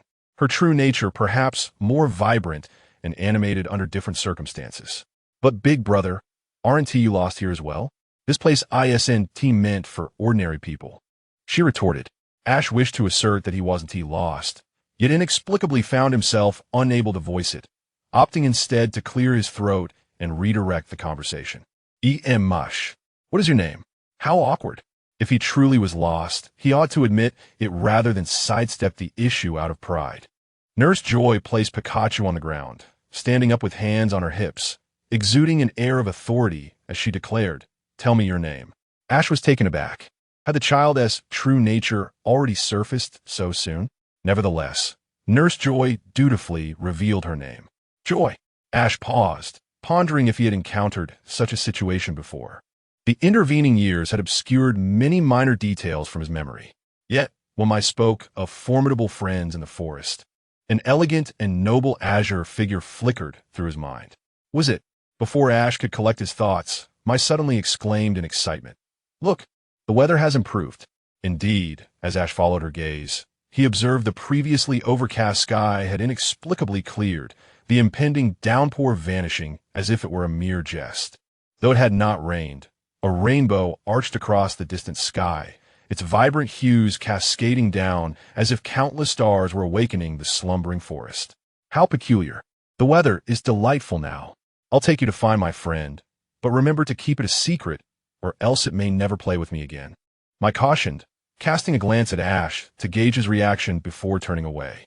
In truth, only she and her sister were privy to the existence of this friend. Even her parents remained in the dark. Why mention it to Ash? Perhaps a sense of familiarity or the warmth of having Pikachu held in her arms had influenced her.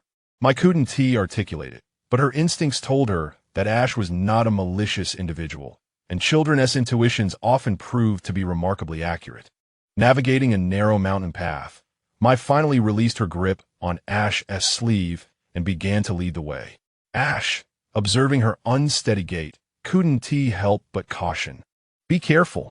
The path is narrow, and the ground appears unstable. Perhaps I should walk behind you to support you? I'm fine, Mai replied, seemingly fearless. I've traversed this path countless times. I could walk it with my eyes closed. Perhaps it's best to remain vigilant, Ash advised, patting Swablu and signaling it to follow Mai. Big brother, you're just like my mother and sister. Aren't Pokémon trainers supposed to be fearless? Ash felt a twitch at the corners of his mouth, uncertain whether Mai's words were jest or earnest. If sincere, the child indeed required guidance. After all, one must consider safety first, particularly when dwelling in the mountains, where carelessness could lead to perilous situations. Even Pokémon trainers should prioritize safety above all. Our endeavors are about adventure, not recklessness. Safety must always be our foremost consideration. Understood, Mai responded with a salute, indicating she had received the message. However, just then, a sudden, discordant sound echoed from beneath Mai's feet, as if something had shattered. Get away from there. Alas, Mai's reaction was a fraction too slow.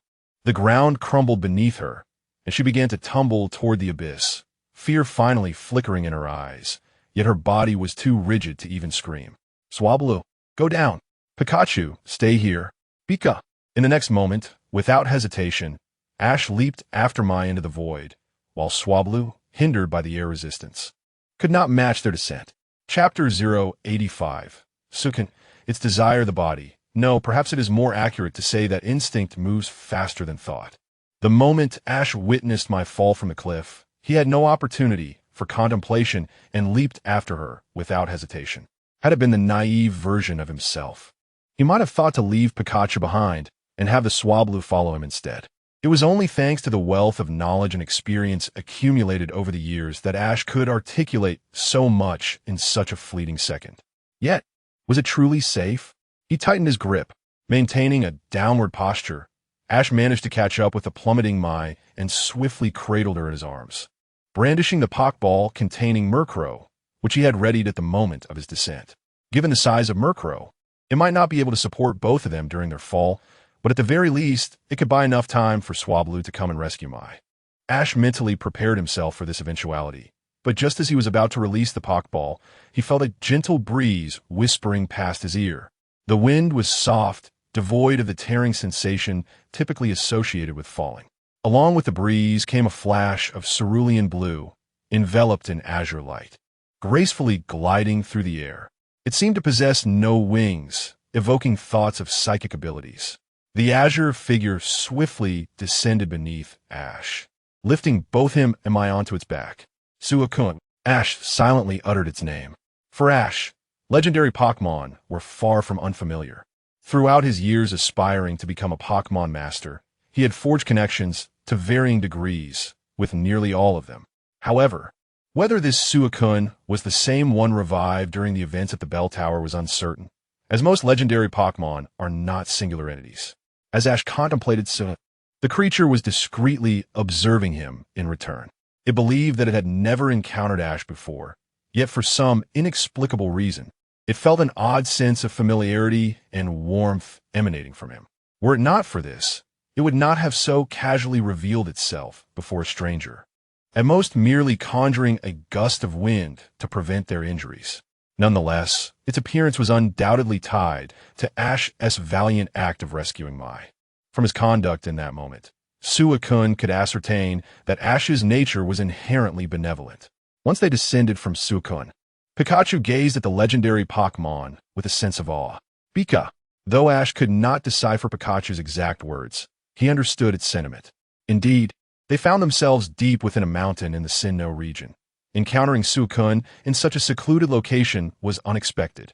Ash, had he been experiencing this for the first time, would likely share Pikachu's astonishment. Thank you. I knew you would come. After being rescued by Suicune, Mai joyfully nuzzled against its foreleg. One might say she was rather oblivious, as her first thought after such a harrowing experience was to cuddle with Suicune rather than reflect on her predicament. Suicune remained silent, gently nudging Mai back a couple of steps with its head, then straightening up to gaze at Ash, its eyes seemingly conveying a special message that he could not decipher. It dawned on Ash that Mai had initially sought Suicune's assistance to guide her, and she still remembered her original intent. Ah, it's gone. I didn't get to properly thank it, Mai murmured, feeling a twinge of disappointment as she looked at the spot where Suicune had just been. Under Ash's gentle admonition, Mai lowered her head, appearing genuinely contrite. Pika! Just then, Pikachu perked up, having heard a sound, and turned its attention toward the direction Suicune had indicated. Look, Mom, it's Mai. Huh? And Ash. It seemed that Suicune had not deceived them. It had merely sensed the approach of Koharu and the others before them, and did not intend to reveal itself to outsiders, hence its departure. Big brother. About Suicune. As Nurse Joy and her companions approached, Mai cast a pleading glance at Ash. I understand. Let us keep it unspoken. Ash replied with a wry smile. He knew that even if he divulged the truth, it would matter little. After all, Brock had seen Suicune before, and Koharu likely had no concrete understanding of its existence, merely recognizing it as a legendary Pokémon. The significance of the Bell Tower incident and the revival of Ho-Oh, along with the emergence of the 3 legendary Pokémon, was not common knowledge, except for those who remained at the Bell Tower, bowing in penance daily, and those who still held an understanding of the myths. Ho-Oh's tale was gradually fading from public consciousness. Those who grasped the history longed for Ho-Oh's return, but Ash, having experienced the past, understood that Ho-Oh would not return. Regardless of the world's state, it intended for its existence to remain merely a legend, a myth, nothing more. Atop the cliff, the ethereal Suicune cast one last glance at Ash before vanishing with the wind, akin to a wisp of elusive smoke, difficult to grasp. Such was the essence of a legendary Pokémon. Chapter 086, The First Doubles Battle Greetings. We are reporters from Sinnoh Now. My name is Yuka. May I ask if you both have a moment? Sinnoh Now? Oh, is that the popular television channel? As Ash pondered the sudden appearance of the camera, Dawn immediately reacted with surprise. Today, Ash and his companions were traveling towards the city of Baida. They had just exited the mountainous forest and arrived at an expansive plain. At this moment, Ash and Dawn were engaged in a Pokémon battle, but before they could commence, they were interrupted by the reporters. Yes, that's the one you mentioned, Sinnoh Now. We are currently producing a special feature on doubles battles. If possible, we would appreciate your participation. Before Yuka could finish her sentence, a loud thud echoed as a crew member accidentally struck her head with a microphone. Didn't I tell you? Yuka initially felt anger rising within her, but she restrained herself in front of Ash and the others. It seemed this was not the first time such an incident had occurred. Her patience was commendable. After forcing herself to regain composure, Yuka began to explain the situation to Ash and Dawn. In simple terms, it was a voluntary overtime assignment. What should we do? Should we go? Brock had just started preparing a pot, so he could only await Ash and Dawn's decision. Let us go, Dawn exclaimed, her excitement palpable at the thought of appearing on television. In contrast, Ash maintained a calmer demeanor. However, he had his own motivations for the doubles battle. With 2 votes for abstention and 1 in favor, Ash and his companions followed Yuka to a wooded area near a camping zone. Along the way, they spotted numerous Pokémon sprawled on the ground, alongside trainers who appeared exasperated. It seemed these Pokémon had been knocked out. This observation also reflected the prowess of the twin brothers they were about to face. That makes it 19 consecutive victories. Amazing. I can't wait to face our 20th challenger. One of the twins exclaimed as they celebrated. Just then, one of them noticed the reporters approaching with 3 individuals who resembled Pokémon trainers. After a brief exchange of information, both parties agreed to the battle rules. I am Izaki. I am Ibyu. The twins introduced themselves, and Ash and Dawn reciprocated with brief introductions. However, the most crucial aspect lay with the Pokémon, the Blue Croc and the Fire Mouse. Observing the Pokémon at the twins' feet, Ash mused. Despite their impressive winning streak, these 2 Pokémon appeared vibrant and full of energy, suggesting their previous matches had been won with ease. I will use Boogeyman, Dawn declared as she sent out her Pokémon. Naturally, she intended to showcase her star performer for the televised battle. What about you, Ash? Pikachu? Dawn inquired, noticing Pikachu poised for action. No, Ash promptly replied. It's decided then. I choose the Turtwig. Ash ultimately opted for Turtwig, as he wished to provide Dawn with ample opportunity to shine in the doubles match. Pikachu, while powerful, was not suited for this scenario. Besides, Turtwig had been on a winning streak lately, and Ash hoped for continued success. Seeing he would not be participating, Pikachu could only stand alongside Brock as a cheerleader. The combatants were prepared, and the cameras were ready, signaling the imminent start of the match. Let the battle commence. With Brock's signal, Ash initiated the action. The twins clearly excelled in doubles battles, and given Dawn's lack of experience, Ash knew he would have to guide her through the fight. I'll handle the Fire Mouse. Just focus on your attacks. Ash instructed. Turtwig, use Leaf Blade. I understand. Boogeyman, use Bubble Beam on the Fire Mouse. Just as Ash had anticipated, Dawn, though quick to respond, harbored some trepidation. After all, she and Ash had never collaborated in such a manner before. Facing trainers with a 19-match winning streak was no small feat, and to claim otherwise would be disingenuous. However, with Ash providing her a clear objective, she could at least make fundamental decisions. The Fire Mouse used Flamethrower. The Blue Croc positioned itself for a bite attack. Type advantages were crucial in singles battles, but they became even more significant in doubles, where the strengths and weaknesses of each Pokémon must be carefully considered. Ash contemplated this as he recognized the impending clash between Turtwig's Leaf Blade and the Fire Mouse's Flamethrower. Meanwhile, the Blue Croc charged at Boogeyman, jaws wide open, as Ash suddenly issued another command. Dash to the Blue Croc and use Bite. Izaki and Ibyu were taken aback. They had not anticipated such swift action from Ash. What speed? They exclaimed, astonished as Turtwig, lower to the ground, reached the Blue Croc before the situation could be assessed. Just as the Blue Croc was about to strike Boogeyman, Turtwig lunged forward and bit down on the Blue Croc. The Blue Croc let out a pained cry, retreating several steps in response. Chapter 087. The battle led by Ash, the evolution of Turtwig into Grotle, and the encounter with Blue Crocodile. Fire Mouse, use Flame Wheel. The 2 brothers, clearly taken aback by their own judgments, inadvertently provided Ash with an opportunity to break through. Reluctantly, Izaki hurriedly commanded Fire Mouse to rescue Blue Crocodile. Consequently, the battlefield shifted to a scenario most favorable to Ash and Koharu. Pokémon use Bubble Beam. Blue Crocodile, unencumbered by the power of Bubble Beam, charged directly at Piplup, while Fire Mouse could not follow suit. The continuous barrage of Bubble Beam swiftly extinguished the flames of Flame Wheel, leaving Fire Mouse exposed as the bubbles relentlessly struck its face, forcing it to retreat. Crow. Upon hearing the commotion, Blue Crocodile furrowed its brow and frantically flailed its arm, which was held fast by Turtwig. Yet, Turtwig's grip proved stronger than anticipated, and despite Blue Crocodile's struggles, it could not break free. Although Izaki's Blue Crocodile possessed certain special skills, many of its strategies were rendered futile with its right arm restrained. With no viable options left, it seemed the only recourse was to use Bite. Unable to shake off Turtwig, Blue Crocodile decided to join the fray, engaging in a mutual biting contest to see who would yield first. A flash of determination gleamed in Blue Crocodile's eyes. After all, anyone would be unwilling to endure such prolonged biting. Without hesitation, Blue Crocodile opened its jaws and clamped down on Turtwig's shell. Despite the protection of the shell, Turtwig winced in pain. Fire Mouse, run and use Flamethrower.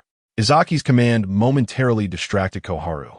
She was accustomed to responding to straightforward commands like Flamethrower, but the notion of running while aiming at the opponent perplexed her. What was his intent? How should she respond? Unsure of how to better support her teammate in the doubles match, Koharu struggled to keep pace with Izaki's sudden assault. However, at that moment, Ash murmured softly, almost as if speaking to himself, but Koharu immediately realized he was addressing her. Follow up, Piplup, charge in and use Peck. Against a retreating opponent, employing Bubble Beam again would likely result in a miss. Since the adversary's focus was not on Piplup, the pressure to attack was alleviated. Instead, a simple Peck would suffice. Koharu swiftly grasped Ash's strategy and did not betray his trust, devising the optimal solution. Thus, she commanded Turtwig to execute Leaf Blade and then leap back. Nah. Turtwig's expression shifted, and it released its grip on Blue Crocodile. The leaves atop its head swayed gently, unleashing a flurry of sharp blades. The leaves sliced through Blue Crocodile's skin, leaving numerous marks. In pain, Blue Crocodile could no longer maintain its grasp and reluctantly let go. Just as it began to breathe a sigh of relief, a wave of heat surged from behind, enveloping Blue Crocodile entirely. Turtwig evaded Fire Mouse's Flamethrower, but Blue Crocodile was not so fortunate, taking the full brunt of the attack. At this moment, the focus of the battlefield shifted to the misfired attack from Fire Mouse. While it could be deemed a misunderstanding, it was a necessary measure to break the deadlock between Turtwig and Blue Crocodile. Fire Mouse's assault was originally aimed at both Pokémon, with Turtwig merely dodging. Blue Crocodile? Hey, stop. Salty. I didn't expect Turtwig to jump away. Fire Mouse now. Go Piplup. Seizing the fleeting moment of distraction from Izaki and Ibu, Piplup's peck successfully struck Fire Mouse's back, propelling it forward into a collision with Blue Crocodile. Piplup, Turtwig, Bubble Beam, Leaf Blade.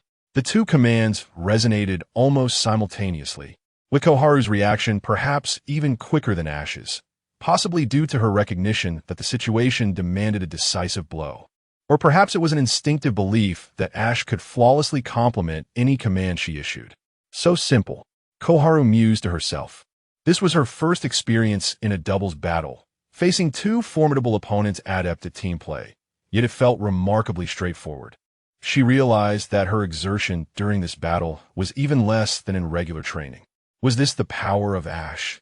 Koharu certainly did not attribute the battle's key turns to her own actions. The strategic shifts, team synergy, and reminders of what to do were all orchestrated by Ash. Truly remarkable. Following this intense doubles match, Koharu's admiration for Ash soared to new heights, with the explosive sounds of Bubble Beam and Leaf Blade clashing. Blue Crocodile and Fire Mouse succumbed to their defeat, shattering the brothers' impressive streak of 20 consecutive victories at the hands of Ash and Koharu. However, this mattered little.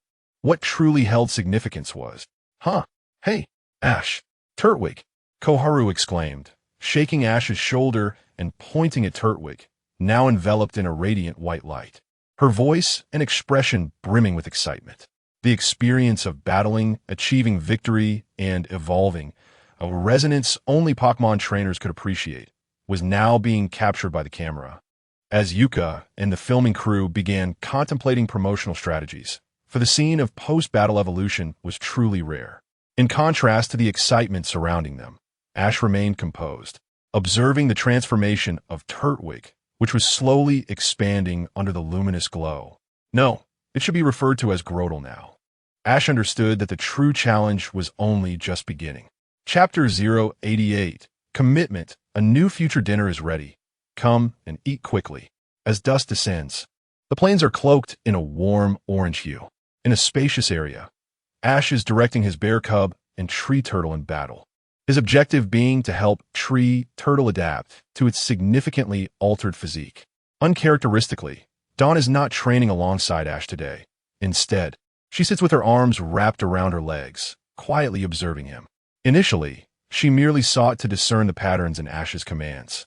wondering how he managed to effortlessly navigate the unpredictable dynamics of the battlefield. She yearned to learn more from him. However, at some point, concern crept into her expression, her brow furrowing with worry. Why? Thud. The bear cub's arm swung past Tree Turtle, a blow that should have struck true.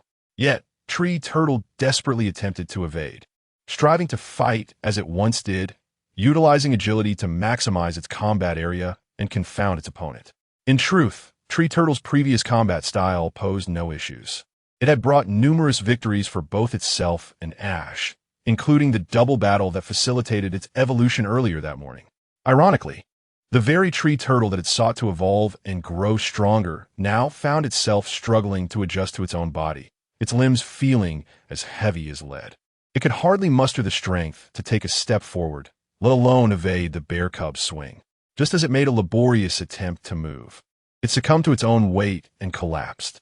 Beside it, the bear cub wore a look of helplessness. It had anticipated a worthy opponent, but, despite deliberately slowing its pace, found Tree Turtle incapable of sustaining a proper fight. Roar! The bear cub let out a frustrated cry at Ash. After being trained by Snorlax, the bear cub had shed its earlier arrogance, no longer daring to display its domineering nature towards Ash. Pika! Pikachu gazed at Ash with pleading eyes, then at Tree Turtle. If possible, Pikachu wished for Ash to call off today's training, unable to bear witnessing Tree Turtle's confusion and distress. Hey, it's time for dinner. Haven't you finished training yet? Ash's voice, though tinged with pain, also carried an undercurrent of determination and resolve. That's enough. I understand your struggles. However, this is not something you can adapt to overnight. Rushing will not yield results. Tree Turtle's voice was low, fearing Ash had lost faith in it, momentarily devoid of the will to persevere. Pikachu glanced at Ash, puzzled, sensing that his demeanor was somewhat atypical. Yet, Pikachu did not believe Ash had lost confidence in Tree Turtle. Rather, he suspected Ash had something else in mind. You have lost your speed advantage. You are no longer a Sprout Turtle. In the next moment, Ash's previously solemn tone brightened, reminiscent of his usual self. Thus, from now on, you must learn to fight with a completely new identity. I never anticipated that merely losing speed would render you so despondent. Huh. Tree Turtle still struggled to comprehend Ash's words. Recognizing Tree Turtle's confusion, Ash pointed at a medium-sized rock nearby. Have you learned any new skills? Use that skill to attack it. After a moment's hesitation, Tree Turtle complied with Ash's instruction, unleashing its newly acquired skill, Super Absorb. Countless vines erupted from the ground, entwining the rock in a verdant embrace. In an instant, with a flash of green light, the once sturdy boulder shattered into a pile of debris. Huh?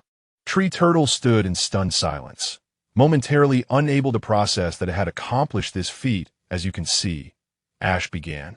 That rock was something you could hardly break as a Sprout Turtle. Yet after evolving, you can now reduce it to rubble at will. While you sacrifice speed, it has been transformed into a newfound destructive power that you previously lacked. Observing Tree Turtle's bewildered expression, Ash chuckled softly, gently stroking its head. Just as Bear Cub had to alter its combat style after being tamed, you too must embrace change following your evolution, along with me. Ash's voice grew contemplative. Evolution is both a joyous and burdensome affair. It signifies growth but also challenge. This is not solely your journey. As your trainer, I face challenges as well.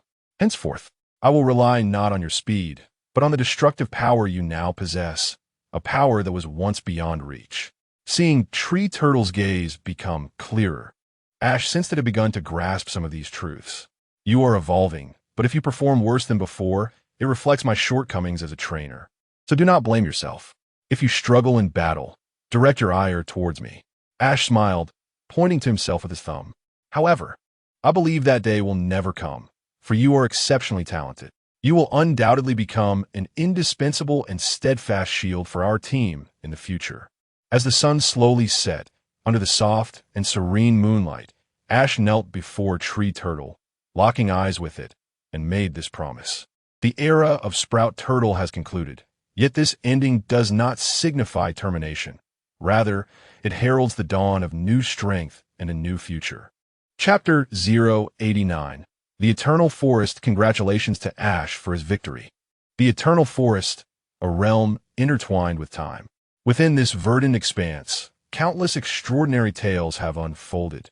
Indeed, over half of the legends from the Sinnoh region's many forests originate from here, despite being a vital thoroughfare connecting the town of Yuan and the City of Eternity. The Eternal Forest remains largely undeveloped. Although a pathway was once established under the guidance of Eternity's gym leader, it has since been reclaimed by burgeoning vegetation.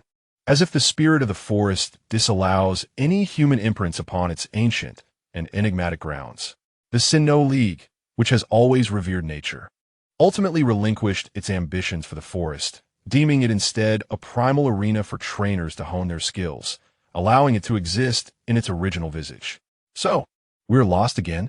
As she wandered through this primordial woodland, Dawn, a novice traveler, felt neither novelty nor excitement. Initially, she held high hopes for this untamed forest, but as time wore on, her anticipation was thoroughly shattered by the reality of their disorientation. "Ah, it's a common occurrence. You'll grow accustomed to it," Ash remarked, his tone nonchalant. Dawn furrowed her brow at his casualness. "I certainly do not wish to become accustomed to such matters. By the way, Ash, what exactly is that peculiar item you are clutching so tightly since this morning?" After a brief internal struggle, she surrendered to the futility of resisting the circumstances. After all, they were already lost. What else could be done? "You mean this?" Ash lifted a small pot that resembled an ashtray, saying, "It's a tranquil incense. Once lit, it creates a sense of harmony with the surrounding environment." "What is that? And why do you possess such an odd item? You must have purchased it in Yuan Town, right?" Brock chimed in, spinning the map incessantly. Such incense is typically associated with floral arrangements, and given that Yuan Town is renowned for its diverse blossoms, it's not surprising to find it here. "Then why must you keep spinning the map? This is unbearable. Allow me to take the lead. If we don't find shelter soon, we shall be drenched in rain," Dawn declared resolutely, snatching the map from Brock's hands and striding ahead. With a resigned shrug, Brock followed suit, while Ash and Pikachu trailed behind. As Brock noted, various incense types are indeed employed during floral arrangements. However, he was mistaken about the origin of Ash's incense. It was not a purchase, but rather an unexplainable addition to his backpack, much like the previous items. This time, Ash had precisely noted its appearance coincided with the day of Turtwig's evolution. Had he been aware of the timeline of the earlier items, he might have drawn conclusions sooner. Nevertheless, the persistent enigma that had troubled him was now inching toward resolution, requiring only a few more validations to reach a definitive conclusion.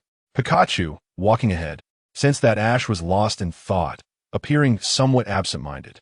Although Ash had always been somewhat carefree, such moments of distraction were rare. Thus, each individual, preoccupied with their thoughts, continued to traverse the Eternal Forest for another half-hour. Dawn gazed at two crooked trees resembling sentinels awaiting their passage, falling into silence. "This is not," Ash and Brock remarked, recognizing the scene they had encountered merely half an hour prior. Dawn, however, struggled to accept this reality, exclaiming, "No, why have I also become directionally challenged? This cannot be." Though Dawn had traveled little, she believed she was not inherently directionally challenged. Even if she couldn't navigate the Eternal Forest, she should not be aimlessly circling in place. Indeed, it must be Ash and Brock's fault. They've passed on their directionlessness to me. She consoled herself. Forget about the directional challenges for now.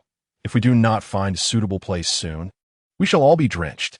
Brock's expression turned grave as he observed the increasingly ominous clouds gathering on the horizon.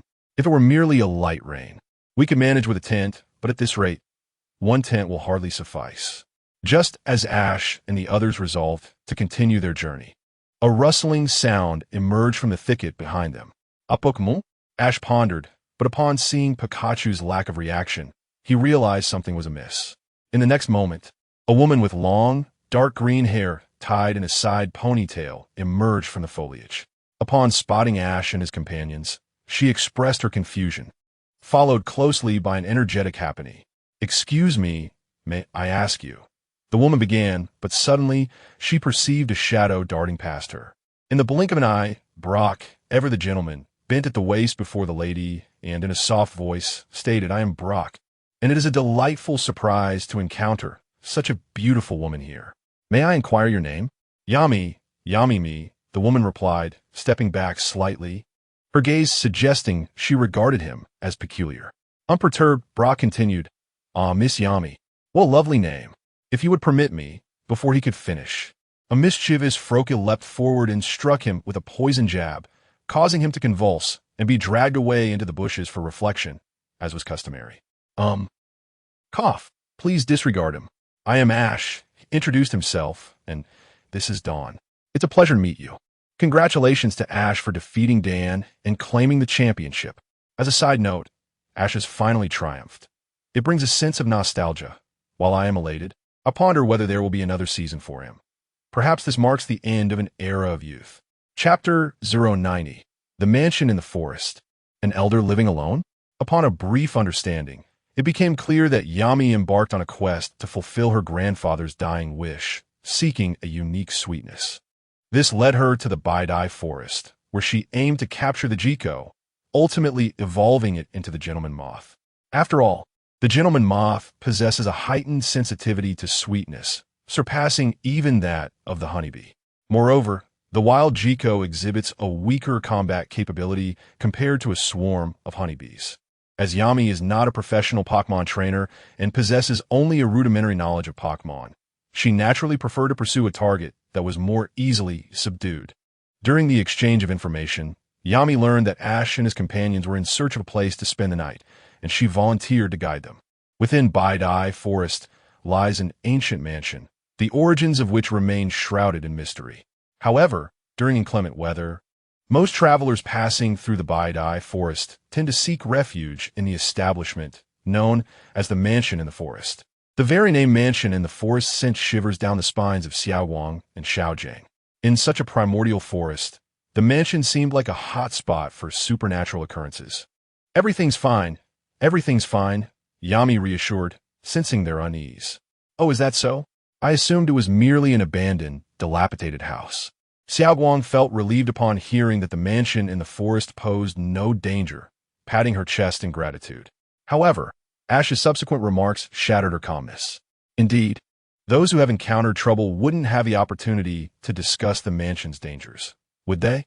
Yami, Xiaowang, Xiaojang, and Pikachu exchanged glances. Why are you all looking at me like that?"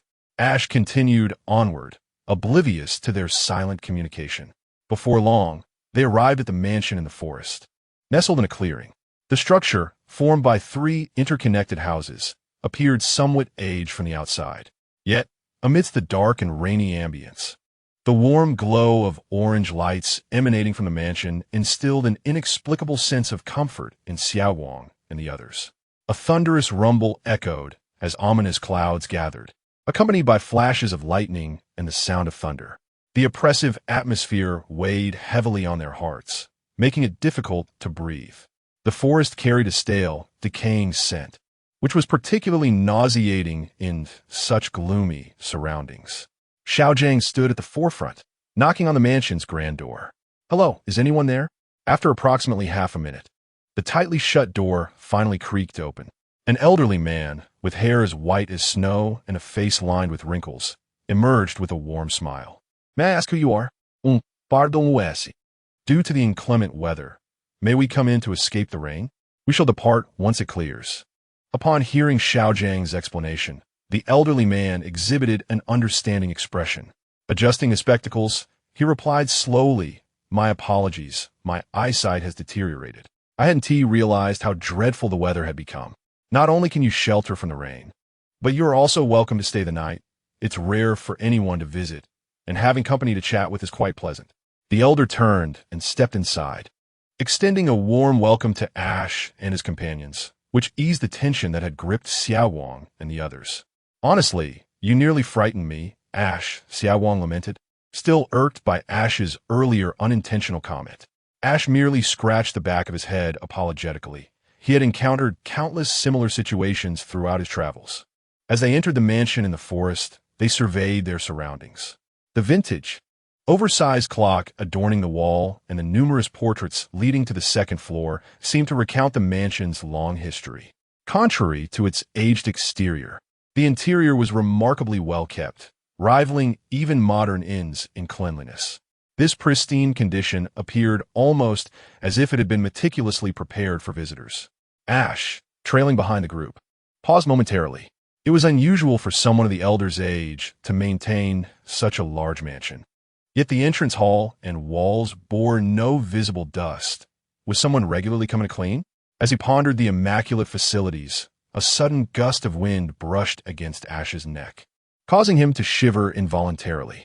Turning around, he noted that all doors and windows were securely shut. How could there be a breeze? Confounded, he mused that it felt like a natural wind, carrying the damp, musty scent typical of rainy days. "Hey, Ash, what are you doing standing there?" Xiaoguang's voice snapped him back to reality.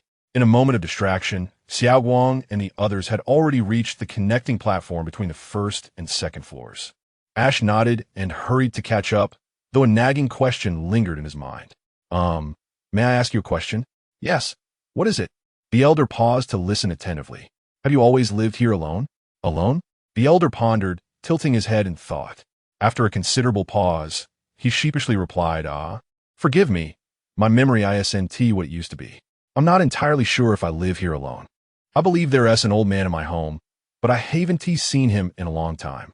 Xiaoguang, Xiaojiang, and Yami exchanged glances, seemingly grasping a significant insight from the elder's words.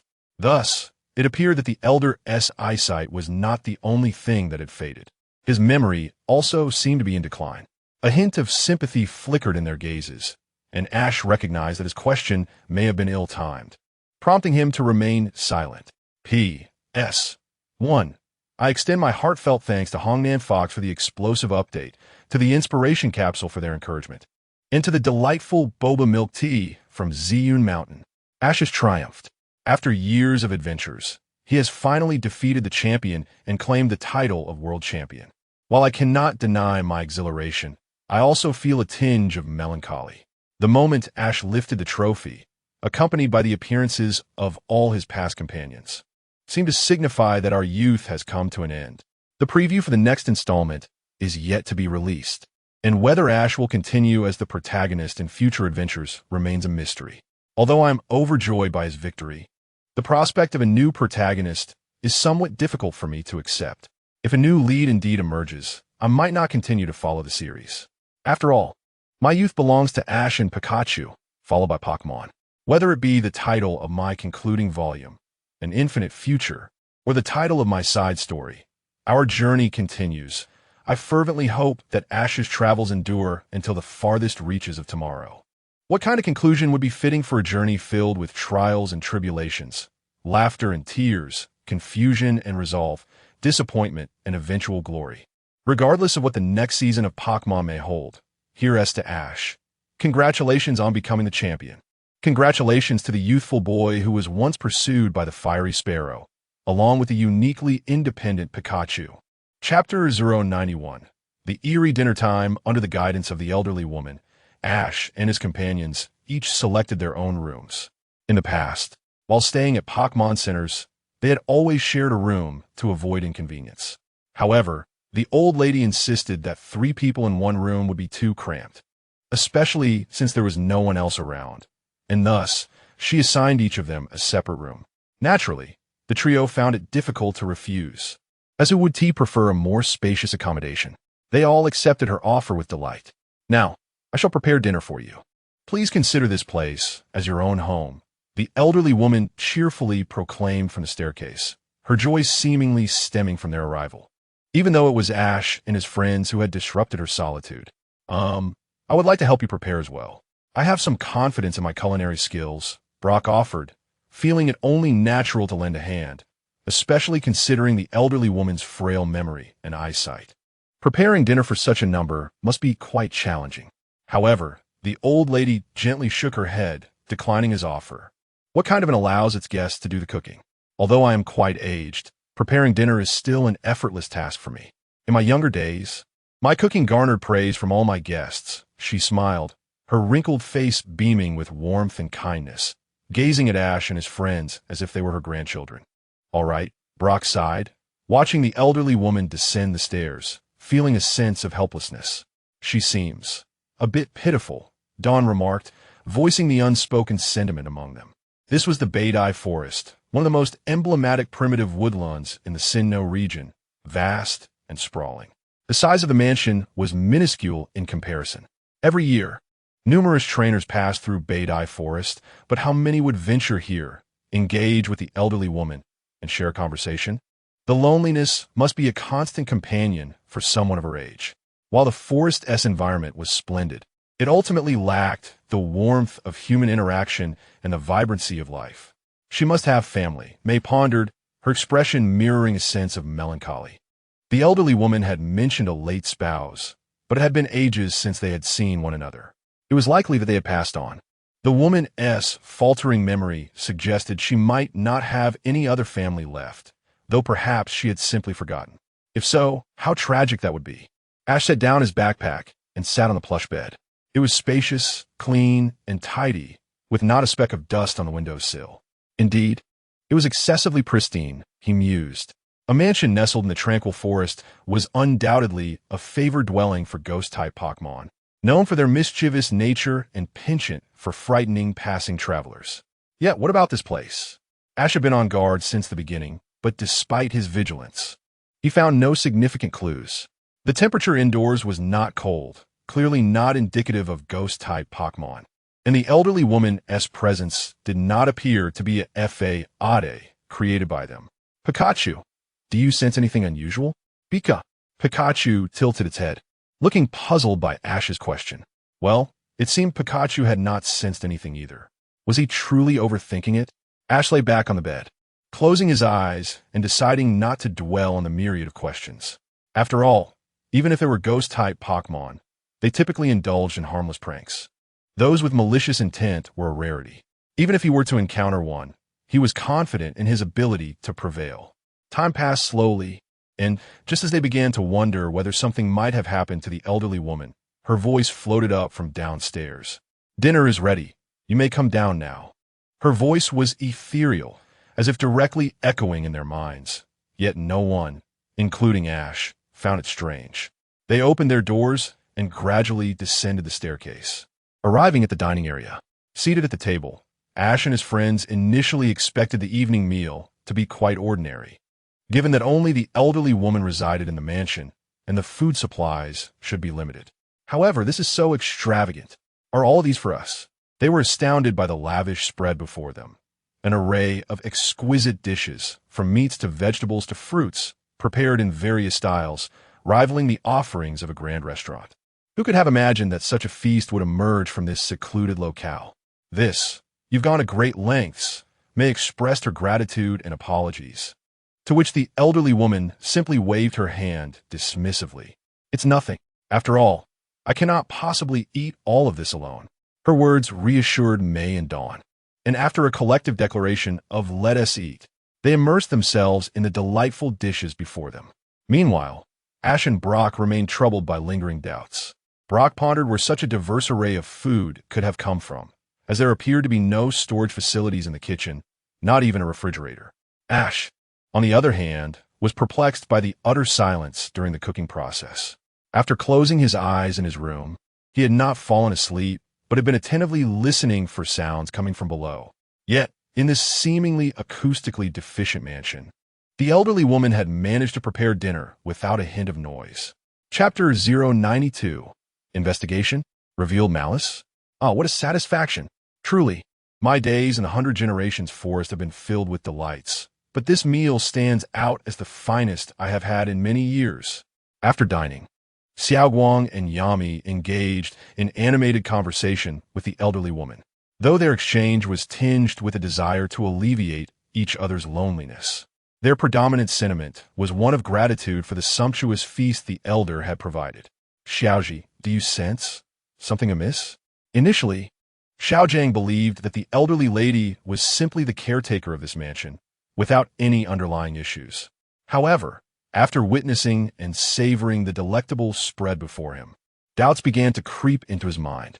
Xiaoguang and Yami, evidently inexperienced, had entirely lowered their guard after receiving the elder's hospitality, while Xiaoji appeared far more prudent in comparison. "I'm not sure," Xiaozhi replied, shaking his head. Though I initially suspected that what we witnessed might be a prank orchestrated by ghostly Pokémon, my prolonged observation has yielded no clues. Nonetheless, the circumstances we are experiencing remain rather peculiar. It is wise to remain cautious.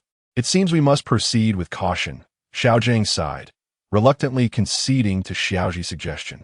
Despite this acceptance, an unsettling feeling lingered within Xiaozhang, as if something significant were on the verge of unfolding. Xiaozhi whispered quietly and then ascended to the second floor. Before departing, he cast one last glance at the elderly woman, who, having forgotten her own name, was still conversing amiably with Xiaoguang and Yami. Satisfied with her warm demeanor, he chose not to linger further. Pika? Pikachu inquired, perplexed by Xiaozhi's actions. Though it had overheard the earlier conversation, it sensed no indication of anything awry, making it difficult to adopt a vigilant stance. Sure, keep it down, Xiaozhi instructed, refraining from revealing his intentions. You stay here and keep an eye on things below while I explore a few rooms upstairs. As Pikachu's gaze grew increasingly dubious, Xiaozhi, somewhat exasperated, playfully tapped its head. What are you thinking? I'm merely investigating. It's suspicious for an elderly woman with a poor memory to reside alone in such a vast mansion. Did you not notice her silence while cooking? Pikachu's head was adorned with 3 enormous question marks. After all, besides Xiaoguang and Yami, it was one of the fortunate few indulging in such satisfying cuisine, which seemed to outweigh all other concerns. Sighing at Pikachu's naivety, Xiaozhi produced a packet of ketchup from his pocket. Regardless, this is your reward. The benefits have been bestowed upon you, so watch over things diligently. Understood? Pika! Pika! Pikachu affirmed, eager to fulfill its duty. Xiaozhi, slightly exasperated, left Pikachu at the corridor's entrance and continued on his solitary exploration. Unbeknownst to Xiaozhi, the elderly woman had, at some point, lifted her gaze towards the second floor. Her once gentle smile morphed into one of mockery and derision, as if anticipating a grand performance.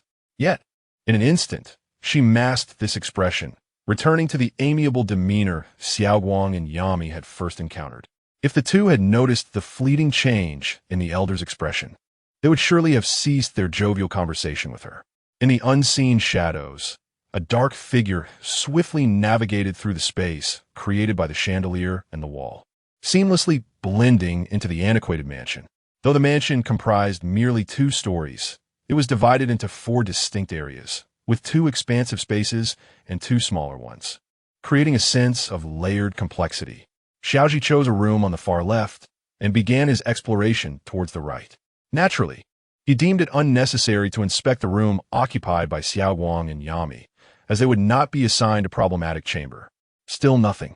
After a cursory search of the leftmost rooms, Xiaozhi found no peculiarities. Their layouts were markedly similar, yet, as he had initially questioned, each room was devoid of even a speck of dust. It was astonishing that in such an aged establishment, everything appeared so pristine. An immaculata, an elderly woman with a seemingly forgetful gaze, and a table laden with mysteriously abundant dishes. If this were an illusion conjured by ghostly Pokémon, it was far too lifelike. Yet, if it were not an illusion, how could one explain these extraordinary occurrences? Cautiously avoiding Pikachu and the other's line of sight, Xiaozhi traversed the open platform, stealthily moving from the left side of the house to the right. There was something I forgot to mention. As Xiaozhi maneuvered out of sight, the elderly woman, who had been engaged in conversation with Xiaoguang and Yami, abruptly rose and beckoned Xiaozhang to join her. She smiled, her expression concealing any hint of malice. With one hand resting on Xiaoguang's shoulder and the other on Yami's, she appeared benign. Jigglypuff, drowsy and disoriented, swayed unsteadily. Meanwhile, Pikachu, its mouth smeared with ketchup, had unknowingly succumbed to slumber against the wall. Is everything all right? Xiaoguang instinctively recoiled, sensing an inexplicable dread despite the elderly woman's continued affable demeanor. However, as she struggled against the invisible grip of the elder's presence, she discovered to her astonishment that she could not escape. Do not be so hasty. We still have much to discuss. We can talk endlessly. Just stay here a while longer. The elder's voice, once soothing, now held an ominous undertone, as the cold wind swept through the room, sending shivers down their spines. Remember, close your eyes, do not look behind you, and simply sit down. Let's continue our conversation. Chapter 093. Groping for the secrets within a mansion outside, the tempest raged, accompanied by the thunderous roar of lightning, causing the once steady lights within the mansion to flicker uncertainly. In the vast expanse of the mansion, only the sounds of Xiaoji's heartbeat and breath remained, mingling with the rhythmic patter of raindrops against the ground and the windows, interspersed with the echo of footsteps. The floor creaked underfoot, producing a strange sound reminiscent of years of neglect, despite its seemingly pristine condition. Yet, Xiaoji found little concern for the floor as he approached the entrance of the room on the far right side of the mansion, momentarily cradling his head to gather his scattered thoughts. This was the last room on the second floor, and even before entering, Xiaoji felt an odd sense of foreboding. Unlike the other rooms, which exhibited a symmetrical arrangement from the outside, this room stood as an anomaly. It was not aligned with the room on the far left where he resided. Instead, it was closely adjoined to the right corridor, rather than flanked by walls on either side. Such a structure was exceedingly rare, suggesting that if the mansion harbored any secrets, they were most likely to be uncovered within this room. Taking a deep breath, Xiaoji steadied himself, shaking off the dizziness that clouded his mind, and pushed open the door. The door creaked ominously as it was gently nudged ajar. Clutching a Pokeball, Xiaoji cautiously stepped inside. The room was shrouded in darkness, and he could only survey his surroundings using the brief flashes of lightning illuminating the space. Despite the fleeting nature of the light, he quickly scanned the layout of the room. Regrettably, he found nothing significantly amiss, except for a bookshelf. Was there something peculiar about it? Near the head of the bed, an embedded bookshelf stood, laden with numerous books that appeared to possess a certain antiquity, perhaps once treasured by the elderly resident. If the books were indeed the elder's possessions, it implied that this room belonged to her. As Xiaoji pondered this, a sharp pain and dizziness suddenly intensified within his head.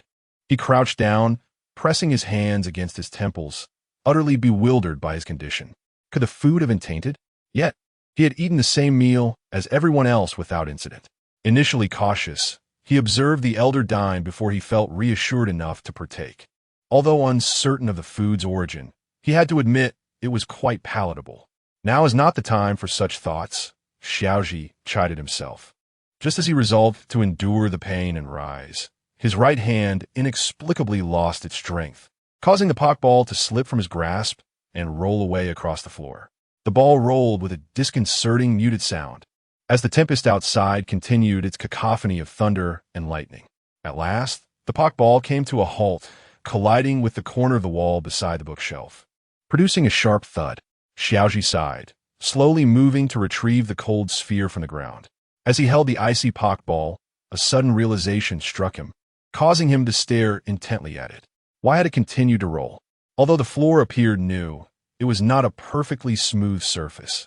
Had it been, he would have instinctively overlooked the creaking sound it had made. Given that the floor was not smooth, the Pokeball ought not to have rolled so persistently. Standing at the entrance, he was several meters away from the wall. If the ball had not come to a stop, he might have questioned whether it would keep rolling indefinitely. With this in mind, ruling out the floor as a factor led him to a singular conclusion. Was this room, or perhaps the mansion itself, slanted? As the truth began to dawn on him, Xiaoji's thoughts raced with newfound urgency. The Pokeball had rolled from left to right, and the only notable feature on the far right side of the room was the embedded bookshelf. Everything seemed to fall into place.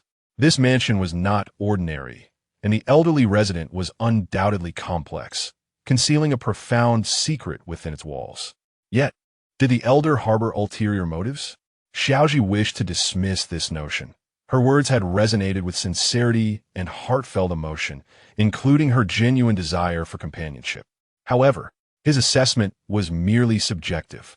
To accurately define the entire situation, Xiaoji knew he must uncover the secrets hidden within this mansion. He approached the bookshelf and began to explore. With caution, Xiaoji removed each book from the shelf, placing them on the floor, and began to feel around the interior of the bookshelf against the wall. Outside, The torrential rain intensified, and the fleeting flashes of lightning cast shadows of the objects in the room upon the walls. In a sudden moment of illumination, Xiaoji's shadow on the wall flickered unexpectedly. At that moment, he seemed to press a switch, and to his astonishment, the previously sealed wall began to slide open slowly, revealing a long staircase shrouded in darkness. Chapter 094. The Dusty Basement. The Ghostly Diary, Part 1. The staircase spiraled downwards, leading to the depths below. Xiaoji was uncertain whether it connected to a room on the first floor, or if it was a deliberately crafted secluded space from the time of construction.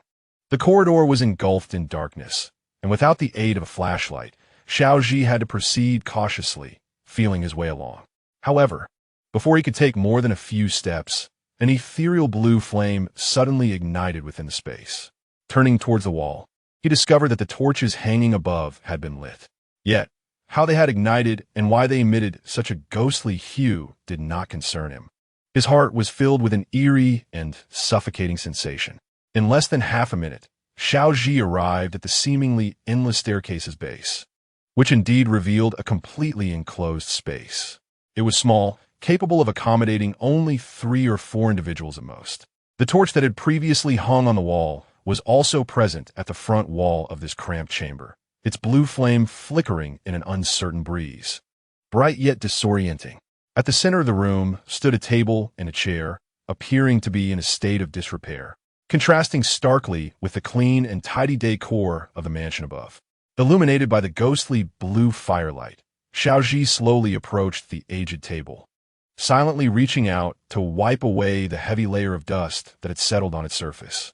With the dust removed, the old diary resting on the table revealed its true form, having withstood the passage of time. The cover was merely a simple black, exuding an air of simplicity, with the only distinguishing feature being a series of unfamiliar characters embossed in the center. Xiaoji, in silence, opened the pages and began to read the contents by the faint blue light. Although he initially could not ascertain the nature of the diary, upon glimpsing the first page, he understood it to be a journal. Unlike contemporary diaries, it bore no specific dates, only noting the day of the week and the weather, leaving him to wonder whether this was a trend of that era or merely the elderly author's personal habit. Moreover, the entries, though referred to as a diary, were rather haphazard. Monday. Overcast hour has been completed.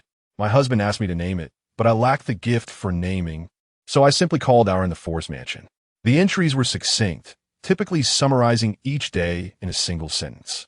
The initial days contained little of significance, and many strange characters appeared throughout the text that Xiaoji could not decipher. Fortunately, this did not impede his reading significantly. Thursday. Rainy the Inn's business is thriving. I initially planned to write daily to document our lives, but reality has proven too busy to find the time. One could surmise, from the pristine decor of the Forest Mansion, the reasons behind their flourishing business. After all, inns were scarce, and transportation was inconvenient.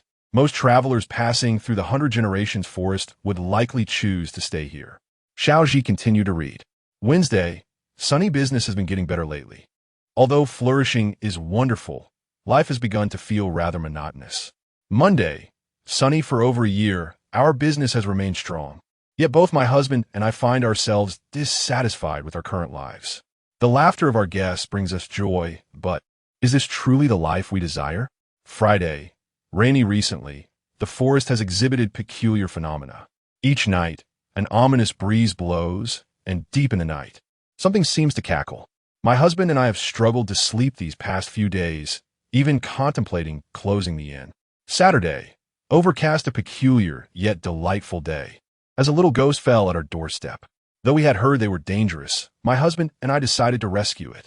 Strangely, we found we could actually touch it, cold and icy. Can ghosts possess a physical form? Friday. Sunny, a week has passed, and the ghost condition has improved. It is remarkable. It can show us vivid images. We saw many other ghosts through its visions, but they seemed to despise this little ghost, injuring and driving it away due to its small size. It seems their world is as cruel as ours. Monday. Sunny Monday, rainy Wednesday. Sunny, although we attempted to educate the little ghost, it continued its mischievous ways. Initially, we thought it enjoyed pranks, but we later realized it acted out of joy upon seeing us laugh at our guest's fright. Thus, one might say it is our fault. After all, the little ghost's intentions are simple, merely wishing to repay our kindness, and to speak honestly. Its antics are indeed quite entertaining. My husband and I deliberated extensively and decided to transform the forest mansion into a truly haunted inn. This way, we might bring joy to the little ghost as well. Chapter 095, The Dusty Basement, Ghostly Notes, Part 2. The diary entries unfold with a significant expanse of blank pages and redacted sections, rendering most of the text unrecognizable, as if the owner deliberately obscured all content to render it invisible. After flipping through dozens of pages, Xiaoji finally discerned the remaining content, which diverged markedly from the previous style. On the 35th anniversary, it is a gloomy day, life and death, though we recognize these as the natural order of existence. When it arrives, we find ourselves woefully unprepared to embrace it. Our physical conditions have deteriorated considerably. Recently, following his suggestion, we procured seeds and cultivated a field of flowers. In his waning health, he expressed the desire to be laid to rest amidst the blossoms. Mr. Ghost remains unchanged, just as he was before. Upon seeing Mr. Ghost, I cannot help but ponder, while the cycle of life and death is detestable, the solitude of eternal existence seems even more unbearable. I wish to depart before him. In doing so, my sorrow would be alleviated. Yet, that would be too cruel for him. I understand, but I can only linger here, for we have unfulfilled dreams. The dream of transforming the Mori mansion into a world-renowned haunted house remains unaccomplished. On a rainy day, he has departed, leaving only Mr. Ghost and me. Mr. Ghost shares my sorrow, yet life must persist. As the flow of visitors dwindles, it dawns on me how the vast mansion, constructed with such intent, now appears so eerie and desolate in the absence of human presence. Were I not sheltered in this basement we built, I might have succumbed to madness. Xiaoji, upon reading this, set the diary aside in silence. The initial tone of the diary starkly contrasts with what had unfolded thus far. It evidently chronicles the essence of a life lived, the vitality of youth, the yearning for the future, the poignant reflections on mortality and disillusionment faced in maturity. Xiaoji could not fully empathize, for as a trainer, his journey knows no halt, binding him to no singular place. Thus, he could scarcely grasp its content. Yet, if he were to envision a different scene, witnessing his family and companions succumb to illness, he would likely find himself engulfed in deeper anguish. At the very least, Xiaoji believed that, confronted with such a scenario, he would be incapable of calmly recording his emotions in a diary. On a rainy day, Mr. Ghost and I continue our perennial activities. Yet the number of visitors has dwindled, and discussions surrounding the Mori mansion have faded into obscurity. The outside world is tumultuous. Mr. Ghost has shown me those scenes. I am reluctant to venture out again. It must be a rainy day. My vision has deteriorated significantly. I am uncertain how much more I can write. The diary is nearing its conclusion. Perhaps it is best to end it here.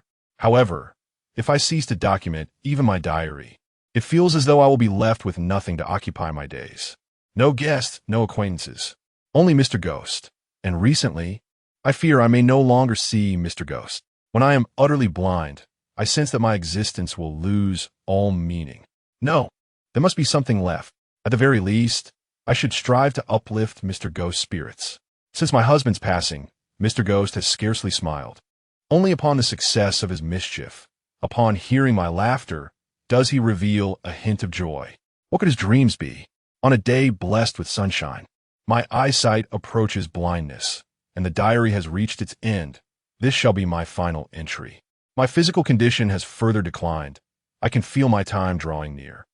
My memory falters increasingly. I have even forgotten my husband's name, and I struggle to recall my own. How foolish. It is regrettable that in my youth I did not comprehend the significance of names. Had I not chosen to abbreviate them in my diary out of convenience, perhaps I would remember them now. I long to depart. I can endure solitude, yet I cannot bear the loss of memory. But if I leave, where shall Mr. Ghost go? The diary abruptly concludes, with this page bearing the remnants of moisture that had soaked into the paper before being dried by the air, capturing the diary owner's agonizing struggle at the end of her life. The age of this diary seems of little consequence now, as it may well be several hundred, if not thousands of years old. The ethereal blue flames flickered wildly, casting only Xiao Zhi's shadow, yet behind him stood an elderly woman. She wore a gentle, nostalgic expression as she gazed upon the basement surroundings. Upon closer inspection of her eyes, one could discern their emptiness. She was in fact blind. How nostalgic it is, the elderly woman murmured in a hoarse voice. Though the details elude me, I can still sense the familiar scent that permeates this place. It is dark and damp, yet it brings me an inexplicable sense of comfort. Xiao Zhi regarded the hunched figure of the old woman, pursing his lips, pondering for a long while before finally speaking. How long have you been here? How long? The old woman reflected. I cannot say. Time has never held much significance, even during my life, let alone now that I am deceased. She lifted her gaze slightly, as if recollecting something, but ultimately lowered her head once more. Beyond the fleeting images of the mansion's past, I remember nothing. I sense something gently urging me to act as I do now. It is kind, it is benevolent, yet I cannot recall it, cannot grasp its essence, cannot perceive its form. The old woman slowly approached Xiao Zhi, extending her hand in an attempt to touch him. Yet her hand passed through him as if it were mere air. She had long since departed from life, a spirit adrift beyond the realm of the living. Chapter 096. A kindness across millennia. Are you unable to touch anything at the moment? Xiao Zhi inquired, not particularly surprised by the elder's current condition. Sometimes I can, and sometimes I cannot. That peculiar sensation has yet to manifest, hence I am unable to grasp anything, the elder replied with a serene smile. Unburdened by sorrow over her predicament, surveying the surroundings, Xiao Zhi found no traces of anything amiss, prompting him to ask, shall we continue to hide? The elder had long departed. While spirits roamed the earth, her essence did not resemble the phantoms he had previously encountered during his travels. Spirits lack corporeality. Yet the elder had once been able to interact with the material world. Though she had lost her sight, she had once been able to see them. Memory eluded her, leaving her with no reason to linger in this realm. Something was aiding her, yet also restraining her, a benevolent force, perhaps, but was it truly beneficial for the elder? There is no need to conceal ourselves any longer, Mr. Ghost. Do you even comprehend what you are doing? Xiao Zhi's tone shifted to one of unusual seriousness. Suddenly, a chill swept through the air, and under the ethereal glow of bluish flames, a shadow finally emerged in the dimly lit basement. Its form was slightly smaller than any entity Xiao Zhi had encountered before. Like the elder, it hunched over, and beneath its skeletal mask, crimson light akin to pupils flickered. Night Watch Spirit. Xiao Zhi called out the spirit's name. The elder merely felt a vague sense of confusion. After all, she could not see or remember anything. Even if Xiao Zhi spoke the name of the spirit, she could only faintly sense a familiarity. Did you leave her soul tethered to this world? Why have you chosen to do so? Having finished reading the diary, Xiao Zhi had already deduced much, yet some inquiries required articulation. The Night Watch spirit glanced at the elder before drifting closer to Xiao Zhi. A veil of dark mist enveloped them, transporting Xiao Zhi to another realm where he witnessed scenes from the past. The Night Watch spirit had been sheltered and saved by the elder and her husband, its once silent heart gradually returning to normalcy. It yearned to repay their kindness, yet the elder's family desired nothing in return, leaving it in a state of bewilderment. After a mischievous act, it unexpectedly discovered the radiant smiles adorning their faces, a perhaps unintentional form of gratitude. The elder and her husband aspired to transform the forest mansion into a world-renowned haunted house. Was that their dream? The Night Watch spirit did not comprehend these desires, but since they were their wishes, it felt obliged to assist in realizing them. For that was all it could do. In the end, she lost her sight, unable to perceive her surroundings any longer. Her memory began to fade until she could no longer recall her own identity. Its presence instilled fear in her, leading it to withdraw from view. Beyond preparing simple fruits and meals daily, it could no longer perform any other tasks. Guests ceased to visit the inn, as she had lost her capacity to labor. Kind-hearted travelers offered to take her away, yet she declined, claiming to have lost her memory while being unwilling to leave this familiar place. With no visitors, it could not play its tricks anymore, merely remaining by her side, caring for her. One fateful day, she too departed, leaving it all alone. It wept and mourned, refusing to accept such a reality. Thus it attempted to bind the elder's soul to this world. Spirits lack corporeality, so it became her body, allowing her to touch the world around her. Devoid of sight, it employed its illusions to serve as her eyes, enabling her to perceive this realm. Despite achieving all it could, it remained in anguish and regret, lamenting that had it been stronger, able to accomplish these feats while she was still alive. Yet, such was an impossibility, for all it could achieve relied on the medium of the soul. It could not inhabit the body of the living, nor replace her vision of the world. The elder's soul held no memories, only vague impressions from her past. The night watch spirit did not reveal itself to her, for should it leave her corporeal form, she would once again be blind to its presence. Even if it did appear, fear would be her only reaction. Ultimately, it was not human, but rather an entity that humanity feared. This was both its privilege as a ghostly Pokémon and its curse as a sentient being.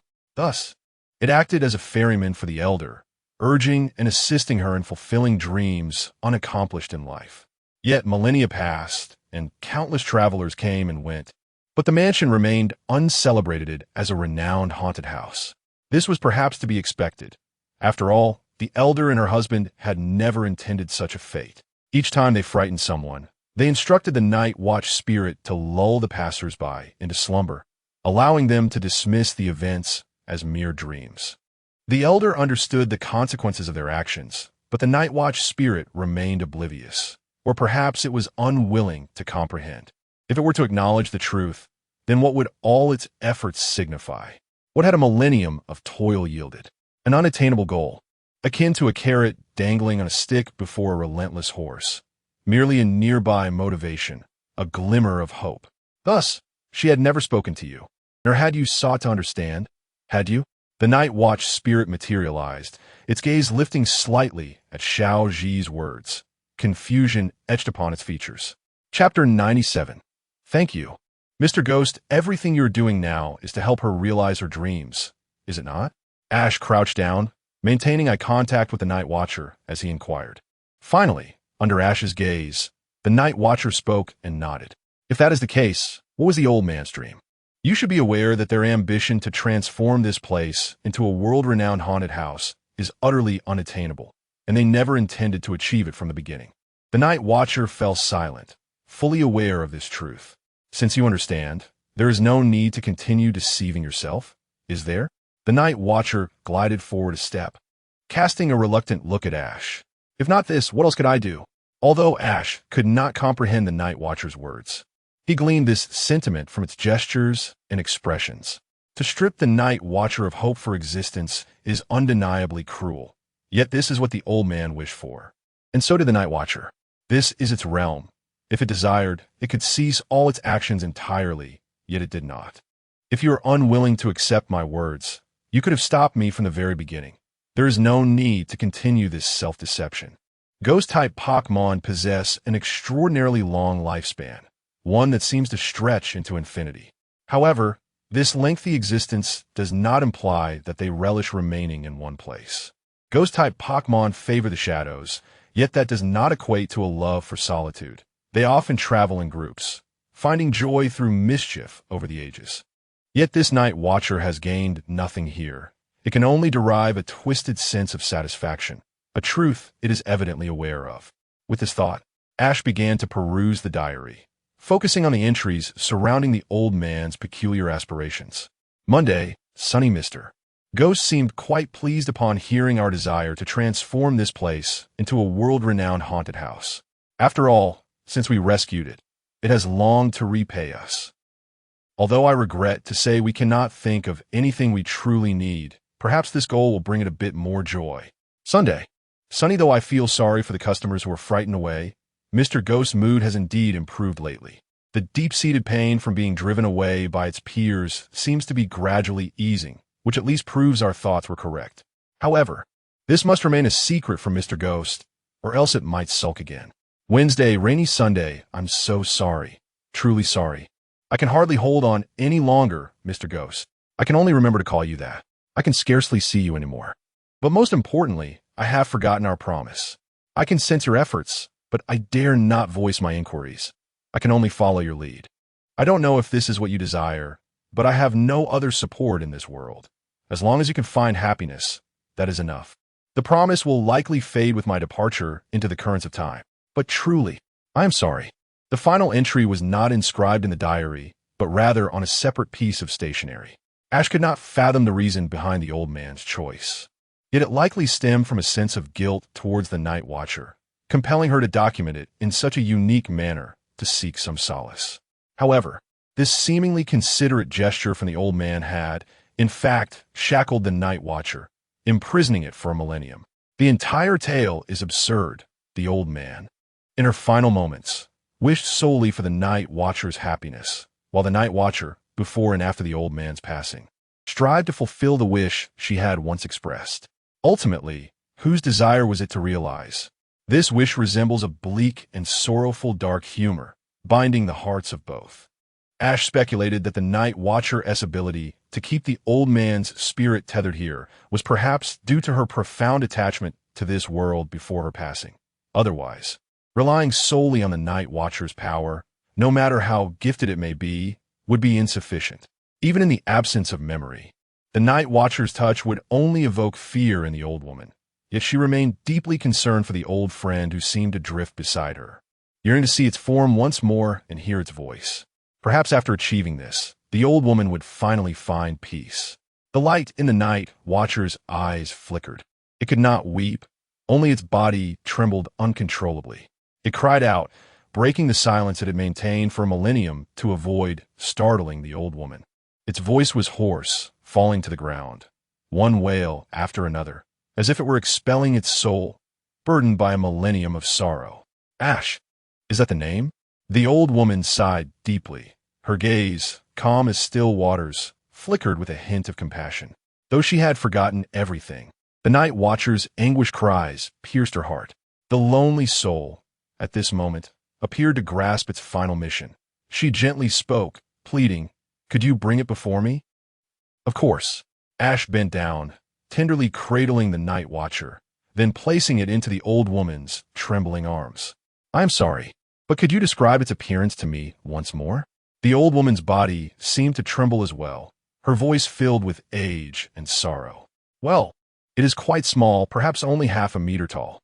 Its body is somewhat spherical, shrouded in darkness, with only its pupils glowing a crimson hue.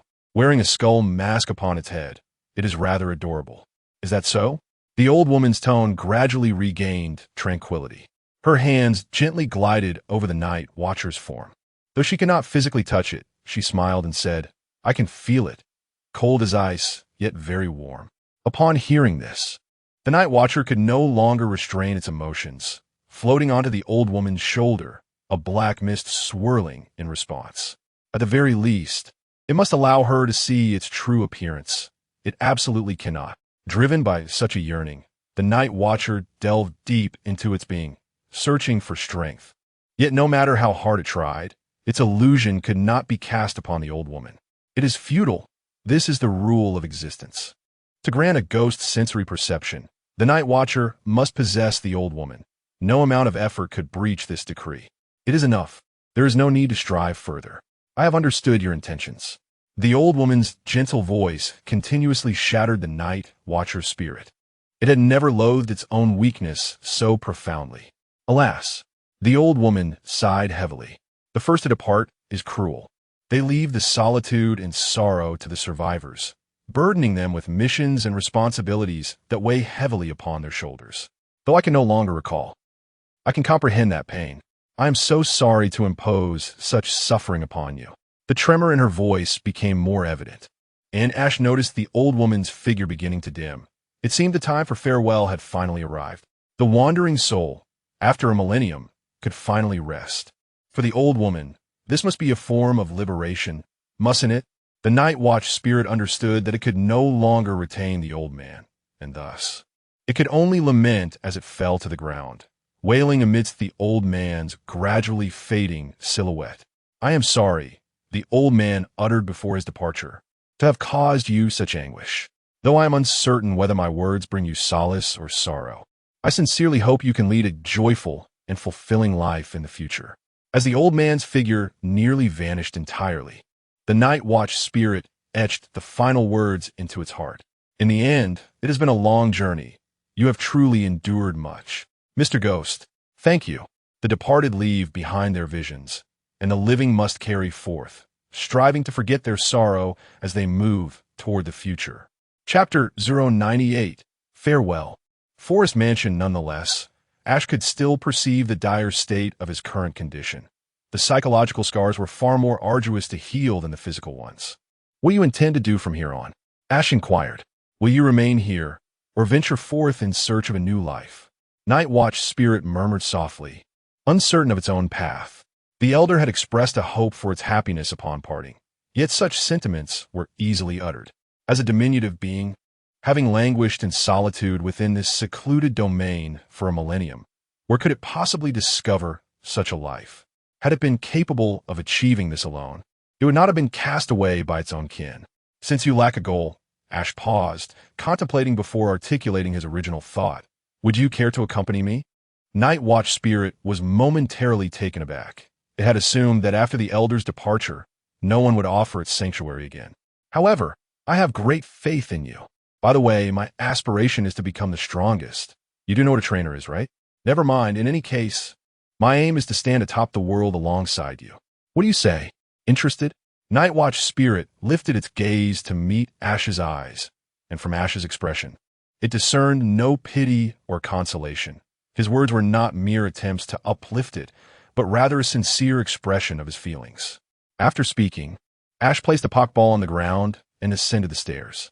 The mansion's appearance had undergone a complete transformation. The once bright and tidy decor was now reduced to a scene of ruin and desolation. Dust blanketed the furnishings, and when Ash glanced at his own palm, he finally noticed the layer of dust that had settled there. His assertion of having faith in Night Watch Spirit was not a mere act of consolation. Finding a Pokémon capable of such hypnotic or illusionary feats was indeed a rarity among the general populace.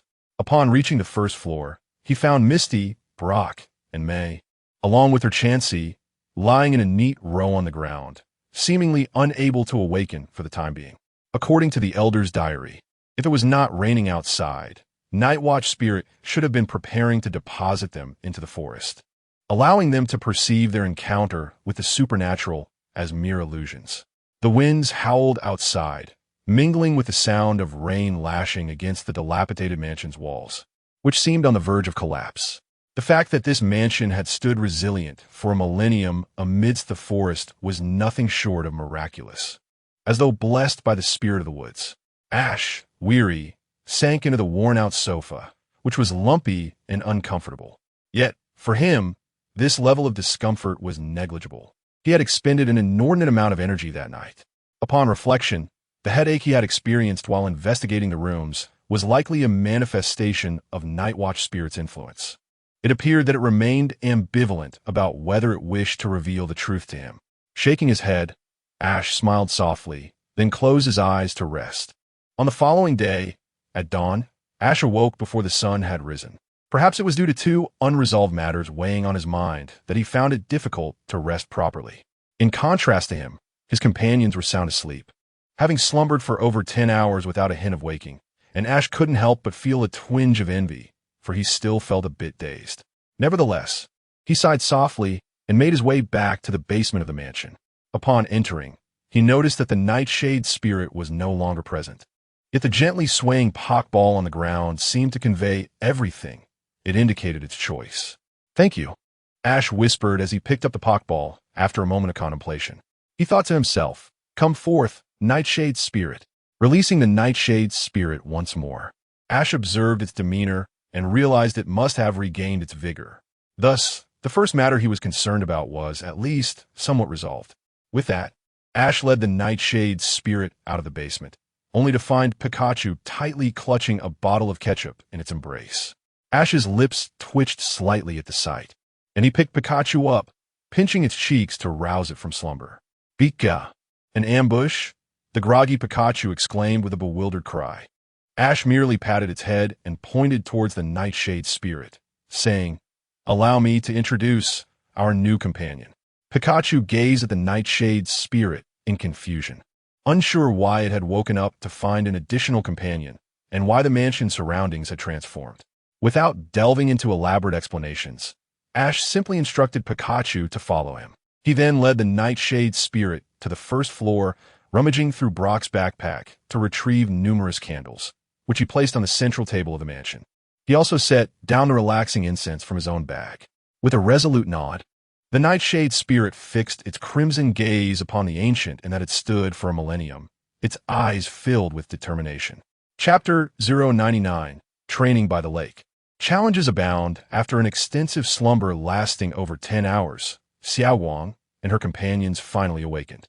Xiaoji, ever considerate, took the time to explain the events surrounding their slumber and introduce them to the Night Watch spirit. Though the girls were touched by the tale, tears glistening in their eyes, the haunting image of the ethereal specter they had encountered before losing consciousness prompted them to resolve internally never to spend another night in such a peculiar wilderness mansion, even if it meant enduring a downpour all night long. Subsequently, while Xiaoji and the others suggested that Yami join them, she insisted on staying behind to capture a grass, not Pokémon first, intending to nurture it into a gentlemanly moth gradually.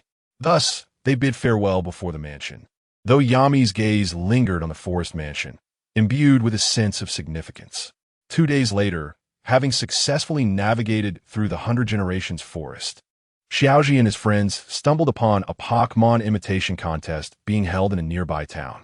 After participating, Xiaojiang emerged victorious, earning a Pokémon egg designated for champions.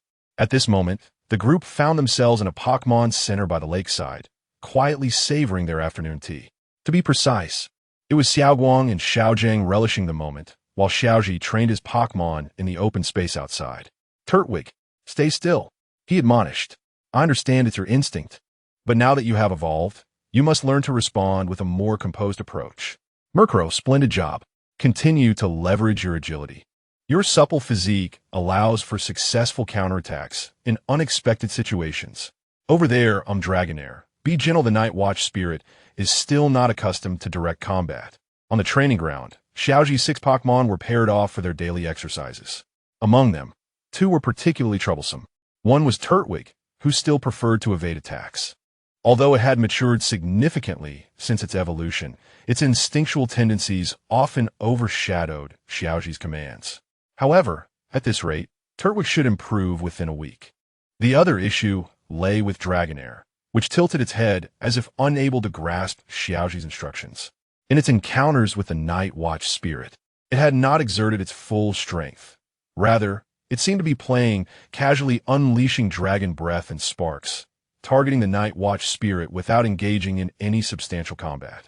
Of course, this did not imply that the problematic Pokémon was Dragonair. It was merely overly talented.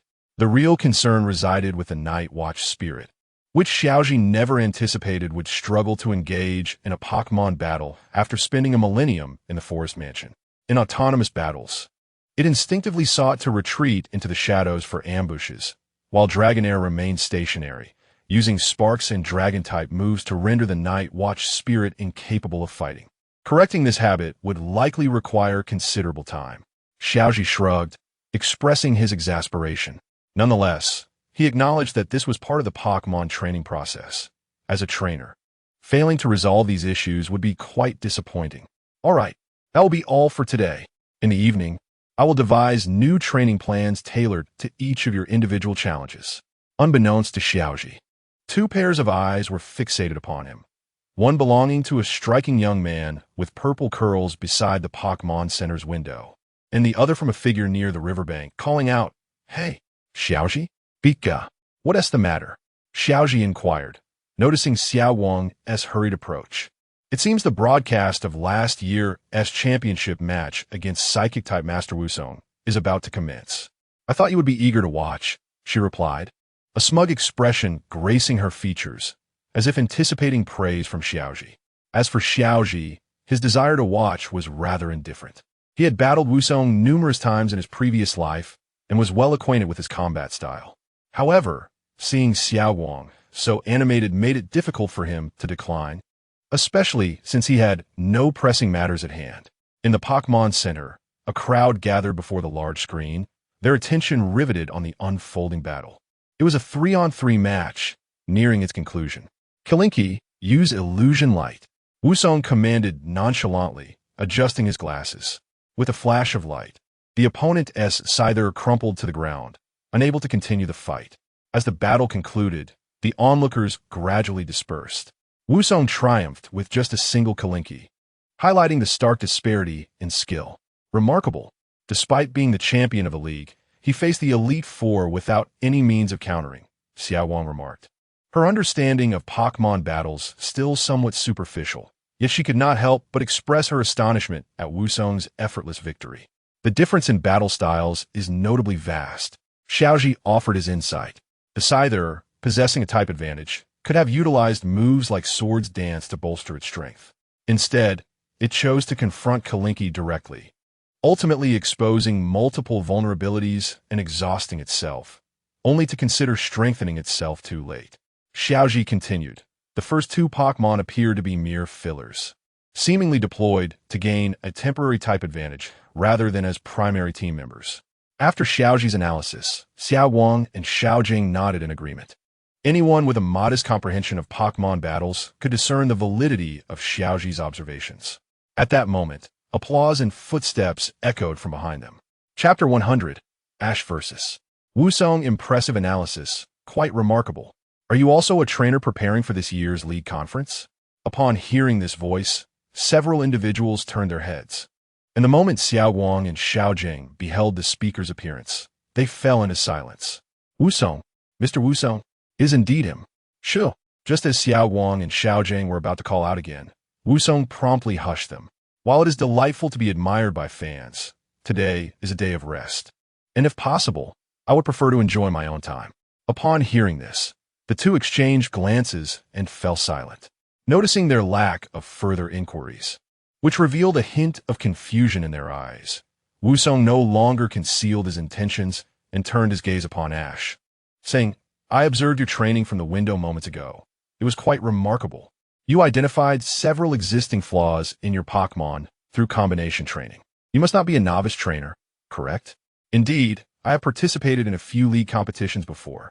As I suspected, Wusong stroked his chin thoughtfully, then smiled briefly before suggesting, since you are not a novice trainer, would you be interested in engaging in a one-on-one Pokémon battle? I find you quite intriguing and believe you possess the potential to claim the championship. At the mention of the battle, a glimmer of excitement sparkled in Wusong's usually calm eyes. It was evident that one does not become an Elite Four without possessing remarkable prowess. Ash had long since understood Wusong's character. The fact that he initiated this conversation indicated his desire for a Pokémon battle. Having been challenged, there was no reason to decline. Pika! A flicker of determination ignited in Ash and Pikachu's eyes. Challenged, huh? An interesting proposition, Wusong nodded, internally admiring Ash once more, then led him to the battle arena adjacent to the Pokémon Center. As both sides prepared, Wusong refrained from reiterating the rules, for it was merely a straightforward one-on-one, and Ash was an experienced trainer. Excessive explanations would only seem redundant. Let us go, Bronzer. Wusong dispatched, not the Kirin, which had recently showcased its prowess on television, but rather Bronzer. Xiao Wang and Xiao Jing expressed a tinge of regret, as they had hoped to witness the Kirin's strength firsthand. Engaging in a battle while revealing my hand is not my preferred method. Although it may seem unbecoming for an Elite Four member, I ask for your understanding. Wusong closed the book he had been holding, his gaze never leaving Pikachu. From the outset, it was apparent which Pokémon Ash would choose to battle with. The disparity between Pikachu and his other Pokémon was significant. Pikachu was likely his first Pokémon, and in the face of Wusong, Ash's choice was inevitable. It's you, Pikachu. Pika. Ash was keenly aware of Wusong's scrutiny. However, he had no intention of surprising him. After all, how could he do so?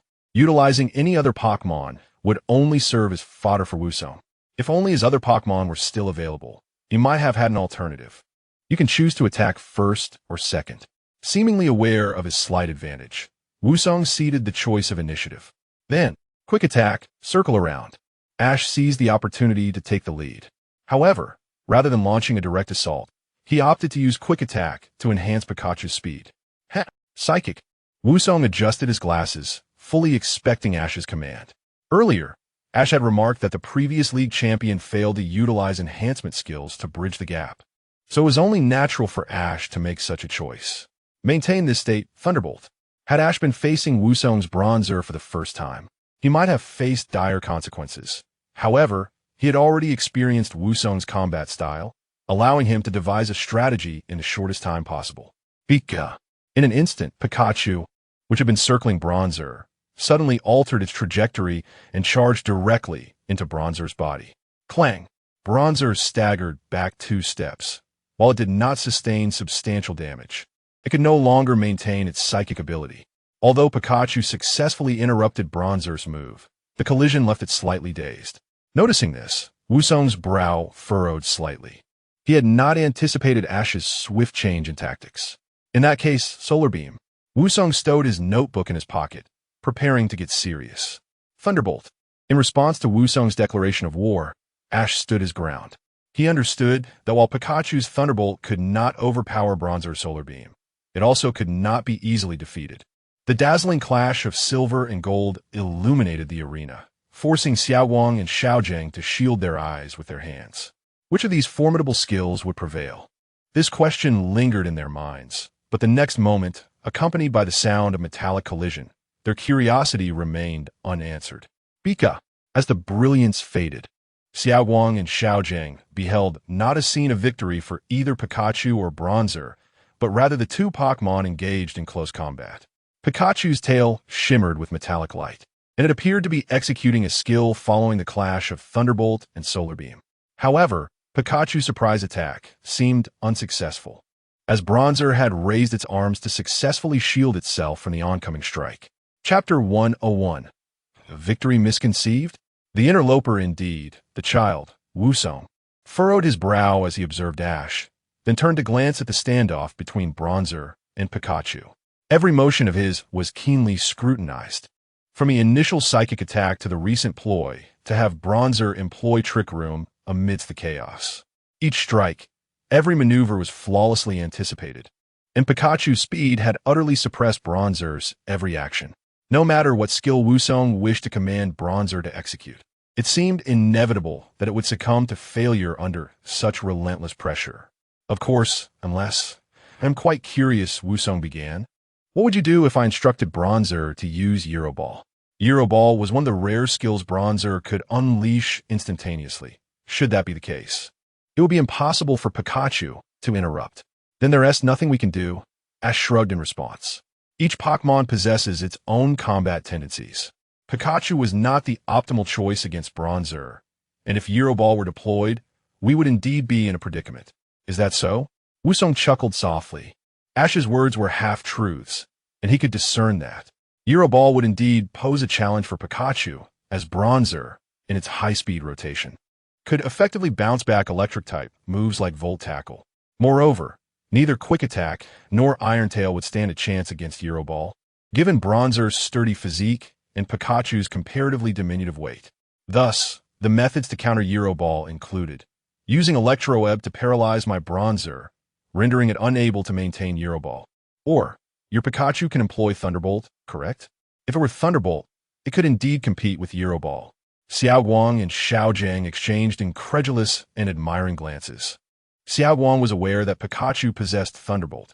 Xiaojing knew Pikachu could indeed use Electro-Web, albeit Ash seldom commanded it due to its less-than-reliable accuracy. In practical scenarios, Thunder and Volt Tackle would undoubtedly be the preferred choices for consistent hits. What a cerebral battle. How could they possibly conceive so many strategies amidst their clash?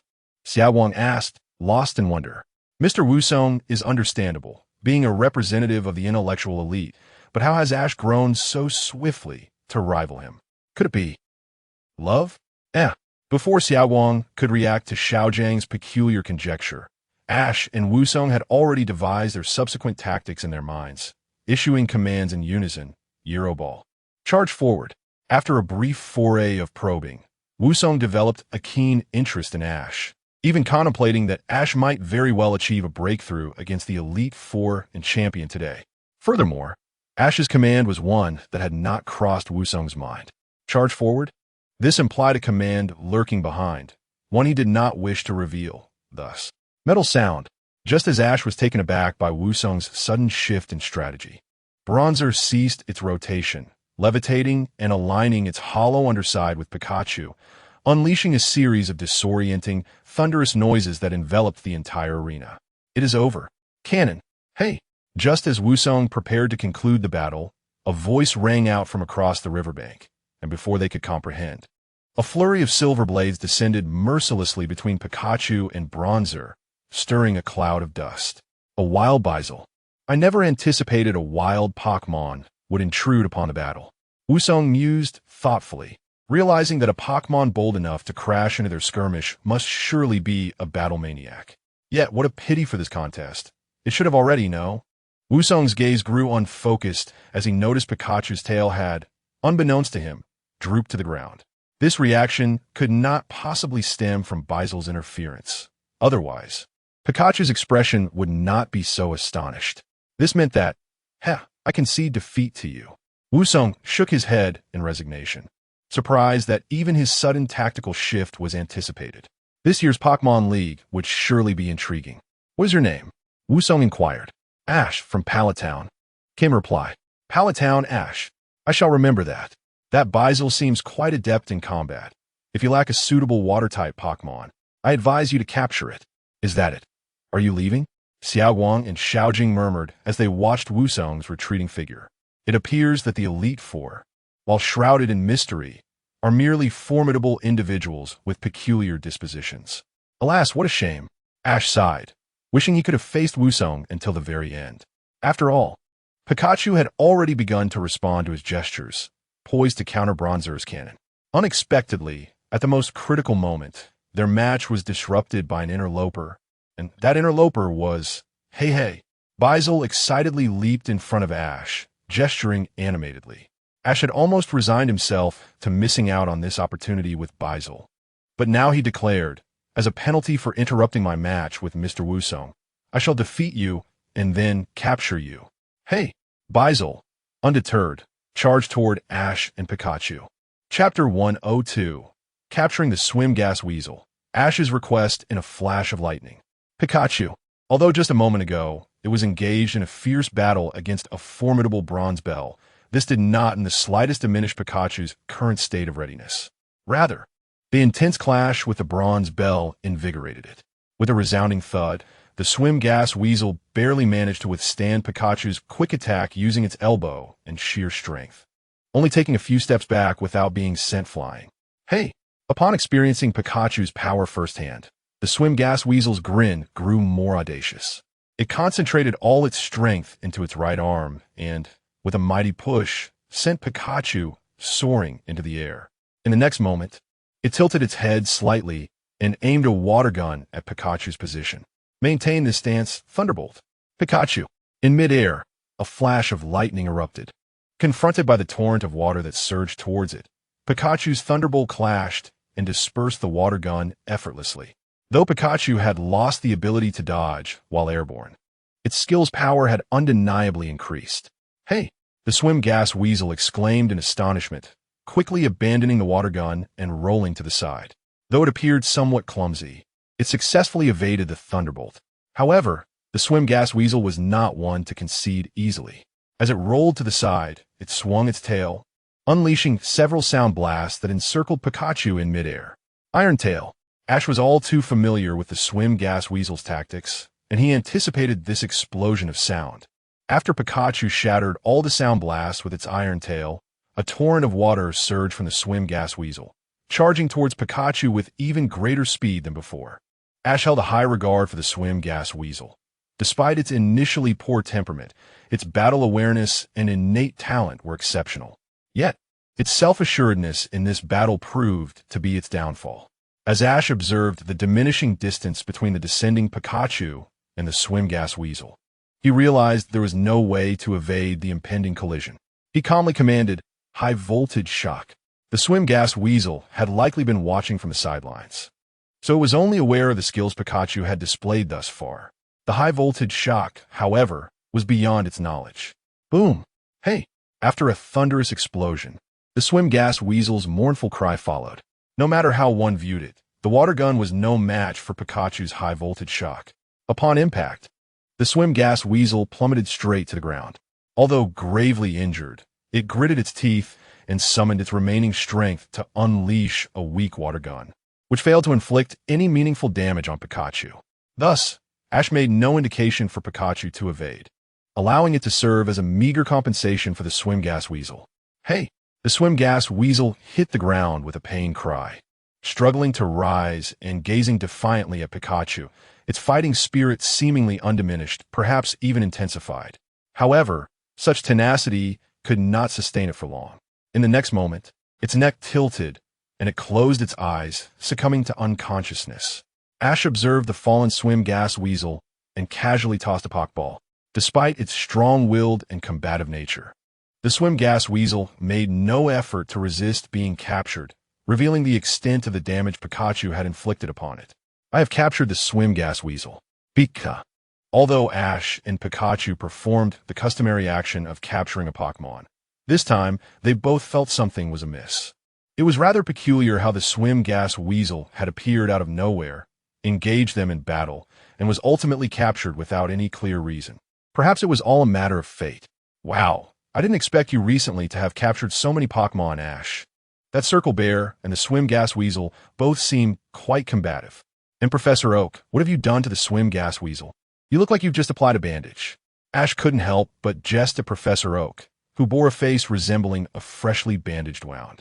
No, I did nothing at all. This creature came out swinging, as if it were venting some emotions, rather than asking what I did to it. You should be questioning what you did to provoke it, Professor Oak replied with a serious expression. Well, I suppose I've misjudged it. I never anticipated that being defeated would elicit such a strong reaction from it. Did it not consider the possibility of failure before it attacked? Perhaps it was just overconfident. Ash pondered aloud, then inquired, "What about the Circle Bear? Is it doing well over there?" "Well, it seems to be fine, but appears to be overly fearful of Snorlax. It circles around Snorlax daily. They must not have had any previous grievances, right?" Ash and Pikachu exchanged a glance. Indeed, that is quite an unexpected situation. Ash sighed inwardly and decided not to pursue the topic further, instead shifting to the matter at hand. "Professor Oak, I called to request a favor." "What?" "I cannot take on anything too burdensome. My research is quite demanding at the moment. It's nothing too troublesome. Just a message to convey." "Oh." Ash's request surprised Professor Oak. After all, Ash usually allowed the Pokémon he entrusted to his backyard to rest rather than training them there. This would be a first. Was he genuinely aiming for the championship? Professor Oak reflected on Ash's growth, nodding in agreement to his request. "So annoying. I still can't memorize all this educational material. My mind is in chaos every day." Chapter 103. Lockdown? The major incident in Bidai City, a harmonious blend of ancient and modern, is often described as a crossroads of time and space. Nestled beside the region's largest renowned primeval forest, Bidai Forest, the city seems to resonate with the forest's essence, filling the air with a calming ambience that soothes the soul. Yet today, the atmosphere in Bidai City feels distinctly altered. What could have transpired to warrant a complete lockdown of the city? "We're right at the entrance," Xiao Guang lamented, gazing at the barricade manned by police officers, completely obstructing their passage. The various clothing stores and restaurants were tantalizingly close, yet they remained inaccessible. What could be more tormenting than this predicament? "Since the city is locked down, there's nothing we can do but camp here," Xiao Gang echoed his frustration. Although they could not enter Bidai City, he found solace in the ample supplies in his backpack, sufficient to last a few days. However, if the lockdown persisted beyond that, what would they do? "Excuse me, but could anyone tell us what's happening inside?" In contrast to Xiao Guang and Xiao Gang, who were beginning to accept their fate, Xiaoji stepped forward with a pensive expression. "Classified information. We cannot disclose anything." The officer replied curtly. How could they possibly tell you? A city lockdown must involve significant matters, Xiao Guang retorted, hands on her hips, shaking her head. Despite her strong desire to enter the city, she recognized the futility of the situation. Even if Xiao Ji managed to glean some information, what use would it be? Could a mere Pokémon trainer resolve issues the police could not? It was an unrealistic notion. Thus, the trio settled for a nearby open space, pitching a tent and lighting a campfire to prepare lunch, hoping they would not be interrogated by the police again that evening. Meanwhile, in another part of the forest, three shadowy figures stealthily navigated their surroundings, ever vigilant for any signs of pursuit. Peering through the underbrush, they were met with the sight of oblivious police officers standing guard, motionless. Seeing this, the trio cautiously lowered themselves and ventured deeper into the forest. Who would have thought things would escalate to this extent? We nearly couldn't escape, Musashi remarked, wiping the sweat from his brow, still shaken by the close call. Exactly, Kojiro chimed in. It's just a gemstone, albeit a rather large one. Did it really warrant such a commotion? He was taken aback that their simple need for money could lead to such chaos. However, the police's lockdown of Baidai City sparked a thought in them. Hey, do you think this thing is truly that valuable? Musashi pondered aloud. I have the same feeling. Otherwise, the police wouldn't be making such a fuss. When the Kanto police surrounded Team Rocket, it was nothing compared to this. It's almost as if this gem is more important than them. Kojiro nodded in agreement, clearly sharing Musashi's sentiments. Meow. If that's the case, we're seriously underpaid for this job, Sanansu exclaimed, voicing their collective realization. A sense of being deceived washed over them. After all, the fee they had received barely covered the cost of a few large robots, and they could not afford to make them too extravagant. If this so-called diamond pearl was indeed valuable enough to prompt a city lockdown, then their compensation was grossly inadequate. I say we take this thing and run. Then find another buyer.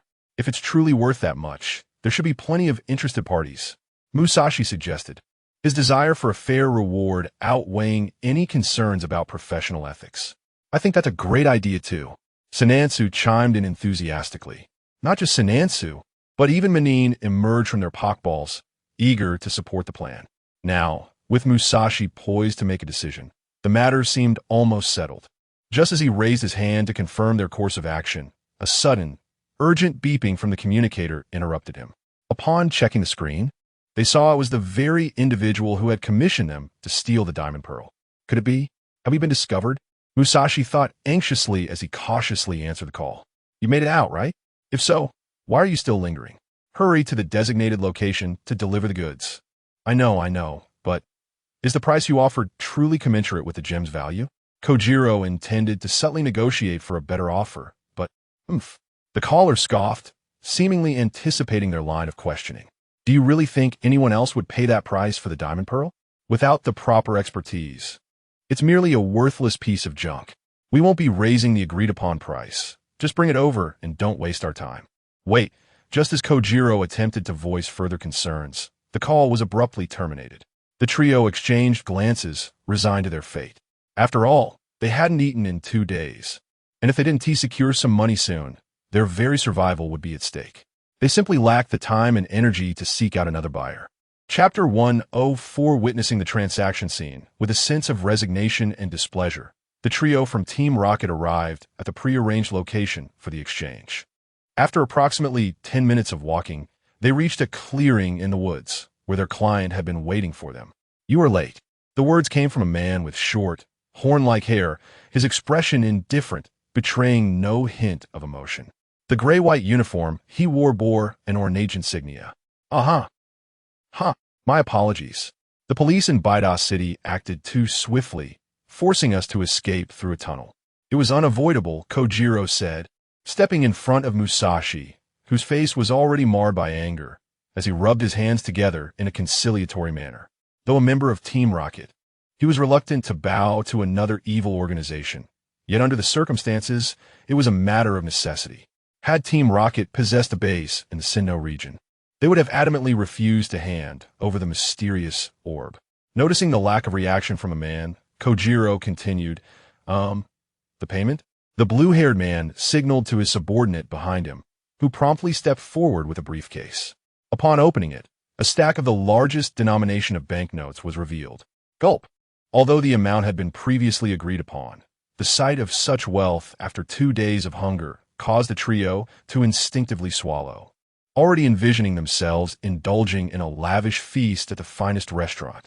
As Kojiro reached for the briefcase, the blue-haired man retreated a step, coldly stating, "The goods." The trio exchanged glances, then resignedly nodded.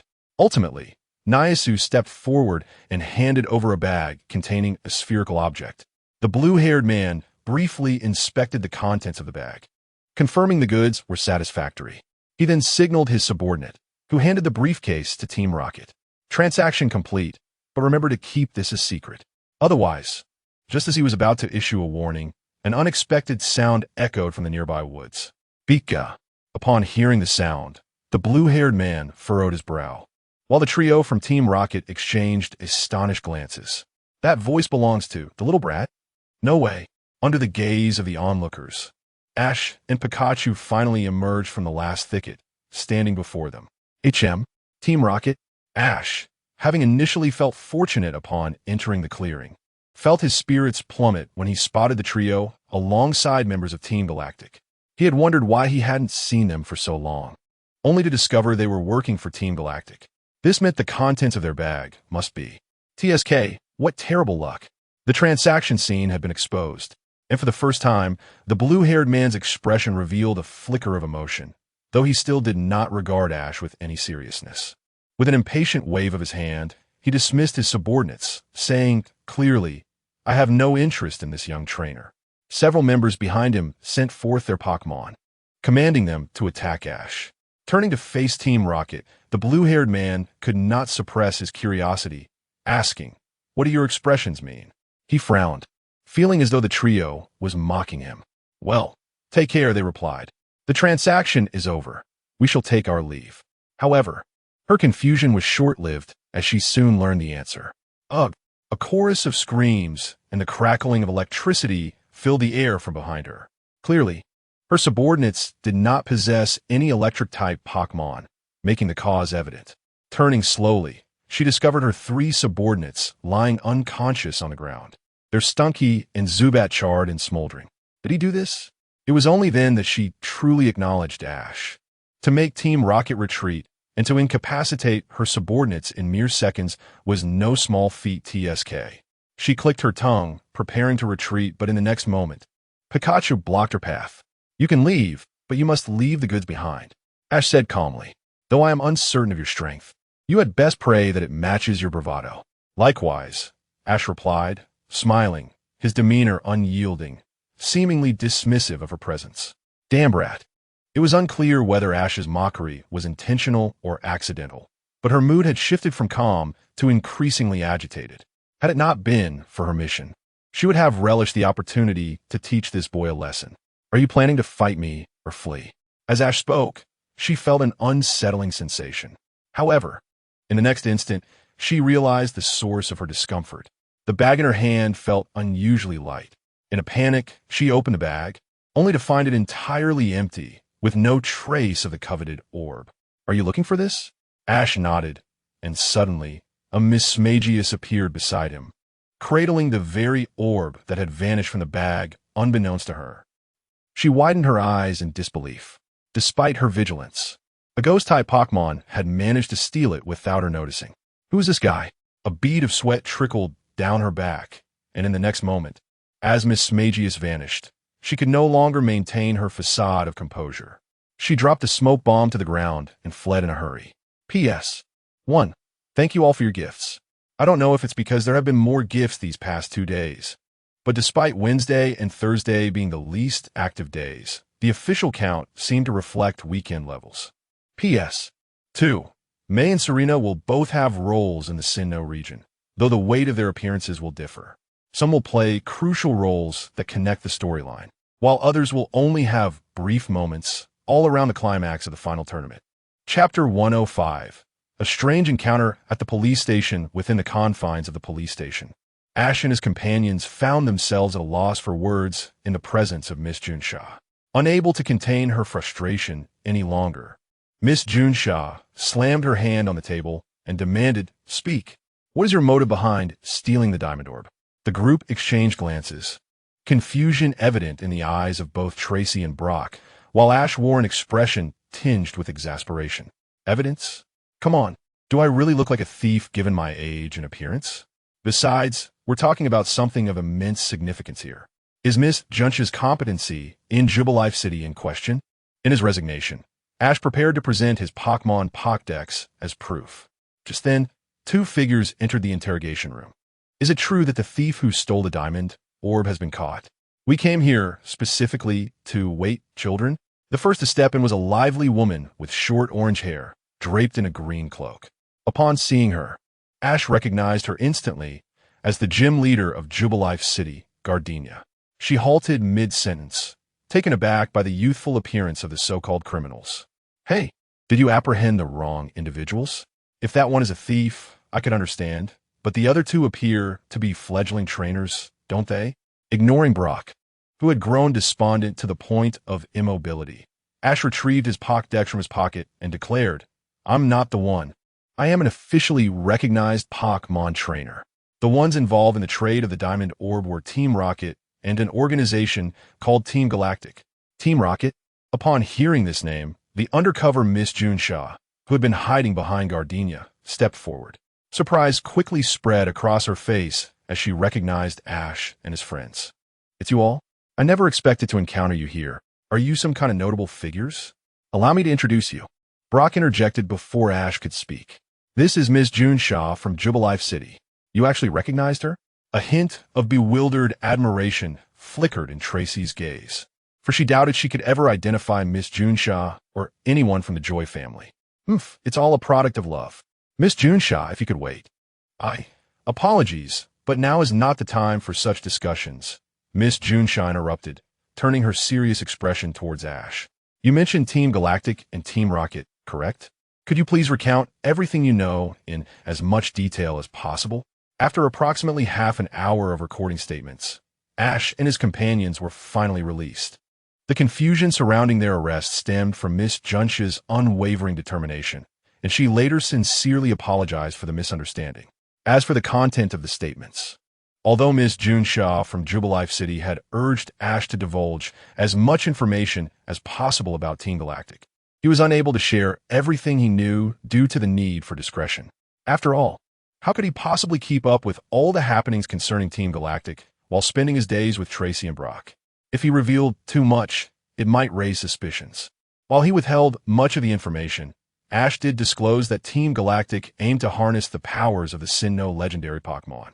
Upon completing the statements, both Miss Junsha and Gardenia appeared rather unsettled. Who would have thought things would escalate to this? We initially presumed it was merely some petty thieves targeting the value of the Diamond Orb, but it seems this matter warrants reporting to the League. What a hassle, Gardenia remarked as she walked out of the police station alongside Ash and the others.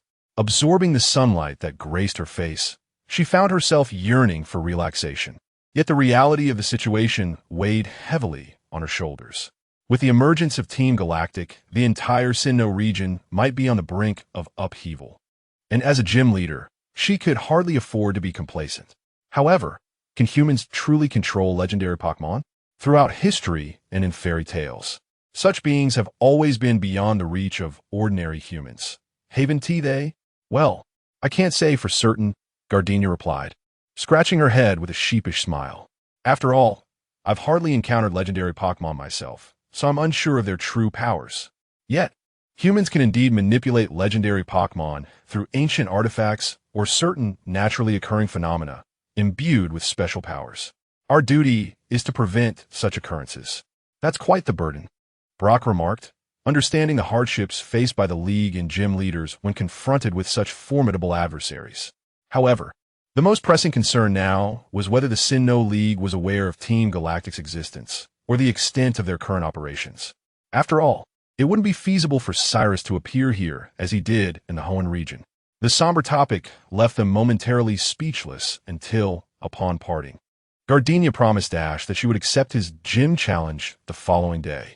Meanwhile, a delivery left at the dorm for just 4 minutes was stolen. The quality of humanity truly can't be generalized.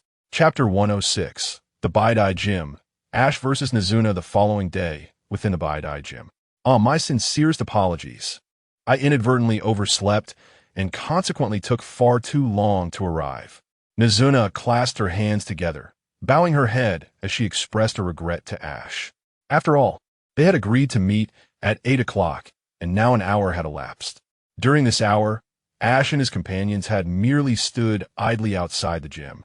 And had it not been for Ms. Junshaw noticing them and engaging in conversation about the current plans for the league, they might have succumbed to boredom, collapsing onto the ground. Isn't your home nearby, Nizuna? Surely it shouldn't take long to get here. Well, actually, I sleep in the Bidai forest every night. The sensation of slumbering amidst the trees is rather delightful. Very well then. It seems that the peculiar traits of gym leaders are somewhat universal, and Nizuna certainly embodies this quirkiness. Nevertheless, it suffices that they can proceed with the gym challenge.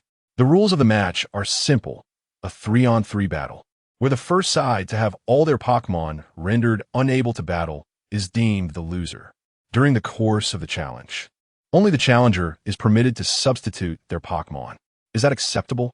The referee, who had arrived late alongside Nizuna, adjusted himself and took his position, succinctly outlining the rules before directing his gaze toward Ash. Absolutely fine. Upon hearing this, Ash promptly produced a Pokeball, which elicited a smile from Nizuna. Have you already decided which Pokémon to use without even knowing who I will send out? While I admire your boldness, you may regret underestimating me. At this point, Nizuna's demeanor shifted to one of seriousness, starkly contrasting with her earlier casual conversation with Ash and his friends. Of course, I possess great confidence in both myself and my companions. Although she was aware that Ash likely would not choose to deploy her in the battle today, she was taken aback to find herself relegated to the sidelines. This indicated that Ash was entirely confident he would not be driven to a desperate situation. While this may seem favorable, it rendered Pikachu somewhat bored while perched in the stands. Despite Pikachu's slightly despondent mood, it had no bearing on the fierce determination exhibited by Nizuna and Ash in the arena. Then for my first Pokémon, I entrust you, Cherry Blossom Pokémon. I choose you, Forest Turtle. In the inaugural round, the battle unfolded between the Tree Turtle and the Cherry Blossom Pokémon. Upon the sight of the Tree Turtle, the mood of the trainer, Ketchum, brightened considerably. With her hands placed firmly on her hips, she remarked to Ash, "Are you challenging me, the Grass-type gym leader, with a Grass-type Pokémon? How delightful! This challenge truly pleases me." After all, this presented a splendid opportunity for the Tree Turtle. A splendid opportunity? Ketchum was puzzled by Ash's mention of opportunity, but her contemplation ceased once the referee announced the commencement of the match. The rules of the gym did not grant trainers the privilege of going first. While she often displayed a spirit of humility against typical challengers, facing Ash, specifically, Ash wielding the Tree Turtle, instilled within her a greater thirst for victory. The skylight of the gym was wide open, allowing the radiant sunshine to pour in. Charge forward. Ketchum's perplexing command bore a resemblance to Ash's fighting style, as remembered by Xiaoguang. However, before she could grasp Ketchum's intentions, the Cherry Blossom Pokémon remarkably reached the Tree Turtle's rear within mere moments. How swift! Xiaoguang gasped, astonished by the Cherry Blossom Pokémon's incredible speed. It surpassed even that of Ash's Tree Turtle during its earlier evolution. The Pokémon's ability must be chlorophyll. Under sunny conditions, its speed doubles. Weight double? If that's the case, the Tree Turtle is completely at a disadvantage. Xiaoguang harbored concerns for Ash's predicament, considering the Tree Turtle had only recently evolved. Despite its efforts to adapt to the current battle style, could it truly keep pace with the intensity of a gym battle? Fortunately, in the next moment, Ash's decisive actions dispelled Xiaoguang's uncertainties. Cover the rear with Leaf Blade. The Tree Turtle's expression sharpened as the foliage atop its back began to sway gently, unleashing a flurry of leaves that surged backward, leaving the Cherry Blossom Pokémon with little room to evade. Witnessing the calm and coordinated synergy between Ash and the Tree Turtle, Ketchum's face broke into a smile of approval. Yet, she thought, too inexperienced. Solar Beam, as the Grass-type gym leader, She was well acquainted with the fighting style of the evolved tree turtle, having seen it evolve from the grass sprout. She had anticipated this moment, and the solar beam, executed under the sun, was meticulously planned.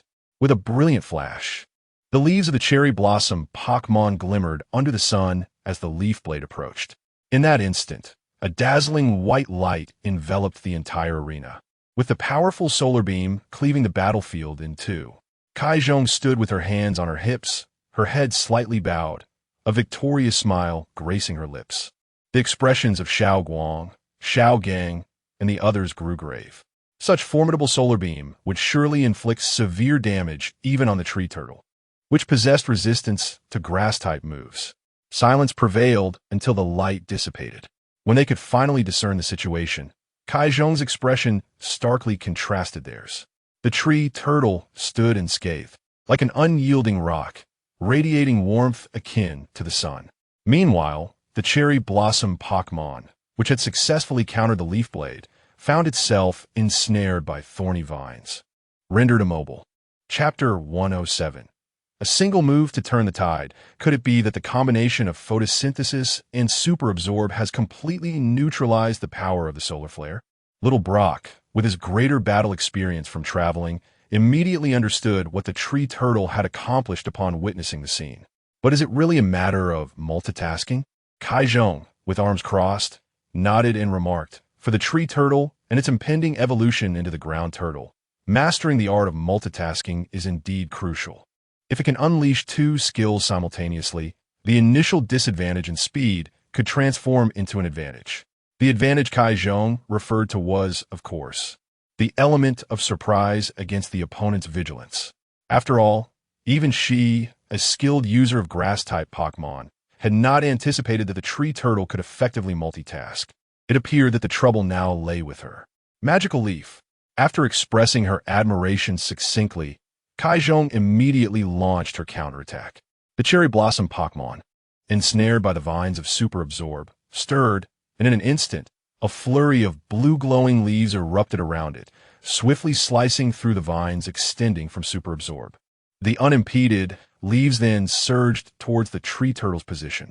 Leaf Blade. With limited skills at his disposal, Ash could only resort to Leaf Blade in response. However, Leaf Blade held a distinct disadvantage compared to Magical Leaf, the Pokémon's control over it. Dodged the Leaf Blade and slip past. With various commands issued, the Magical Leaf, which was on a collision course with Leaf Blade, altered its trajectory in the blink of an eye, while some leaves still collided and fell helplessly to the ground. The Cherry Blossom Pokémon, bolstered by chlorophyll, maintained a remarkably high speed, and a recent setback seemed to invigorate it further, creating several afterimages on the battlefield. Boom! The Magical Leaf, having evaded Leaf Blade, landed on the immobile tree turtle, causing it to squint in response to the relentless pain. What to do? Ash found himself questioning his own strategy at this moment. But facing a grass-type Pokémon under the blazing sun? Just then, a flicker of inspiration flashed through Ash's mind. No reaction? Despite Ash's previous commands eliciting swift responses, why was there no movement now? Was the tree turtle at a loss for how to counter the cherry blossom Pokémon's speed, or was there some underlying strategy at play? Ketchum's doubts flickered momentarily, as even she, a grass-type expert, could not conceive of a victory for the tree turtle. After all, its skills had already been largely revealed: photosynthesis, leaf blade, and superabsorb. If there were any hidden skills capable of turning the tide, it would not be prudent to hold back.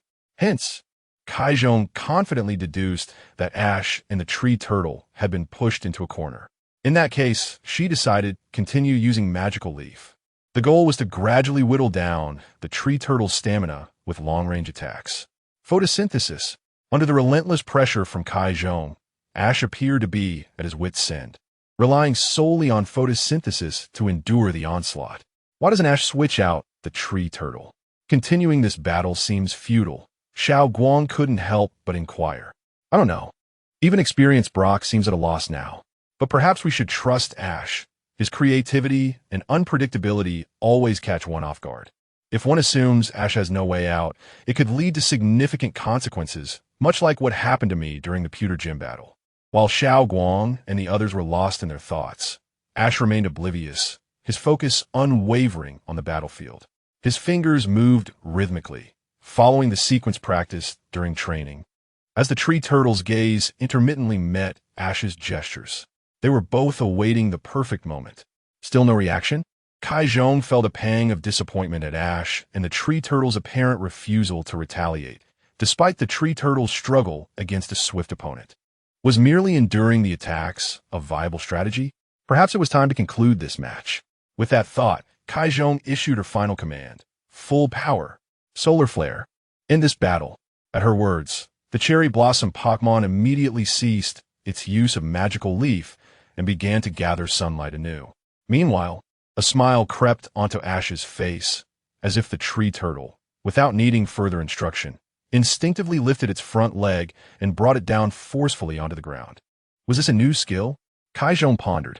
However, it seemed futile. The distance between the cherry blossom Pokémon and the tree turtle was still considerable. Regardless of what skill the tree turtle intended to employ, the cherry blossom Pokémon could successfully unleash its solar flare. The tree turtle's defeat appeared inevitable. Yet, just as Kaizhong thought this, the tree turtle's subsequent action shattered her expectations. Up. At the moment, the tree turtle's foot touched the ground. Countless thorn-covered vines shot up from the edges of the arena, their target not the cherry blossom Pokémon, but the sky above, ultimately forming an impenetrable wall of thorns. Kaizhong seemed to realize something, instinctively glancing towards the cherry blossom Pokémon. She noticed that the sunlight no longer illuminated it, and the solar flare, which had almost fully coalesced, was now hindered by the cover of Super Absorb. With a single move, both the instantaneous solar flare and chlorophyll had been sealed away, leaving the cherry blossom Pokémon with no escape within the domain created by Super Absorb. Control as many vines as possible. Super Absorb. With that command, over half of the vines, under the tree turtle's control, descended upon the arena like lively tendrils, stirring up a cloud of dust. The deafening sound reverberated throughout the entire gym. Chapter 108. Forest Tortoise vs. Seedling Tortoise Sakura. The cherry blossom Pokémon has lost her combat capability. However, one cannot entirely blame her for her sluggish reaction, as the turn of events in this match was exceedingly abrupt. Just a moment ago, cherry blossom Pokémon held an undeniable advantage. Yet the next instant, the vines lurking beneath the ground struck out, resulting in a complete reversal of the battle's outcome. Even the most seasoned professionals would not have anticipated such a conclusion. How astonishing it is that Forest Tortoise was deliberately placed in a passive state to cultivate this powerful absorption attack. Amidst this, the seedling tortoise remained perplexed as to why Forest Tortoise's photosynthesis seemed to weaken progressively. Initially, she had assumed that Forest Tortoise was nearing its limits, only to discover that it was, in fact, preparing for a significant offensive. Ash merely shrugged in response, not feeling particularly elated.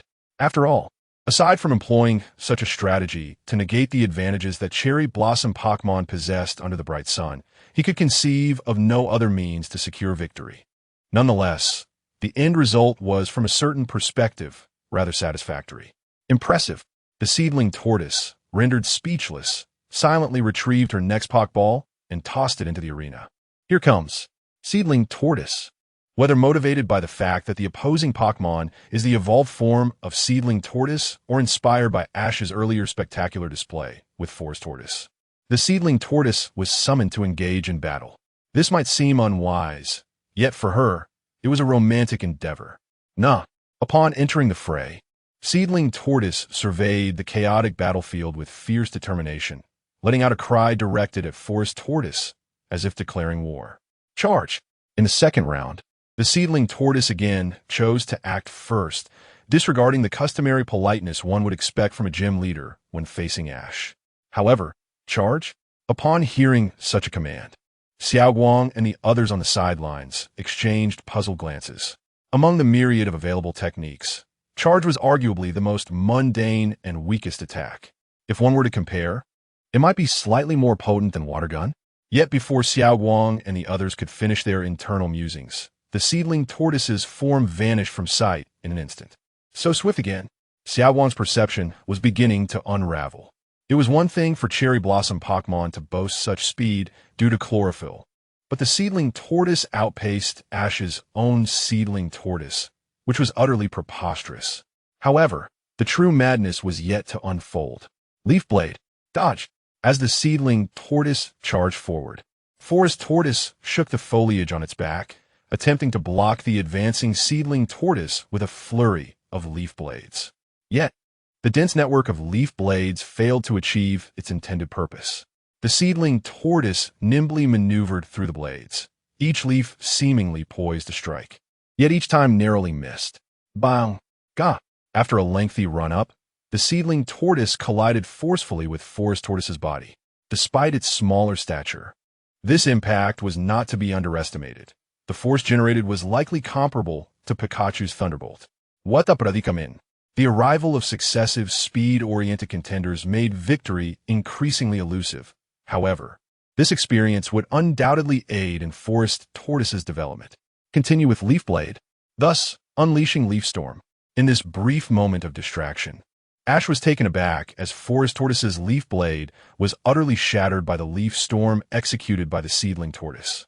The residual might of the Leaf Storm unleashed upon Forest Tortoise, sapping its remaining strength. It was no surprise that the seedling tortoise could wield a technique as formidable as Leaf Storm. This explained why the seedling tortoise was allowed to approach Forest Tortoise so brazenly.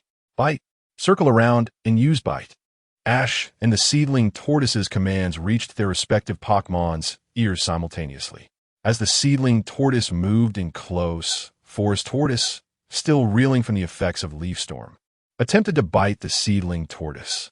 However, the seedling tortoise, ever vigilant, evaded the approach and reappeared behind Forest Tortoise, sinking its teeth into its hind leg. Gah! Forest Tortoise let out a pained cry, its body losing balance and collapsing to the ground. Charge! In response to this vulnerable state, the seedling tortoise's trainer hesitated. Had Leaf Storm not been used previously, she would have commanded the seedling tortoise to execute it without hesitation. However, having used it once, the potency of the seedling tortoise's mid-range abilities had significantly diminished. Fearing that Forest Tortoise might recover through photosynthesis if the battle dragged on, she was anxious to conclude it swiftly. Just as the seedling tortoise charged towards Forest Tortoise again, the trainer noticed a peculiar tremor in the ground, unmistakably not caused by the previous impact, but rather. Watch your step. Although the seedling tortoise would have noticed even without the warning, it could not evade in time as the ground collapsed beneath it, ensnaring it in the air with several vines. TCH charged down with a collision. As the seedling tortoise was about to be ensnared by the vines, the trainer's only option was clear. Ketchum. Ash's voice grew increasingly animated. The crux of this confrontation hinged on whose movements would prove swifter. The seedling tortoise dashed down the vines, pursued closely by the roots attempting to seize it, but ultimately, the seedling tortoise's speed prevailed.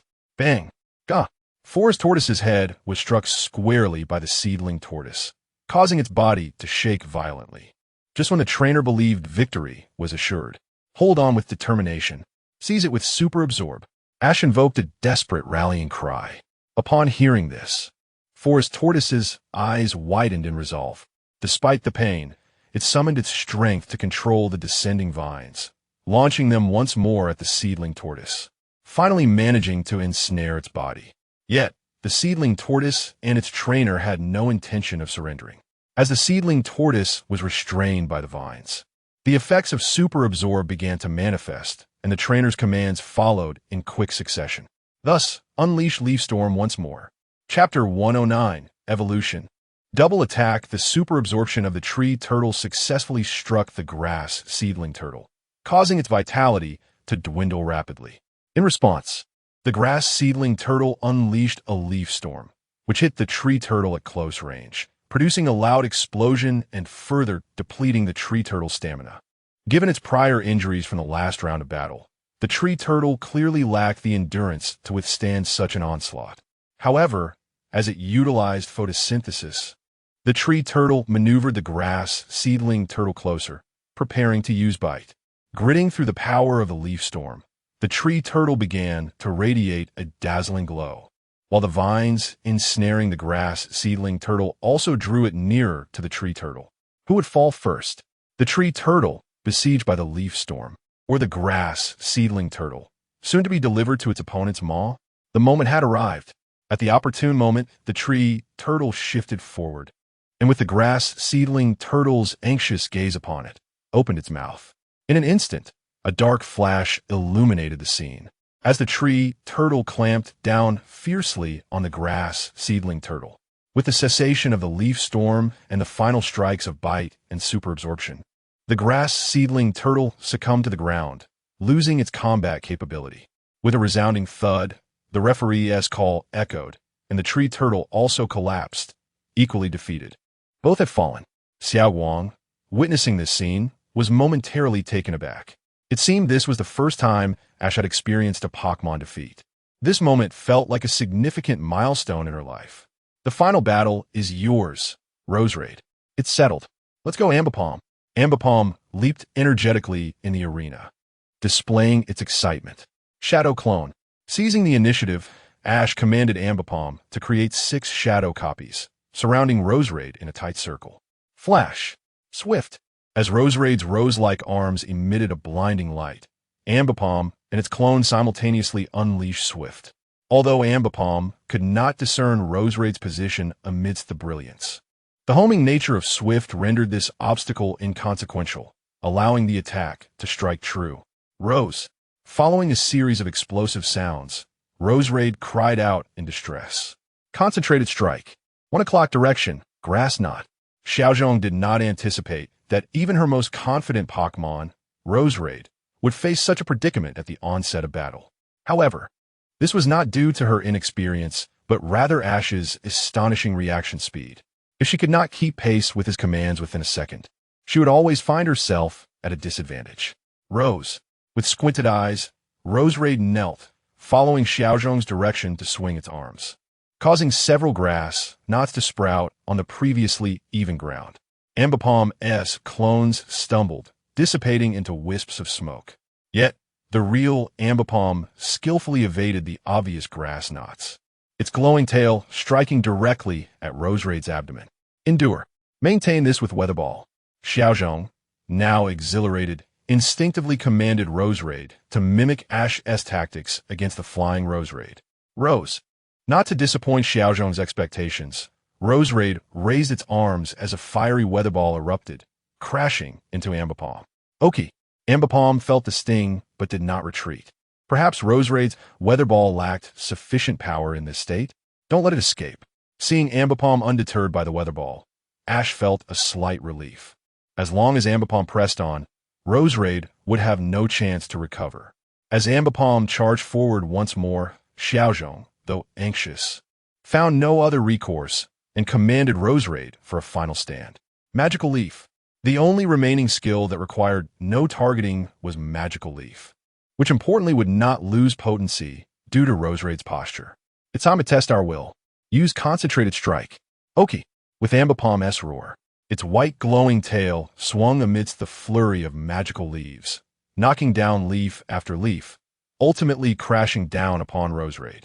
In that fleeting moment, Ash noticed Ambipom's tail seemed to swing twice as it descended. With a resounding thud, Ambipom landed, while Roserade fell to the ground, having lost its combat capability.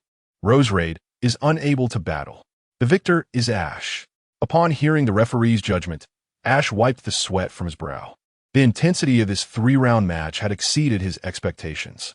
Both the tree turtle, still mastering its newfound strength, and Ambipom, diligently striving to improve, had delivered performances beyond their usual capacities. Yet, more significantly, double attack. Although Ash had trained Ambipom with the intent of mastering this skill, it had never succeeded until today's gym battle. This was truly remarkable. Thoughts of this nature danced in Ash's mind, a smile betraying his excitement. Chapter 110. Discussions on the cruise ship. Mining the White Jade Pearl. My apologies, boss. My operation has failed. In an unknown base within the Sinnoh region, a blue-haired man knelt before another, his head bowed as he expressed his contrition. It matters not, the man across from him replied in a tone devoid of warmth. as if the success or failure of the other was of little consequence to him. Besides, another piece of the puzzle has yet to emerge, and the captured individuals are merely low-level operatives, hardly worth mentioning. The real question is, who is the trainer you spoke of? His concern lay not with the insipid apologies, but rather with the formidable trainer his subordinate had referenced. Although the Sinnoh League had yet to launch an investigation into his organization, the International Police had already taken notice. The composition of the International Police is quite intricate, with many members possessing exceptional skills, whether in disguise or in the prowess of their Pokémon, not to be underestimated. It was rumored that the two largest organizations from the Hoenn region, Team Magma and Team Aqua, were vanquished by the International Police led by a certain Dato. The mere possibility of Dato's involvement in this operation filled him with trepidation regarding the inexplicably appearing trainer. I do not know. I have not seen his photograph on any renowned trainer rankings. The blue-haired man maintained a respectful demeanor as he continued. However, I must mention that the Pikachu accompanying him is likely not as simple as it appears. Its movements are exceptionally swift, and its power rivals that of a Raichu. This is a rarity I have encountered. Is that so? A Pikachu? Regardless, let us temporarily halt the organization's actions. I must step out for a while. Understood. The blue-haired woman refrained from inquiring further, for her task was solely to fulfill her duties and aid the organization in achieving its objectives. The following day, a cruise ship glided gently across the surface of a lake east of Baitai City. Ah, I see now. You are hungry, aren't you? On the deck of the cruise ship, Brock cradled the newly hatched lucky egg, interacting with it affectionately. Opposite him, Dawn gazed enviously at the adorable creature.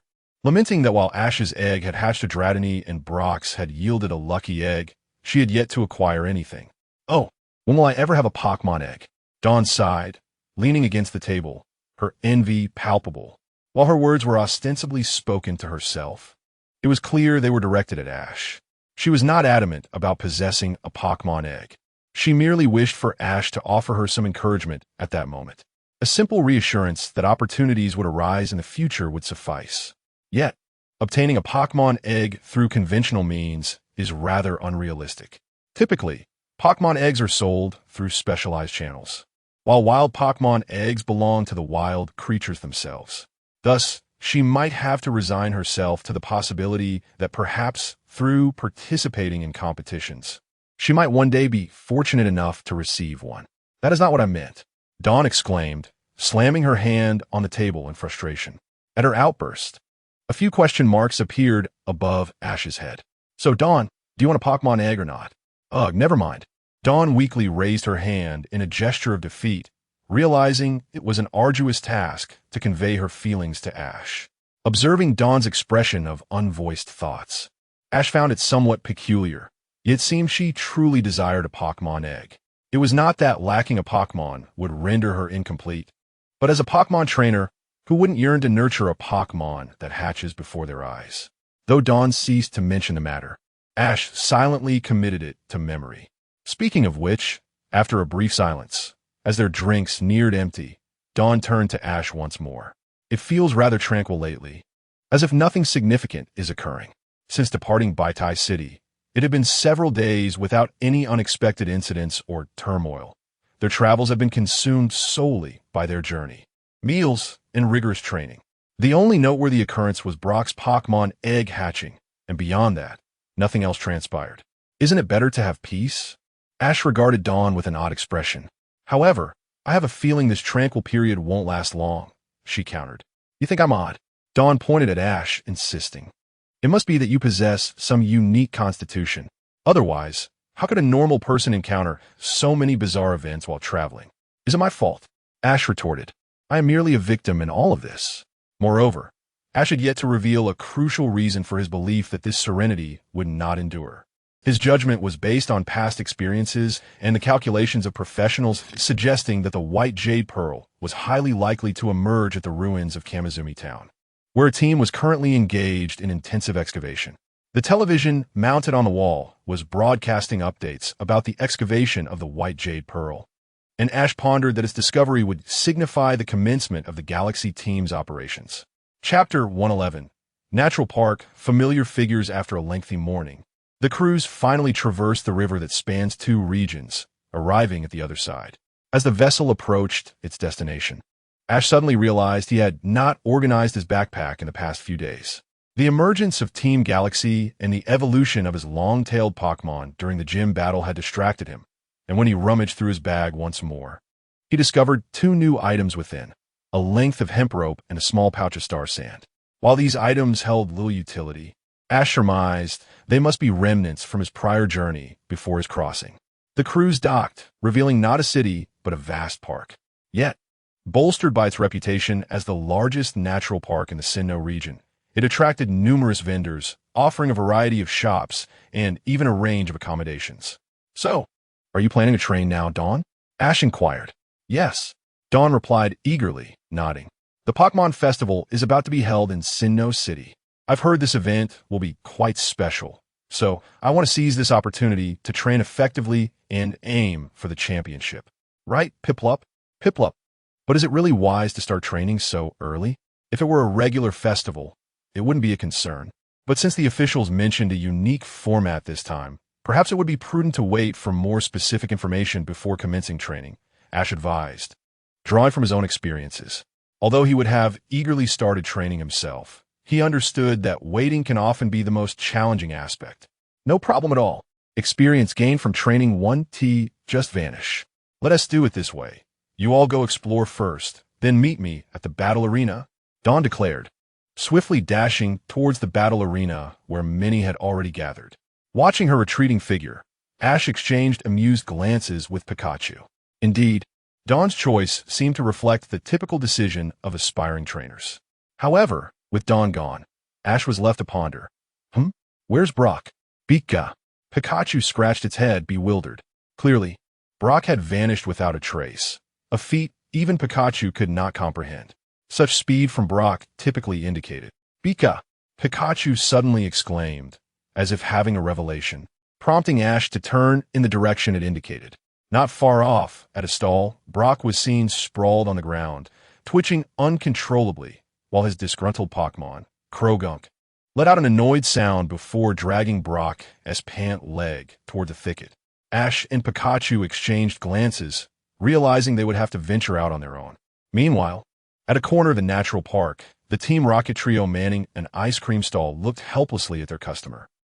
Excuse me, have you made your selection yet?"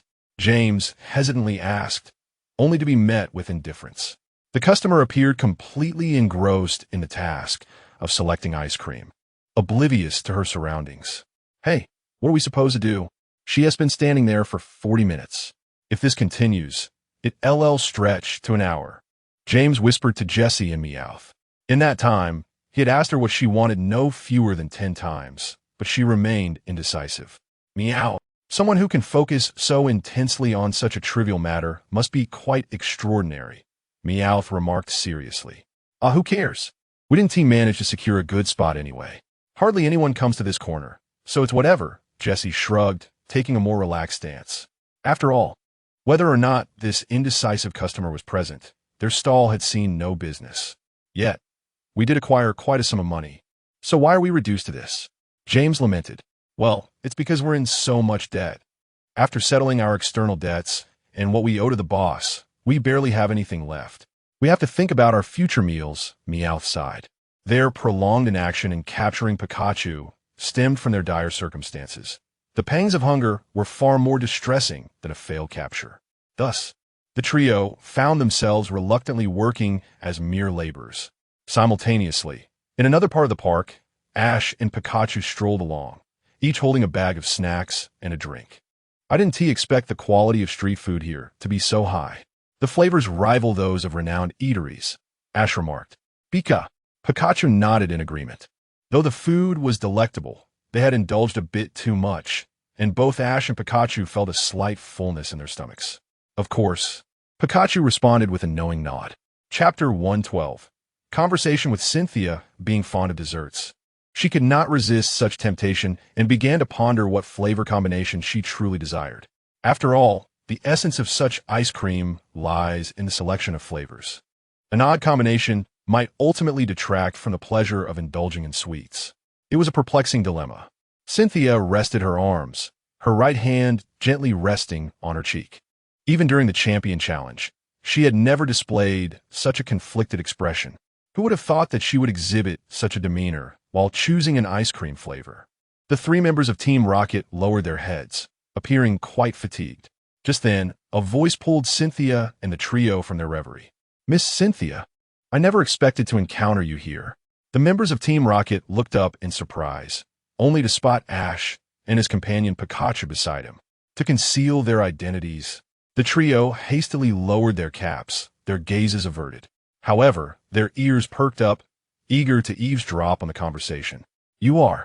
Cynthia turned to scrutinize Ash, then blinked and smiled after a moment of contemplation. "Let me guess your name is Ash, correct? Pikachu?" Now it was Ash and Pikachu's turn to feel bewildered. After all, this was their first encounter with Cynthia. How could she possibly know his name? "It was Wudong who mentioned you," Cynthia explained, noticing Ash's confused expression. "He told me he met a very talented trainer during his break and mentioned your name." "Oh, I see," Ash said, realization dawning upon him. "So," Wudong's smile before leaving carried such a meaning. He had introduced Ash to Cynthia. Ash began to speak, but Cynthia turned away, continuing to gaze at the various flavors of ice cream. "Please wait a moment. I'll be done shortly." Ash, Pikachu, and Team Rocket pondered. Wait, how long is a moment?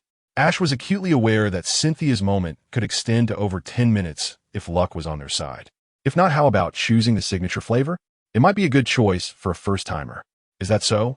That makes sense, Cynthia mused, nodding in agreement with Ash's suggestion.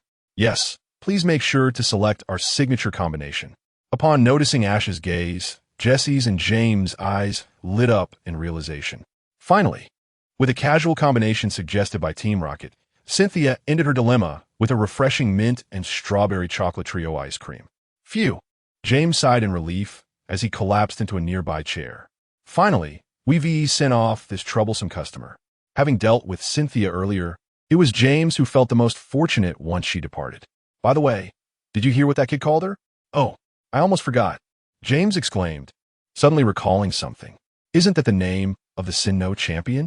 I didn't notice before. After a brief silence, he clapped his hands and his eyes widened with excitement. Now we can put champion recommended on our stall. She seemed quite pleased when she left, and she appears to be a gentle person. She should team mind, right? James was pleased with his entrepreneurial instincts, but Jesse and Meowth had lost interest in continuing their stall. Hey, should we go check it out? Huh, I'm a bit curious. James wanted to say more, as this was a rare opportunity to earn money, but he was dragged away by Jesse and Meowth, leaving their stall unattended. Meanwhile, Ash and Cynthia walked side by side. Noticing that Cynthia had finished her ice cream, Ash offered her some of the snacks he had bought. Cynthia hesitated for a moment, but soon accepted them while expressing her gratitude. I'm sorry, I haven't eaten much today due to traveling all day. This is a tremendous help. Not at all. Pikachu and I have had our fill, right? Pika. Pikachu nodded in agreement, relieved that it no longer had to carry so many items for Ash. Miss Kazunori? Ash replied, initially thinking she would mention his battles like Wudong had, only to find out. It was about Team Galactic. Ash sighed inwardly. No, I was just fortunate. I happened to encounter a Team Galactic transaction scene while training in the forest, so I intervened. Chapter 113, Shinji vs. Cynthia, although I would prefer not to involve ordinary trainers, given the intelligence we have gathered, it appears that Team Galaxy is quite formidable. However, since you, Ash, possess a power that instills fear in the hearts of their executives, I must humbly request your assistance. Should you encounter any further activities from Team Galaxy, please do reach out to me. After a brief exchange, Cynthia provided Ash with her personal email, likely knowing he possessed a Poké gear, as it is no secret that such devices have email capabilities. What truly surprised Ash was Cynthia's initiative in asking for his help. In his memory, Cynthia had always been incredibly strong, both in battles and in mental fortitude. It wasn't just Cynthia. Champions from all regions seemed to prefer addressing challenges alone, even if it meant enduring greater difficulty. It seems that Team Galaxy's audacious theft of the diamond orb has indeed placed considerable pressure on the Sinnoh authorities. Of course, even without Cynthia's request, Ash would have chosen to involve himself. He merely awaited the right opportunity, an opportunity that would expose him to the blazing sun.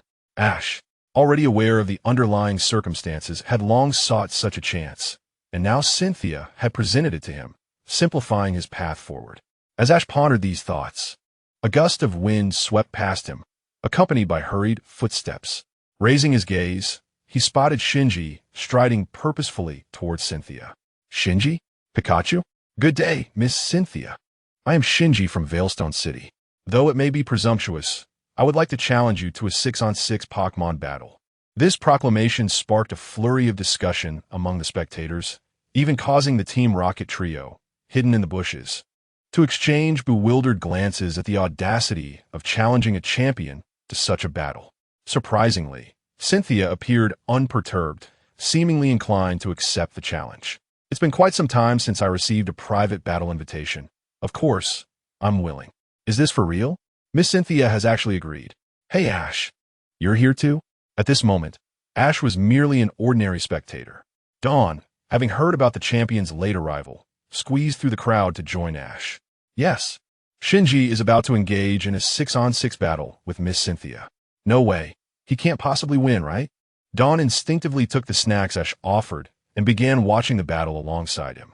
As for Brock, after finally recovering, he had attempted to engage with Cynthia but was swiftly knocked out again by a poison jab from a mischievous Froakie and was now lying in the back. In less than 2 minutes, Shinji had already lost 2 Pokémon. Both his Monferno and Miss Smagius fell victim to Cynthia's Garchomp in swift, decisive blows, leaving no room for retaliation. This is hopeless, Dawn murmured, witnessing the overwhelming disparity in strength. It was evident that Shinji had not the slightest chance of winning. He couldn't even muster any counterattacks. Watching Shinji send out his third Pokémon, Honchkrow, Dawn began to feel sympathy for him. Indeed, Ash shrugged. Shinji never intended to win the match. Huh?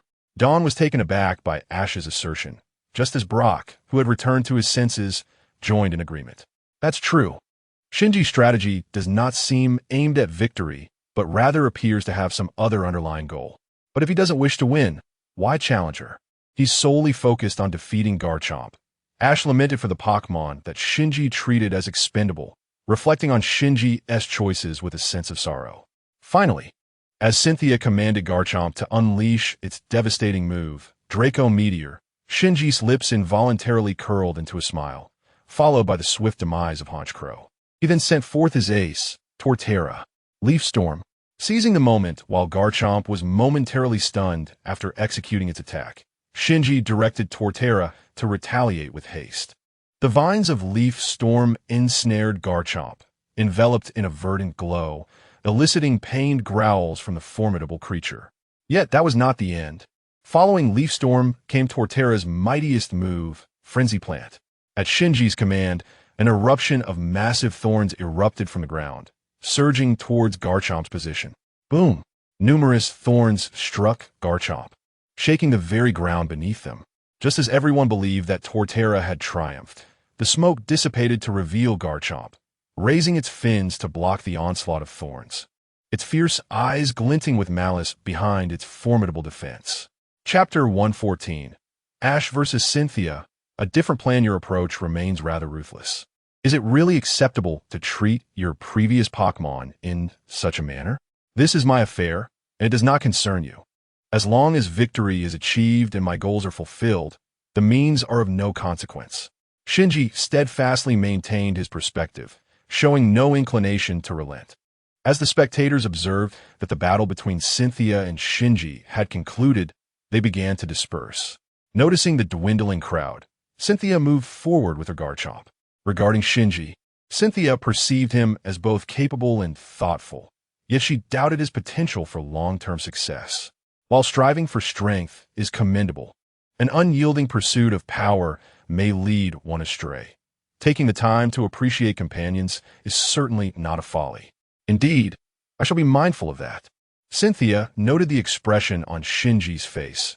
She never expected that a mere statement from her could alter his deeply ingrained beliefs. With a contemplative glance at Ash, she casually inquired, "By the way, since the opportunity presents itself, Ash, would you care to battle me? I am eager to witness the prowess of the trainer recommended by Wusong." Wusong? Cynthia's words elicited starkly different reactions from Xiaowang, Brock, and Shinji. While the former two were astonished that Cynthia had proactively suggested a battle with Ash, the latter was taken aback that Ash had garnered Wusong's attention. Ash, however, paid little heed to the reactions around him and, with a smile, responded to Cynthia's invitation. "I would be honored." "Well then, let us not delay.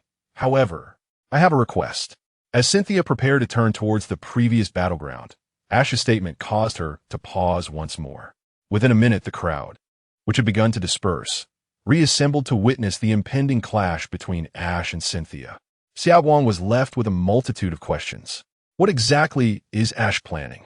Why does he need to select an opponent for a mere battle? Unsure, the two exchanged puzzled glances as they observed Cynthia dispatching her Jengar, while Ash ready to Pokeball.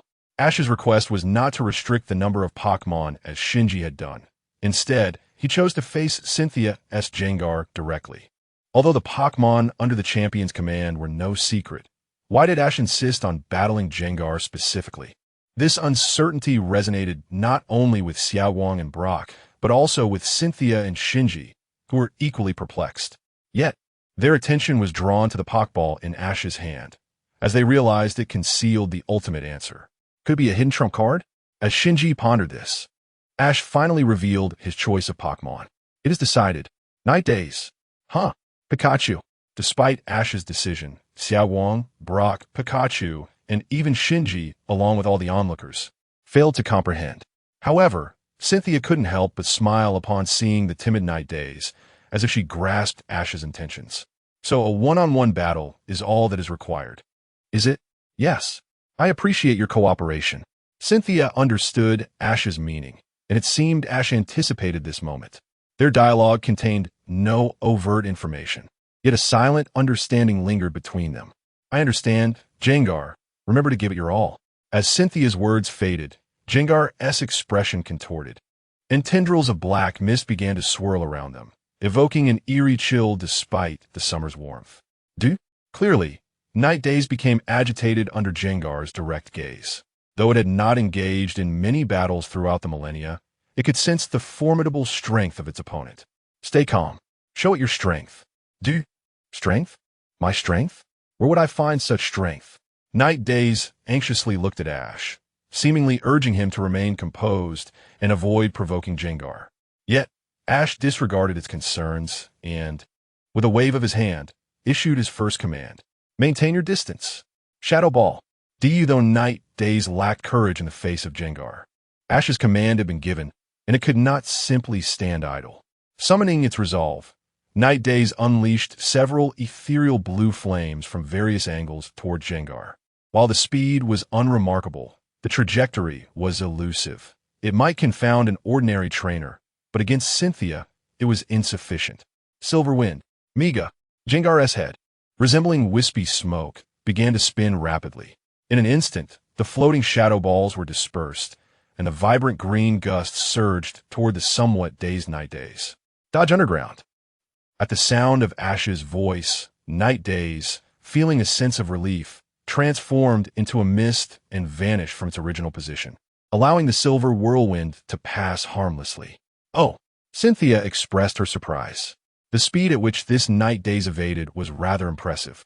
Moreover, since it could execute such a maneuver, its apparent fear in the face of Silver Wind suggested that the situation was more complex than she had initially perceived. At this moment, Cynthia finally grasped Ash's deeper intentions and discerned the full extent of Night Days' capabilities. Chapter 115. Enlightenment? In the future, summon forth courage and confidence. It cannot merely be deemed cowardice. One might say it is an inability to adapt to the realm of Pokémon battles, and an evident lack of proficiency in direct confrontations. Yet, there is undeniable strength that awaits to be unleashed by a trainer. When she and Ash locked eyes, it became apparent that Ash sought her assistance in training his Night Stalker, intending to engage in rigorous training. Perhaps Ash wished for Night Stalker to glean something from their battles, though initially, Cynthia remained uncertain of his true objectives. However, clarity dawned upon her. Pokémon that solely rely on their trainer's commands in battles cannot advance far. Relying merely on direct confrontation or evasion is fraught with limitations. Night Stalker is not a clumsy or sluggish Pokémon. Post-evolution, it possesses a balanced capability for ranged assault and melee engagement. Yet, if it continues to emulate its current combat style, the advantages of being a ghost type would dissipate, leaving only its swiftness as a solitary trait. It is evident that Ash truly desires her assistance for this very reason. How delightful! Upon realizing this, Cynthia did not hesitate to commend Ash. No wonder Wusong holds you in such high regard, given this understanding used shadowy veil. Miga, beneath the ghostly plant, a dark, hexagram-like shadow unfurled and spread outward. At that moment, Night Stalker, concealed beneath the ground, recognized it could no longer evade. Yet, Ash's command had yet to arrive. With a resolute closure of its eyes, Night Stalker suddenly ascended into the air, as if having made a momentous decision. The shadowy veil sensed Night Stalker's movement, and shadows erupted from the ground like blades. Surging upward, strange light du. Upon receiving Ash's command, Night Stalker felt an overwhelming sense of relief. Suspended in midair, it radiated a resplendent glow, aided by sunlight. The interplay of sunlight and the strange light transformed the ambience into a surreal spectacle, flickering between brilliance and darkness. Though the direct target of the strange light, the ghostly plant closed its eyes the moment the glow erupted, thus avoiding confusion. The shadowy veil, originally tracking Night Stalker, lost its target due to the plant's closed eyes, plummeting harmlessly to the ground. Such remarkable command, what is his name? Has he participated in the league tournament? Surely, there must be some record. The spectators, initially present for amusement, were now enraptured by Ash's commanding prowess. Most attendees understood Pokémon battles and recognized that Night Stalker was not adept in combat. The murmurs of the crowd did not affect the combatants. Witnessing her command thwarted once more, Cynthia remained composed, increasingly aware of Ash's immense potential. She yearned to witness the surprises he could unveil. Dark Pulse, Shadow Sneak. The ghostly plant swayed its head, unleashing Dark Pulse in an attempt to ensnare Night Stalker midair. Responding instantly to Ash's command, Night Stalker reacted with swiftness surpassing the trajectory of Dark Pulse. A shadow, transmitted by Night Stalker, illuminated behind the ghostly plant. And just as Dark Pulse was about to strike, Night Stalker shifted to the location of the shadow, successfully evading the attack. Sink down. Will-o'-the-wisp. Although Night Stalker's Shadow Sneak had successfully displaced its position, it could not strike the ghostly plant, which had vanished and transformed into a shadow, drifting across the arena. Heeding Ash's command, Night Stalker, without hesitation, ignited dozens of will-o'-the-wisps to blanket every corner of the battlefield, poised to converge the moment the ghostly plant reappeared. However, Psycho Boost proved to be a formidable obstacle. Ash was aware that while the Silver Wind lacked extensive area control capabilities, it did not imply immunity to Psycho Boost. Though not a Psychic-type Pokémon, the ghostly plant, a key member of the Champions roster, emanated a pink glow that caused the will-o'-the-wisps to flicker and vanish entirely. Night Stalker, taken aback by the ease with which its confident attack was thwarted, cast a pleading glance at Ash, yet he merely met its gaze, offering no further commands. Dark Pulse. While Ash remained silent, Cynthia's orders had already been issued. Faced with another sweeping Dark Pulse surging upward, Night Stalker paused for a fleeting moment before attempting to evade using the strange light as before. But boom! Dark Pulse swept through Night Stalker relentlessly, and only as it began to descend did it grasp the reality. Indeed, it now comprehended its position and that the Dark Pulse was on a sweeping trajectory. Even if it briefly lost sight, it mattered not. Alas, it realized this a tad too late. Had it opted for Shadow Sneak for a minor repositioning, it might have evaded the onslaught. As Night Stalker's consciousness began to fade, it felt itself being cradled, hearing a voice say, "Remember today's battle. In Pokémon battles, one cannot rely solely on a trainer's commands. You must possess your own insights." Nevertheless, achieving this against the champion's principal Pokémon is commendable. Do not forget this feeling. The opponents you encounter henceforth will likely not surpass this ghostly plant. Summon forth some courage. Night Stalker closed its eyes, embedding these words deeply within its heart and mind. before succumbing to a profound slumber. Chapter 116. The collision of different perspectives. As the battle concluded, Cynthia remained in the same spot, engrossed in the inscriptions within the ruins, while Ash, Dawn, and Brock made their way to the Pokémon Center. Night Watcher, having endured a surge of malevolent energy, required substantial healing. What surprise! I assumed, given your nature, that you would leave immediately. I never expected you to bring your defeated Pokémon here for treatment, Brock remarked. With only Night Watcher injured on Ash's side, compared to 4 of Shinji's Pokémon needing care, Miss Joy assigned them to the same treatment room. After applying medicine to the Pokémon, she returned to her duties. I have no obligation to report to you. There's no need for speculation about my intentions, Shinji replied, sitting silently with his arms crossed, exuding an unwillingness to engage. Observing Shinji's demeanor, Dawn recalled what Ash and Brock had previously mentioned regarding Shinji's strategy of sacrificing Pokémon during battles with Cynthia. She had intended to confront him about this, but Brock gently intervened, urging her to remain calm. Don't rush. Ash will definitely address it, he whispered. Though their interactions with Shinji had been limited, Brock had discerned aspects of his character. Despite Shinji's harsh words and unconventional methods, he possessed no inherent malice, merely an obsessive drive to grow stronger. This respect for strength was evident in his demeanor towards Cynthia, and his treatment of Ash, while brusque, was certainly less severe than his attitude towards Dawn, perhaps due to his belief in her comparative weakness. By the way, Shinji, when you battled Cynthia just now, were you attempting to criticize my methods? Ash inquired. While typically aloof, he was aware that his approach might invite disdain. No, not in that regard. Shinji waved his hand dismissively. Ash felt no inclination to comment on Shinji's battle style, recognizing that his words would likely fall on deaf ears. Perhaps only Mr. Shinto's guidance could awaken Shinji to a different perspective. I meant your remarks when your Monferno was defeated. After a tense silence of several seconds, Shinji slowly opened his eyes, glancing at the still sleeping Monferno. So that's what you're referring to, he replied with a cold scoff. Failing to fulfill its duties while reveling in battle, completely oblivious to its desire for strength. Such a creature is beyond redemption. Is there an issue with that? His words, steeped in indifference, elicited furrowed brows from both Dawn and Brock. While they were perplexed, Ash understood the disturbing origins of Shinji's distorted belief in strength. Even recognizing that Monferno's personality clashed with Shinji's, he still longed for growth. The journey to becoming stronger is undoubtedly arduous. We've both experienced the rigors of several league conferences. Though challenging, both my Pokémon and I uphold the conviction to grow stronger. Yet, determination does not necessitate a perpetually stern demeanor. Every Pokémon has its own personality, and suppressing that can lead to enough. Shinji interjected impatiently, rising from his seat, unwilling to permit Ash to continue.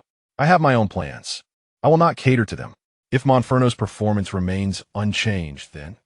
Before he could finish, Ash and the others noticed Monferno, who had been asleep, tremble slightly. Humph. Encountering Cynthia outside, even in a foul mood, Shinji offered a slight bow before gradually departing from the Pokémon Center. Was it awake? Brock murmured, somewhat bewildered. Such an irritating fellow. Monferno is truly unfortunate to be with him, Dawn lamented. Unlike the two, Ash remained silent, gazing out the window at Shinji's receding figure, lost in thought. At that moment, Cynthia entered, having completed her tasks. Observing Ash and his companions, she teased. It seems your exchange did not go as smoothly as anticipated. It's merely a difference in philosophy. However, I firmly believe his current views are misguided, Ash asserted, rising with determination. Pikachu echoed, sharing Ash's sentiments. Seeing the resolute expression on Ash's face, Cynthia nodded in understanding. As Pokémon trainers, all discussions should unfold in the arena. I eagerly await the clash between you two in this year's league competition. With that, she turned to leave, her original purpose being to investigate the inscriptions, a task now complete. Please keep me informed of any discoveries via email. It's best to avoid taking unnecessary risks unless absolutely necessary, she added as she departed, offering Ash a friendly reminder. Yes, understood, Ash responded, finally exhaling in relief. just as he was about to step outside for some training. However, a restless dawn and Brock could no longer remain seated. Hey Ash, what did you promise Cynthia? Do you have her email address? Please, this is a once-in-a-lifetime request. Make sure to share it. Amid the cacophony of their fervent inquiries, Ash concluded that perhaps today was best spent resting. How exhausting. Chapter 117, Despair of Xiaowang. A new format for the gorgeous contest. On their journey to the City of Fate, Ash and his companions decided to set up camp in a forest. Xiaowang was preparing for the upcoming Fate conference. Just as they were getting ready, a Dream Eater and a Meowth emerged from the bushes. After a brief observation, Xiaowang recognized these Pokémon belonged to Xiaowang. Upon seeing Ash and the others, the Dream Eater and Meowth eagerly attempted to lead them somewhere. Exchanging glances, they quickly packed their belongings and followed the two Pokémon deeper into the woods. Thank you. I'm so glad to have run into you here, Xiaowang said gratefully after Xiaowang had applied some medicine and a bandage to her. It's nothing, just a small favor. I truly did not expect to encounter you here. I thought you had already reached the City of Fate, Xiaowang replied. Well, if I had rushed, I might have made it, but I changed my mind along the way to capture this little one, Xiaowang explained, raising her arm as a pink Shellos crawled onto her shoulder. Oh, I see, Xiaowang nodded in understanding. Suddenly, as if struck by a thought, she leapt up excitedly, exclaiming, By the way, this is a perfect opportunity. Could you help me review my performance for the contest? For the Fate Conference? Sure, Xiaowang replied, not wanting to decline such a simple request, especially since she was unable to move much at the moment. Great, let's get started. Meanwhile, noticing that Xiaowang and Xiaowang were preparing for their performance in the gorgeous contest, Brock called Ash over to help him prepare lunch. By the way, Ash, are you planning to participate in the gorgeous contest this time? I've heard that many prominent media outlets will be covering the Fate Conference. If you perform excellently, you might gain fame in the Sinnoh region. As Brock boiled water, he asked, well, I probably want to participate. Although I don't have much going on lately, joining the gorgeous contest ISN really on my agenda. However, Ash pondered for a moment. Having just evolved his Apom into Ambipom, he thought that participating could be a good opportunity for Ambipom to satisfy its curiosity. Despite having discussed their intentions, Ambipom chose to stay by his side for the league conference, but the allure of the gorgeous contest remained, especially on such a grand stage. I suppose I should think about it more. Just then, Xiaowang suddenly exclaimed in disbelief, What? Xiaowang, are you serious? Ash, Brock, and Pikachu were left puzzled. Upon returning, they found Xiaowang and Pokémon looking petrified, their expressions a mix of panic, while Xiaowang seemed a bit helpless, clutching her head as if she had just uncovered an unbearable truth. In the distance, the Team Rocket trio observed the situation, deliberating on when to make their move. Hey, isn't it about time? They're completely unguarded now. Jessie's voice broke the silence. I think we can strike now, but Musashi. Meowth began, glancing at Musashi, who was preoccupied with her reflection in a mirror. Ever since she learned that many media reporters would attend the Fate Conference, she had been incessantly preening, having only exerted herself a couple of days prior while setting up their stall. There's no rush. That little brat isn't going anywhere. We'll wait for the right moment, Kojiro said, exchanging glances with Meowth, realizing that relying on Musashi for this operation was unrealistic. Meanwhile, Ash, unable to contain his curiosity, inquired, What's going on with you two? In less than a minute, he was eager to discover what news had left them so stunned. Still somewhat coherent, Xiaowang replied with a sigh. Xiaowang seems to have misunderstood the rules of the gorgeous contest. Rules? What? The trio exchanged puzzled glances, still not comprehending Xiaowang's words. It's all useless. Xiaowang cried out in despair, just as a loud crash echoed nearby, prompting Ash and the others to look towards the sound. But all fell silent. Upon learning the situation, Ash responded with a hint of exasperation. Didn't Ti say that preparing so desperately before understanding the details of the gorgeous contest wouldn't end well? By the way, didn't Ti investigate after that? Because I ran into Miss Sharona. I got too excited and completely forgot, Xiaowang admitted, her earlier vigor now replaced with a defeated demeanor as she slumped to the ground. So why not start preparing for doubles now? Ash suggested rationally. Yet, while Xiaowang understood, She still appeared somewhat anxious. I'm not good at doubles. With only 2 days left until the conference. Even preparing one Pokémon as performance typically takes me over a day to master. Now, Xiaowang's concerns were not without merit. Her only experience in doubles had been under Ash's guidance. Facing such an unknown challenge, especially on a grand stage, even Xiaowang could not confidently assure that everything would be fine. After a brief silence, Xiaowang spoke up again. Chapter 118. The Gathering of Fate. Ash's plans. Is it possible for 2 people to participate together as teammates? Upon hearing this news, Dawn's previously gloomy demeanor transformed into one of brightness. However, Ash seemed to sense something amiss and instinctively took a step back, only to be promptly seized by Dawn. Ash, please, just this once. All right, Ash relented, though he had anticipated this outcome after hearing Dawn's request. As for his willingness, he felt rather indifferent. After all, he could think of several performances for the first round. However, dedicating time to the dazzling competition would undoubtedly reduce his regular training hours. Ash, are you considering this? Dawn's gaze fell upon him, intrigued.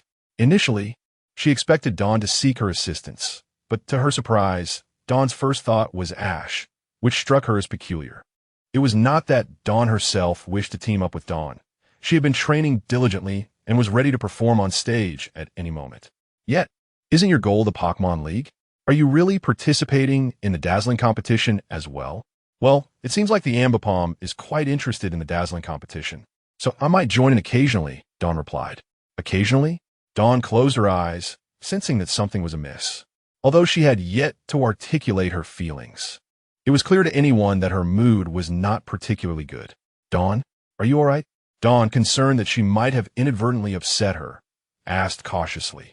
It's nothing. Dawn shook her head. Her dissatisfaction was not directed at Dawn. However, her straightforward nature would not allow her to remain silent. She turned her attention to Ash and said, While I prefer not to criticize others' actions, if you genuinely intend to participate in the dazzling competition, I hope you will take it seriously and not approach it with a frivolous mindset. Dawn's dream was to become a top coordinator, and the dazzling competition was one of her most cherished events. She yearned to see opponents on that stage who were dedicated to their dreams, not those who merely entered for amusement. Dawn bit her lip, beginning to ponder whether her words were overly stern, especially since she was still receiving help from Ash and the others. Fortunately, Ash was not a petty person and understood that Dawn meant no harm. Of course, he asserted confidently, I have always approached competitions with seriousness. Whether it's the Pokémon League or the dazzling competition, my goal is to become a champion. That will never change. Ash and Dawn held each other's gaze. Although Dawn initially doubted anyone could truly give their all while balancing both endeavors, Ash's demeanor and sincerity seemed genuine. Even Dawn, who was typically particular about such matters, found it challenging to refute him. After a brief silence, she finally said, Words alone can feel so insubstantial. I look forward to meeting both of you on the stage. With that, Dawn struggled to rise, seemingly intent on leaving. Dawn, are you sure about this? It's all right. Dawn waved her hand dismissively, reassuring Dawn. My condition has improved significantly after the medication. I can manage on my own. Instead of worrying about me, you should focus on your performance the day after tomorrow. Dawn had initially hoped to persuade her to stay, but knowing Dawn's character, she realized further attempts would likely be futile. What could be troubling her? Is she truly upset because Ash is participating in both the Pokémon League and the dazzling competition? Though Dawn had sensed something was amiss previously, it was only upon witnessing Dawn's current demeanor that she fully grasped the significance of the situation to her. Perhaps Dawn has had experiences that shaped her perspective. Brock murmured as he observed Dawn's departing figure. A person's character can become peculiar due to experiences that others have not encountered, leaving a profound impact on them. Both Shinji and Dawn must have their own stories. After a brief period of silence, the atmosphere returned to its lively state. Brock resumed preparing lunch, while Dawn and Ash began discussing strategies for the dazzling competition. By the way, Ash, which Pokémon will you send into battle for the Gathering of Fate? Ambipom? Or perhaps another Pokémon? If we strategize early, we can prepare for the first round performance. Dawn seemed determined to team up with Ash for the dazzling competition, her tone brimming with excitement. So I've been clearly assigned, have I? Ash chuckled with a hint of resignation. Fine, I'll participate. After all, the dazzling competition is quite intriguing. Just consider it a break. Oh wait, I did promise Dawn to give my utmost effort to secure the championship.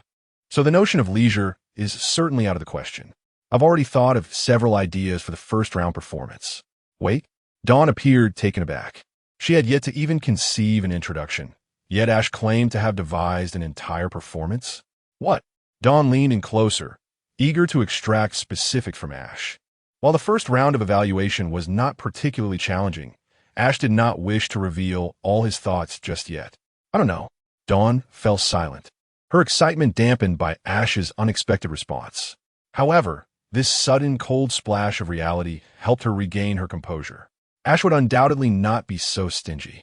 Yet, given his statement and her understanding of him, are you implying that I should handle the first round evaluation? Exactly. Ash clapped his hands encouragingly. Since I have agreed to participate with you, it is only fitting that you come up with the first round's content. After all, this is your and Dawn's battle. It wouldn't do to rely on me entirely, would it?